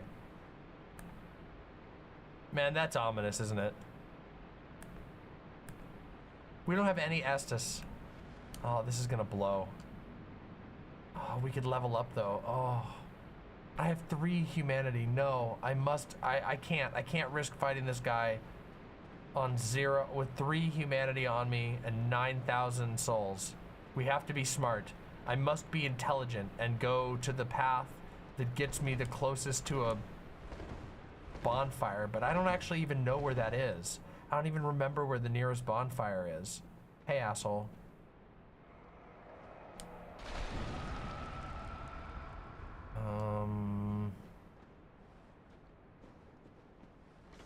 Shit.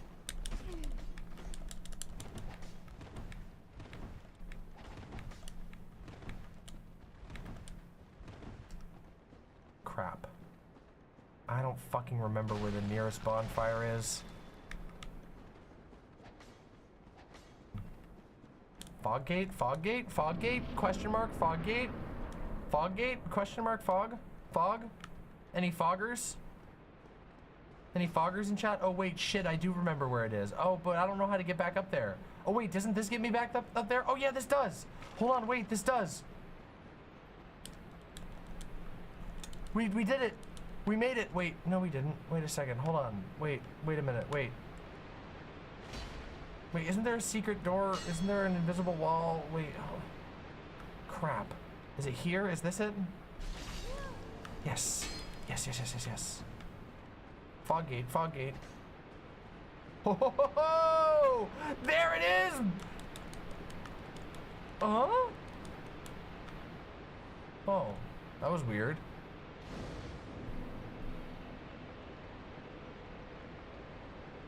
You can show me another cool shortcut in a minute.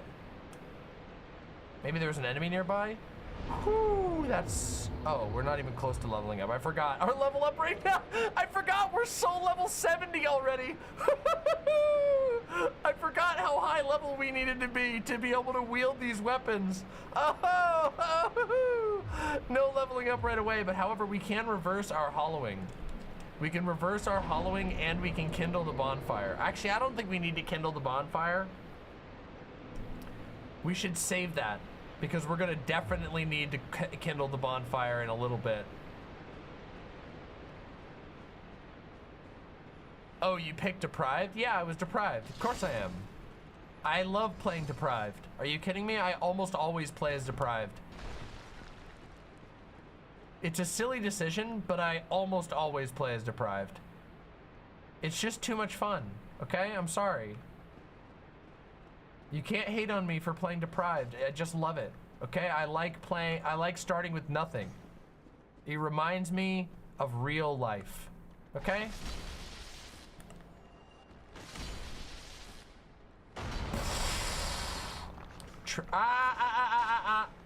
No, no. You bitch. Oh, you bitch. Where's the other one shooting at me from? I forgot about this.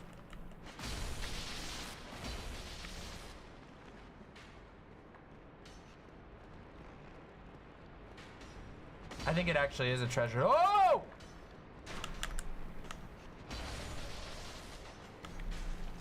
Forgot about that boy.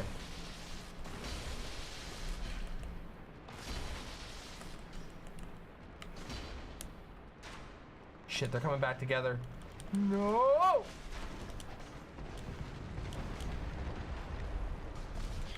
Ow. The Dark Moon Seance Ring. Oh yeah, that's right. God damn it. I'm cornered by a bunch of skelly bobs.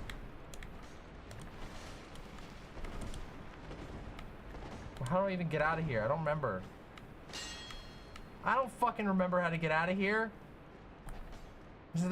Oh, here we go. Never mind. Found it. Ouch!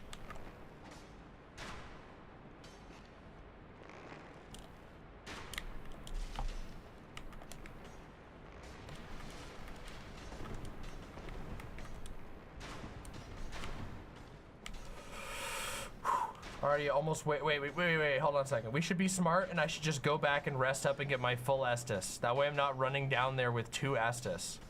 That would be dumb. Oh! No 2 Estus. Be smart. Get more Estus. Be intellectual. You haven't killed Pinwheel yet, right? No, we haven't killed Pinwheel yet. We still got a little ways to go for Pinwheel. And then we get the biggie Estus. Then we get the big jug, the big gulp. Can't wait to get, I think they should have had a 7-Eleven sponsored mod where when you get the Rite of Kindling, it just turns your Estus into an in-game model of a big gulp. Because that's really what it is if we think about it. If we're honest, okay? If we're honest, that's really what it is. It's just a big gulp. Wait, where am I? Ah, yes. Woo! Not today, bitches. Not today, bitches. Not today, bitches. Wait. There's a secret wall over here, isn't there? No, there's not. No, there's not. No, there's not. It's somewhere else. It's somewhere else. I'm misremembering. I'm misremembering. Shut up. Shut up. I'm misremembering. I'm allowed to misremember, okay? You can't hate on me for misremembering.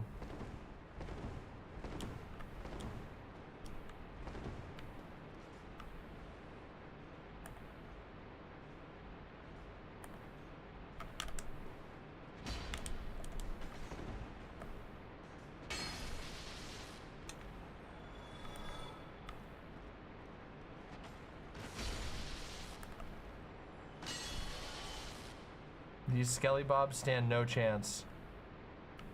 Now, it's time. Me versus Titanite Demon. Hey, why is this one getting back up? Where is your mother?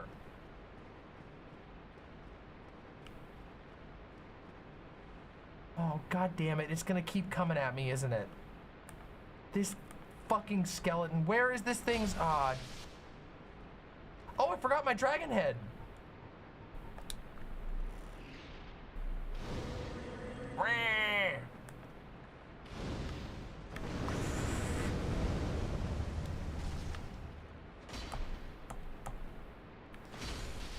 Fucking...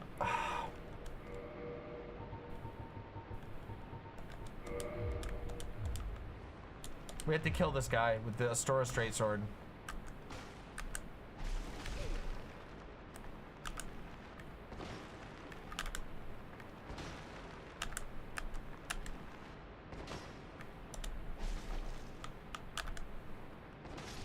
There we go. All right. Okay, all right, okay. It's annoying, but we can't deal with this. We got to be able to focus on our boy, okay? We got to be able to focus on taking out our guy. I wonder if the dragon breath is any good against this bitch. I don't want to risk it.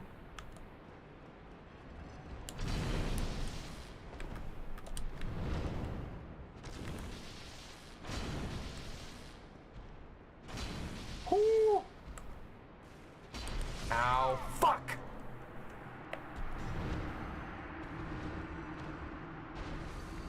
Oh, these guys are so annoying. The fucking stomp ability. It hits twice. That's so silly. That's the 4th death.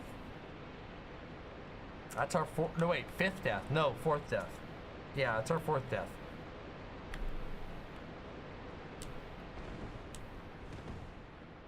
Okay. All right. Ouch. Always forget about that one. Bye, skeleton. Alright, we're not gonna aggro the skelly bobs this time. We're gonna be smarter about it.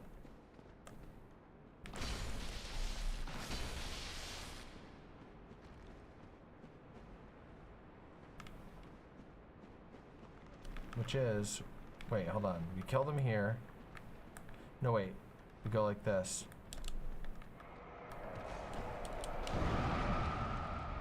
They shouldn't bother us now. They shouldn't be able to get over here.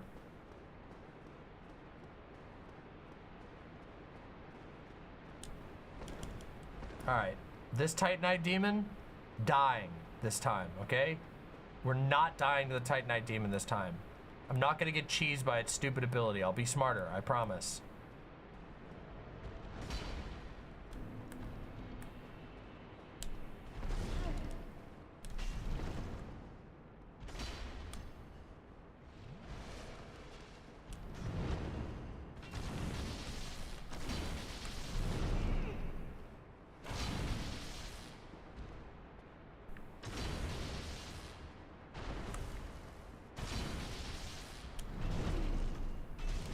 Shit! I ran out of fucking stamina. I lied, damn it. 5 deaths. Fighting a Titanite demon that close quarters is the most annoying shit in the world. God damn it. I was hoping we'd get to Gravelord Nito, but I have to be careful because I've streamed for 8 hours now, right? 8 hours? I've streamed for 8 hours, and I don't want to hurt my body too much. I can feel my body is getting sore from sitting in one spot for too long. Yeah, my bones hurt from fighting all these bones guys.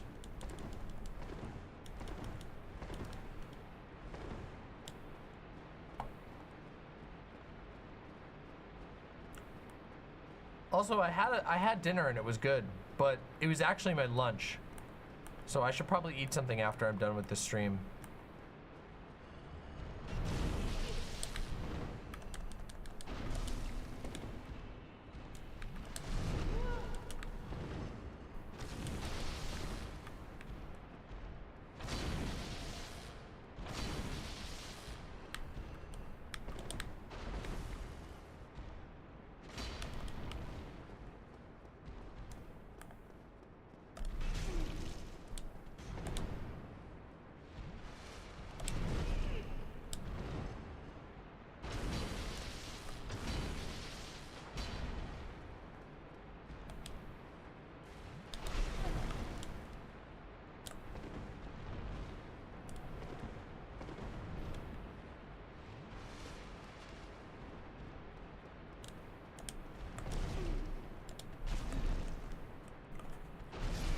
Fuck! How did I not hit him? Skull Muncher says, I was never really into playing Souls-like games, but your passionate talk about them convinced me to play RE4R on Professional for the first time, which is the closest thing I got. So thanks for getting me to finally push myself, I guess. You're welcome. That sounds awesome. I think that there is something amazing and wonderful from pushing yourself to overcome difficult challenges in a game, in any game, really. And I just think the Dark Souls games are particularly good at encouraging you to do so. But yeah, honestly, it applies to many games, and I think that sounds awesome. So congratulations, honestly. Well done. And you're welcome. I can't play another Souls-likes until I beat Sekiro. I'm not allowed. Okay. But Sekiro's awesome. And don't worry, Sekiro is really, really difficult, but once you learn the core of Sekiro, it becomes a lot easier. It's a weird thing.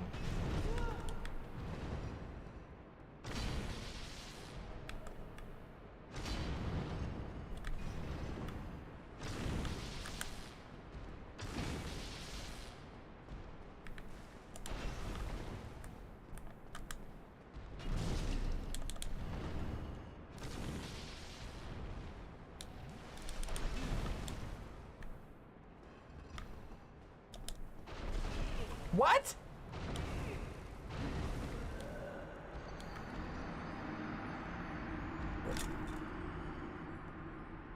Have we ever seen the grab? I forgot he even had a grab. Wow, I'm getting crunched by this Titanite demon. But I didn't even know, I forgot he even had a grab attack. Sucks to be crunched by a Titanite demon.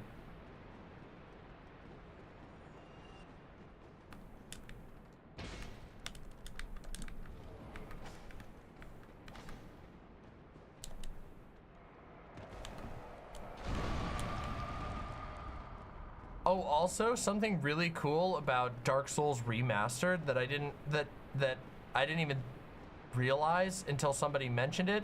You can change the jump button in Dark Souls Remastered, which is honestly overpowered for one fight in particular.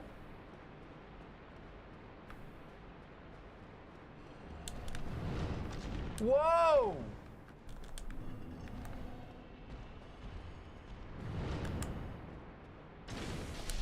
Ouch.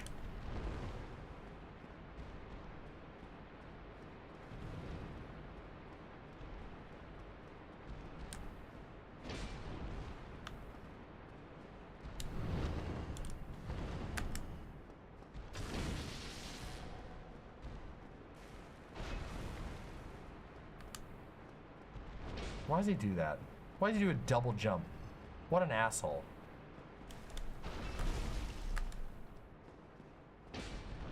Really?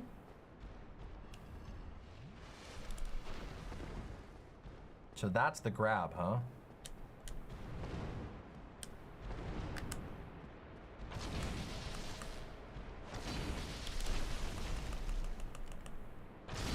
Got him! Finally! Damn it. Got him. Eye of Death. Wait a minute.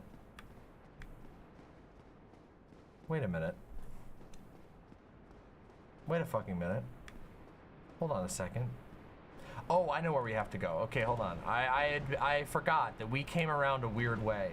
We actually have to go out this way. Down. It's a really rare drop? I didn't even know that. Ah! Skeleton! This skeleton slapped my ass! You'll die for that! Ow!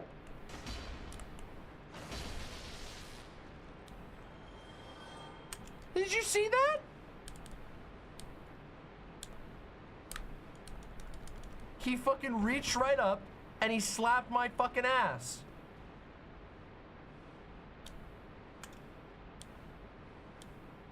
Is the Titanite catch pole good? I've never actually used it. Is it any good? Whoa!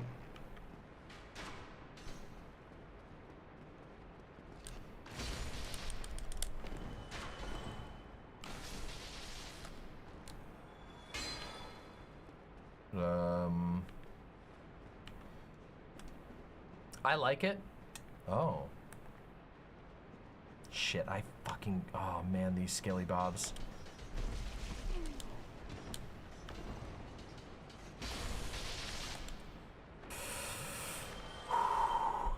It's actually funny how much more deadly the Dark Souls 1 wheel skeletons are.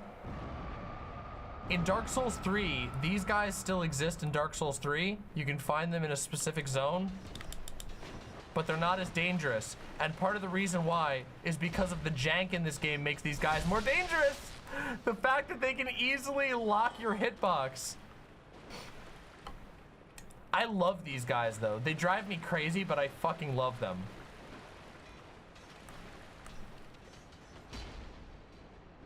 And also their little stop animation is it's so inspired. Watch. Hold on, can we see it? Watch when I dodge this guy. Watch when he stops, okay? Do you see that? Did you see that? Can you guys see that? It's so cool. Come on, bro. Oh! Well, he fell through the map. Okay.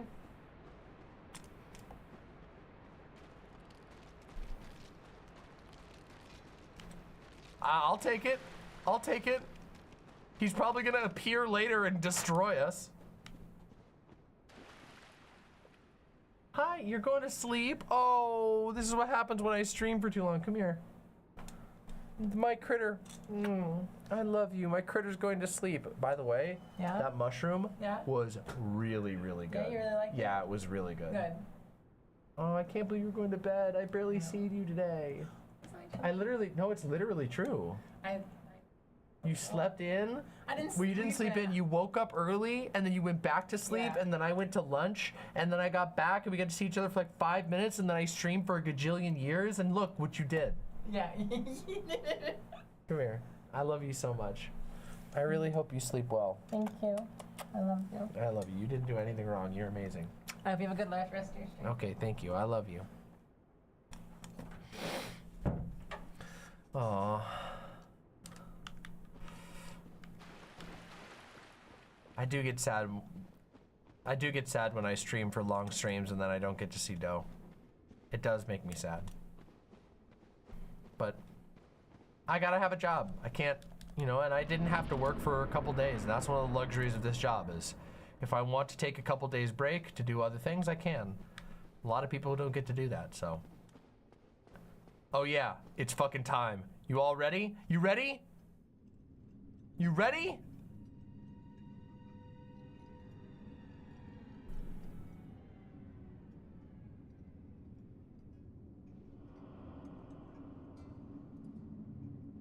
Have you played Lies of P yet? Not yet.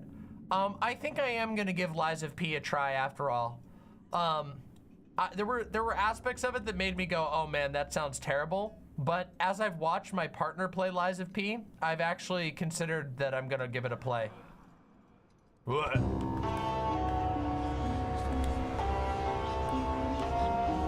I forgot how crazy his music is.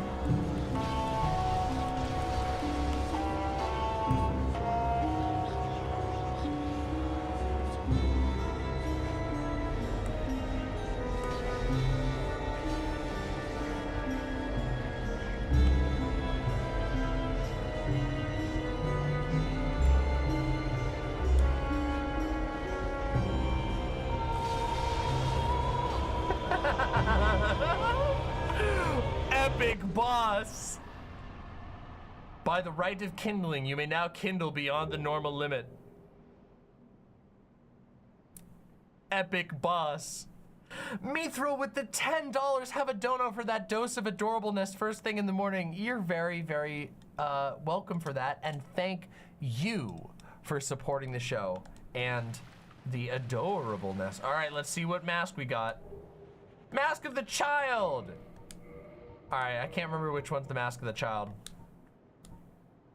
One of the three masks of Pinwheel, the necromancer who stole the power of the Gravelord and reigns over the catacombs. This mask, belonging to the naive child, slightly raises stamina recovery speed.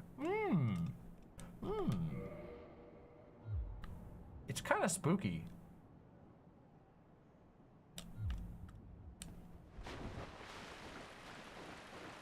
Kind of spooky, honestly.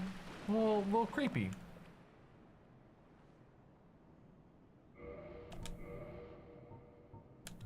But I have to remember to do what's most important, which is I need to put my dragon head on because we're doing a Dragon Knight build.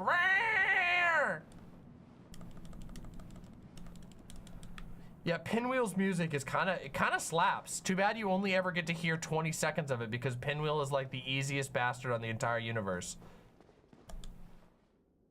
Shortcut ahead.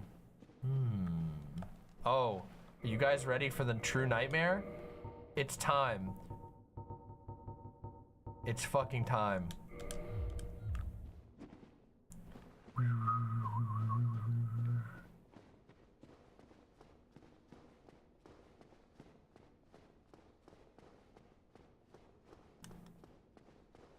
We can't use our two-hand normally because we have to be able to see in the dark in the most horrifying zone arguably ever put in the series.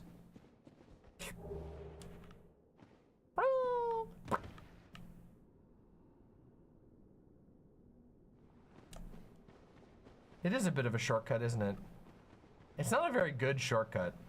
It's a pretty crap-ass shortcut, honestly. But it does let you go rest if you really need it. But here's the catch.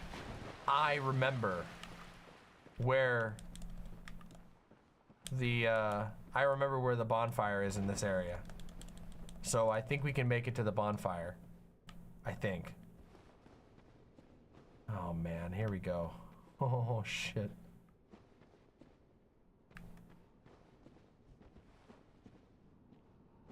The Tomb of the Giants, everybody. Horrifying zone. Genuinely such an upsetting zone.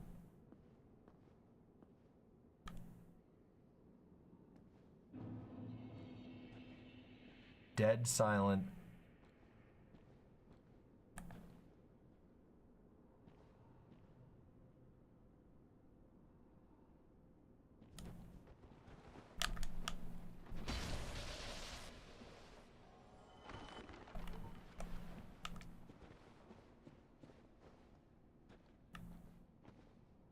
Okay.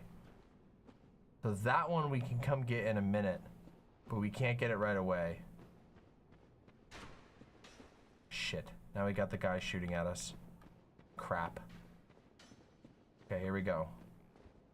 Woo! Oh! Forgot about that one. Okay, honestly, our big sword is gonna make this a lot more reasonable. This zone was so hard.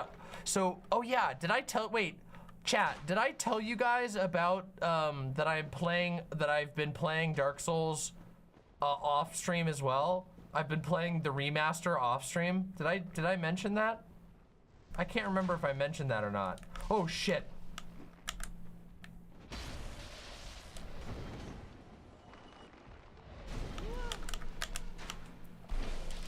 No! Oh, God damn it. I've been playing Dark Souls Remaster off stream, and I've been doing a like a cleric build. So doing a lot of miracles and using the Astora straight sword. I used the Astora straight sword, and now I've switched over to Artorias' greatsword, because Artorias' greatsword is a really weird stat requirement, and so I was like, I've never played a run with Artorias' greatsword, so I got not the cursed one either. I got the real deal one, the one. Okay, here's a cool thing. So if you use the Soul of Sif, probably a lot of you know this, but if you use the Soul of Sif,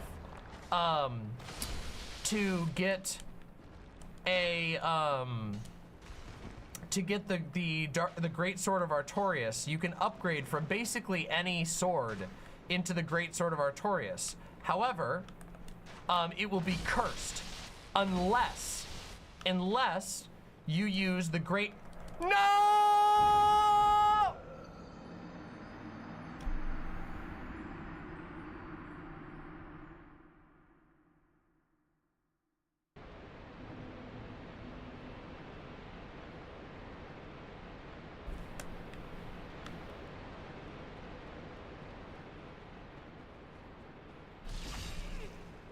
It's okay.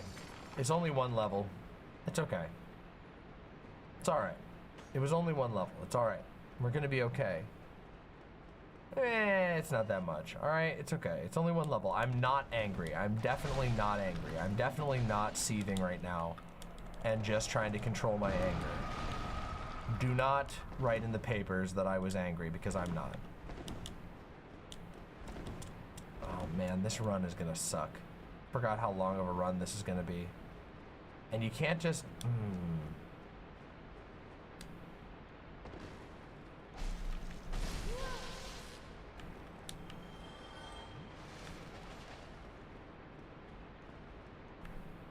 shit.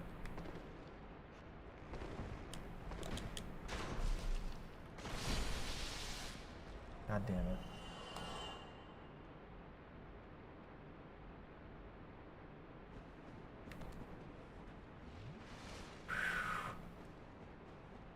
Alright, here we go. This is gonna suck. How does skeleton get down here? How does normal ass skeleton get down here?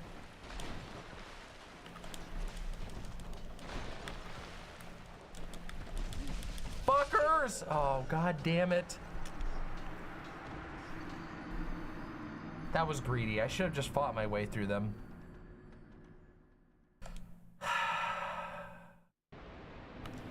So anyway, before I died, I was saying, if you use the Soul of Sif to create the Great Sword of Artorias, it will be cursed, which is actually not bad. It's still a good weapon, and in fact, it can hit ghosts, but it's not as good as it could be. And what you have to do to get the true version of the Great Sword of Artorias is you have to upgrade it using the Broken Straight Sword or the Broken Straight Sword or the Sword Hilt item. And you have to level the Sword Hilt or the Broken Straight Sword to level 10 and then use the Soul of Sif on it. And then you will get the true Great Sword of Artorias. No. The sword that you get from the Soul of Artorias in the DLC is the Abyss Greatsword, which is actually a completely different weapon. It's designed, it's like, it looks like Artorias' Greatsword, but it's like broken in half. It's missing like half of the hilt, and it has a bunch of corruption all over it. And that weapon does bonus damage to creatures of the Abyss. So there's actually 3 variants of Artorias' Greatsword in the game, all of them with different stats and different functions. But yeah, and so anyway, I got the true version of Artorias' Greatsword, and it's a crazy weapon, okay? Its stat requirements are deranged, okay? It takes 24 strength, all right? 24 strength. 24 strength, 18 dexterity. Shit! Fuck! God damn it! LB, thank you very, very much for the incredibly generous $8. Thank you so much. I'm glad you got paid, and I appreciate you paying me, because that's how I get paid, so thank you so much. It takes 18 dexterity, 24 strength, 20 int, and 20 faith. It is the most ridiculous stat spread that you can possibly imagine. It is just deranged.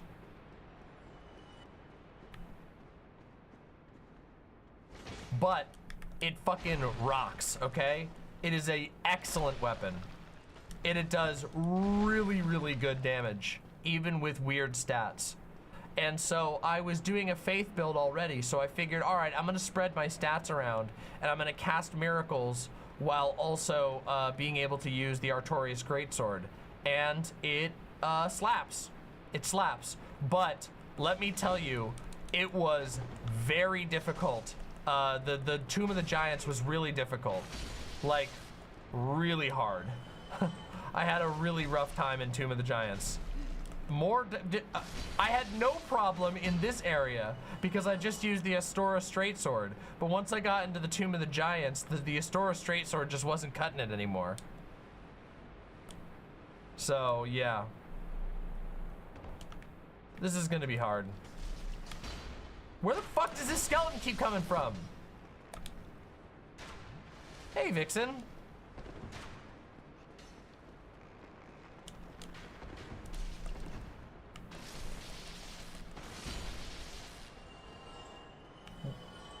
Where is this skeleton coming from?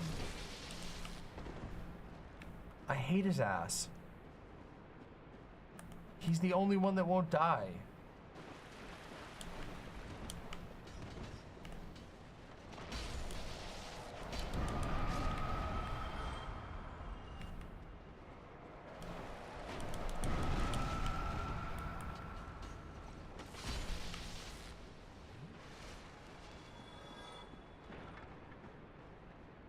Honestly, well, I'll try to get to Nito, but I don't know if we're gonna be able to get to Nito. I know I will be able to get to the next bonfire, though. honestly, I don't think I should push myself to Nito tonight because I did a crazy amount of stream time, and also this will inspire me to play Dark Souls again sooner, which we should do anyway. I really, really, really need to keep encouraging myself to do gaming streams, but I'm not gonna lie. Streaming is hard, and sometimes I get worried that nobody's gonna watch if I just do gaming streams. I know it's not true, but it still worries me, and I'm trying to overcome my fear. Because I know my gaming streams are bangers. We talk about cool stuff, we have fun, I keep things entertaining. I show you guys cool stuff in video games. I do reviews. I should have more confidence in my video game content, but the truth is it's pretty difficult. It's challenging, all right? It's not easy. It's not easy to feel confident in my gaming content.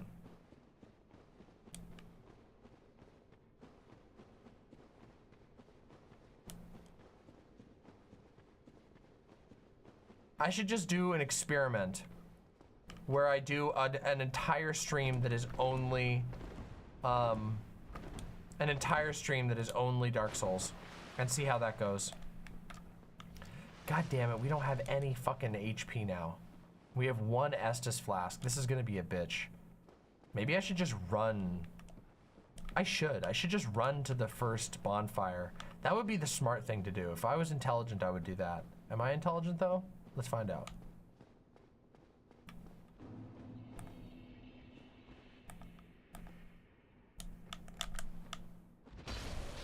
The truth is, killing these individual guys is not so bad, but once the bowman gets on my ass, it becomes really hard to kill them all.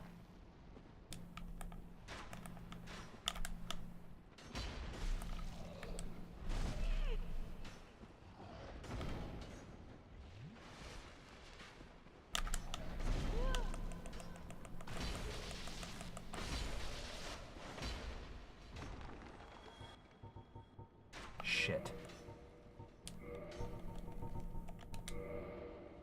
Humanity time.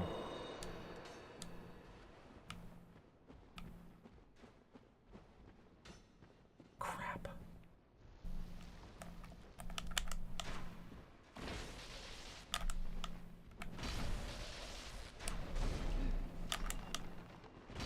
What?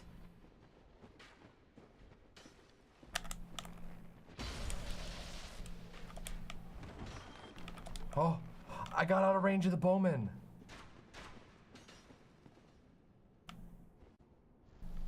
Okay, there's that item I need to remember to go get. Okay, I know where to go. Yes.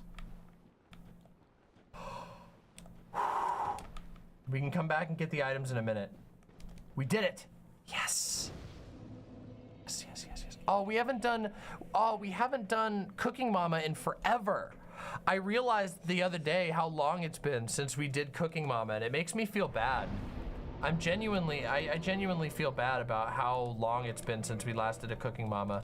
The truth is, I haven't found stuff to inspire me for CookingMama.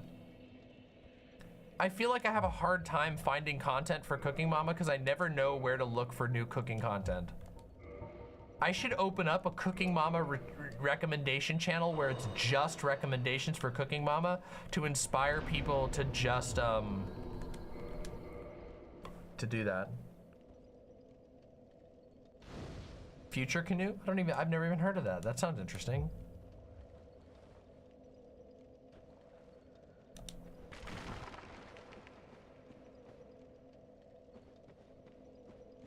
The truth is, I don't get a lot of CookingMama recommendations in the recommendation channels. Mostly what I get is like political React recommendations, which is like, hey, that's fine. But, yeah. Okay, so we gotta do this first. Good day. You look reasonably sane.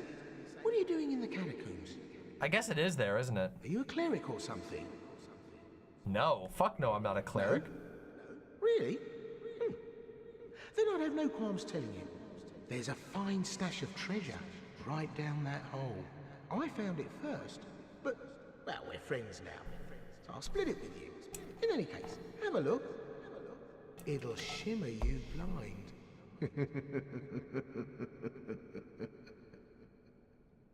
You know what? This guy seems super, you know, he seems super trustworthy. I especially think his laugh is super trustworthy. Let's go take a look. Oh, look at that. He wasn't lying. Look at all that good stuff. There's 3 dead bodies down there with treasure. He was just helping me. He was just... This is what I do, my friend. He's just helping me get down. Stripping off your corpse, that's the real treasure. Okay, although, of all the places in the world to be like a treasure shitter, can you believe that this asshole chooses to hang out in this fucking horrible wretch den of an undead dark pit? And this is where he chooses to farm crap? What the fuck, man? Dude, there's definitely way better places you could be doing business. That just goes to show you that Patches is kind of an idiot. We love him, but he's also kind of a giant idiot.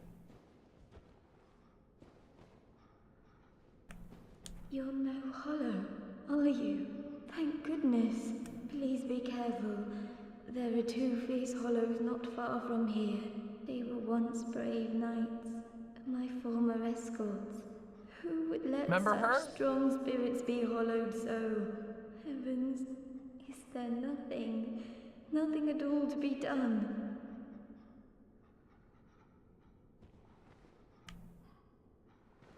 Remember her? She wouldn't even talk to me before. And her guys got mad whenever I walked close to her.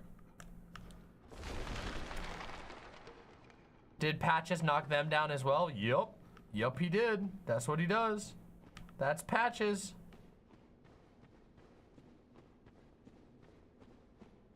I don't remember where all the treasure is. Okay. This area is so confusing. Okay, so there's a treasure there that I haven't gotten yet. I'm gonna grab. Here we go. What? Oh yeah, these guys.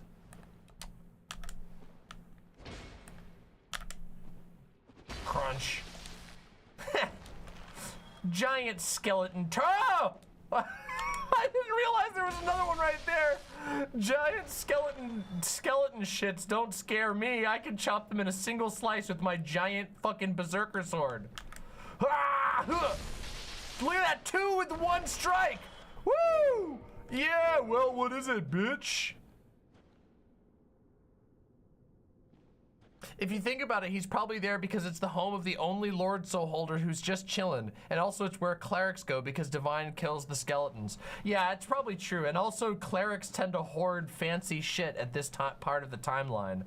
All of the clerics still have like residual wealth and power at this point in the Dark Souls lore. They still have some stuff on them. Oh, fuck. Hello. Yeah, eat shit. Bye.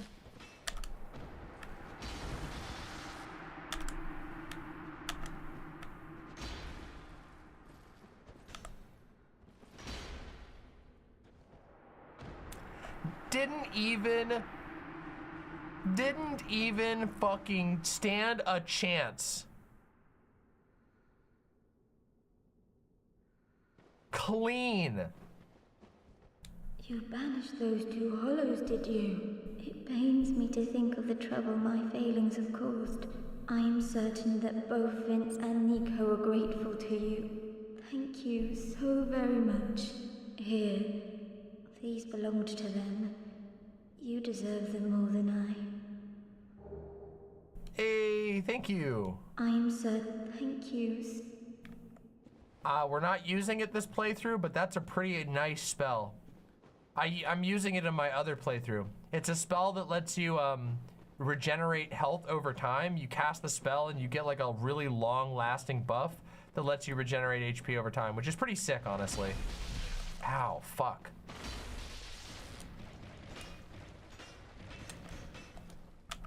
This build is sick. I'm not gonna lie. Look at that shit. This build is gonna make the next area so much easier. In my last playthrough, I literally the catacombs. My playthrough that I've been doing off stream. Oh my god, I was in agony trying to get through here. It took me so much longer than this. I was in misery, okay? Because I just was not at my peak. Sorry, Tomb of the Giants. Catacombs was pretty easy. Not gonna lie. Catacombs was fine. The Tomb of the Giants, though, was a nightmare. An absolute goddamn nightmare. Oh, this fucker. Okay, no. Wait a second, hold on. Where am I? Oh. Okay, wait a second. All right, talk to Patches time. Hey, bro, what's up? Oh, you. Well, let's just calm down. Talk about things. I did you wrong, but I didn't mean it. These temptations, they can, well, overcome me. You know what I mean, don't you? Please, forgive me. You and me, we're jolly undead outcasts, aren't we? Oh, brilliant. A second chance. Wonderful. I had a feeling you'd understand. I did. But, if I were in your shoes, ooh, who knows what I'd have done. I would have killed you.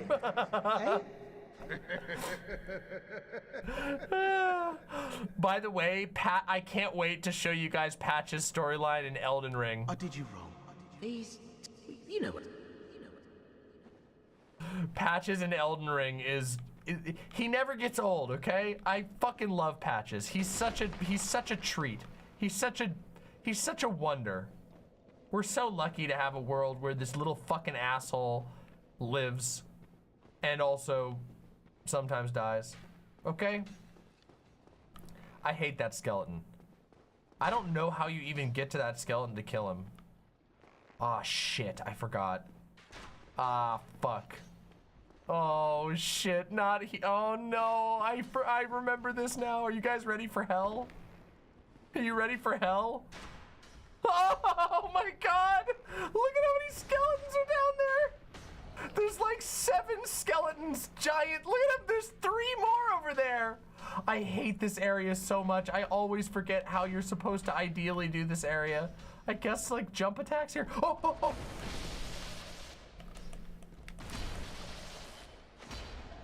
Ow! It's Freddy Fazbear, the skeleton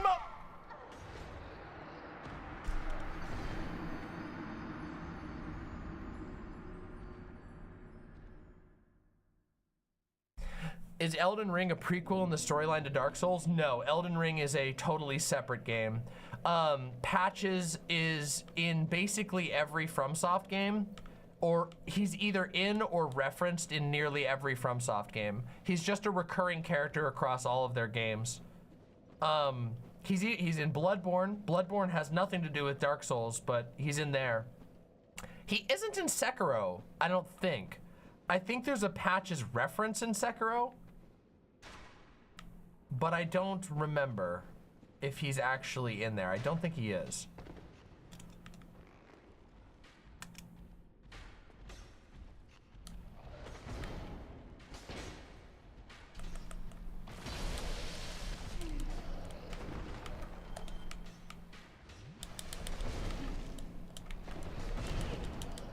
Motherfucking skeletons.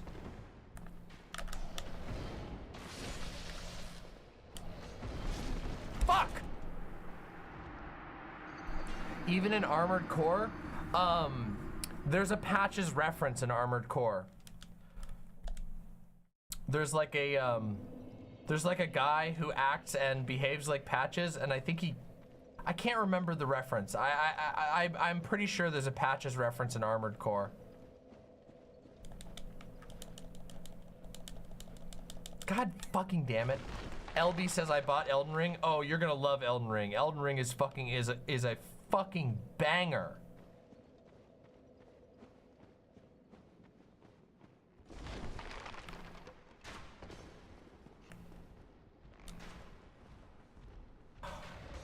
this so much.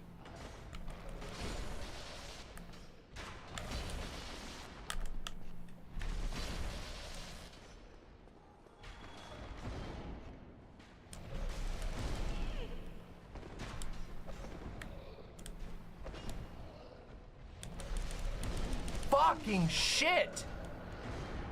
Okay, maybe I need to just put on Havel's set and then chop them, like, with R1s, instead of trying to do, well, I bet I could survive with Havel's set on. Chariot says, to LB, Elden Ring is one of the greatest real-time action RPGs ever made. Yeah, I think I can't wait to talk about Elden Ring. When I get to do my full review of Elden Ring, I'm gonna drop some fucking hot takes. I'm gonna fucking blow people's minds. It's gonna be crazy, all right? All right, let's try this. Let's try with this with the Havel, all right?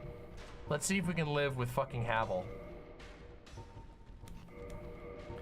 I don't even know if we'll be able to survive with Havel because of the bleed, but let's give it a try at least.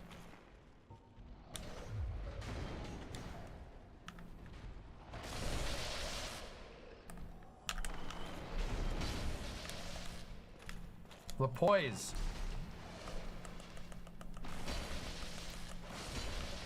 Wow, that actually worked. It worked because of the poise.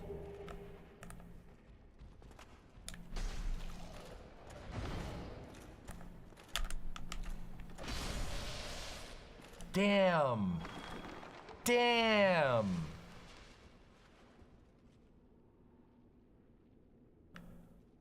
Chariot, I am so excited for that. It's not even funny.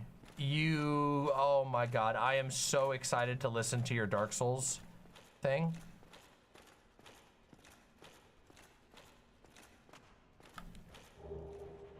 Oh, I forgot to mention. Oh my God, I forgot to mention. Chariot, I watched Zeostorm's response to the Shadiversity I watched Zeostorm respond to Shadiversity's shitty response to his critique, and it was, oh my God, it was blessed, okay? It was amazing. I have never it was beautiful, okay? That was amazing. It was so good. It was like, ooh. Oh, it was so good. It was like delectable listening to that. Also, it was genuinely pathetic how monumentally stupid Shadiversity actually is. He's not just stupid, that's the worst part. He is very dumb. Like, he has like just dumb guy thoughts. Like, he's just like, he's very pretentious, and he has like really stupid thoughts that he is convinced are super deep and whatever, and they're not. But there's something worse about him, which is that he actually can't handle his own emotions. Like, he's actually incapable of dealing with his own emotions, like, completely. It's really funny because when he starts his critique, he starts by acknowledging that Zeostorm was like extremely respectful and kind and didn't like get super triggered or anything. And then he immediately starts getting angry because he's mad about the points that Zeostorm made, and he immediately starts lying. And then Zeostorm points out that he's actually lying about what he said in his video, and he's accusing Zeostorm of lying. When Zeostorm didn't lie. He actually told the truth, but Shad can't handle it. And so when Zeostorm actually plays his own clips back at him, he just like stops and realizes like, shit, like, what am I gonna do? Like, I've been exposed as a liar. So he just starts getting super mad and getting insanely toxic at Zeostorm. And it was really funny because in the beginning of the stream react to the critique, Zeostorm was like, basically like, I'm gonna try and keep this respectful, guys. You know, I really think Shadiversity, you know, he's a respectable creator. He has a lot of fans who really like his stuff, and his sword fighting stuff is pretty cool. and so I'm gonna try and keep it respectful. And as it goes on, you can just see him getting madder, like Zeostorm, like getting more and more angry because of how unreasonably toxic Shadiversity is being for no reason, just because he's mad that the critiques are actually truthful. It's so fucking pathetic.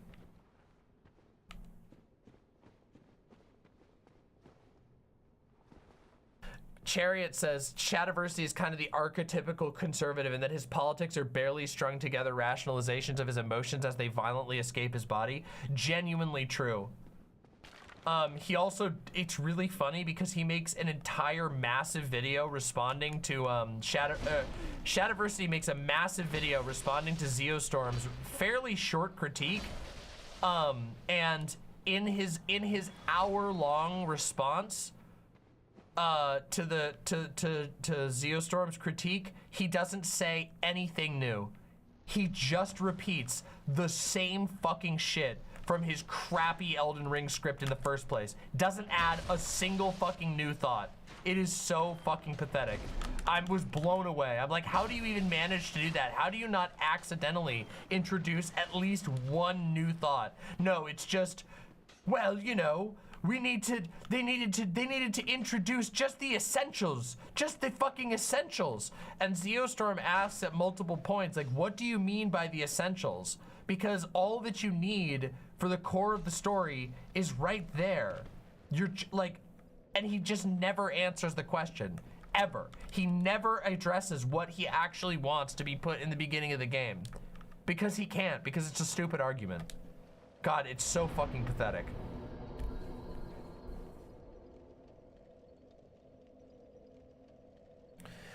The Shad Zeostorm conflict came a while ago, and since then, Shad has beefed in a similarly toxic manner with Jack Saint, Angry Joe, and Scalagrim. He literally just melts down if you have any social conflict with him. I hope his employees watch out for that.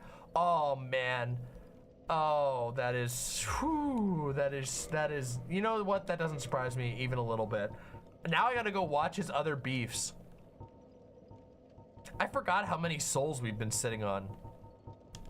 Let's eat some of these souls and level up, and then I'm gonna call it for the night because I'm really super tired and my body is starting to hurt and I need to go read a bunch of Berzerk. Oh shit, I forgot you can't use stacks. Oh, pain. There's no stacks. Oh, you can use stacks in the remake. Oh.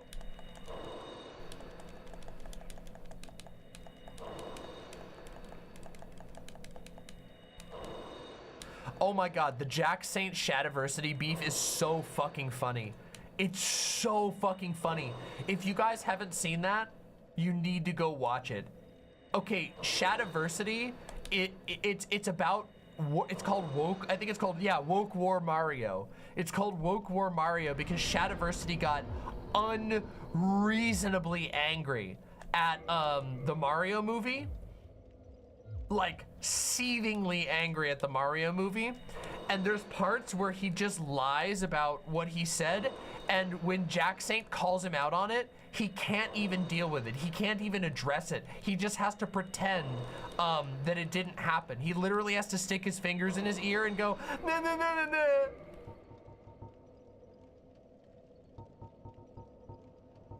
All right, we're gonna eat the soul of the Moonlight Butterfly because we're not using the Moonlight Butterfly this run. We're gonna eat the soul of Quelaag because we're not doing the Fury Sword this run. We're gonna eat the soul of the Iron Golem because I don't care about the Iron Golem weapon.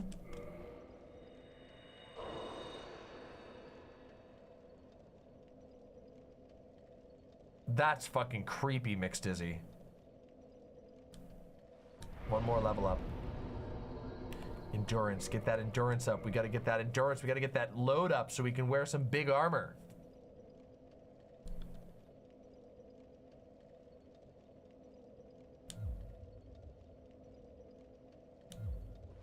All right, everybody.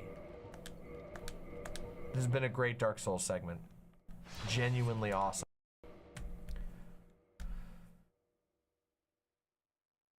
Oh. Chariot says, it's a good observation in what you said earlier. I've been meditating on the ill-informed right-leaning YouTube media critic sphere, and they have some common threads, like treating their own emotional immediate experiences as somehow reflective of the core of a piece of media. It makes sense with how they tilt at woke properties. It's so funny because it makes them blind to growing as a person, and sometimes I can't help but think that it is just a defense mechanism. Like this, I mean, I know that's true for like super Christians. Like there's a bunch of, something that's really funny. If you go and you read, like Christian media reviews from like extremist, you know, from like hardline conservative Christians, one thing you'll find is that there's some very similar things like that, where they will get mad at a piece if it challenges their moral assumptions at all. Like they won't just get mad, like, it's bad for challenging their moral assumptions, and they will basically assume that commentary on like problematic elements is like endorsement always, even if the piece is literally talking about like and critiquing problematic elements. The mere presence of them will be seen as like an attack on their moral values. It's incredibly fucking weird, and I can't help but feel like that trait is present in a lot of like not necessarily Christian but conservative media reviewers, where like they get angry at the way that a piece makes them think about something, and then this defense mechanism turns on where they have to get mad at it and call it stupid. That way that it's like denigrated, and they don't have to take it seriously as like something that made them feel something that made them perhaps reconsider a part of their approach. And it's funny to see it. It's funny when it extends out as far as it does with somebody like Shadiversity. Like, because with the Christians, it kind of like you can kind of make sense of it, right? They have a very, very strong moral system, and they don't like it when anything disagrees with that. But it's really fucking weird when it extends out to being mad at like the storytelling style of Lord of the Rings. I mean, of not Lord of the Rings, of Elden Ring, because Elden Ring. Because if the storytelling style of Elden Ring is like good, then that means all of your weird pretentious assumptions about how stories are supposed to be told might not necessarily be correct. And if your understandings of how stories are supposed to be told isn't correct, then that might mean that the assumptions about morality that you tie into your opinions on storytelling might also not be correct. And it's like they've built out their defenses so far out that they can't even enjoy a game like Elden Ring.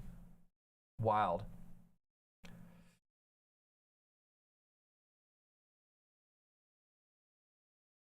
Okay, let me see that real quick. Uncle Gumball.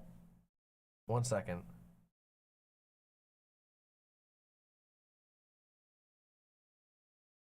It's in the clip channel? No, wait, it's in the Cooking Mama channel. Oh, I do have a... What the fuck? What the fuck?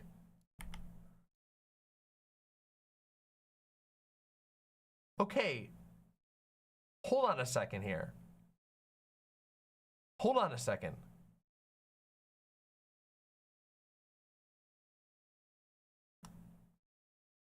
It's not a taco, but it might not be bad. This is only 3 minutes. All right, bonus Cooking Mama. We're doing it. We're doing it. Quick Cooking Today Mama. we're making French. Let's do it. All right, here we go. We are reacting to You Suck at Cooking, episode 157, the French tacos. Let's do it. Real quick. Let's do it. Tacos. If you order tacos in France, this is what you're likely gonna get. Some people... Why, though? Why? Tacos. If you order tacos in France, this is what you're likely gonna get. Some people have the gall to say this isn't actually a taco, just because it doesn't look like a taco, and because it doesn't taste like a taco. But I think it takes making one to truly understand. I'm gonna start by opening this window and scavenging for some fresh leeks.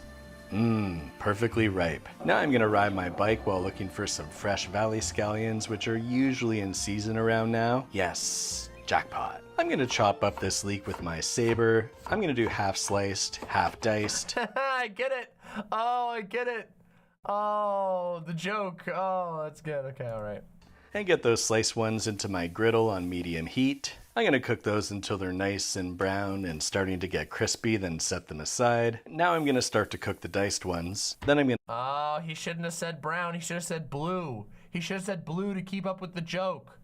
I'm gonna chop up these scallions pretty small, and once the diced leeks are cooked pretty good, I'll add them in together and cook until they're softened. And once those scallions are softened, we'll add a pound of steak tartare to the pan. We'll cook that for a bit, then add some magical flavor crystals and some pepper, and we'll wang jangle that until the tartare is cooked to perfection. You can also add some other powders if you want to make it look better. Now we're going to make some baked potatoes. Just cover your pan in potato strips. The toaster's on 425 and we're going to saute those for around 20 minutes or so. To be clear, these are packaged pre-baked potatoes, not freshly baked potatoes. We'll take these out and rassle them up, then throw them back in to make twice baked potatoes. While those are baking, we're going to make a bechamel sauce, which we'll do by adding some cream to our skillet. Get that warmed up until it's starting to steam. Now we'll add in some Gruyere cheese and wang jangle it until it starts to get thick. Feel free to add some margarine, and if you like, you can add a bit of flour for a burst of flavor. Now we're going to take some of these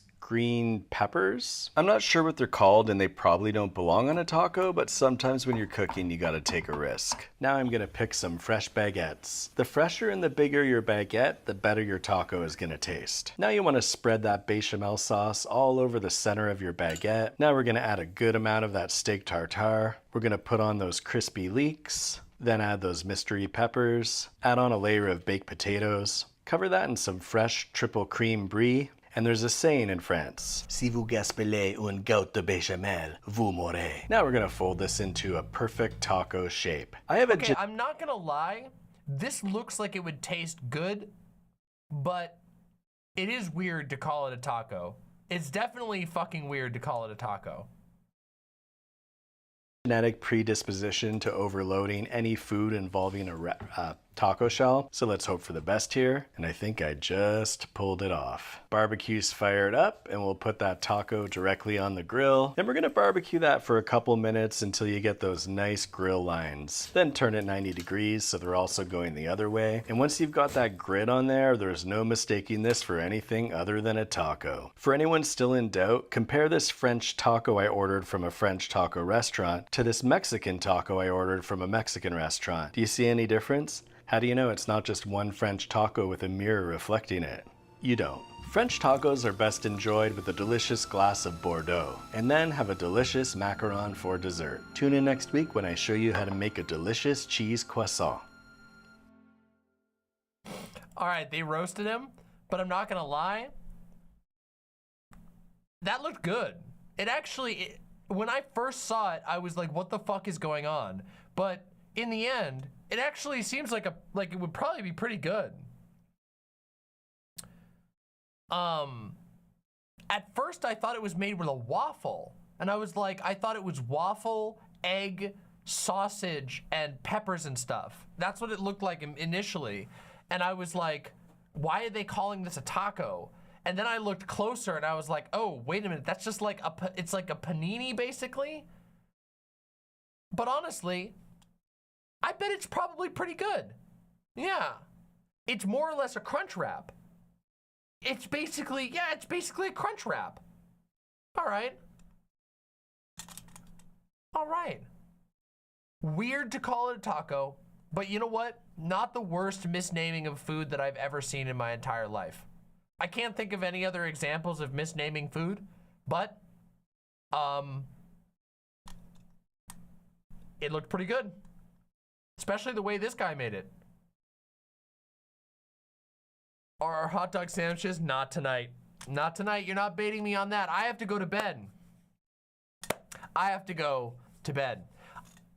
My lovely, lovely imps, thank you so much for watching my show. It has been 9 hours. I gave you a 9-hour stream again. Why do I keep doing this to myself? How did I get back into the habit of doing these long ass streams? But it was loaded with content. I hope you enjoyed it. I will see you all very soon for more Dark Souls.